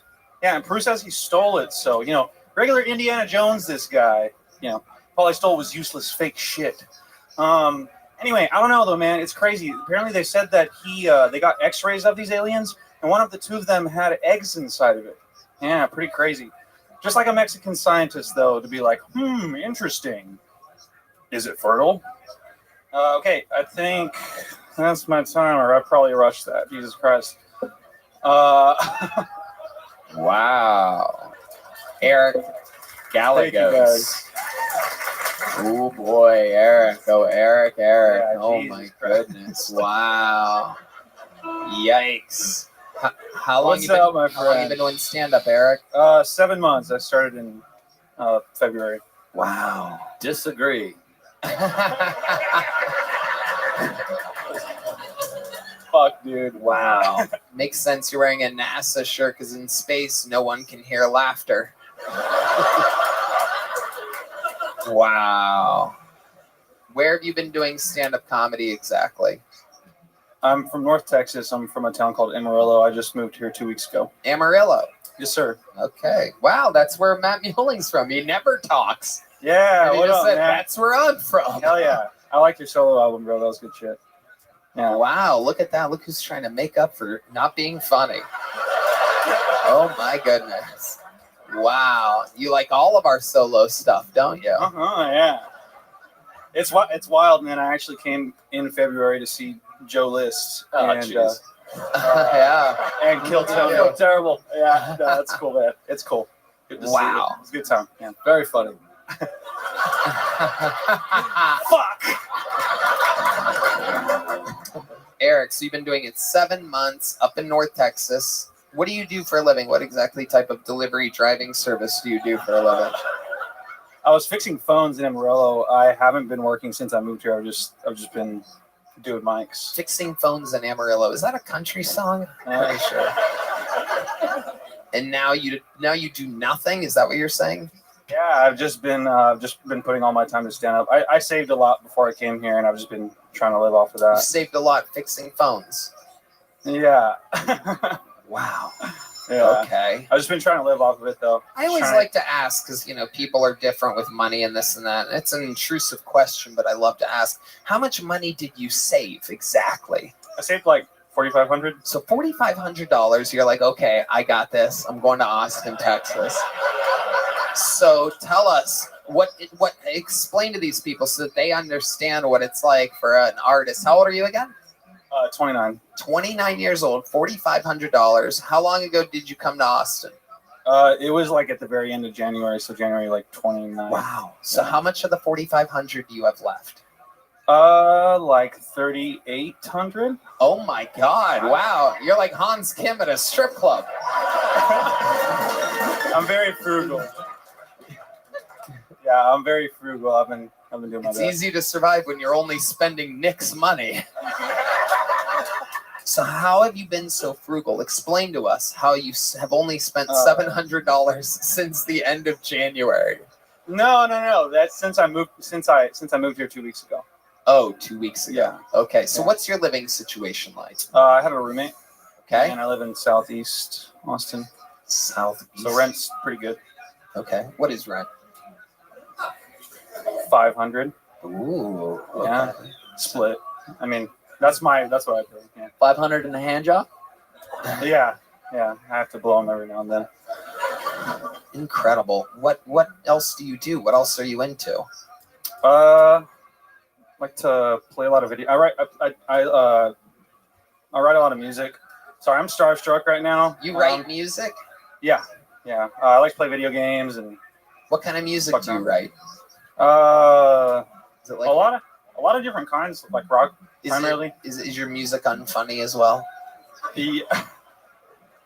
Fuck yeah. Fuck yeah. Joe List, what do you think about this guy? I think we learned that it's not Hans's glasses that make him funny. It is true. Both of the comedians so far have clear frames.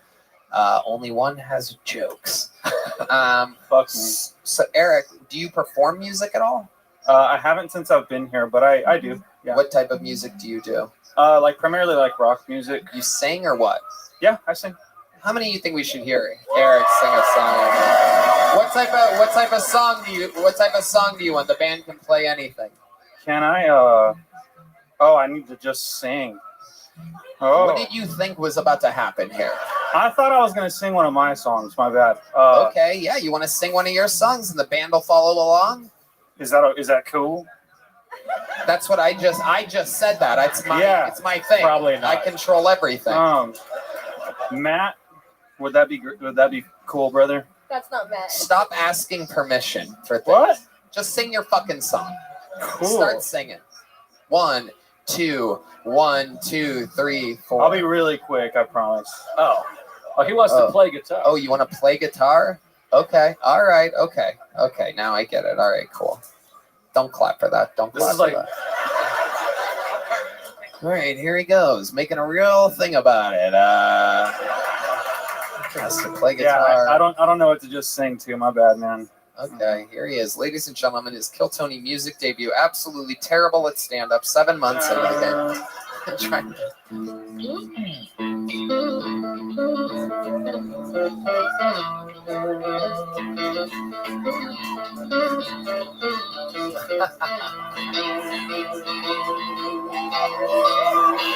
But you know, it's all that you are. Don't tell me it's different. Gotta trust your heart to live love. I play just like you.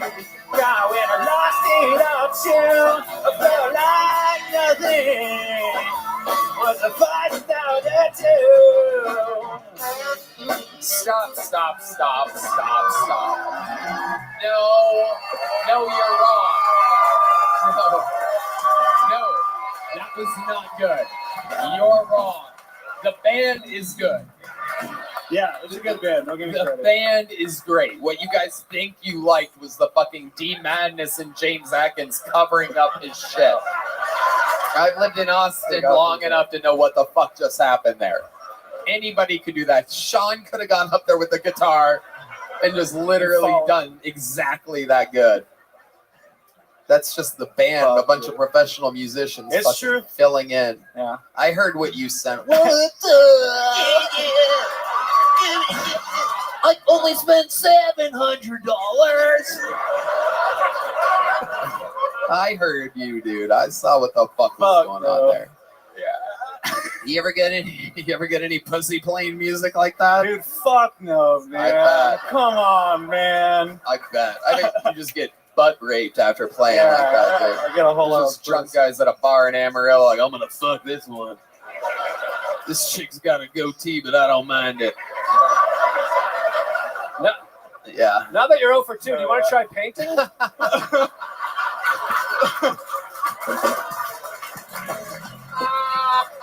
This is dope.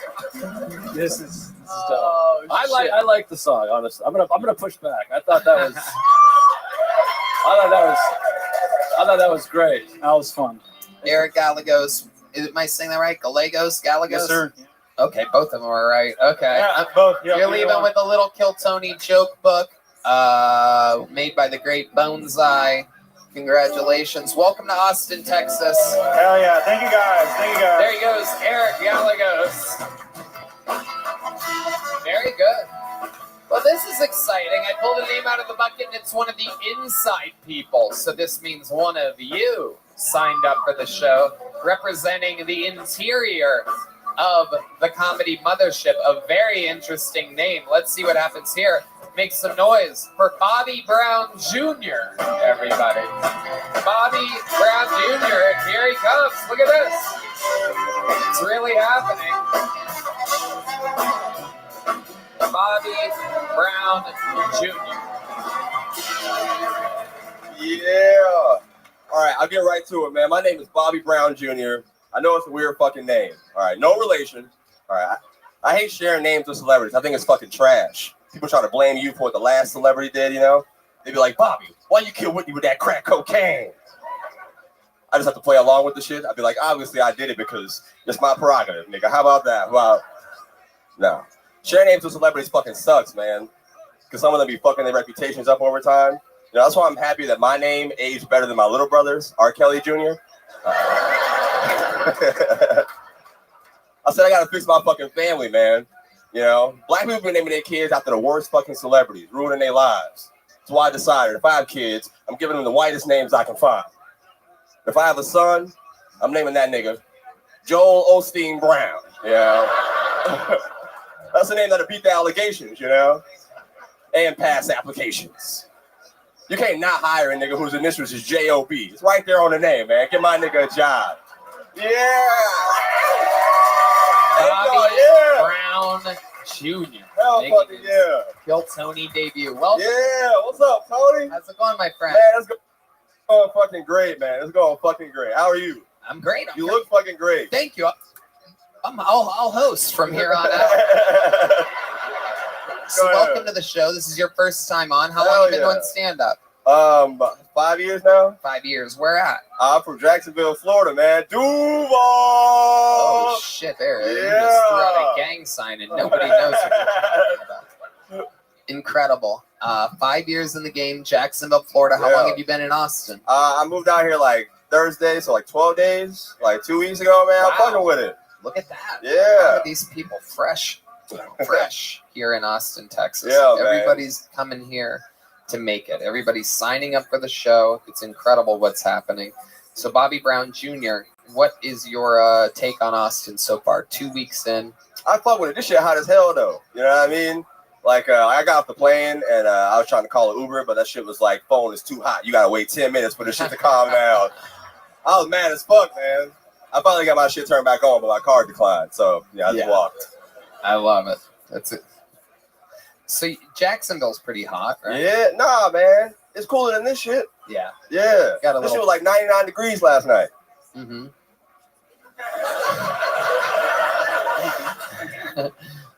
Bobby, what do you do for work? How do you make a living? I don't right now, man. I used to be a server. I quit to come out here right now. I'm looking around for work. How much money did you save before you moved here? I probably had about negative $32. You know? Oh, shit. Yeah. I owe a lot of people back in Jacksonville some money, so. Okay. All right. Negative $32. Mm-hmm. What else about you? What else? What do you do for fun? What do I do for fun, man? I like smoking weed and shit. You know, I watch TV. You know, Okay. I don't know, fucking smoking weed and watching TV. Yeah, I don't know. I try to escape my problems, man. Shit like that. That's probably why you have negative $32. Yeah. Sean dressed like a Iranian rapper right now. What the fuck? That was the goal. Yeah. So Bobby Brown Jr., what's your love life like? You seem like a good-looking version of Steve Urkel or something like that. You have your own Family Matters or anything like that? Nah, I wish. If you got some hoes for me, I'll take them though. You know what I mean? I'm a great Eskimo brother. I have no extra hose to get rid of. I'll be a good Eskimo brother to you, Tony. I do not dispense of the extra hose. No, I will not share. I do not share. I definitely don't share with people like Bobby Brown Jr. Last thing I need is what Hans Kim would describe as a cavernous hole. Oh my God, no. I like to keep everything compact. Yeah. You have any special moves in the bedroom, Bobby Brown Jr.? How much pussy do you get solely based on the fact that they think they're fucking Bobby Brown's son? Tell the truth. Be honest. You know what's crazy? I've pretended to be his son twice. I ain't gonna lie. It happened 2 times. Yeah. He killed that shit. It worked 2 times. Yeah. Yeah. And did they ever notice that you're not Bobby Brown's son? When did they know? When did they mostly find out? I mean, when I told them I couldn't pay for the date that we was on, then it was like, yeah. Hell yeah. Joe List. I'm not confident Bobby Brown's son has a lot of money. I don't think that's that crazy. Wow. Yeah, that is a good point. Yeah, well, I mean, he died like 3 years ago, so. Oh, that's right. Yeah, I'm the last living Bobby Brown Jr. at least right now, man. Yeah. Thank you. Appreciate that. Hell yeah. No, it was weird. I got like people when he died, people thought it was me. You know, I got like 700 followers on Instagram that day, and wow, yeah, it was fucking crazy. Fucking crazy. For real. I swear that's real shit. I'm not lying. Do you do that in your act? That killed. Yeah. All right, I'll make sure I throw that in there. Yeah, you should. Yeah. That's a big deal. It feels real. It feels honest. People want to know what really being like Bobby Brown Jr. Is like. Yeah, I got plenty more, man. So, you know. You got what? I got plenty more. More stories about this weird-ass fucking name. So, I'll be around. I live out here now, so. You got plenty of mo? He said Clay. Plenty more, nigga. You got plenty more. Like. I still don't know. For those of you, by the way, I hear a lot that, like, Tony's hearing's bad. But what you don't see is that in the cleaned up, edited version, like Red Band turns shit up and clears up the sound that you guys hear on the podcast. I still, after 9 times, I have no idea. I still think it's plenty of mo. I think he's using it in the context like mo money, mo problems. Yeah. Urban stuff. I have several black friends, so I know. I hear you, bro. Oh man. Several means more than one. Am I correct? Well, Bobby Brown Jr., congratulations. You popped your Kill Tony cherry. Yeah. I'd love to have you on the Secret Show. Wow, Red Band. Hell yeah. Red Band still thinks he's Bobby Brown's son. Booking him. Here's a big joke, Buck. Welcome to Kill Tony. There goes Bobby Brown Jr. All right, let's do something fun. Oh shit, he touched me. That was amazing. That was incredible. All right, let's do something fun. We have a golden ticket winner that is ready to do a new minute for us, everybody. This guy has made it. He started, 4 weeks ago and has killed every week. He has a very defined style that is different than everybody else. Not the most confident guy. He literally seems like he doesn't want to be here, like he's afraid to do stand-up comedy, but his execution is incredible. Make some noise for one of our new favorites, Rick Diaz, everybody.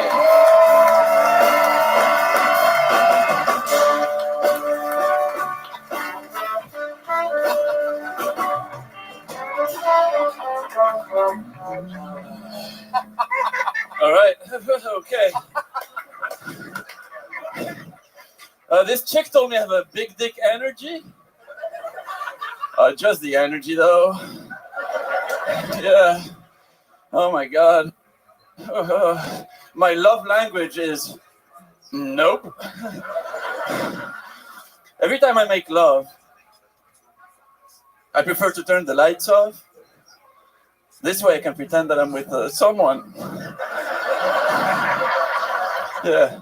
I have an embarrassing sex story. Well, she has an embarrassing sex story. I had sex. Yeah. When my ex left me, she told me, I know who you are. I know who you really are. And then she left me without telling me who I was.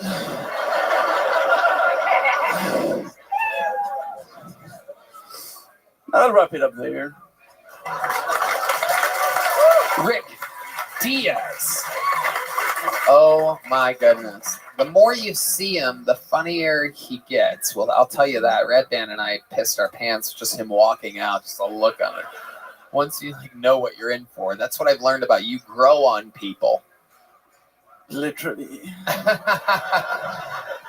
A special character. Joe, this is your first time seeing Rick Diaz? It is. He's like me if my father finger fucked me as a kid. I mean... My friends call me the cheaper Joe List.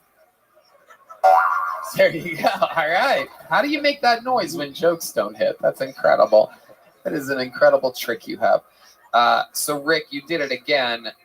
Big dick energy, embarrassing sex story. Is it true you don't have a big dick? I feel like you would have a fucking absolute goddamn full-size hog. I'm pretty sure you've thought about it a lot. Yeah. I have. The answer is I have no complaints so far. Ooh la la. Is that? Oh my goodness gracious. Only because no one's seen it. But I can show you later. Oh shit, Rick Diaz. About to show his little Brussels griffin over there. His little Brussels sprout. Yeah. He is from Brussels, and you have to go back there next week. Yes, sir. What are you looking forward to, or what are you dreading? My mom. No, I'm just joking. It's my job to joke. No, I'm interested in seeing how I'm going to be received by the French clubs that have been ignoring me. Oh, so word's gotten out. Rick Diaz. Oh, yeah, and they're going to suck my nuts when I get back. Whoa! Rick is such a sensitive, like, soft appearing guy, and then every once in a while, he's just fucking, the animal comes out. There it is. There's an example. Big nut energy, Rick Diaz. We've seen this before. Now, let me remind you that the last 2 weeks in a row, he's come out and he's literally said, fuck Hans Kim. I want his entire everything. I want to take Hans Kim's livelihood from him. He spent 2 weeks saying it until we finally came to the conclusion last week that we will have a main event fucking showdown at New Year's Eve in an arena. The HEB Center already sold out. Impossible to get tickets. And we have made your dreams come true. You're going to fly back from Brussels, and one of you is going to lose your livelihood. How do you feel? It's been a week since you made the challenge and received what you wanted. How does it feel to get what you want? It feels like I'm doing you guys a favor.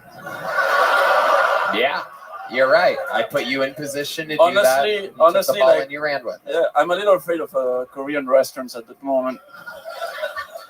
Yeah, I think Hans has a contract out on me. He was pissed.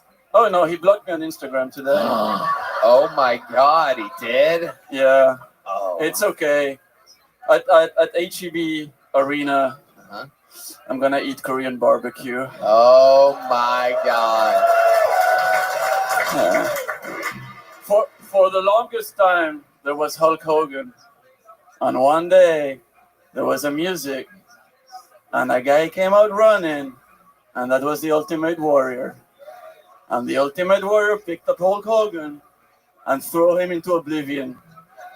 And that's gonna happen on 31st of December. That literally like isn't what happened. Actually, that's not the history of the thing. It is as I remember it. No, it's not. You just like wrote that yourself. That's not what happened. Yeah. I like manifesting things, you know. The Ultimate Warrior is dead, and that never happened.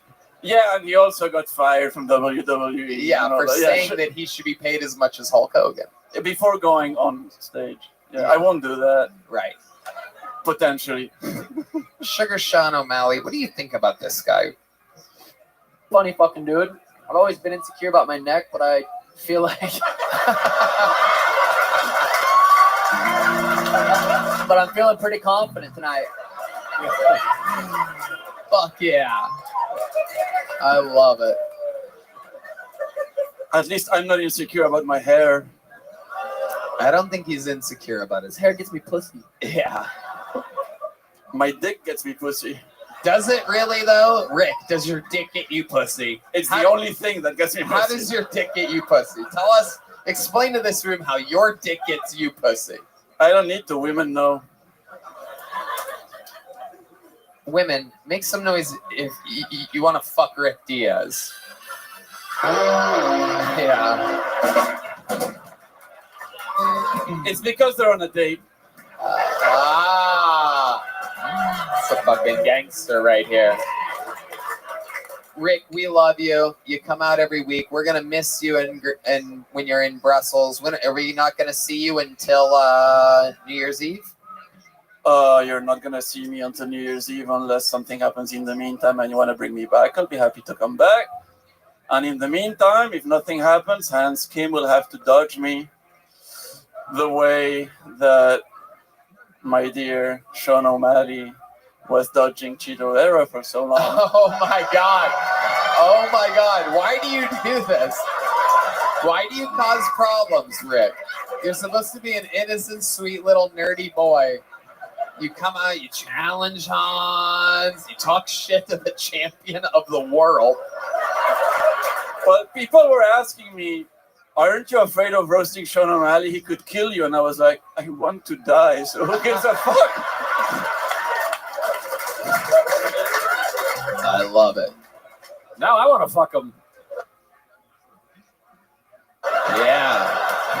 You're the second person on this panel that has said this. That is true. Wait, did I say that I wanted to fuck you? No, King Kingdom, the King Kingdom that did that last time. King Kingdom did that. And then she didn't fuck me. Just for it, of course. Oh, we know. But Jolis is gonna fuck me, I think. Sure. You will be missed. Rick Diaz, your impact here the past month has been absolutely incredible. You're so different than every other golden ticket winner and regular in the history of the show. Very, very borderline suicidal character that These are incredibly kind words. If only I gave a fuck. I mean, okay. All right, again, you're an asshole for no reason, but I like it. Personally, I like it. I like Joe. We're going to miss you, Rick. Have fun over in Europe. Guys, come on. His last I'm going to miss you too, guys. His last set in America. Big noise for Rick Diaz, everybody. All right, there he goes. Pulled another name out of the bucket. Here we go. 60 seconds uninterrupted to the Kill Tony debut of Drew Santana, everybody. Drew Santana. You guys having fun out there, huh? All right, here he is. 60 seconds uninterrupted for Drew Santana. I don't know why people think I'm gay. It doesn't matter what I wear. I could be wearing a woman right now, and some of you would still have doubts. I know it. Just sit there right there. So nice to meet you. Dressed like a fucking space cowboy in a gay porn or something. I know. I'm just trying to keep up here. When I was just a wee lad, my stepfather told me, son, every other woman I had been with before your mother had really big tits. I think he was trying to teach me about sacrifices, making compromises for the ones you love.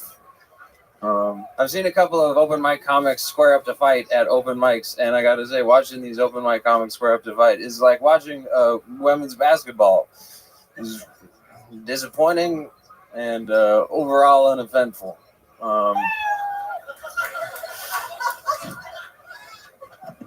Thank you. Disappointing and uneventful. Drew Santana. Now, you've been on this show before, right? I kind of recognize. This is my second time on, yes. Second time. And what is that you're wearing around your shoulders? What the fuck is going on here? It's a posture brace. I have kyphosis in the back. It's not, yeah. What? It's a posture brace. It looks like a gay thing, but I got bad posture. I don't. You have bad posture, so you have to wear that? You could also hold on to it if you wanted to. There's. Why'd you put it under your shirt? I remember you. You don't answer questions and shit. You're like, I hated you the first time, right? I think. Yeah, I kind of do now again. Yeah, I remember now. I remember immediately. Yeah. Okay. Joe List. It doesn't look gay to me. It looks like you work at Home Depot to me. Yeah. More like Homo Depot. Am I right? Is there anything you wish you did differently last time you were on the show? I didn't make note of a couple of things, like being on shrooms. Been microdosing a little bit, and usually before Kill Tony, I'll take a little bit more than a microdose, and I'm pretty. Did you do that again? Yeah. Wow. Can you tell? Unbelievable. People are cheering for the drug mushrooms, not for you, just to make that clear. No. Yet again, I like to make sure nobody leaves here with any extra confidence that they did not deserve. Deep Madness isn't going pee, by the way. He just hates you. There he goes. A floating pair of sunglasses flies by the side of the room. Tony, his whole energy is like women's basketball. Yeah. It's true. WNB gay. You know what I mean? All right. But at least he's standing up straight. That's nice. That is true. I would hunch over too if I had everything about you. Is there ever a time where you're very confident and stand up straight like a man? I try. Not really. No. Oh, you're so annoying. I don't. I'm just going to keep it moving. There he goes again, Drew Santana. Sure, take a break from signing up for a while until you're ready to, talk and, enunciate and shit. It felt like his jaw was wired shut. Yeah, he was like that last night. Oh, I did mushrooms. And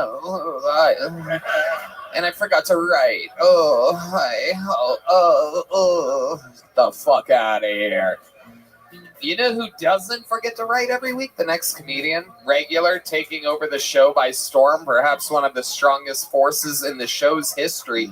Ladies and gentlemen, I present to you the newest regular on Kill Tony, crushing in theaters all around the world with me. Make some noise for Cam Patterson, everybody.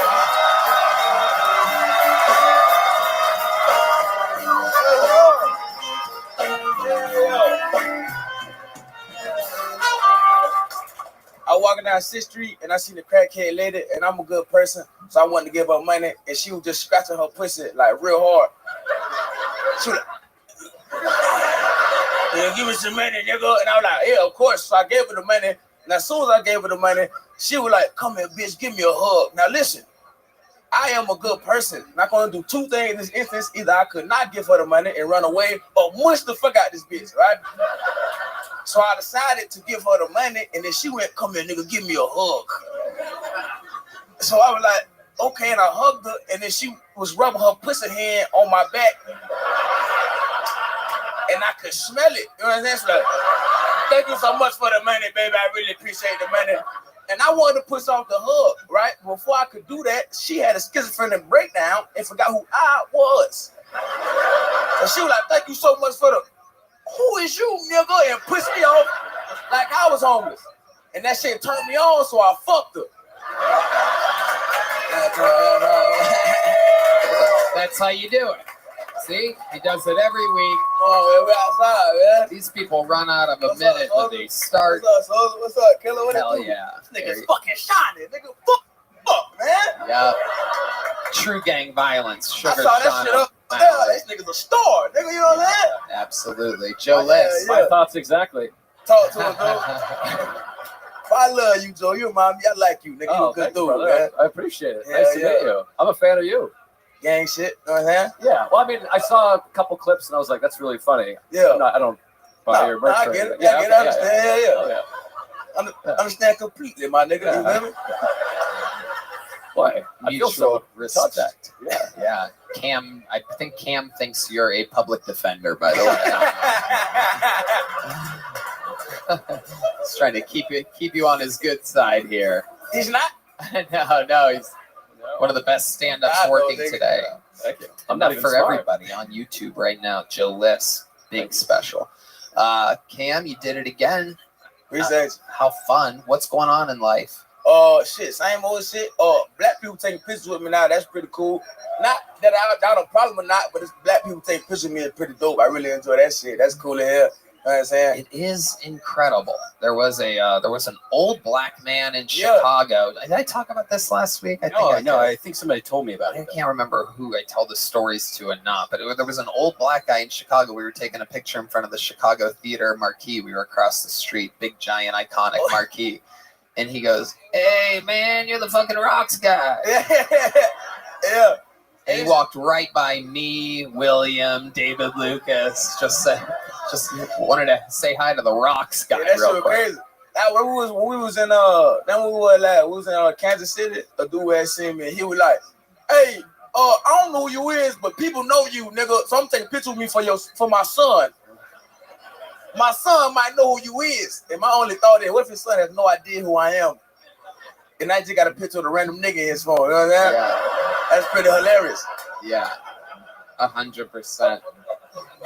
I love it, Cam. You've been killing all over town. We're going to, where are we going this week? Philly Philly and and Virginia. yeah, Yeah, Tyson's, Virginia. Thank you very much. How did you know that? Oh, it's Oh, Yoni. that's Okay, yeah, it's my tour manager. I thought it was an audience member telling me that I'm in Tyson's, That nigga's a Virginia. stalker. Who the fuck said Yeah, that? exactly. That's my #1 stalker. Yoni. I love it. So yeah, we're doing that. Philly and DC. Ever been there before? Hell no. No, you've never been to any of I these don't go places. nowhere, nigga. I stay home for a little minute. You know what I'm saying? Yeah. There was Bobby Brown Jr., who's from Jacksonville. You ever worked with him before? Living on my couch right now, man. Oh, he's on your couch. Yeah, my brother. You know what I'm saying? Okay. Yeah, I brought him here. I'm bringing everybody, nigga. Okay. I'm bringing the whole state, man. I love it. All right. Yeah, come on, nigga. I'll feed you. Follow me, bitch. You know what I'm saying? Yeah. Everybody come on. Tony, it is weird. Like, there's a lot of people from Florida that are friends with and that are moving, but every time you go to Florida, you don't really see that funny comic, you know, when you're on the road. Them niggas is hiding. You know what I'm saying? You feel me? But yeah, everybody I know that I'm telling them to come, they come and they be funny. But a lot of niggas coming on their own. I didn't tell them to be here. They just garbage. You know what I'm saying? Right. That happens. Yeah, that happens a lot. A lot. I'm in town. I don't know you, bitch. You know what I'm saying? Cam rocking the official Cam Patterson Yeah, come on, t-shirt fuck with available at killmerch.com. Yeah, talk to me. Freshly restocked. You're making a lot of t-shirt money through us right now. That's insane. Actually quite incredible. It's witty when I was selling drugs, nigga. So you know what I'm saying? Yeah. It's kind of beautiful. Selling a whole different kind of white. And rocks. Yeah, and rocks. And rocks. It's true. Yeah. Every one of those t-shirts comes with a free rock. And you can't make it up. They're selling hundreds a week. It's absolutely incredible. People want a plain white tee, and they're getting it from Kill Merch for, I do believe, $35. Do you have a new rock this week that we can see? Is there a special rock that you have? I was rushing out the crib. I got Black and Milds in my pocket. Y'all want to see Black and Milds? Shit. Black and Milds. You smoke Black and Milds, though? I don't typically. I got that just for you. Oh, wow, Joe List. Wow. Someone's going to be vomiting tonight. I want a Black and Mild. I want a Black and Mild. Oh, shit. Yeah, you hold on to those. Yeah. Oh, shit. We outside. Talk to me, dude. Save your Black and Mild. Save your Black and Milds. I need that back. Yeah. Nigga, I'm addicted, nigga. That one does smoke the hell out of those. You know what? I'm gonna bring up something kind of crazy. The other night, we were all drinking at Mitzi's, and I walked into the restroom at one point, and I heard like from one of the stalls, and as I'm walking to the urinal, and I hear that, I like glance through the crack, and I just see a bright white T-shirt. That's all I saw, and I go, "Cam, is that you?" And he goes, "Yeah." And I go, "You all right?" And you said, "Yeah, I do this all the time." Yeah, when I drink, sometimes I be hitting my stomach wrong. And I gotta go, you know what I'm saying, throw up on you, you know what I'm saying? I gotta get out of the way, you feel me? But then the Black and Mild, sometimes the shit be getting, you know what I'm saying? I swallow that shit on accident. Yeah. I gotta, you know what I'm saying, evacuate the system, you feel me? Yep. You've been hanging out with white girls too much, man. Like, nah, for real. Yeah, Red Band, as you could tell, never throws I never throw up. He just holds on to everything that he eats and drinks, like a bear before hibernation. I love sodium. I believe morbid obesity is what it's called. But anyway, Cam, you did it again. Another amazing minute. So much fun. There he goes. Cam Patterson, everybody. Okay. Back to the bucket we go. We're having fun tonight. We're getting through it. It's a fun one. Still more special treats to go. We're going to get one bucket full, and then we have another fun thing that's about to happen. But first, 60 seconds uninterrupted to our first female of the night. Make some noise for Helena and Charlotte, everybody. Helena and Charlotte. One more time for Helena, everybody. Come on.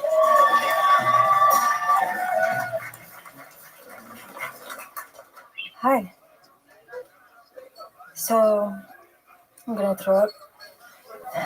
You know these apps that you can get on your phone to help you manage your time and get more productive? I downloaded 5 of them and I'm still not doing anything with my life. I don't understand. Maybe it's because they were free. I've never received a unsolicited dick pic in my life. And as a grown woman, it kind of hurts. It's not that I necessarily want one, but I would like to be able to complain about it.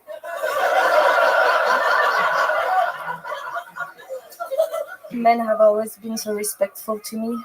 How am I supposed to relate to the female condition?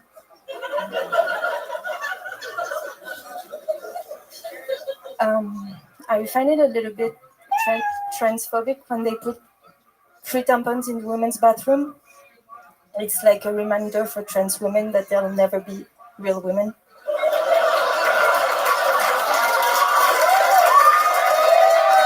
Helena and Charlotte. Welcome to the show, Helena. Thank you. Incredible performance. Thank you. You sound a lot like Rick Diaz. How long have you been doing stand-up? like a month ago. It's my 4th time. Really? Wow, very good for a month in. One of the better sets of the night, which is incredible for both being a month in and being a Howdy, female. how you doing, girl? Thank you. So what made you want to start a month ago? What inspired you to start stand-up Oh, comedy? I love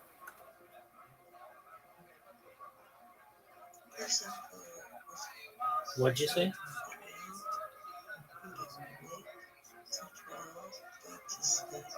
All right, you fall back to sleep then.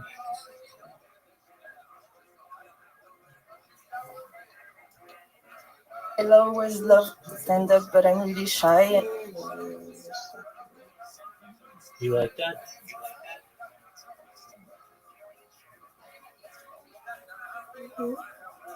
I didn't hear you. What did you say? I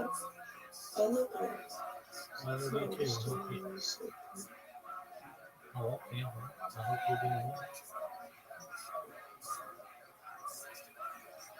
You ran away. You didn't play bowling with us.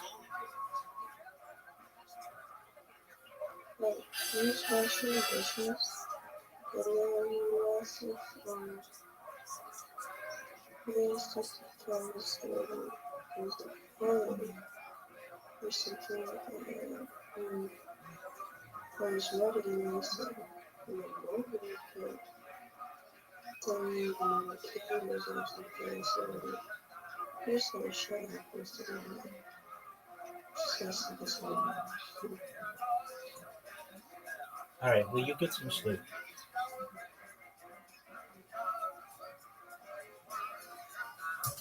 And recently I was realizing that I'm getting old, so I kicked myself in the butt. Okay. I was like, maybe I should start now, before I die. Yeah, absolutely. No doubt about it. It is good to start before you die. It's one of the main things you have to do. What is that accent? French. Ah, French. How long did you live in France? All my life. But I've been living in Canada for 12 years now. Ah, Canada. Yeah. The old gateway drug to France. Where in Canada? Montreal? Yeah, of course. Of course. Frenchy French land. Mini France. Sorry? Mini France. Mini France, yeah. Yes. Do you have many friends? Sure. I feel like that's what you thought I said, so I'm just going to ask. What do you do for a living up in Montreal? Not much. I do crappy jobs because on the side I like to do my stuff, like creative things and stuff like that. What kind of creative things? You make like Easter baskets and things like that? No, like comics. You draw comics? Yeah. Like comic strips? Okay. Stuff like that. Very cool. You draw your shirt? Yes. Oh, that's you. You did that. Small font. Matches your tits. Come on. Come on. Oh well. Hell yeah. So what's your love life like up in Montreal? You seem like a Montreal 8 or 9 or something like that. Thank you. Austin 4, but a Montreal 9. I think she's hot. Oh, Sugar Sean thinks she's hot. Look at that. Look at that. I came with my boyfriend actually. Boo this woman. Is it Bobby Brown Jr.? No. What does your boyfriend do? He's in crypto. He's a nerd. Wow. Okay. Okay, Jill List, what do you think about this lady? I thought it was great. I mean, it took a little while, and then there was some great jokes. I can't figure out your shirt though. Is it a joke? I'm not. It's supposed to be funny. Yeah. Well, that's what I'm struggling with, I think. Yeah, It's okay. It says, where did you get this shirt? Cool. And then the person with the shirt that says very cool says, I can't tell you. Can you explain why that's funny to us? God. You see, there's a It's like, problem. you know, those hipster people who don't want to tell you where they got Ah. yeah. So I don't know. That was funny. Right. I bet that kills in France. Yeah, it does. It does. Wah, wah, wah, wah, wah. Very funny.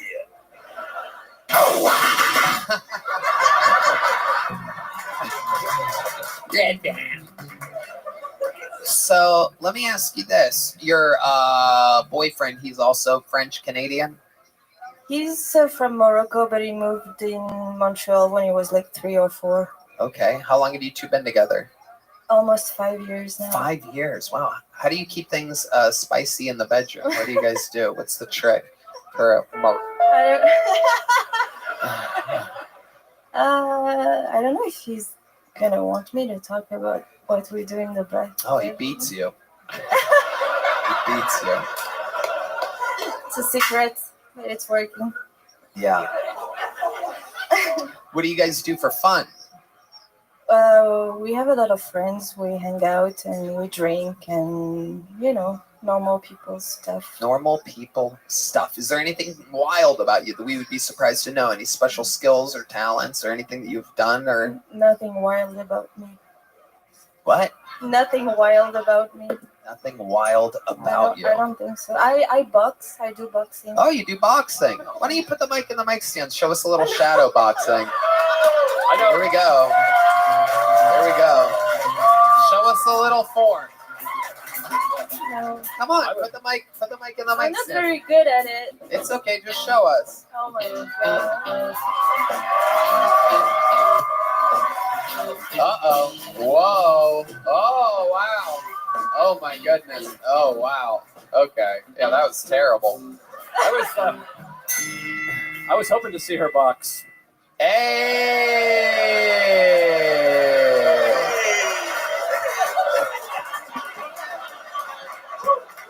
Yeah, it is incredible. Full bush for sure on this one is my guess. No doubt about it.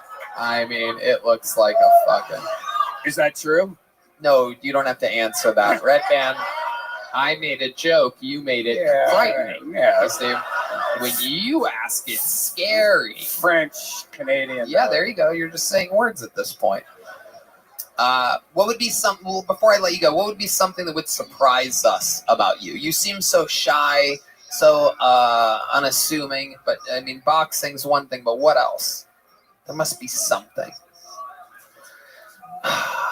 French Canadian from Montreal, the home of the former biggest comedy festival, Montreal Comedy Fest, which is now an absolute corporate hack fest. You know this, right? Yeah, good. Okie dokie. Nothing better than shy people on Kill Tony. Somehow, for the first time ever, Bonsai made like a rainbow-colored Kill Tony big joke book, and I feel like you're just liberal enough to appreciate that. No, but thank you. There you go. Oh, almost had it. French Canadians, not good at much. There she goes, Helena and Charlotte, everybody. All right. DL, ready? Yeah, great. You guys are in for a special treat. The young man that you're about to see, famously one of the greatest regulars in the history of the show, retired at the 10-year anniversary. And now when we get to see him, it's a special treat when he wants to show off a brand new minute. One of the greatest roasters in the history of Kill Tony. This is a special appearance by Kill Tony legend, the great and powerful David Lucas, everybody.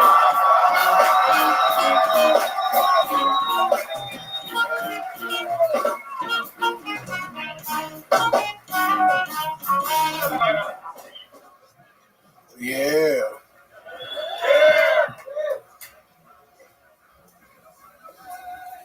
Having sex with skinny white women is like eating plain Greek yogurt. It's like, I don't want to eat this shit, but I'm hungry as fuck. It's like, you ain't got no honey or no granola, nigga.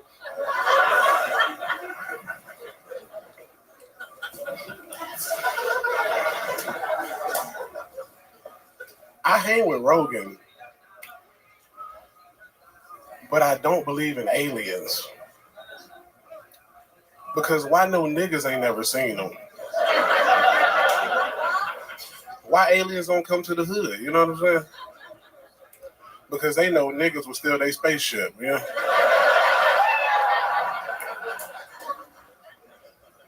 The niggas will be all at the moon, like, what's the Bluetooth, dog? All right, that's my time, man. Thank you. Unbelievable. You see that?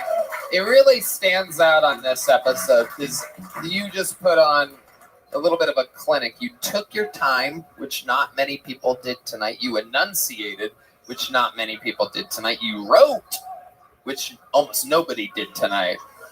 And you had a great premise. Aliens don't go to the hood. A four-pronged attack, which we have rarely seen this episode. That's what stand-up comedy is all about. David Lucas, fresh off of taping his debut special this weekend here at the Mothership. I walked in the back of the room on Saturday night, and he was absolutely smashing, riffing on his toes, which is not easy to do for a guy like you. Tony, shut up. Sure, your feet are holding on by threads down there. I mean, I cannot even imagine what those fucking hooves must look like that you're dealing with. You have the jacket of Jay Leno, and you're shaped like one of his cars. David, what's going on? You're breathing heavy over there. Oh shit, he's loading up. Tony looked like he get the Heimlich maneuver for fun. That is true. I actually do. Sugar Sean, you look like you sell camels with no hump, nigga.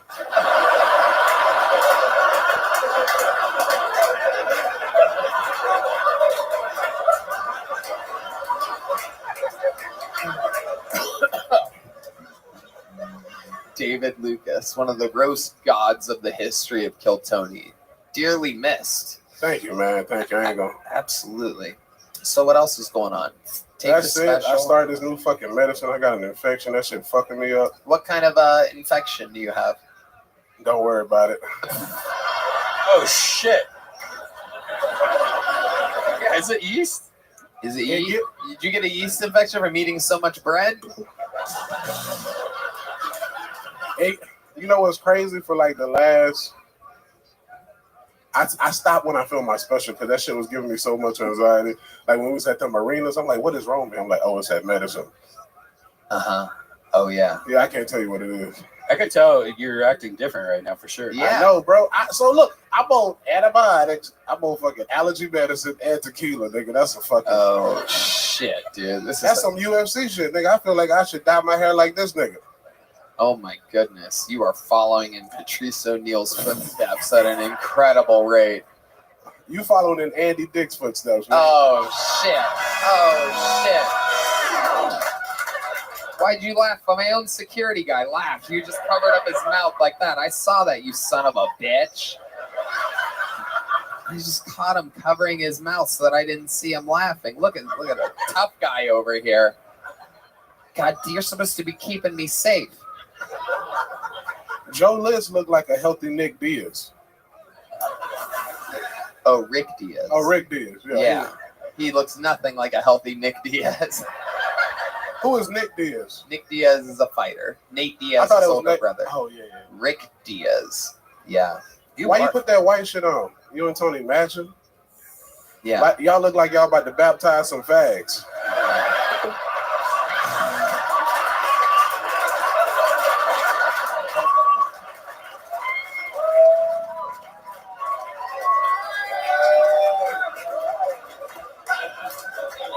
Sugar Shane, you look like Post Malone therapist, nigga. Y'all.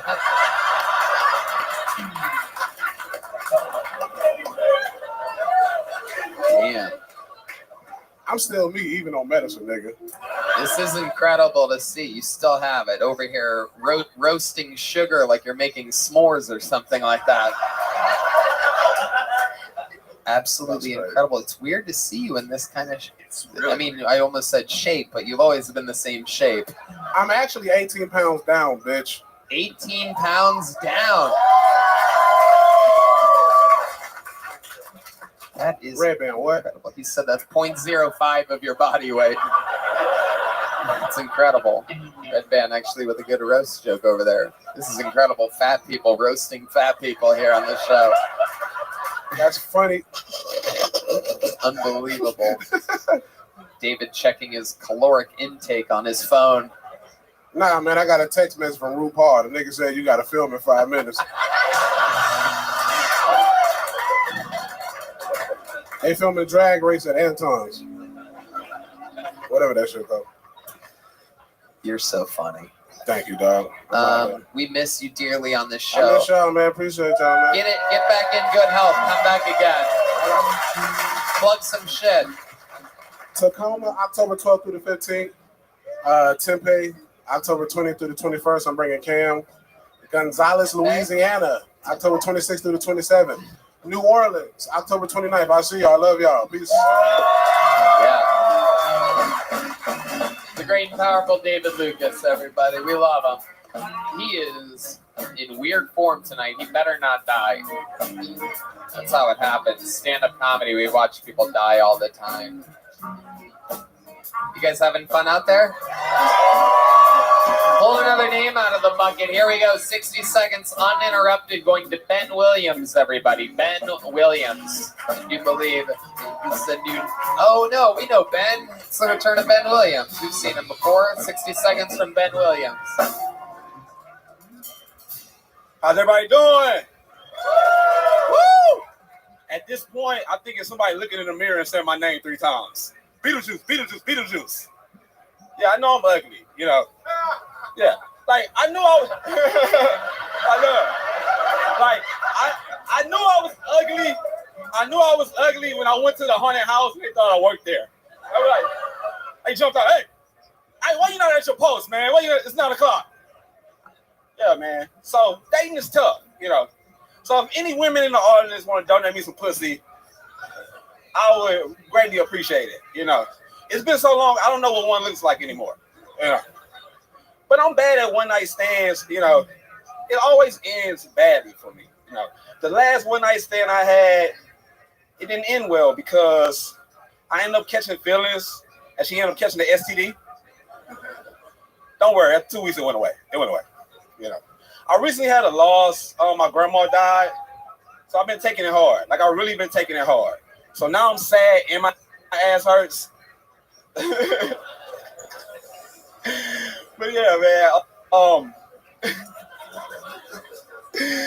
Yeah, life's been rough, man. Yeah. There you go, Ben Williams doing more than a minute. Yeah, more than a minute. You're a lucky guy. I do believe this is your 3rd bucket pull in 4 weeks. Yeah, I'm very grateful. Thank you. That isn't. It's not. Has nothing to do with me. You literally, it's a bunch of pieces of paper, and I pull a name out. You're very, very lucky. Is my point. Yeah, lucky, yeah. Why do you think you're so lucky? Why do you think when I pull a piece of paper out, why do you think destiny keeps calling your name? Do you think it's overcompensating for the face that it gave you? Yes.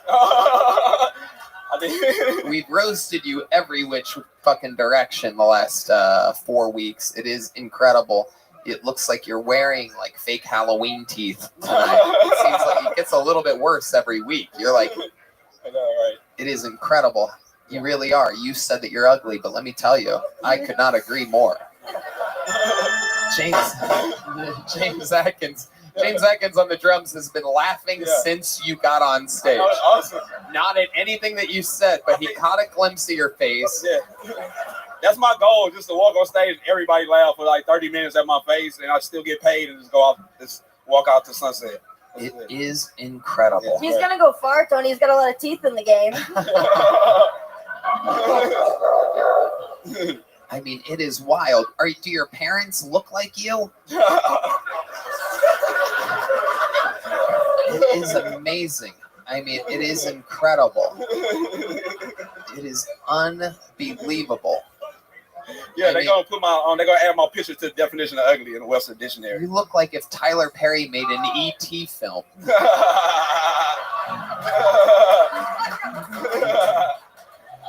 I guess we would call it B.E.T. That's awesome. Except you probably don't have a home that you could phone to. You know what I And it's if E.T. rode a stolen bicycle. My goodness gracious. So remind us, tell us about your life a little bit. What's been going on? Oh yeah, man, I just been doing a lot of stand-up. I've been actually doing this for 6 months, guys. I just been grinding hard doing this and just trying to perfect my craft and stuff like that. I'm from Galveston, and if you guys don't know what that said, I say it's a mixture between Gilligan's Island and The Walking Dead. But it's an awesome place. And what does your dentist do for a living? He actually retired, so like he was like, "Oh, I quit." Like he see me like I can't do nothing with this. Like fuck it. My goodness. Well, yeah. It's really good you moved out here. You're really gonna cut your teeth out here. Yeah. Joe List, what do you think about this guy? I actually think his teeth are better than mine, honestly. I guess you guys haven't seen my teeth, but if you had. No, his teeth are much, much worse than yours. No, I know. I just, was trying to. I felt sad for him. Yeah. Do you really ever? What's your love life really like? Like the last time you were with a girl, what happened? Oh man, it's been like over a year, and that's like that wasn't a bid. Like she actually was 60 years old. Yeah, yeah. Hold on a second. I was trying to be nice when I was just walking across the street, and she was like, "Oh, you're so nice. I ain't had none in a while." And I was like, okay. So I walked her to the door, and she says again, she's like, I ain't had none in a while. And I still wasn't going to do it. And then she was like, hey, you drink? I was like, I do. She said, you smoke weed? I do. She's like, you pop Xanax? I was like, oh, I love this bitch. So I was like, oh my goodness.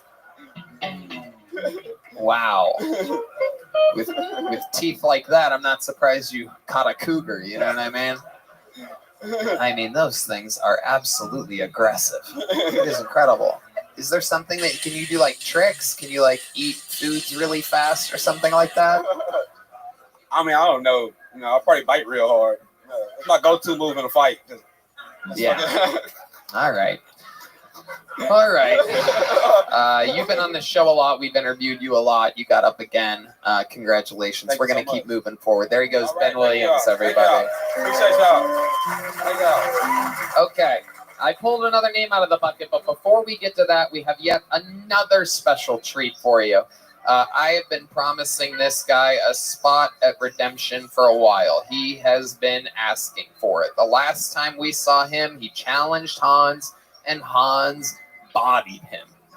15 punchlines to 0. The guy prides himself, formerly at least, on being a storyteller that tries to squeeze a story into a minute.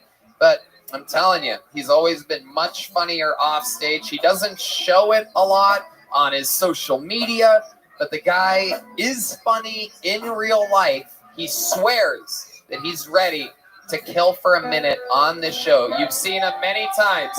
Another shot at redemption. This is a brand new minute from Uncle Laser, everybody. Here we go. The new underdog, it sounds like, Uncle Laser. First off, fuck Christian Mingle. Okay? All right? You should just call it catfish by the Catholic. Okay? It's a crock of shit. All right? Right? Them women out there aren't Christians. They're whores. Absolute whores. You know what I'm saying?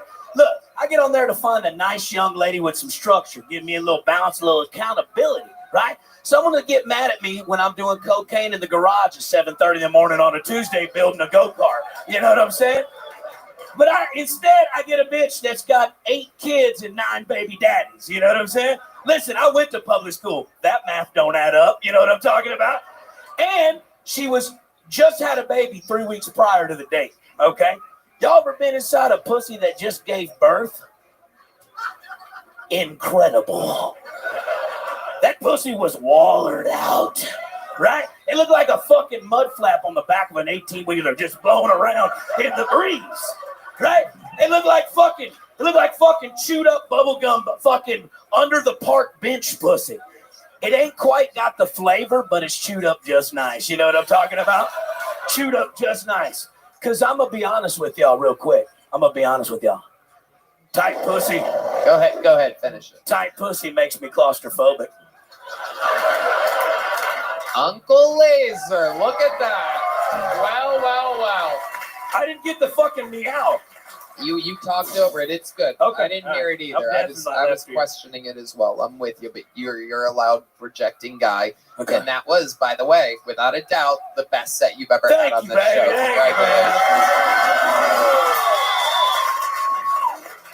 show. It is part of your storyline.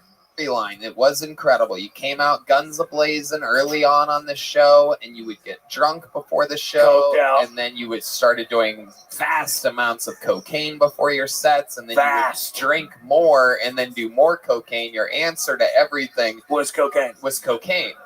And Fair. now, tell the people, what's your cocaine situation now? 3 days sober of it. Right, 3 days. Until tonight, you know, That's right. It's my birthday. It is his It's my birthday, everybody. It's a Coke night. It's a Coke night. I still have David Lucas ahead of you on my death poll as of tonight. He is sluggish seeming. You might want to give him a little bump of something. Wait his ass up a little bit. It's fine, dude. You know. My goodness. Can I say something real quick? Oh, shit. Here we go. A heartfelt moment with Uncle Laser. Sean O'Malley. Listen, I got a good head of lettuce, right? Look at me, you know what I'm saying? But look at you. Look, I fuck. But you fuck on the first date. You fuck on the car ride to Chili's. You know what I'm talking about? I like that kind of shit. All right, Uncle Laser wants to fuck Sugar Sean O'Malley. Sugar, what do you want to say about that? I would love to do cocaine with you, brother. Yeah, look at that. Hey, happy birthday to you. Hey, it's a nice day for a white wedding. You know what I'm talking about? Sugar Sean, meet Booger Sugar Sean, and this is Uncle Laser.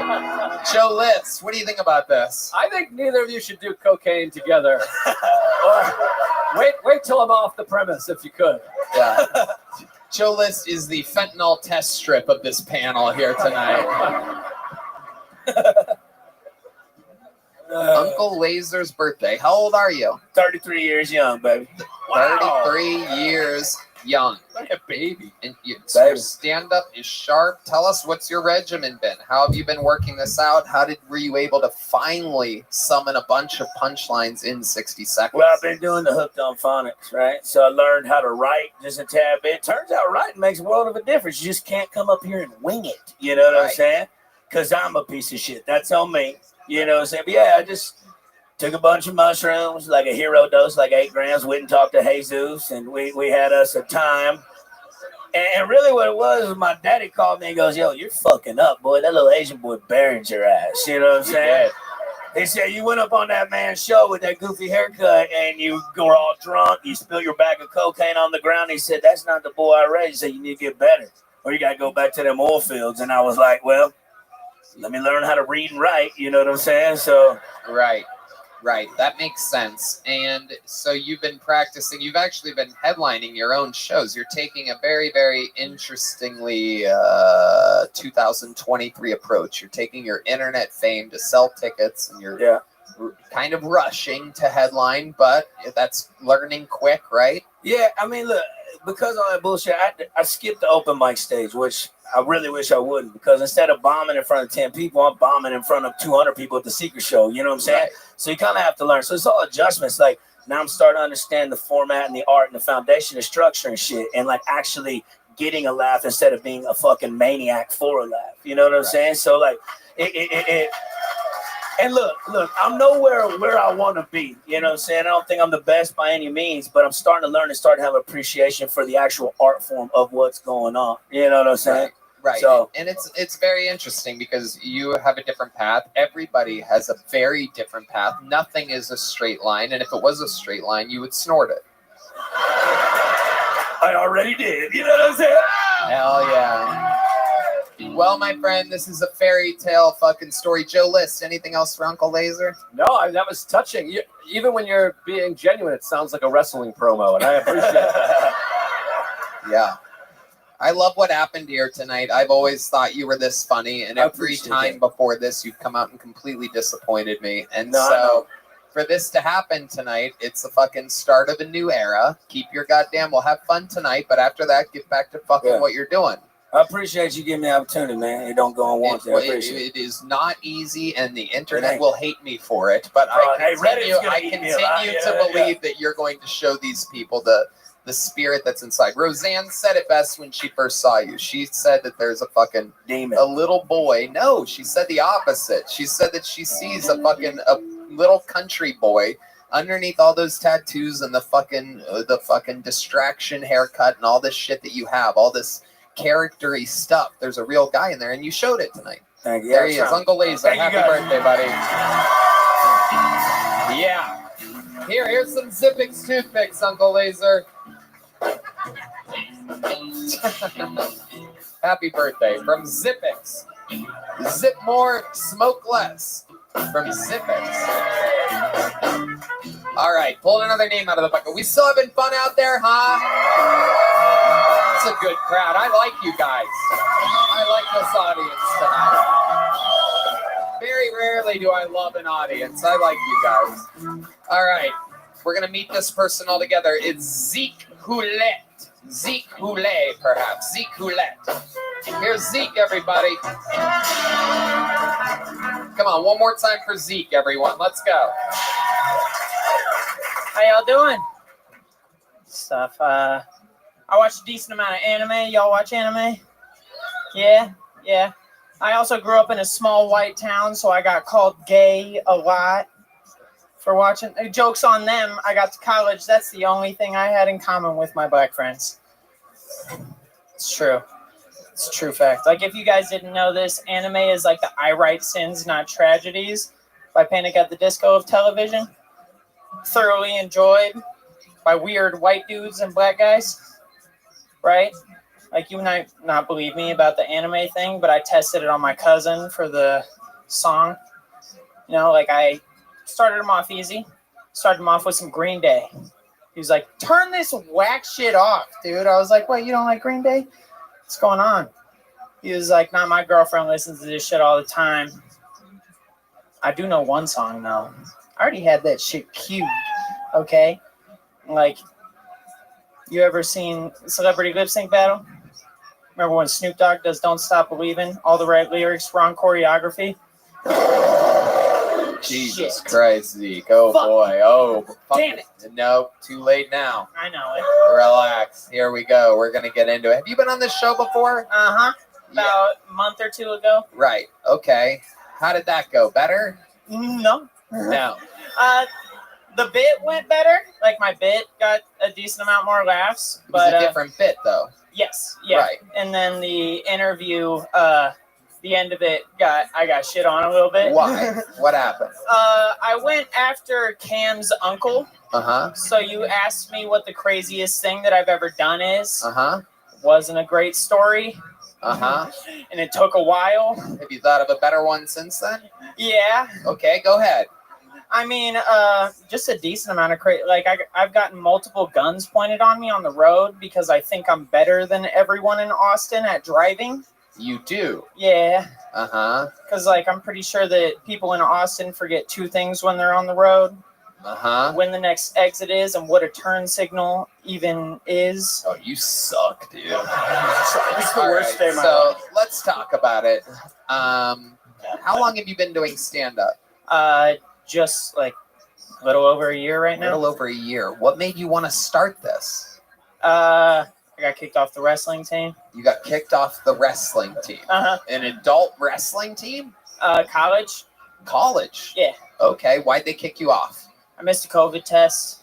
Okay. So, All right. yeah. Wow. They My didn't like goodness, it. it gets less and less interesting the more questions I ask. Every time. Okay. Sugar Sean, what do you think about I was just gonna ask, how are your eyes smaller than Hans Kim? It is incredible.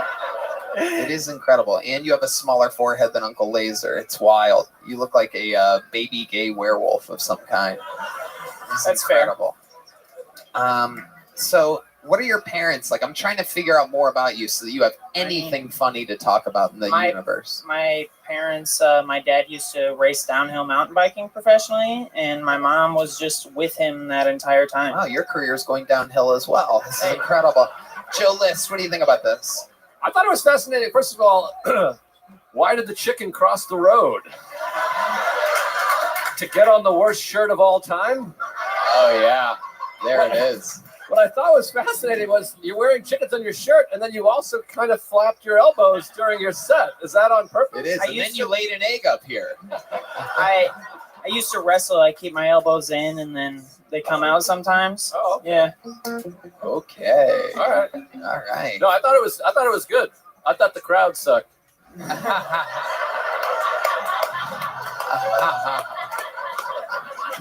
Do things go better for you other times, other places, Zeke, or do you just love the punishment of They usually go better. Okay. Wow. So much personality. I don't even know what to do with it all. That's about it. Yeah. What's your love life like, Zeke? I've been single for about 3 years. Wow. So when's the last time you kissed a girl? last time I kissed a girl, last time I had sex was like a year ago. That's a total different question. Well, I don't remember every time I kiss a girl. I don't remember every time I kissed a girl. How about, can you take a guess when the last time you kissed a girl is? I'd probably say about 3 or 4 months ago. Okay. Where was that? What was that situation? Just like at a bar, drunk. Mm-hmm. Okay. All right, Zeke. Any special skills or talents? I can do a backflip right now. No, you can't. No, you can't. There's stuff behind you, so you definitely can't. You definitely do not have room to do it, Zeke. You do not.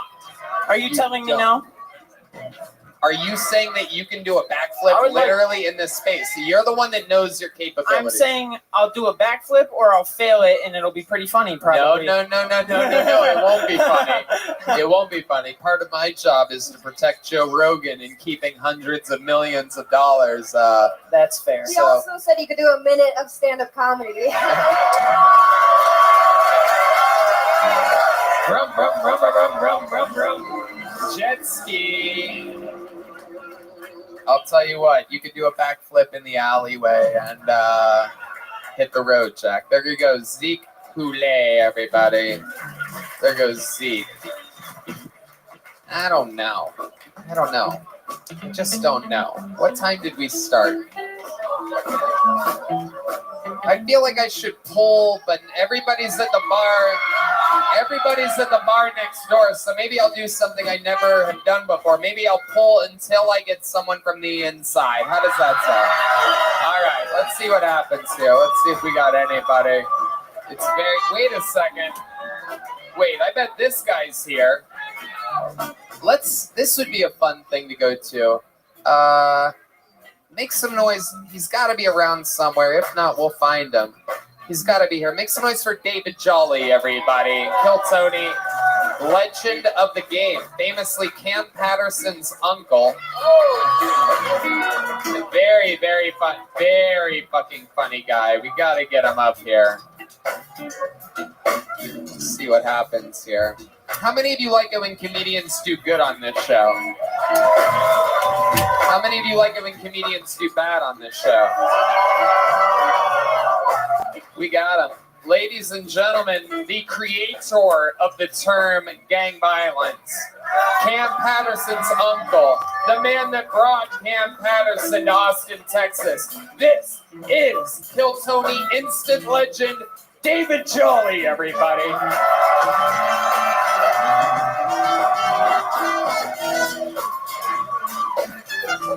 How y'all doing, white people in Puerto Rico? Since I've been living here in Austin, like we got homeless people in Orlando, but in Austin, they got homeless people. Like these motherfuckers professionals, you know what I mean? It's like every time you see the homeless people, you always see them with a dog. And all I can think is, where the fuck they getting all these homeless dogs from?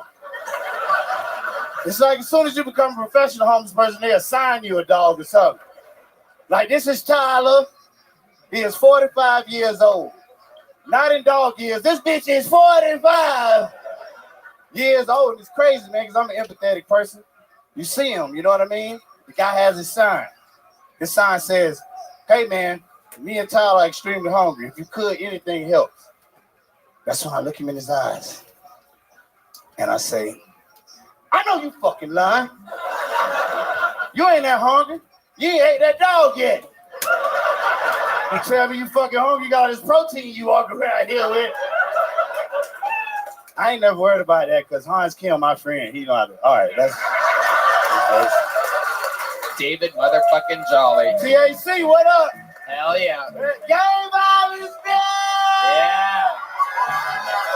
Hey, we here now. Legend of the game, David Jolly, Orlando, Florida, all the way to Austin, Texas. Famously. I'm an Austinite now. I'm finna get me some boots and a boot and a belt buckle. Hell yeah. Yeah. Absolutely. We'll do a Richard Pryor, Gene Wilder type of Hell yeah, you with it? Yeah. That shit'll be beautiful. Yeah. You think it'll be beautiful? What you say, white man? He don't know what the fuck going on. He don't care to me. He high as hell right now. These little Texas kids are scared to death of David Jolly. They've never seen anything like that. They don't know what the fuck I'm saying They right just see that gold tooth. They just get hypnotized. It's incredible. Have you always had that? Is that new? What, the gold teeth? Yeah. The bitch has been there, man. These bitches ragged as hell. Hell yeah. You know what the fuck going on. Hell yeah. Now that nigga on ketamine.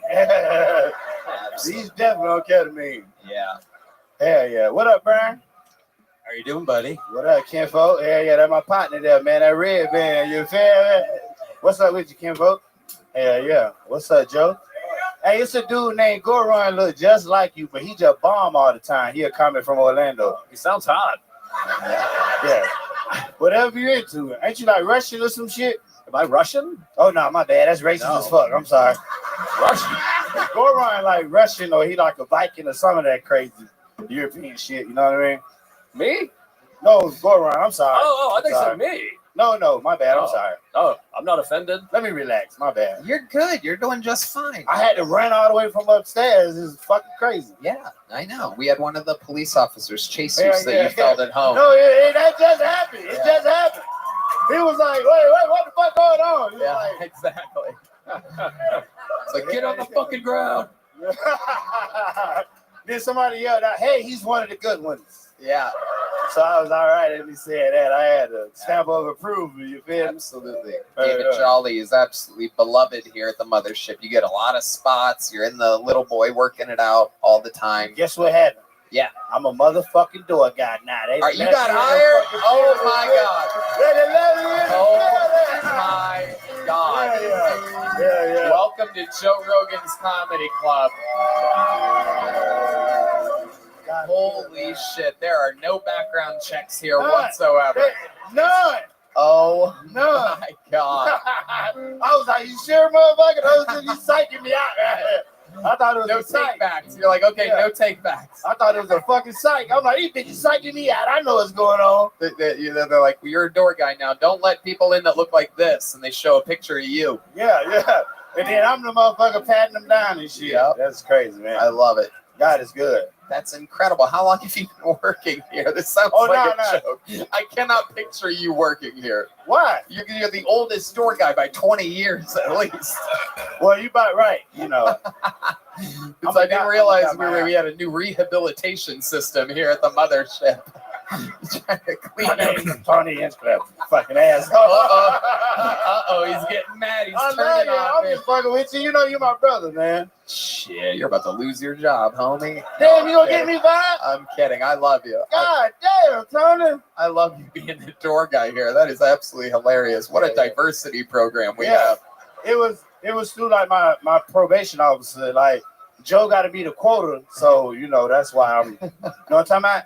No. All right.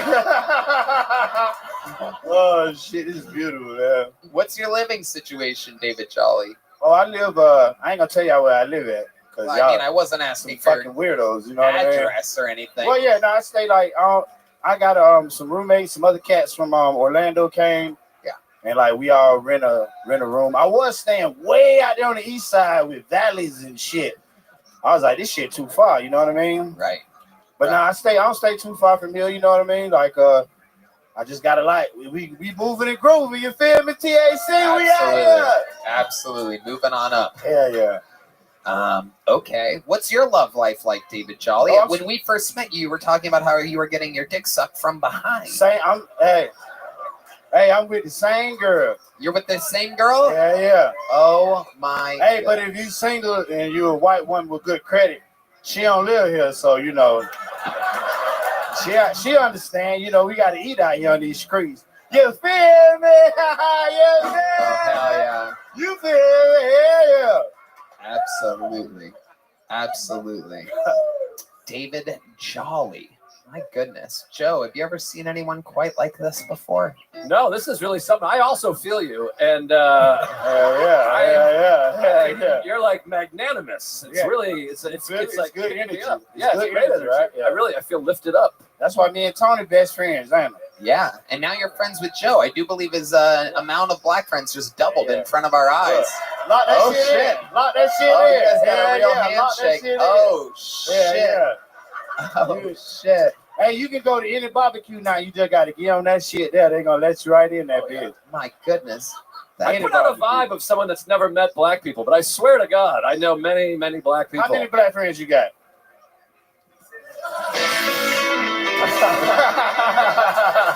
You can count them motherfuckers.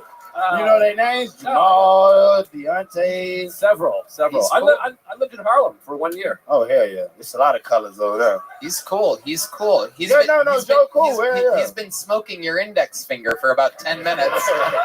That is about the same color. That's your thumb, David. That's your thumb. Your index finger's your pointy finger. Man, same thing. No, it's not the same thing. It's literally not the same thing. It is the opposite of the same thing. That was so stupid. It is a different thing. A thumb and an index finger. I know he's been swinging your index finger. David's like, let's see. I cannot believe I did that on national television. Television? Fucking crazy, man. My mama did not raise me like this. It is the World Wide Web. Same thing. National television. That's like saying the thumb is an index finger. It's the same damn thing. You're too old for this shit. I'm too old. He is too old for this shit. Hey. He's like, I can't believe I did this. I'm Johnny Carson. I'm in Kiltone. Hey, gang violence, big. Gang violence, baby. Make some fucking noise for David Charlie, everybody. Hey. Can I do the secret show? Of course you can, my friend. There you go, David Jolly. He's in it. Absolutely, making sure he gets some work out of this. The great David Jolly.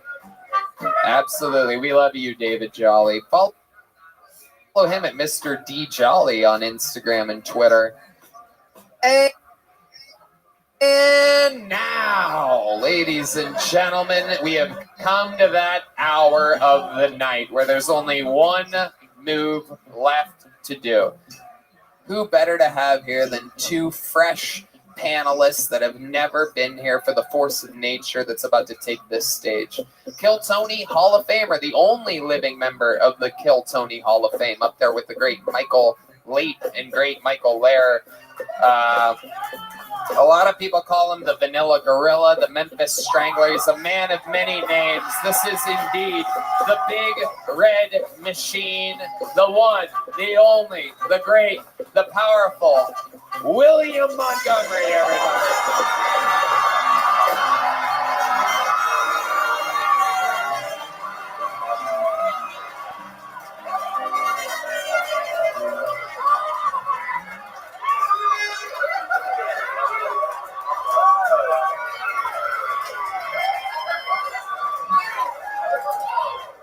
First off, Red Band, happy Yom Kippur. I'd ask if you fasted today, but I think we all already know the answer to that. Holy shit. Also, Sean, I just have to say you seem much nicer than Richard Pisping when he was on the show. That's kind of a deep cut. Okay, let's keep going. If you paid me $500,000 to claim Russell Brand raped me, he'd now be up to 5 accusers. I'm not saying those women were paid off. I'm just saying I can probably figure out a time the two of us were in remotely the same time zone. Russell Brand announced he is taking time away from comedy and will reappear in 2 years as the starting quarterback of the Cleveland Browns. Also, I just watched Snakes on a Plane, so I'd like to say Enough is enough. I've had it with these motherfucking steaks on this motherfucking plate. Okay, that's my time. Thank you. William Montgomery. Wow. Look at this iconic moment. This is basically, I mean, you're basically the same. How did you know he was wearing green shorts, by the way? Look at this. Sean, so nice. This is incredible. So nice. Yeah. Yeah, Sean, I did this because I know you're getting very famous now. I was wondering if you needed a body double. That's why I came out here like this. Seriously, if you need a body double. Don't stop. Yeah. I never gonna stop being a body double. Cool, yeah. Thank you so much. Shit. Here we go. I'm tired of these motherfucking steaks on this motherfucking plate. Wow. This is. Quit looking at my dick, bitch. It is very aggressive. I mean, there is a lot going on. We have so much to talk about right now. William Montgomery, famously the record holder for appearances and interviews on this show, and we are literally seeing more of him than we've ever seen before. For those of you that are just listening to the podcast, let me update you. He is indeed basically shirtless and almost pantless. He has an absolutely inordinate amount of dick on the front. I mean, there is something in there. And if y'all were wondering, it is actually very cold backstage, okay? Shut up, bitch! Holy shit. And I think we finally found out why he doesn't wipe his ass. It turns out he doesn't have one. It is incredible. William, turn around, show these people your...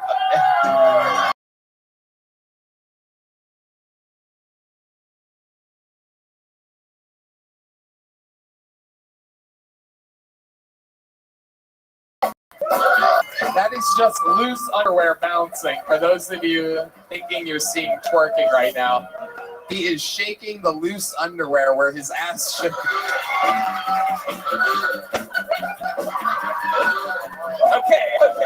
I don't know what I'm doing. This place is fucking wild right now. And then, William, let's talk about all that fucking... What is that in the front of your pants? Do you have something in there? Yeah. Please tell me that's like a sock or something. Do you have two dicks? Yeah.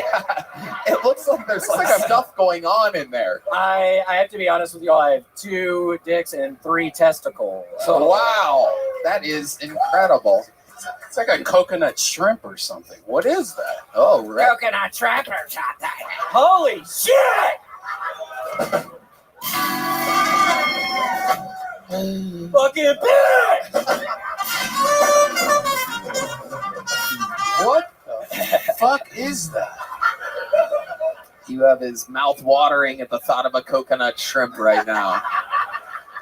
William Montgomery showing off today, a perfect body. Next to Sugar Sean, you guys look like a before and after for exercise. This is absolutely incredible. You, oh my God, what is that? There's something in my stomach! Oh my God, it's trying to get out. This is incredible. Wow. My goodness. You look like the stepdad that turned Sugar Sean into an elite athlete. This is absolutely amazing. Your stomach is doing something outrageous. What is that? How do you do that? It's called a front twerk. Joe List, please explain to us what you think is going on up here. You look like never been to the gym, the Anvil Neidhart. What?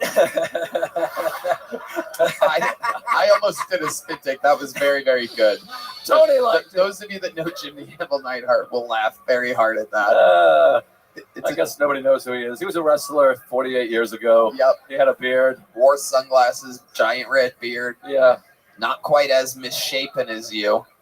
Yeah. This is incredible, William. Explain to us how you get a body like that.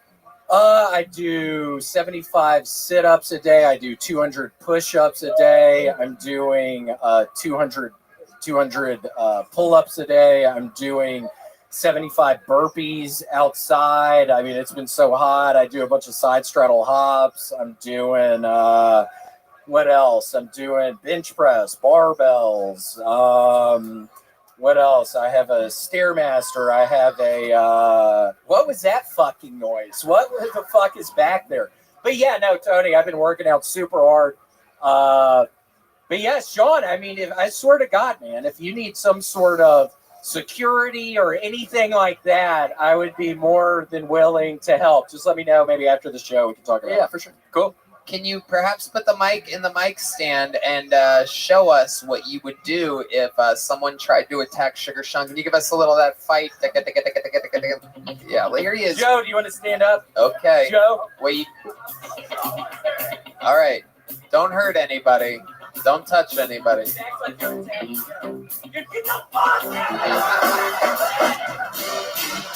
Whoa. That was, wow. Looks like someone may have found a new gig here tonight. Joe, how does it feel? Well, that was scary because I could see Sean on the other side of him, so that was kind of terrifying. Now, for the folks at home, though, your body is not that bad. We're making jokes. That's it's not horrible. Especially those knees. Look at those knees. Yeah. Red Band taking shots. Yeah, Red Band. Well, his mom also kind of likes my body because I was in Ohio last week. Yeah. Beat that shit up!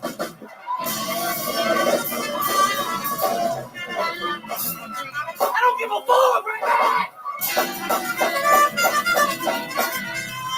But yeah, I don't know if y'all have seen snakes on a plane. I saw it for the first time this past weekend. That's crazy. They let loose a bunch of snakes on a motherfucking plane. The big red machine showing us today exactly why he has that name. After we found out here today that he has 2 dicks and 3 testicles. It was a very expensive surgery I did. Oh, there you go. There, you do have hemorrhoids. How have your hemorrhoids been looking? They're actually better. Some good Samaritans sent me a box here filled with Preparation H wipe. So whoever did that, I genuinely appreciate That is true. it. I was at Mitzi's when the package arrived. He literally got a giant box of Preparation H wipes. Yeah, I was thinking maybe it was a big box of money or something, but it's fucking asshole wipes. So, but thank you, whoever did that. I really appreciate it. Yeah. Oh, wow. It wasn't you. Who keeps on fucking doing that, you dumbass? What are you going to do to that person who keeps yelling? I'm going to fucking meet you outside with Sean, and we're going to start cutting you from the ground up.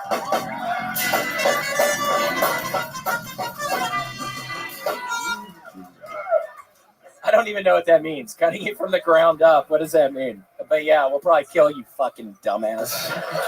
An absolute monster. He did it again. Another new minute. Repping Sugar Sean O'Malley. Make some noise for the great and powerful William Montgomery, everybody.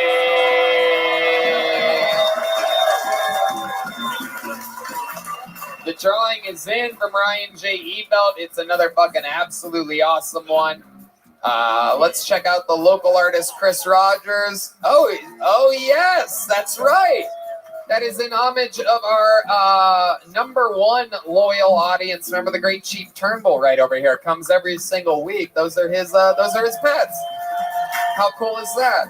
From fucking all the way back at that first club that we were at here to Balkan to here, one of our favorite people. How about a hand for Chief, everybody? I do believe it's his birthday. Sharing a birthday with Uncle Laser. Happy birthday.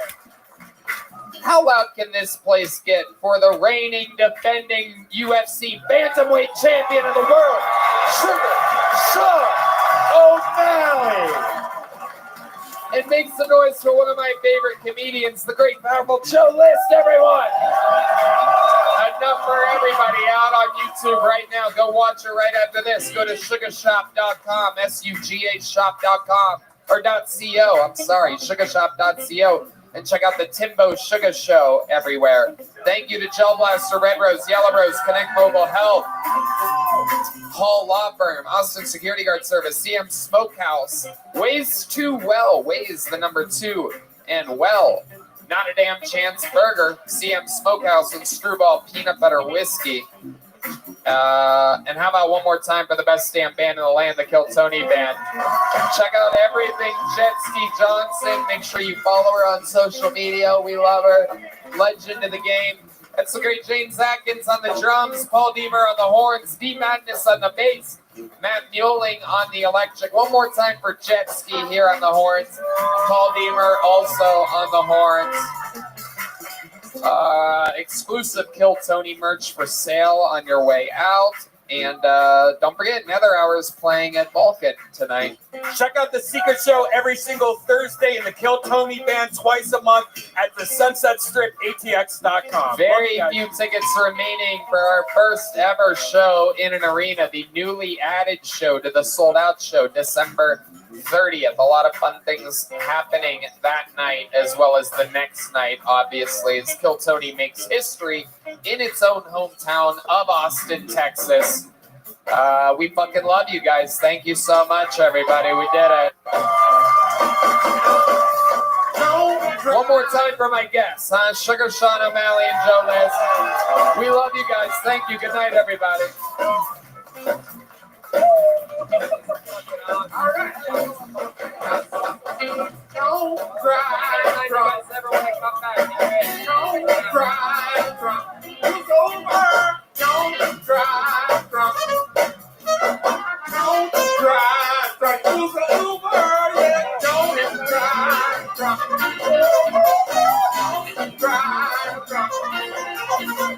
don't cry, don't cry.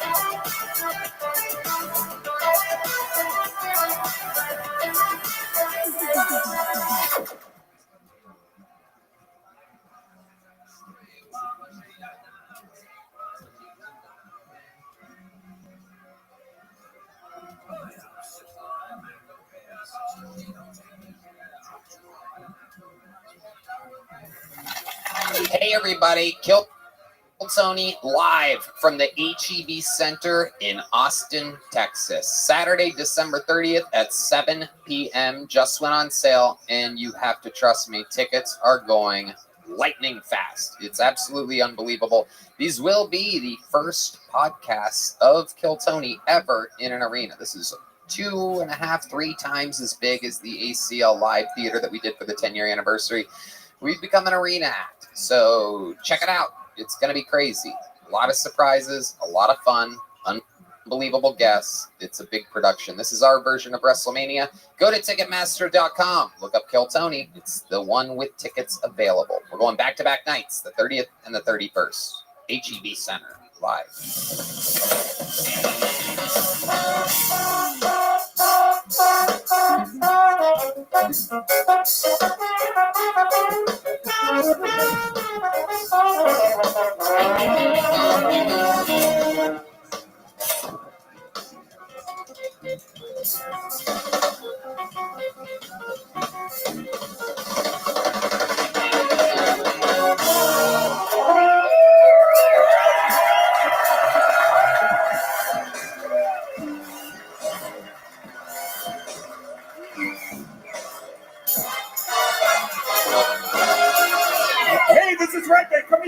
comedy mothership here in Austin, Texas, for a brand new episode of Kill Tony. Get up for Tony Hinchcliffe!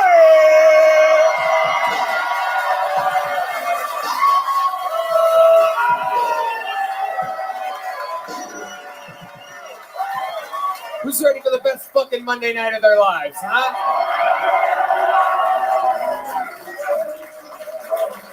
Yeah! Make some noise for Red Band, everybody. You're here. You're in it. This is indeed the #1 live podcast in the world. Kill Tony. Brought to you by Gel Blaster, Red Rose, Yellow Rose, Hall Law Firm, the best Austin law firm. Connect Mobile Health. Get an IV drip. Make yourself feel good. I did it today. Fresh off of flying back in from Skankfest. I was singing System of a Down in front of 2,000 people at 1:30 a.m. last night in Las Vegas.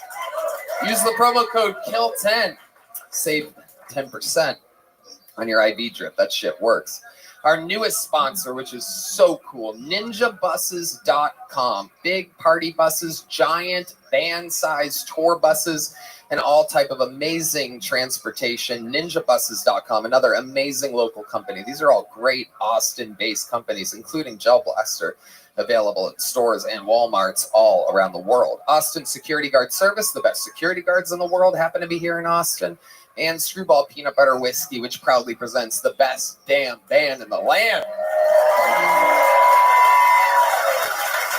This is the great Matt Muelling on the electric guitar. This is John Dees, the leader of the band, on the keys, fresh off of touring with Gary Clark Jr. This is the backbone, D Magnus, right here. Paul Deemer on the horns. And the great Daniel Watson joining us tonight, filling in for the great Michael Gonzalez. How exciting. Everything is in place for a very fun episode. Before we start, here's a little bit more from the amazing other sponsors that made tonight's episode available for you here for free right now. It is me, your dear, dear golden child and king. I'm coming to you with a cool crew and a bunch of crazy jokes. Let's check out TonyHinchcliffe.com. Support stand-up comedy. Support me. I love you. This ticket's available now at TonyHinchcliffe.com.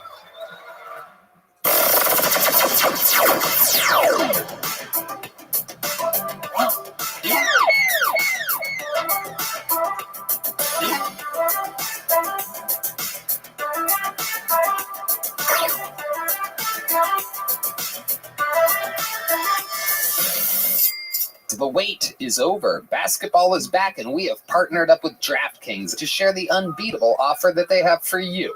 New customers can score $200 instantly in bonus bets for throwing down just $5. Red Band. Win or lose, it doesn't matter. You'll start the season with instant bonus bets. Ooh. If you're looking to make things even more exciting, check out DraftKings Parlays. String together multiple bets for the same game or build your parlay across multiple games for a shot at making payday even better. That's right. Basketball's more fun when you're in on the action. Download the DraftKings Sportsbook app and use code KILLTONY.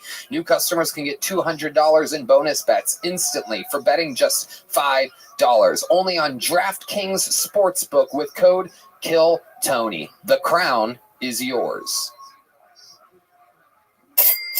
Hey, y'all. I have to tell you about the super blend I'm loving called Kachava. It's hands down the best thing I've found to feed my body the nutrients it craves. Kachava is an all-in-one plant-based super blend made up of superfoods, greens, plant proteins, antioxidants, adaptogens, probiotic. In other words, everything your body craves to feel your best. And I know what you're thinking. Something this good for me can't possibly taste delicious. That's where Kachava really earns their thousands of 5-star reviews. It tastes amazing. It's creamy, smooth, and comes in 5 delicious flavors. I'll tell you right now, the vanilla and the coconut acai are my favorite, but it also comes in chocolate, chai, and matcha. Red Band? Some folks like to drink it as part of their healthy breakfast or lunch, and others love it as a protein-packed snack before or after a workout. It's perfect for this because it has 25 grams of plant protein per serving. Personally, I like to drink Kachava just laying around on the couch.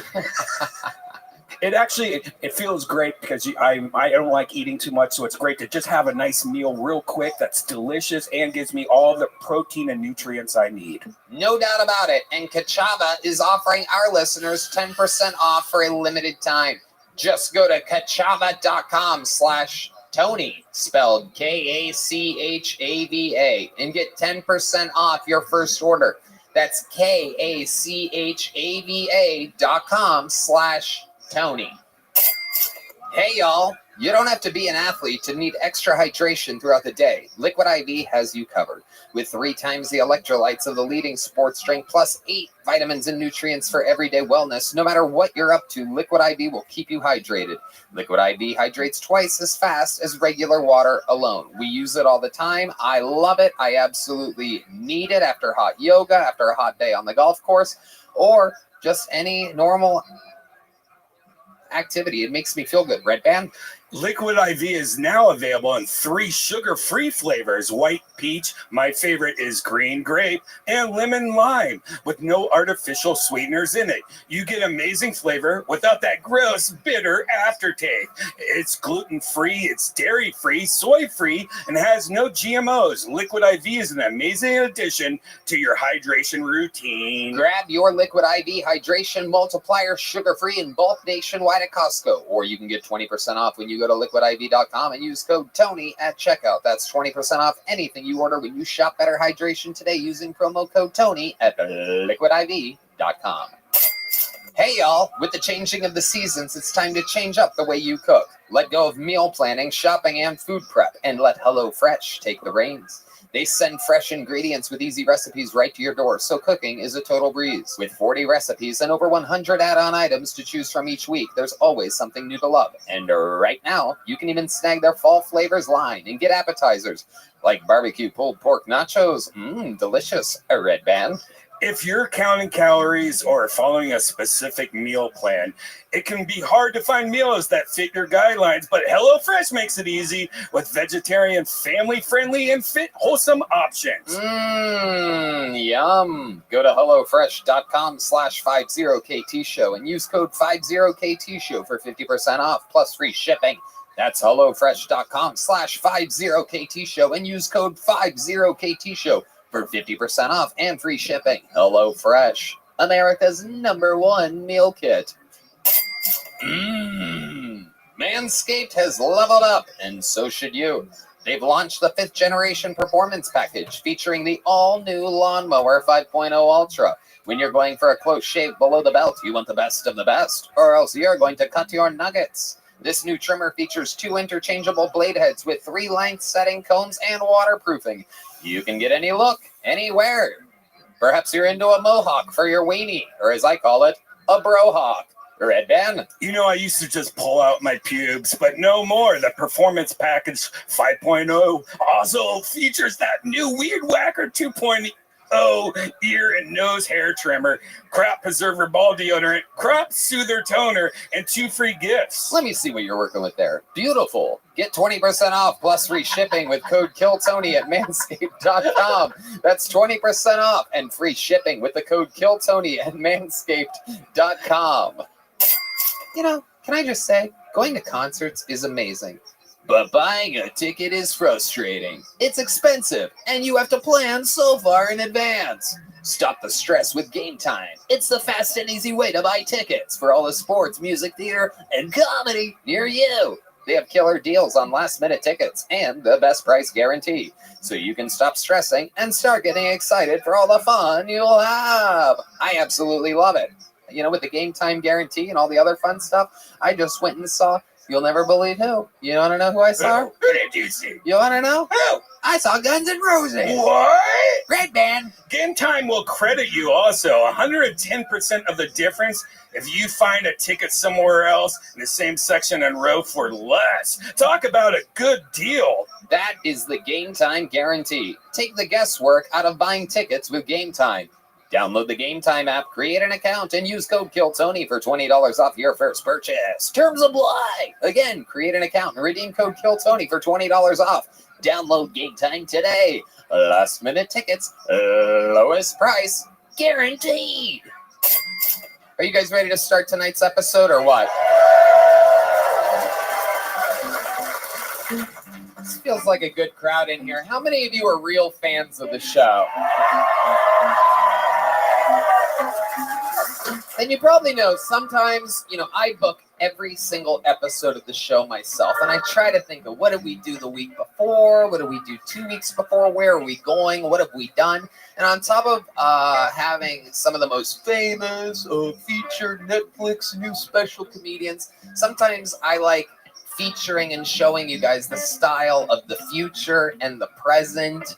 This is a very special one. If you guys are really fans of the show, I think you're going to be tremendously excited. I always know when it's going to be a really funny episode. The one airing tonight, for example, Dr. Phil, played by Adam Ray and Sam Talent. I warned people for weeks, that's an episode you're not going to want to miss. I spent 80% of the episode here laughing while trying to host the show at the same time. This is one of those episodes that I think is going to be a thing of legends. I could be wrong. Who fucking knows? But I very rarely am wrong. This is the central core of what I believe is the future of Kill Tony. Their first time ever as panelists. You're watching history. This is what we would call a Jackie Robinson-like moment. As I present to you your guests for this evening, their first time sitting on panel of Kill Tony. Their first time not doing a minute and instead sitting here. Make some noise for Cam Patterson and David Jones. Oh my God. Oh shit.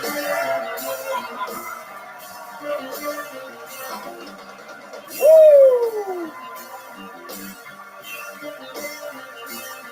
Let's fucking go. We're spending the whole night together. Can you people give me a gang violence? Oh shit. Tyler Perry presents Kill Tony. This is unbelievable. Red Band, we are outnumbered on this stage right now. I don't know if you noticed that or not. This is the first. This is oh shit, you're right. 5 on 3 and whatever the fuck Paul Beamer is.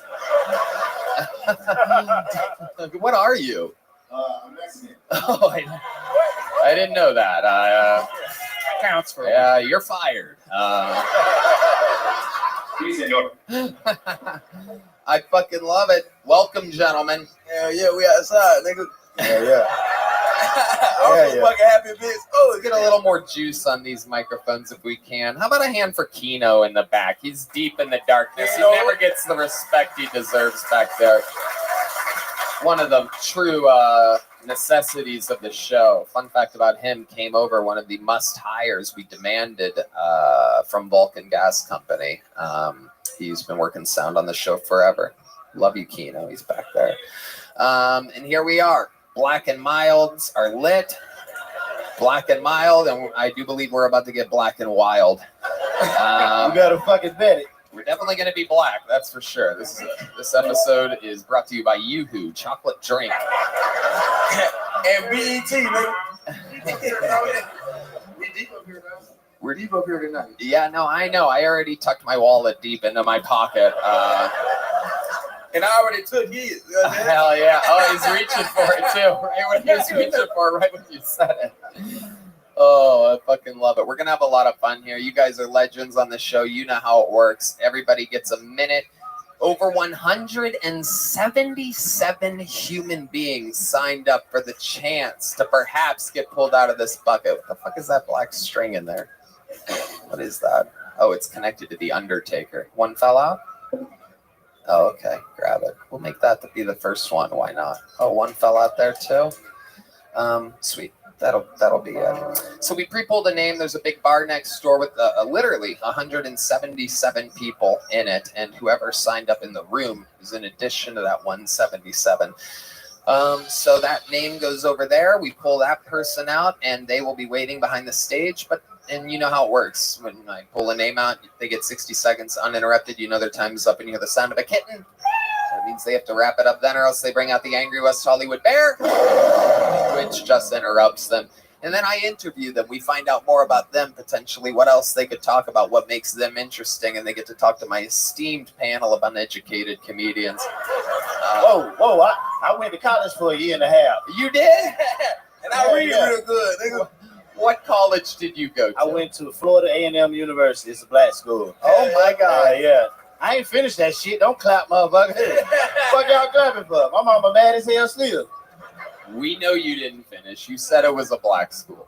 Damn. A year and a half, that basically made you a fucking legend there. They probably have statues. My mama was proud. She was proud for a little while. What were you going for? Computer science, but I barely know. Hey, whoa. You know you're fucked up when everybody laughs at computer science. I graduated with a 3.5. I'm smart. Wait. I just smoke weed. 3.5 on what? Your DUI test? What's GPA, happening? motherfucker. Well, you ain't shit, Breathalyzer? Tony. No, I'm smart a little bit. Just a little bit. Cam, Not did a you whole go to lot. college? Fuck no. Yeah, no. I went to Valencia for a month just to sell weed, and then I had left. Hell yeah. That boy can barely read and write, man. Absolutely. Bama, reading right.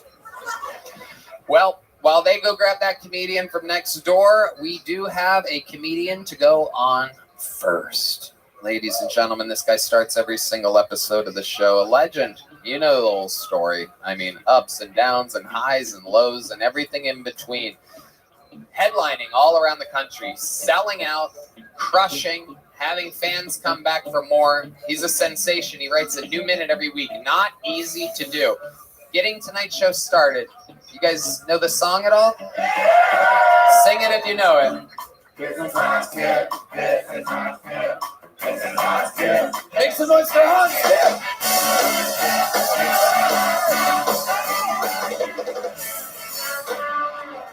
What's up? Black and mild, more like black and a child.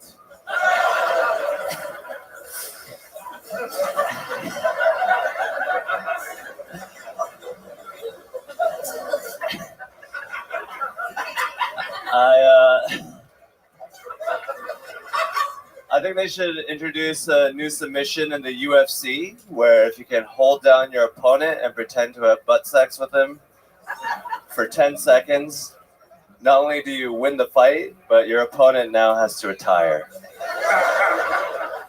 Because if you're in a real fight and you get butt fucked, but you still win the fight, no one's going to remember that you won the fight. No one's going to remember you got butt fucked. And you're probably going to have to move.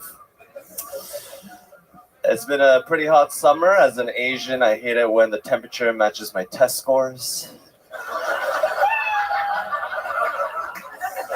I prefer Mexican test scores. 70 to 72. All right, thank you.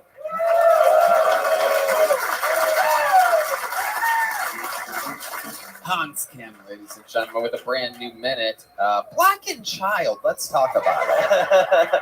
Came on, guns a-blazing. Are you calling Cam a child? He's very youthful and... I appreciate that, my nigga. You know what I'm saying? I just want to say, fuck Rick Diaz, nigga. We gonna kill him. Yeah. It's a little inside baseball, but yes, absolutely. Oh, no, I see what you're saying. Yes, Rick Diaz challenging him again and again and again, and he finally got it. You are challenging Rick Diaz in the arena, sold out, HEB Center, New Year's Eve. One of you will be doing a new minute every single week, and the other will be temporarily at least banned from the show. Have you been thinking about this at all? Yeah, I've been saving up and thinking about it and just wondering how I'm going to crush this European with my American might. Hell yeah. That's right. Hell yeah. Fuck that nigga, man. David Jolly. Hans Kim, I must say, that was a very good minute that you did today. It's very, very entertaining. Hi.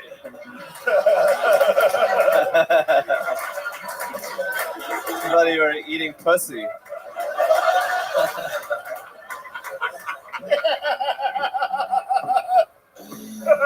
Black people get to do the most racist stuff. I wish what I would give to just, you know what, I'm going to do blackface one day. That'd be a fun episode. That's right? a good idea. It's fun. Yeah, that'd be fun. Let's switch it. Next credits go next down. week, you host. You host in whiteface, I'll do blackface. Say you promise. What? Say you promise. No. I'll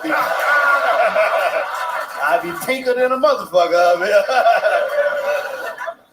Hans Kim, I love it. The hot summer, the Asian scores, that all makes sense. That all checks out. Those are good jokes. Rock solid. The UFC butt fuck thing, I mean, I don't know. Where does this come from? What is your writing routine? I guess I probably never asked you that. What's your regimen? Where do you do it? Are you at a desk? Are you at the beach? Are you on a toilet? In the shower? What is it? I'm usually laying down because I have a neck injury. What's your neck injury? Herniated disc. How did that happen? Doing a little jujitsu. I'm a bit of a jujitsuero. I'm up to my 3rd stripe on my white belt. Wow, it's incredible. How often do you do that? I have stopped doing it 7 years ago. Yeah. Cam Patterson. You want born with a black belt, nigga? You guys usually shoot first, so. David Jolly. I thought you got that neck injury off that big ass head. That big got the whole world in his head.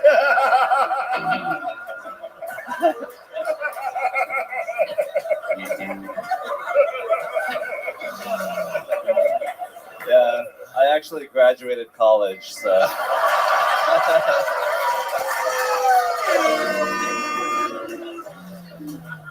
That is true. David Jolly is the size of the head of a guy that drops out after a year and a half. You don't have to have a computer science degree to know that you do have a pretty big noggin, though, Hans. It is incredible. So do you do any exercise at all now? No jiu-jitsu for 7 years, but what's your exercise routine like? These are all questions I feel like I've never asked you before. As you can tell, I don't exercise too much. I have a kettlebell, 35 pounds, that I do kettlebell swings with. I'm usually in hotels just doing a foam roller just to do a little prehab so I don't injure myself. I have a punching bag. I've punched for Tim Welch, Sugar Sean's trainer, and he said, that's pretty good. Wow.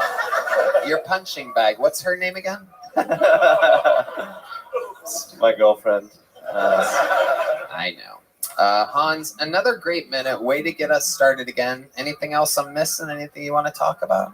I made my career off of a desperate, sad comedian that tried to take other comedians down, and on December 31st, I'll do the same at HEB Arena. Wow, I love it. That's a fucking promo right there. This is what I'm talking about. It's a shame it's already sold out. That would do it. That would push us over the edge. Hans, I fucking love you. I'm so proud of you. Like I said, jokes like the hot summer Asian test scores, things like that. The fact that you just keep writing a new minute at this pace, it's incredible. Great stuff. Hans Kim, everybody. Thank you, Tony. Way to get us started. So you see how it goes. That's how it goes when it goes good. Now this bucket is filled with people that it doesn't always go that good.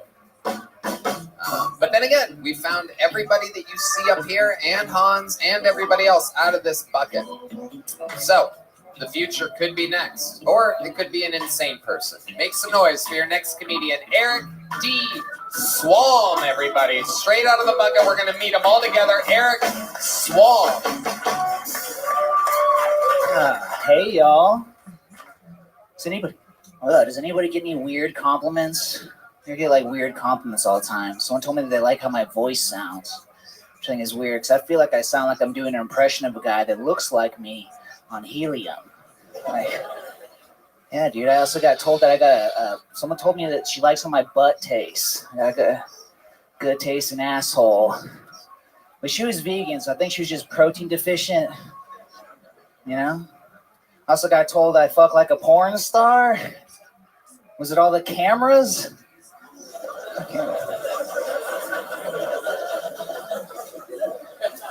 Yeah, I don't fucking know. I got this one hurt a little bit. I got off stage, and this dude's like, "Hey, man, I didn't think you were gonna be funny." I was like, "Dude, that's a terrible way to call a guy handsome." Yeah, I don't even know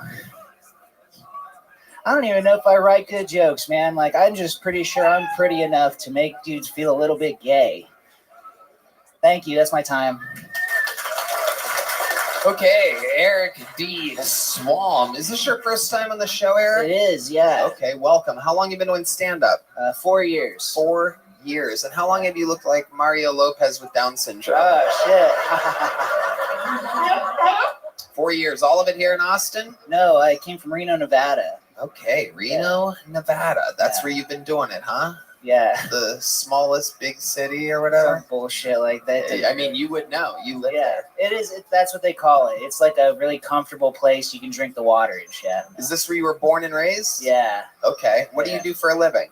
I serve sushi out here.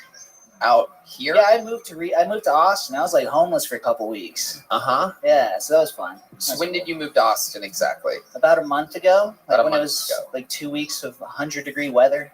And you were homeless for a couple weeks. Tell us about that. Before you moved here, you didn't look for a place or anything like that? Oh, no, I did. And I thought I had a job too. But I got out here and didn't communicate. So what do you mean? I showed up to the pizza place that I was working at in Reno. It was like corporate, and showed up to the door, and they're like, "We don't have a job for you," and yeah, I just got fucked over that way. So yeah, so bad planning is really what it was. Okay, and how about the living situation? Why was that? Oh, yeah, just this same deal. Like, didn't communicate with the guys. Like, we rented the place out while you weren't. So I got down here, and that was the same deal. Yeah. When you say you didn't communicate with the people, like, does that mean that you confirmed at one point that you had a job in a place and then you just didn't follow up? I think that's really what happened. Yeah, I just expected that they remembered me. Okay. Are you on drugs? Constantly, yeah. Marijuana? Just marijuana, yeah. Right, but lots of it. Yeah. Enough to not communicate with both home and work. Yeah. Right. I was expecting to be homeless, I guess, to be honest. Yeah. Uh-huh. So it sounds like you were going to be what? Serving pizzas? Selling pizzas? Serving pizzas. Serving pizzas, and now you're serving sushi. Yeah. How did that happen? That sounds like a lucky upgrade. Oh, a lot of Indeed. I saw the sign in downtown. Like, they probably rule at getting people jobs out here. Okay. So what's Cam Patterson, what's going on here? Hey, this nigga boring as fuck, dog. Oh, no shit. I know. I'm telling you. I try with these people sometimes. You have no idea how hard this job is. 10 years and 4 months of doing it every single week, and someone like this comes out and Yeah, Reno, Nevada. That's what they say. I didn't communicate properly. David Jolly. You must have wrote that shit in the comp. What's up?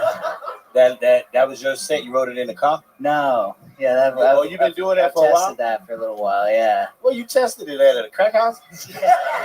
Very popular at crack houses, yeah. Man, that was a bad decision, bro. You should have bought a better one. Yeah. Right, real people show up to this. Yep. Yeah. Yes, they do. That's what you got to kind of plan for is real people. So tell us something interesting about you. We have you right now as one of the most boring people in the show's history. Probably one of the most interesting people in Reno, I bet. You're probably the fucking Dave Chappelle of Reno. No, I was just the most handsome guy out there, but Why do you keep on saying that? Sorry, you're not. Do you know that you're not good looking? You're as good looking as you are funny. Oh, good. Which it ain't much. David Jolly. Hey, you the most handsome motherfucker with Down syndrome I ever seen in my goddamn life. I ain't gonna lie, you got that one, brother.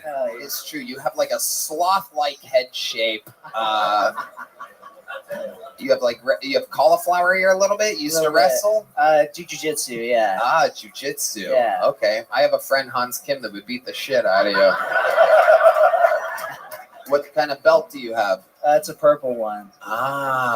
Purple one, like my panel's favorite drink. You better believe it. Absolutely. You're making my friends thirsty. Stop talking about purple. Tell us the most interesting thing about you, Eric, because right now we're struggling for fucking anything right now. Give us a fun fact about your life, something that makes you different. So my ex, her and I broke up to do comedy in different cities. Like she moved to LA because she's a dumb bitch. And yeah, I moved out to Austin because like Texas, I'm racist and gay. But I know, sorry, but my ex. Oh, here we go, Eric. I mean, I gave you a wide open fucking. You could have just taken the ball and ran it any direction. You just called a girl a bitch, and you called yourself gay for the fourth time in fucking 5 minutes. She actually has your number. She knew you from the Comedy Store. Yeah. Okay. Yeah. So I guess you used to call her out by name, and I didn't know you seem to remember people really well. I don't understand what you're talking about. Oh, what's going on? What do you mean? I just thought that was interesting that I was dating someone that was talking to you to the point where she, like. What? She got your number. All right. Yeah. Are you sure she had my number? Are you positive of this? No, but I thought that'd be a fun. That sounds more like everything else about you. Yeah, she was pretty convinced that you gave her your real number. Like you'd leave the bathroom and be like, "Hey, Fiona," and wait, what? Yeah. What'd you just say? I'd leave the bathroom and you'd see her leaving like the bathroom and greet her like you actually knew her. She's funny. Greet her? I would see her. I can't understand what you're physically saying. Oh, shit. Take a breath. Okay. So I would see her leaving the bathroom of the Comedy Store? You would be walking out of the bathroom. She'd be with a group of comedians, and you would be like, she's hey, a Fiona. comedian. Yes. Okay. Right. Now this is starting to make sense. Right. Okay. So she was a comedian in LA for how long? 7 years. Right. I was a comedian in LA for 15 years. Yeah. You see. So you say like, oh, I just thought you tend to remember people. I've noticed. I don't know her name, and it sounds like you guys broke up. I don't think you should be talking about this right now. I think everything you've done up here has been a massive failure. Am I friends with her? No, it's just I thought it would be an interesting story, and I was wrong. You've been wrong about a lot here, Eric D. Swamp. So I'm not friends with her, but she thinks she has my number. The whole idea was that she could text you or whatever. It's the same. But why would she text? What was the idea of her texting me? I don't. The more you ask, the less I know. You fucking suck, dude. In like every way. What do you think's gonna happen here in Austin for you? Oh shit! God damn. Not a goddamn thing, says Daniel Watson. And that's the third string drummer of Kill Tony telling you that. I'm kidding. Whoa. No, Daniel, don't put the sticks down there. You just got roasted by our fucking Zach Wilson. What's his name at the Jets? Zach. Just play the drums, bitch. Zach Wilson. It takes 2 quarterbacks being injured for Daniel to even. All right. Okay. Okie dokie. So, Eric D. Swam. I mean, everything here was a failure. Your set, your interview. We tried to get anything out of you whatsoever. It seems like you have anger issues, confidence issues, and a bad sense of humor. Oh, no. You make bad decisions in every single way possible. You could have done almost anything tonight and been funnier. It's incredible how unfunny you were. I feel like if we tried to do this 5 to 10 more times, we couldn't even reenact how unfunny you were tonight. It's an absolute anomaly, and I do this every week, and you've amazed me here tonight. You will not walk with any size joke book. There he goes, Eric D. Swamp. No Joe Blaster, no joke book. If you don't have a decent minute and you contribute nothing to the interview, you leave with nothing. And millions of people get to watch that happen. Pulled another name out of the bucket. Anything can happen. This looks like a good name. I've been doing this a long time. I know when it's a good name. Might be funny, might be completely insane, but I know for a fact it's going to be better than Eric D. Swamp, whose girlfriend I probably fucked at some point.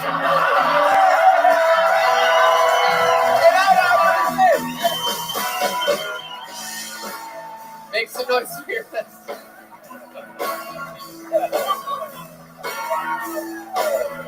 Probably fucked her a lot better than he ever did too.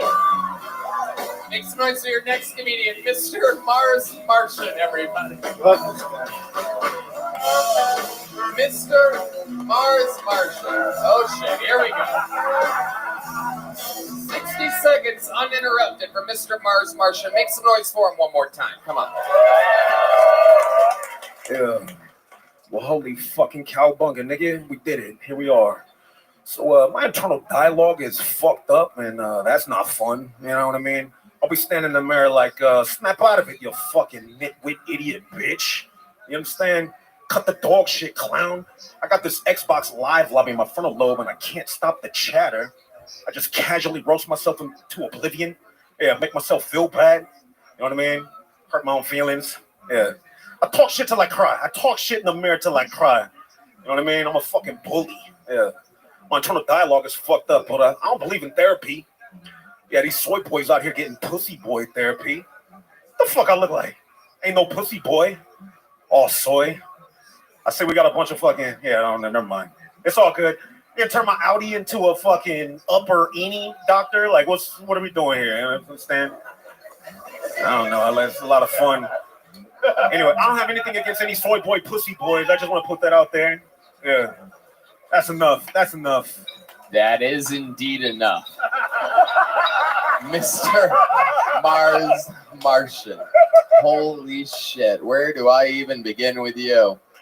1,000 times better than the last comedian, and still god awful at the same time. How long have you been doing stand-up, Mr. Mars Martian? If that really is your name.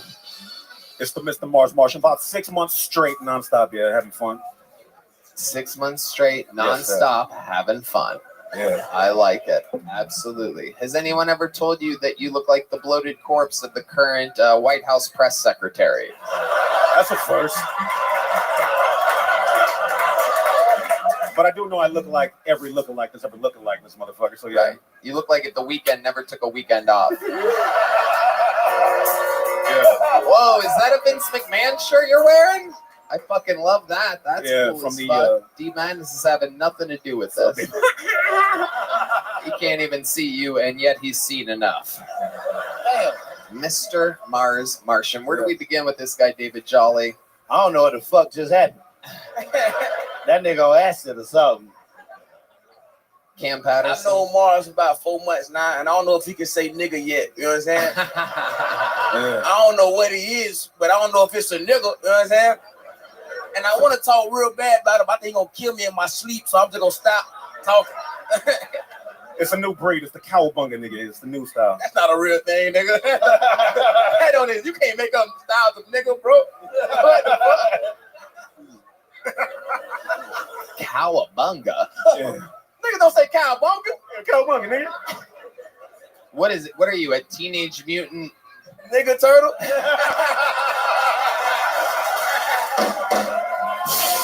Gang violence. That's organized crime right there. Cam knows when I point at him, it can only mean one word and one word only. That's funny. Teenage Mutant N-word turtle. That's what I see. It's not as funny. Okay, so let's talk about it. 6 months in the game, nonstop, or 4 months? What'd you say? 6 months, nonstop. 6 months. What do you do for work exactly? I used to automate data centers. What does that mean? Until banks started collapsing, I used to automate data centers for a bank. I used to be a software engineer. Okay. Yeah. The blackest thing about you is that I didn't understand a word you just said. So what? Something data centers? I used to do software automation. Okay. All right. That's like a 9-to-5 type of job. Yeah, corporate gig, yeah. Okay. Do you use a pillow at night, or do you just lay your head down on that hair? Because it seems like it would be really soft and nice. Like, it seems like it'd be pretty cool. I bet you do have a pillow. I'm going to move on. What do you like to do for fun, Mr. Mars Martian? Anything creative, make music, make jokes. What kind of music do you make? Oh boy, it's like jazz, kind of death metal, slam type of shit. Jazz, death metal, slam. Yeah. That is a wide range, my friend. He just keep making shit up, dog. We don't. He just making shit up, dog. I do rap, jazz, the smooth shit. Nigga, you know what I'm talking about? Throw that shit, go. Yeah. David Jolly. I love to hear that shit. Well, I got news for you. I would love to hear that So, shit.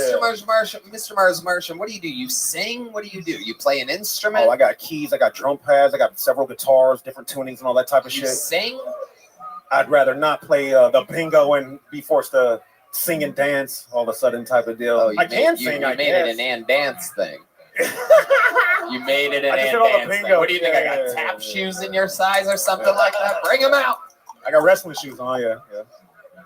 Okay, so you'd rather not sing. You can't really. You named a bunch of instruments that aren't on the stage all at once. He didn't really say drums. He said drum pads. Drum pad. Yeah, it's a little different. Yeah, it's a little not drums. Okay, what are you best at? What's the thing that you're best at in this world, Mr. Mars Martian? Shit. Nothing at all. I'm quitting. I'm just being myself. Who could be me better than me? That's it, nigga. Okay, what's your love life like? I had a very fulfilling 7-year relationship that's over now. Yeah. Yeah. When did that end? A couple years ago, about 2 years ago, yeah. 2 He years. killed that bitch. Killed her and took her hair. Yeah. You can't weave me.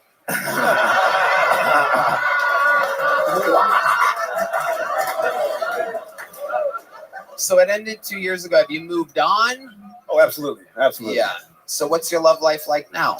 Right now, I'm just pursuing the arts. I'm trying to be fulfilled by being creative, being myself, just trying to get as much shit on there. Yeah.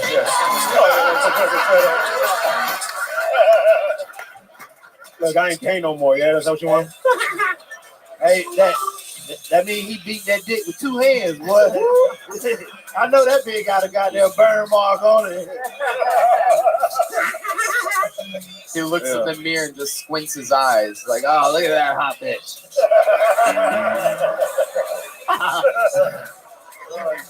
My goodness gracious! So, like the last girl you were with, what was that like? Is that a Ooh. Talking about comics, really not talking about Whoopi Goldberg. Comics? Yeah, you can not. Never mind. Oh, what? Yeah, I have no. You fucked the last guy's girlfriend too? I'm kidding. So was a comedian.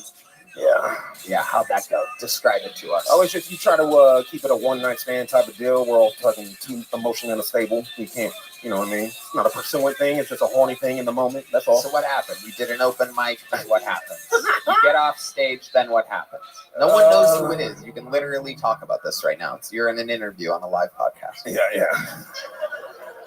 It's okay. I'm a more of a real life interaction type of person, so I prefer to stay out of the DMs and the swiping and all that stuff. So yeah, if it happens, it happens. If it doesn't happen, it doesn't happen. So yeah. So what happened? You do an open mic, you get off stage, you go up to her, she comes up to you. What happens? Oh, I mean, did anything really happen? You making this up? I'm trying to be discreet. He don't want to talk about it because he killed her. Yeah, she's dead, nigga. She's no longer alive, bro. I don't know if you saw his set, but he is far from killing this fucking guy. I'm gonna keep you on the spot here. So you're at an open mic, right? She's there, right? Or is it online? What happened? So we get a lot of people, we get a lot of transients in and out of town all the time. A lot of people from other states come here. Yeah. Over here. Stop looking out into absolute strangers' eyes and getting confused. It's always a fresh pool of comedians in and out of town. Okay, so then what happened? You better start answering the fucking question. All right, so I mean, they were staying at a place that was only 2 blocks up. They lured me back to the den with mushrooms. We did mushrooms. We hung out. We hit a bunch of mics, but then they had the place to go back to, and so that's where we went, type of deal. I mean, what do you want? David Jolly. Oh, that bitch dead. She dead. Okay, all right, guys. She killed that bitch. That whole dead. That whole dead. She dead as fuck, dog. He the Rainy Street nigga too, I'm telling you, man. Look at his eyes. So bitch is mushrooms, she had a place to go back to. What's your living situation? I live out, do I dox myself? I live out by Mansfield Dam. Kind of far, like 30 minutes from here. I didn't ask exactly where. I mean, like, do you have roommates? Do you live by yourself? No, I'm a homeowner in Austin, Texas. Yeah. A homeowner? How were you able to do that? I used to be a software engineer for a Fortune 100. Okay. And you saved up your money, you bought real estate. Yeah. See, that's an interesting fun fact about you. That's actually fucking shocking. You're a homeowner.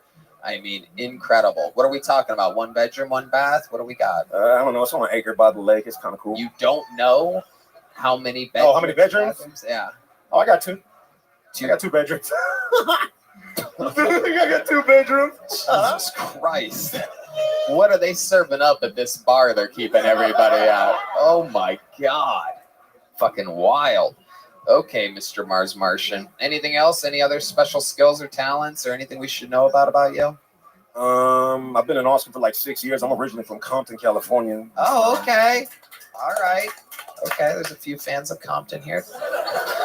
The majority of them being at the table with me. What do you think about the fact that they just finally arrested Tupac's murderer? So he's the last one of 4 that were still. Everybody else is dead except for him. It's kind of one of those double jeopardy kind of deals, I guess you could say. Yeah. Yep. He killed Tupac too. This nigga's a murderer, dog. I don't think I get it. Mr. Mars Martian, I got good news for you. You're walking out of here with a small Kill Tony joke book. You got it? There you go. Boom. There he goes. Mr. Mars Martian. This is a fun episode so far. You're getting to find out the strength of the bucket here tonight. It is pretty wild. Pretty sure any of you could do better than the people that have been doing this for months. It's kind of wild. Pretty crazy. They overthink it. Ladies and gentlemen. Okay. Jesus. All right. Yes. D Madness is back, everybody. Big pops for the return of D Madness. I pulled another name out of the bucket. We're going to keep it moving along. Make some noise for your next comedian straight out of the bucket. This is definitely a new name. Make some noise for Gexy or Jesse or Jedsi. Gegesi. Gexy. Oh, yeah. Here we go. Make some noise for Gexy, everybody.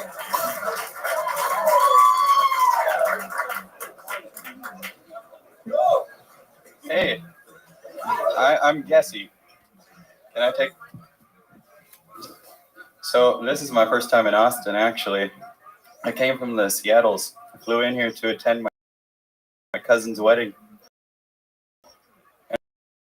And I think they're going to be really furious when they know that I'm here instead of writing my vows.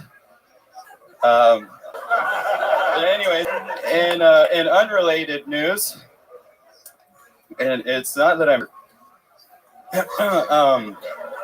but it's all good because I'm a pretty good guy and stuff. Except for I used to be super addicted to showering, but I'm clean now. And I also can like rap and stuff. So, hey Tony, I think that your jokes are cool. And you're real and not a phony. And if I was... There you go. The West Hollywood Bear. That's Jesse, everybody. Oh, yeah. Hi, Jesse. Hey, Tony. How are you? The best sight of the night out of the bucket pulls. Incredible. Incredible. Absolutely unbelievable performance. Great. Jesse, how long have you been doing stand-up? This is my second time ever. Really? Wow. That is incredible. Yeah. I'm actually here with a bachelor crew, and so we kind of all signed up. Really? So right. It's a like a bachelor party from Seattle. Your friend's really getting married? He's really getting married, I hope. Yeah. And so we're kind of letting it rip, but Jesus, finally, somebody with anything up here. My God. See, everybody else just tries to be cool. They don't realize that to be cool, you have to be funny first and then cool second. Everybody's trying to fucking, this ain't cool at all. It's funny though. And by being funny, it's cool. So it is cool. You see what I'm saying? You look like you have cancer. I gotta get that out of the way. I gotta knock that out. But you don't, right? I don't think so. Right. We're going to get you checked out. We're going to get you an IV drip from the great people over at Connect Mobile Health. Use the promo code KILL10. I'd be down to get checked out. I'm also single. Whoa, hell yeah. Absolutely. Do you have kids? I don't have kids. How'd you get those dad jokes though? Like those jokes were really cheesy as hell. Like, did you write them or did you read them off of like Laffy Taffy or something like that?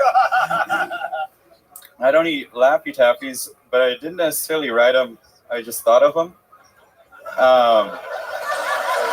And that's like kind of how I did it.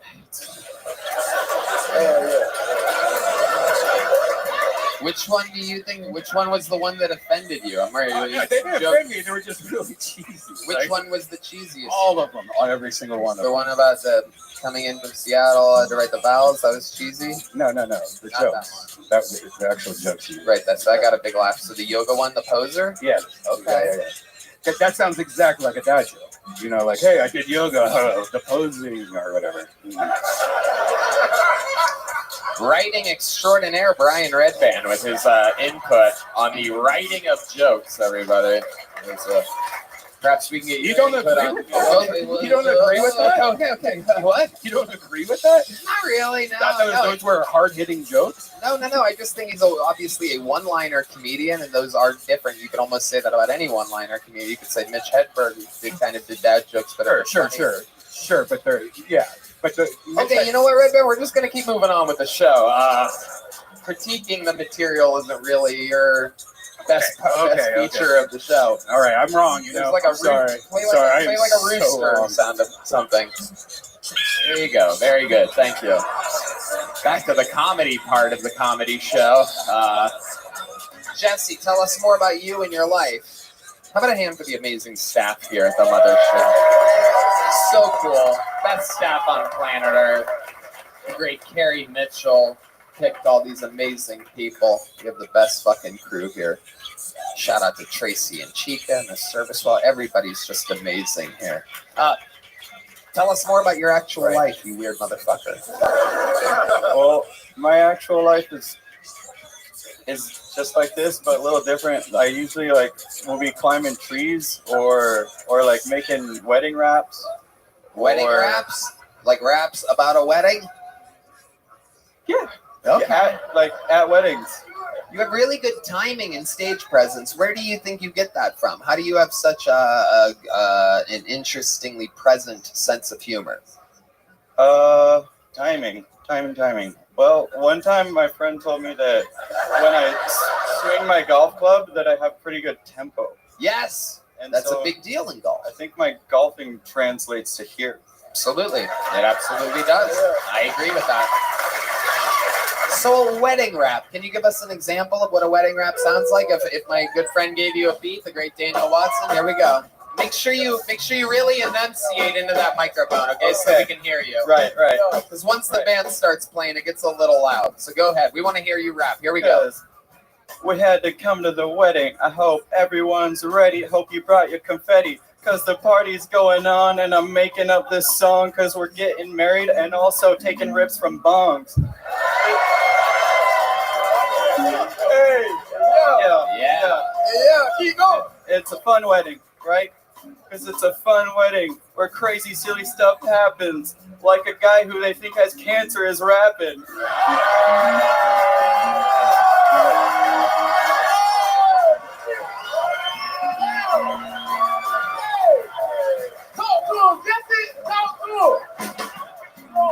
I want to send one to the cool bros and the cool girls and the ones who like cool flows. Because every time that the cool's in the room, cool knows. And I think you see that with your cool hose. You got it? Did you Fuck get it? yeah, absolutely. Absolutely. The crowd goes wild. The crowd goes wild. Strobe lights have been activated. Unbelievable, Jesse. I mean, can you believe this fucking guy? We got a white rapper. Hey, he good too, but this is the first time in show history y'all have had 3 serial killers in a fucking row. that's magical. That been raw though, Jesse. You hear me? Yeah, that been raw. You like you were touched as a child. You know what I mean? No cereal box was safe. More dad jokes. Yeah, absolutely. The mentioning of serial killers on the show has been prolific this episode. If you were going to murder somebody, how would you do it? I made a video about this already.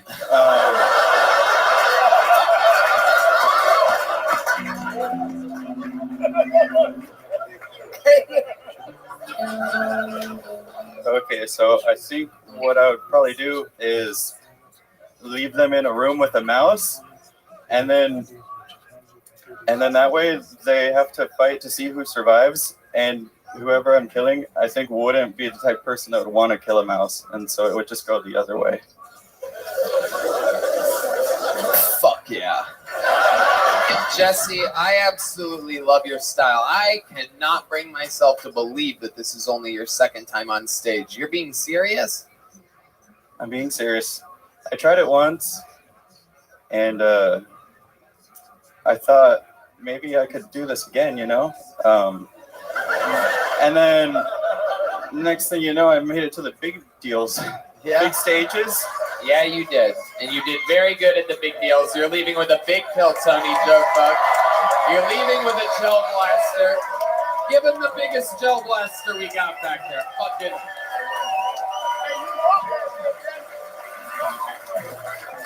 Holy shit.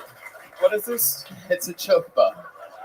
You can write in it. You can write raps. You can write whatever you want in it. You can write your manifesto in there. Anything you want. Okay. Absolutely. I really like that. Maybe that'll help with my jokes to be less corny. They're not that bad. Don't take Red Band's critiques. Not exactly fucking Mark Twain over here we're dealing with. But anyways, you know, maybe being corny is a part of my thing. So either way, I just went with it, and I loved your guys' vibes. Yep.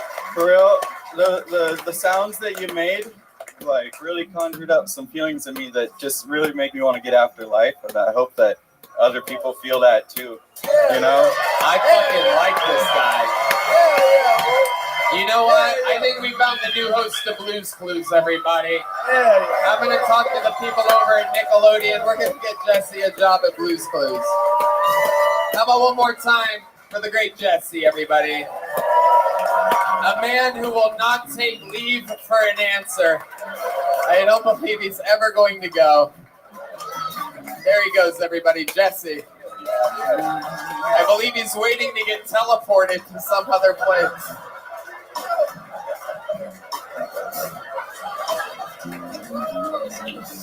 Are we having fun out there, huh? Well, I got news for you. The regular that usually goes up in the middle of the show is sitting right here having a blast with me. So, in his place, we do have a returning golden ticket winner. This guy won his golden ticket a long time ago in the middle of North Carolina on the road, at least half a decade ago. Maybe DC. He also is from North Carolina or something like that. Doesn't matter. Who gives a fuck? The point is, he's very, very funny. He's here with another new minute. Make some noise for the return of the great Martin Phillips, everybody. Here we go. Martin Phillips, legend of the game here in Kiltony. Brought to you by Zip It. Zip more. Smoke less. One more time for the great Martin Phillips, everybody. Sounds good. Cool. Okay. I read if you had a sex dream about somebody you know, it means you trust that person. So I learned that I trust too many people. I'm too trustworthy. I have really big hands. Try to use my hands. They're piano hands. I don't know how to play the piano. However, my hand jobs are ridiculous. It's as elegant as the piano. And I only play in forte, you know. You should see my double crescendo. Anyway, I live here in Texas. It's hot as fuck. But people say it's a dry heat, you know. But you know what? You know what else there is in humidity? The fucking sun. So it doesn't matter. It doesn't matter. Fuck yeah, Martin Phillips. That is how you do it. Boom, boom, boom, boom, boom. That is the difference between a golden ticket winner and a bucket pull. That was fantastic. Indeed, I must agree with my panel. We are on a run. I do believe this is 4 serial killers in a row. Yeah. I was going to say that. This is my crowd. Yeah. My people here tonight. Yeah, absolutely. I feel the skull for a reason. Yeah. I feel like you would leave the most evidence out of all of the rest of the serial killers. There's some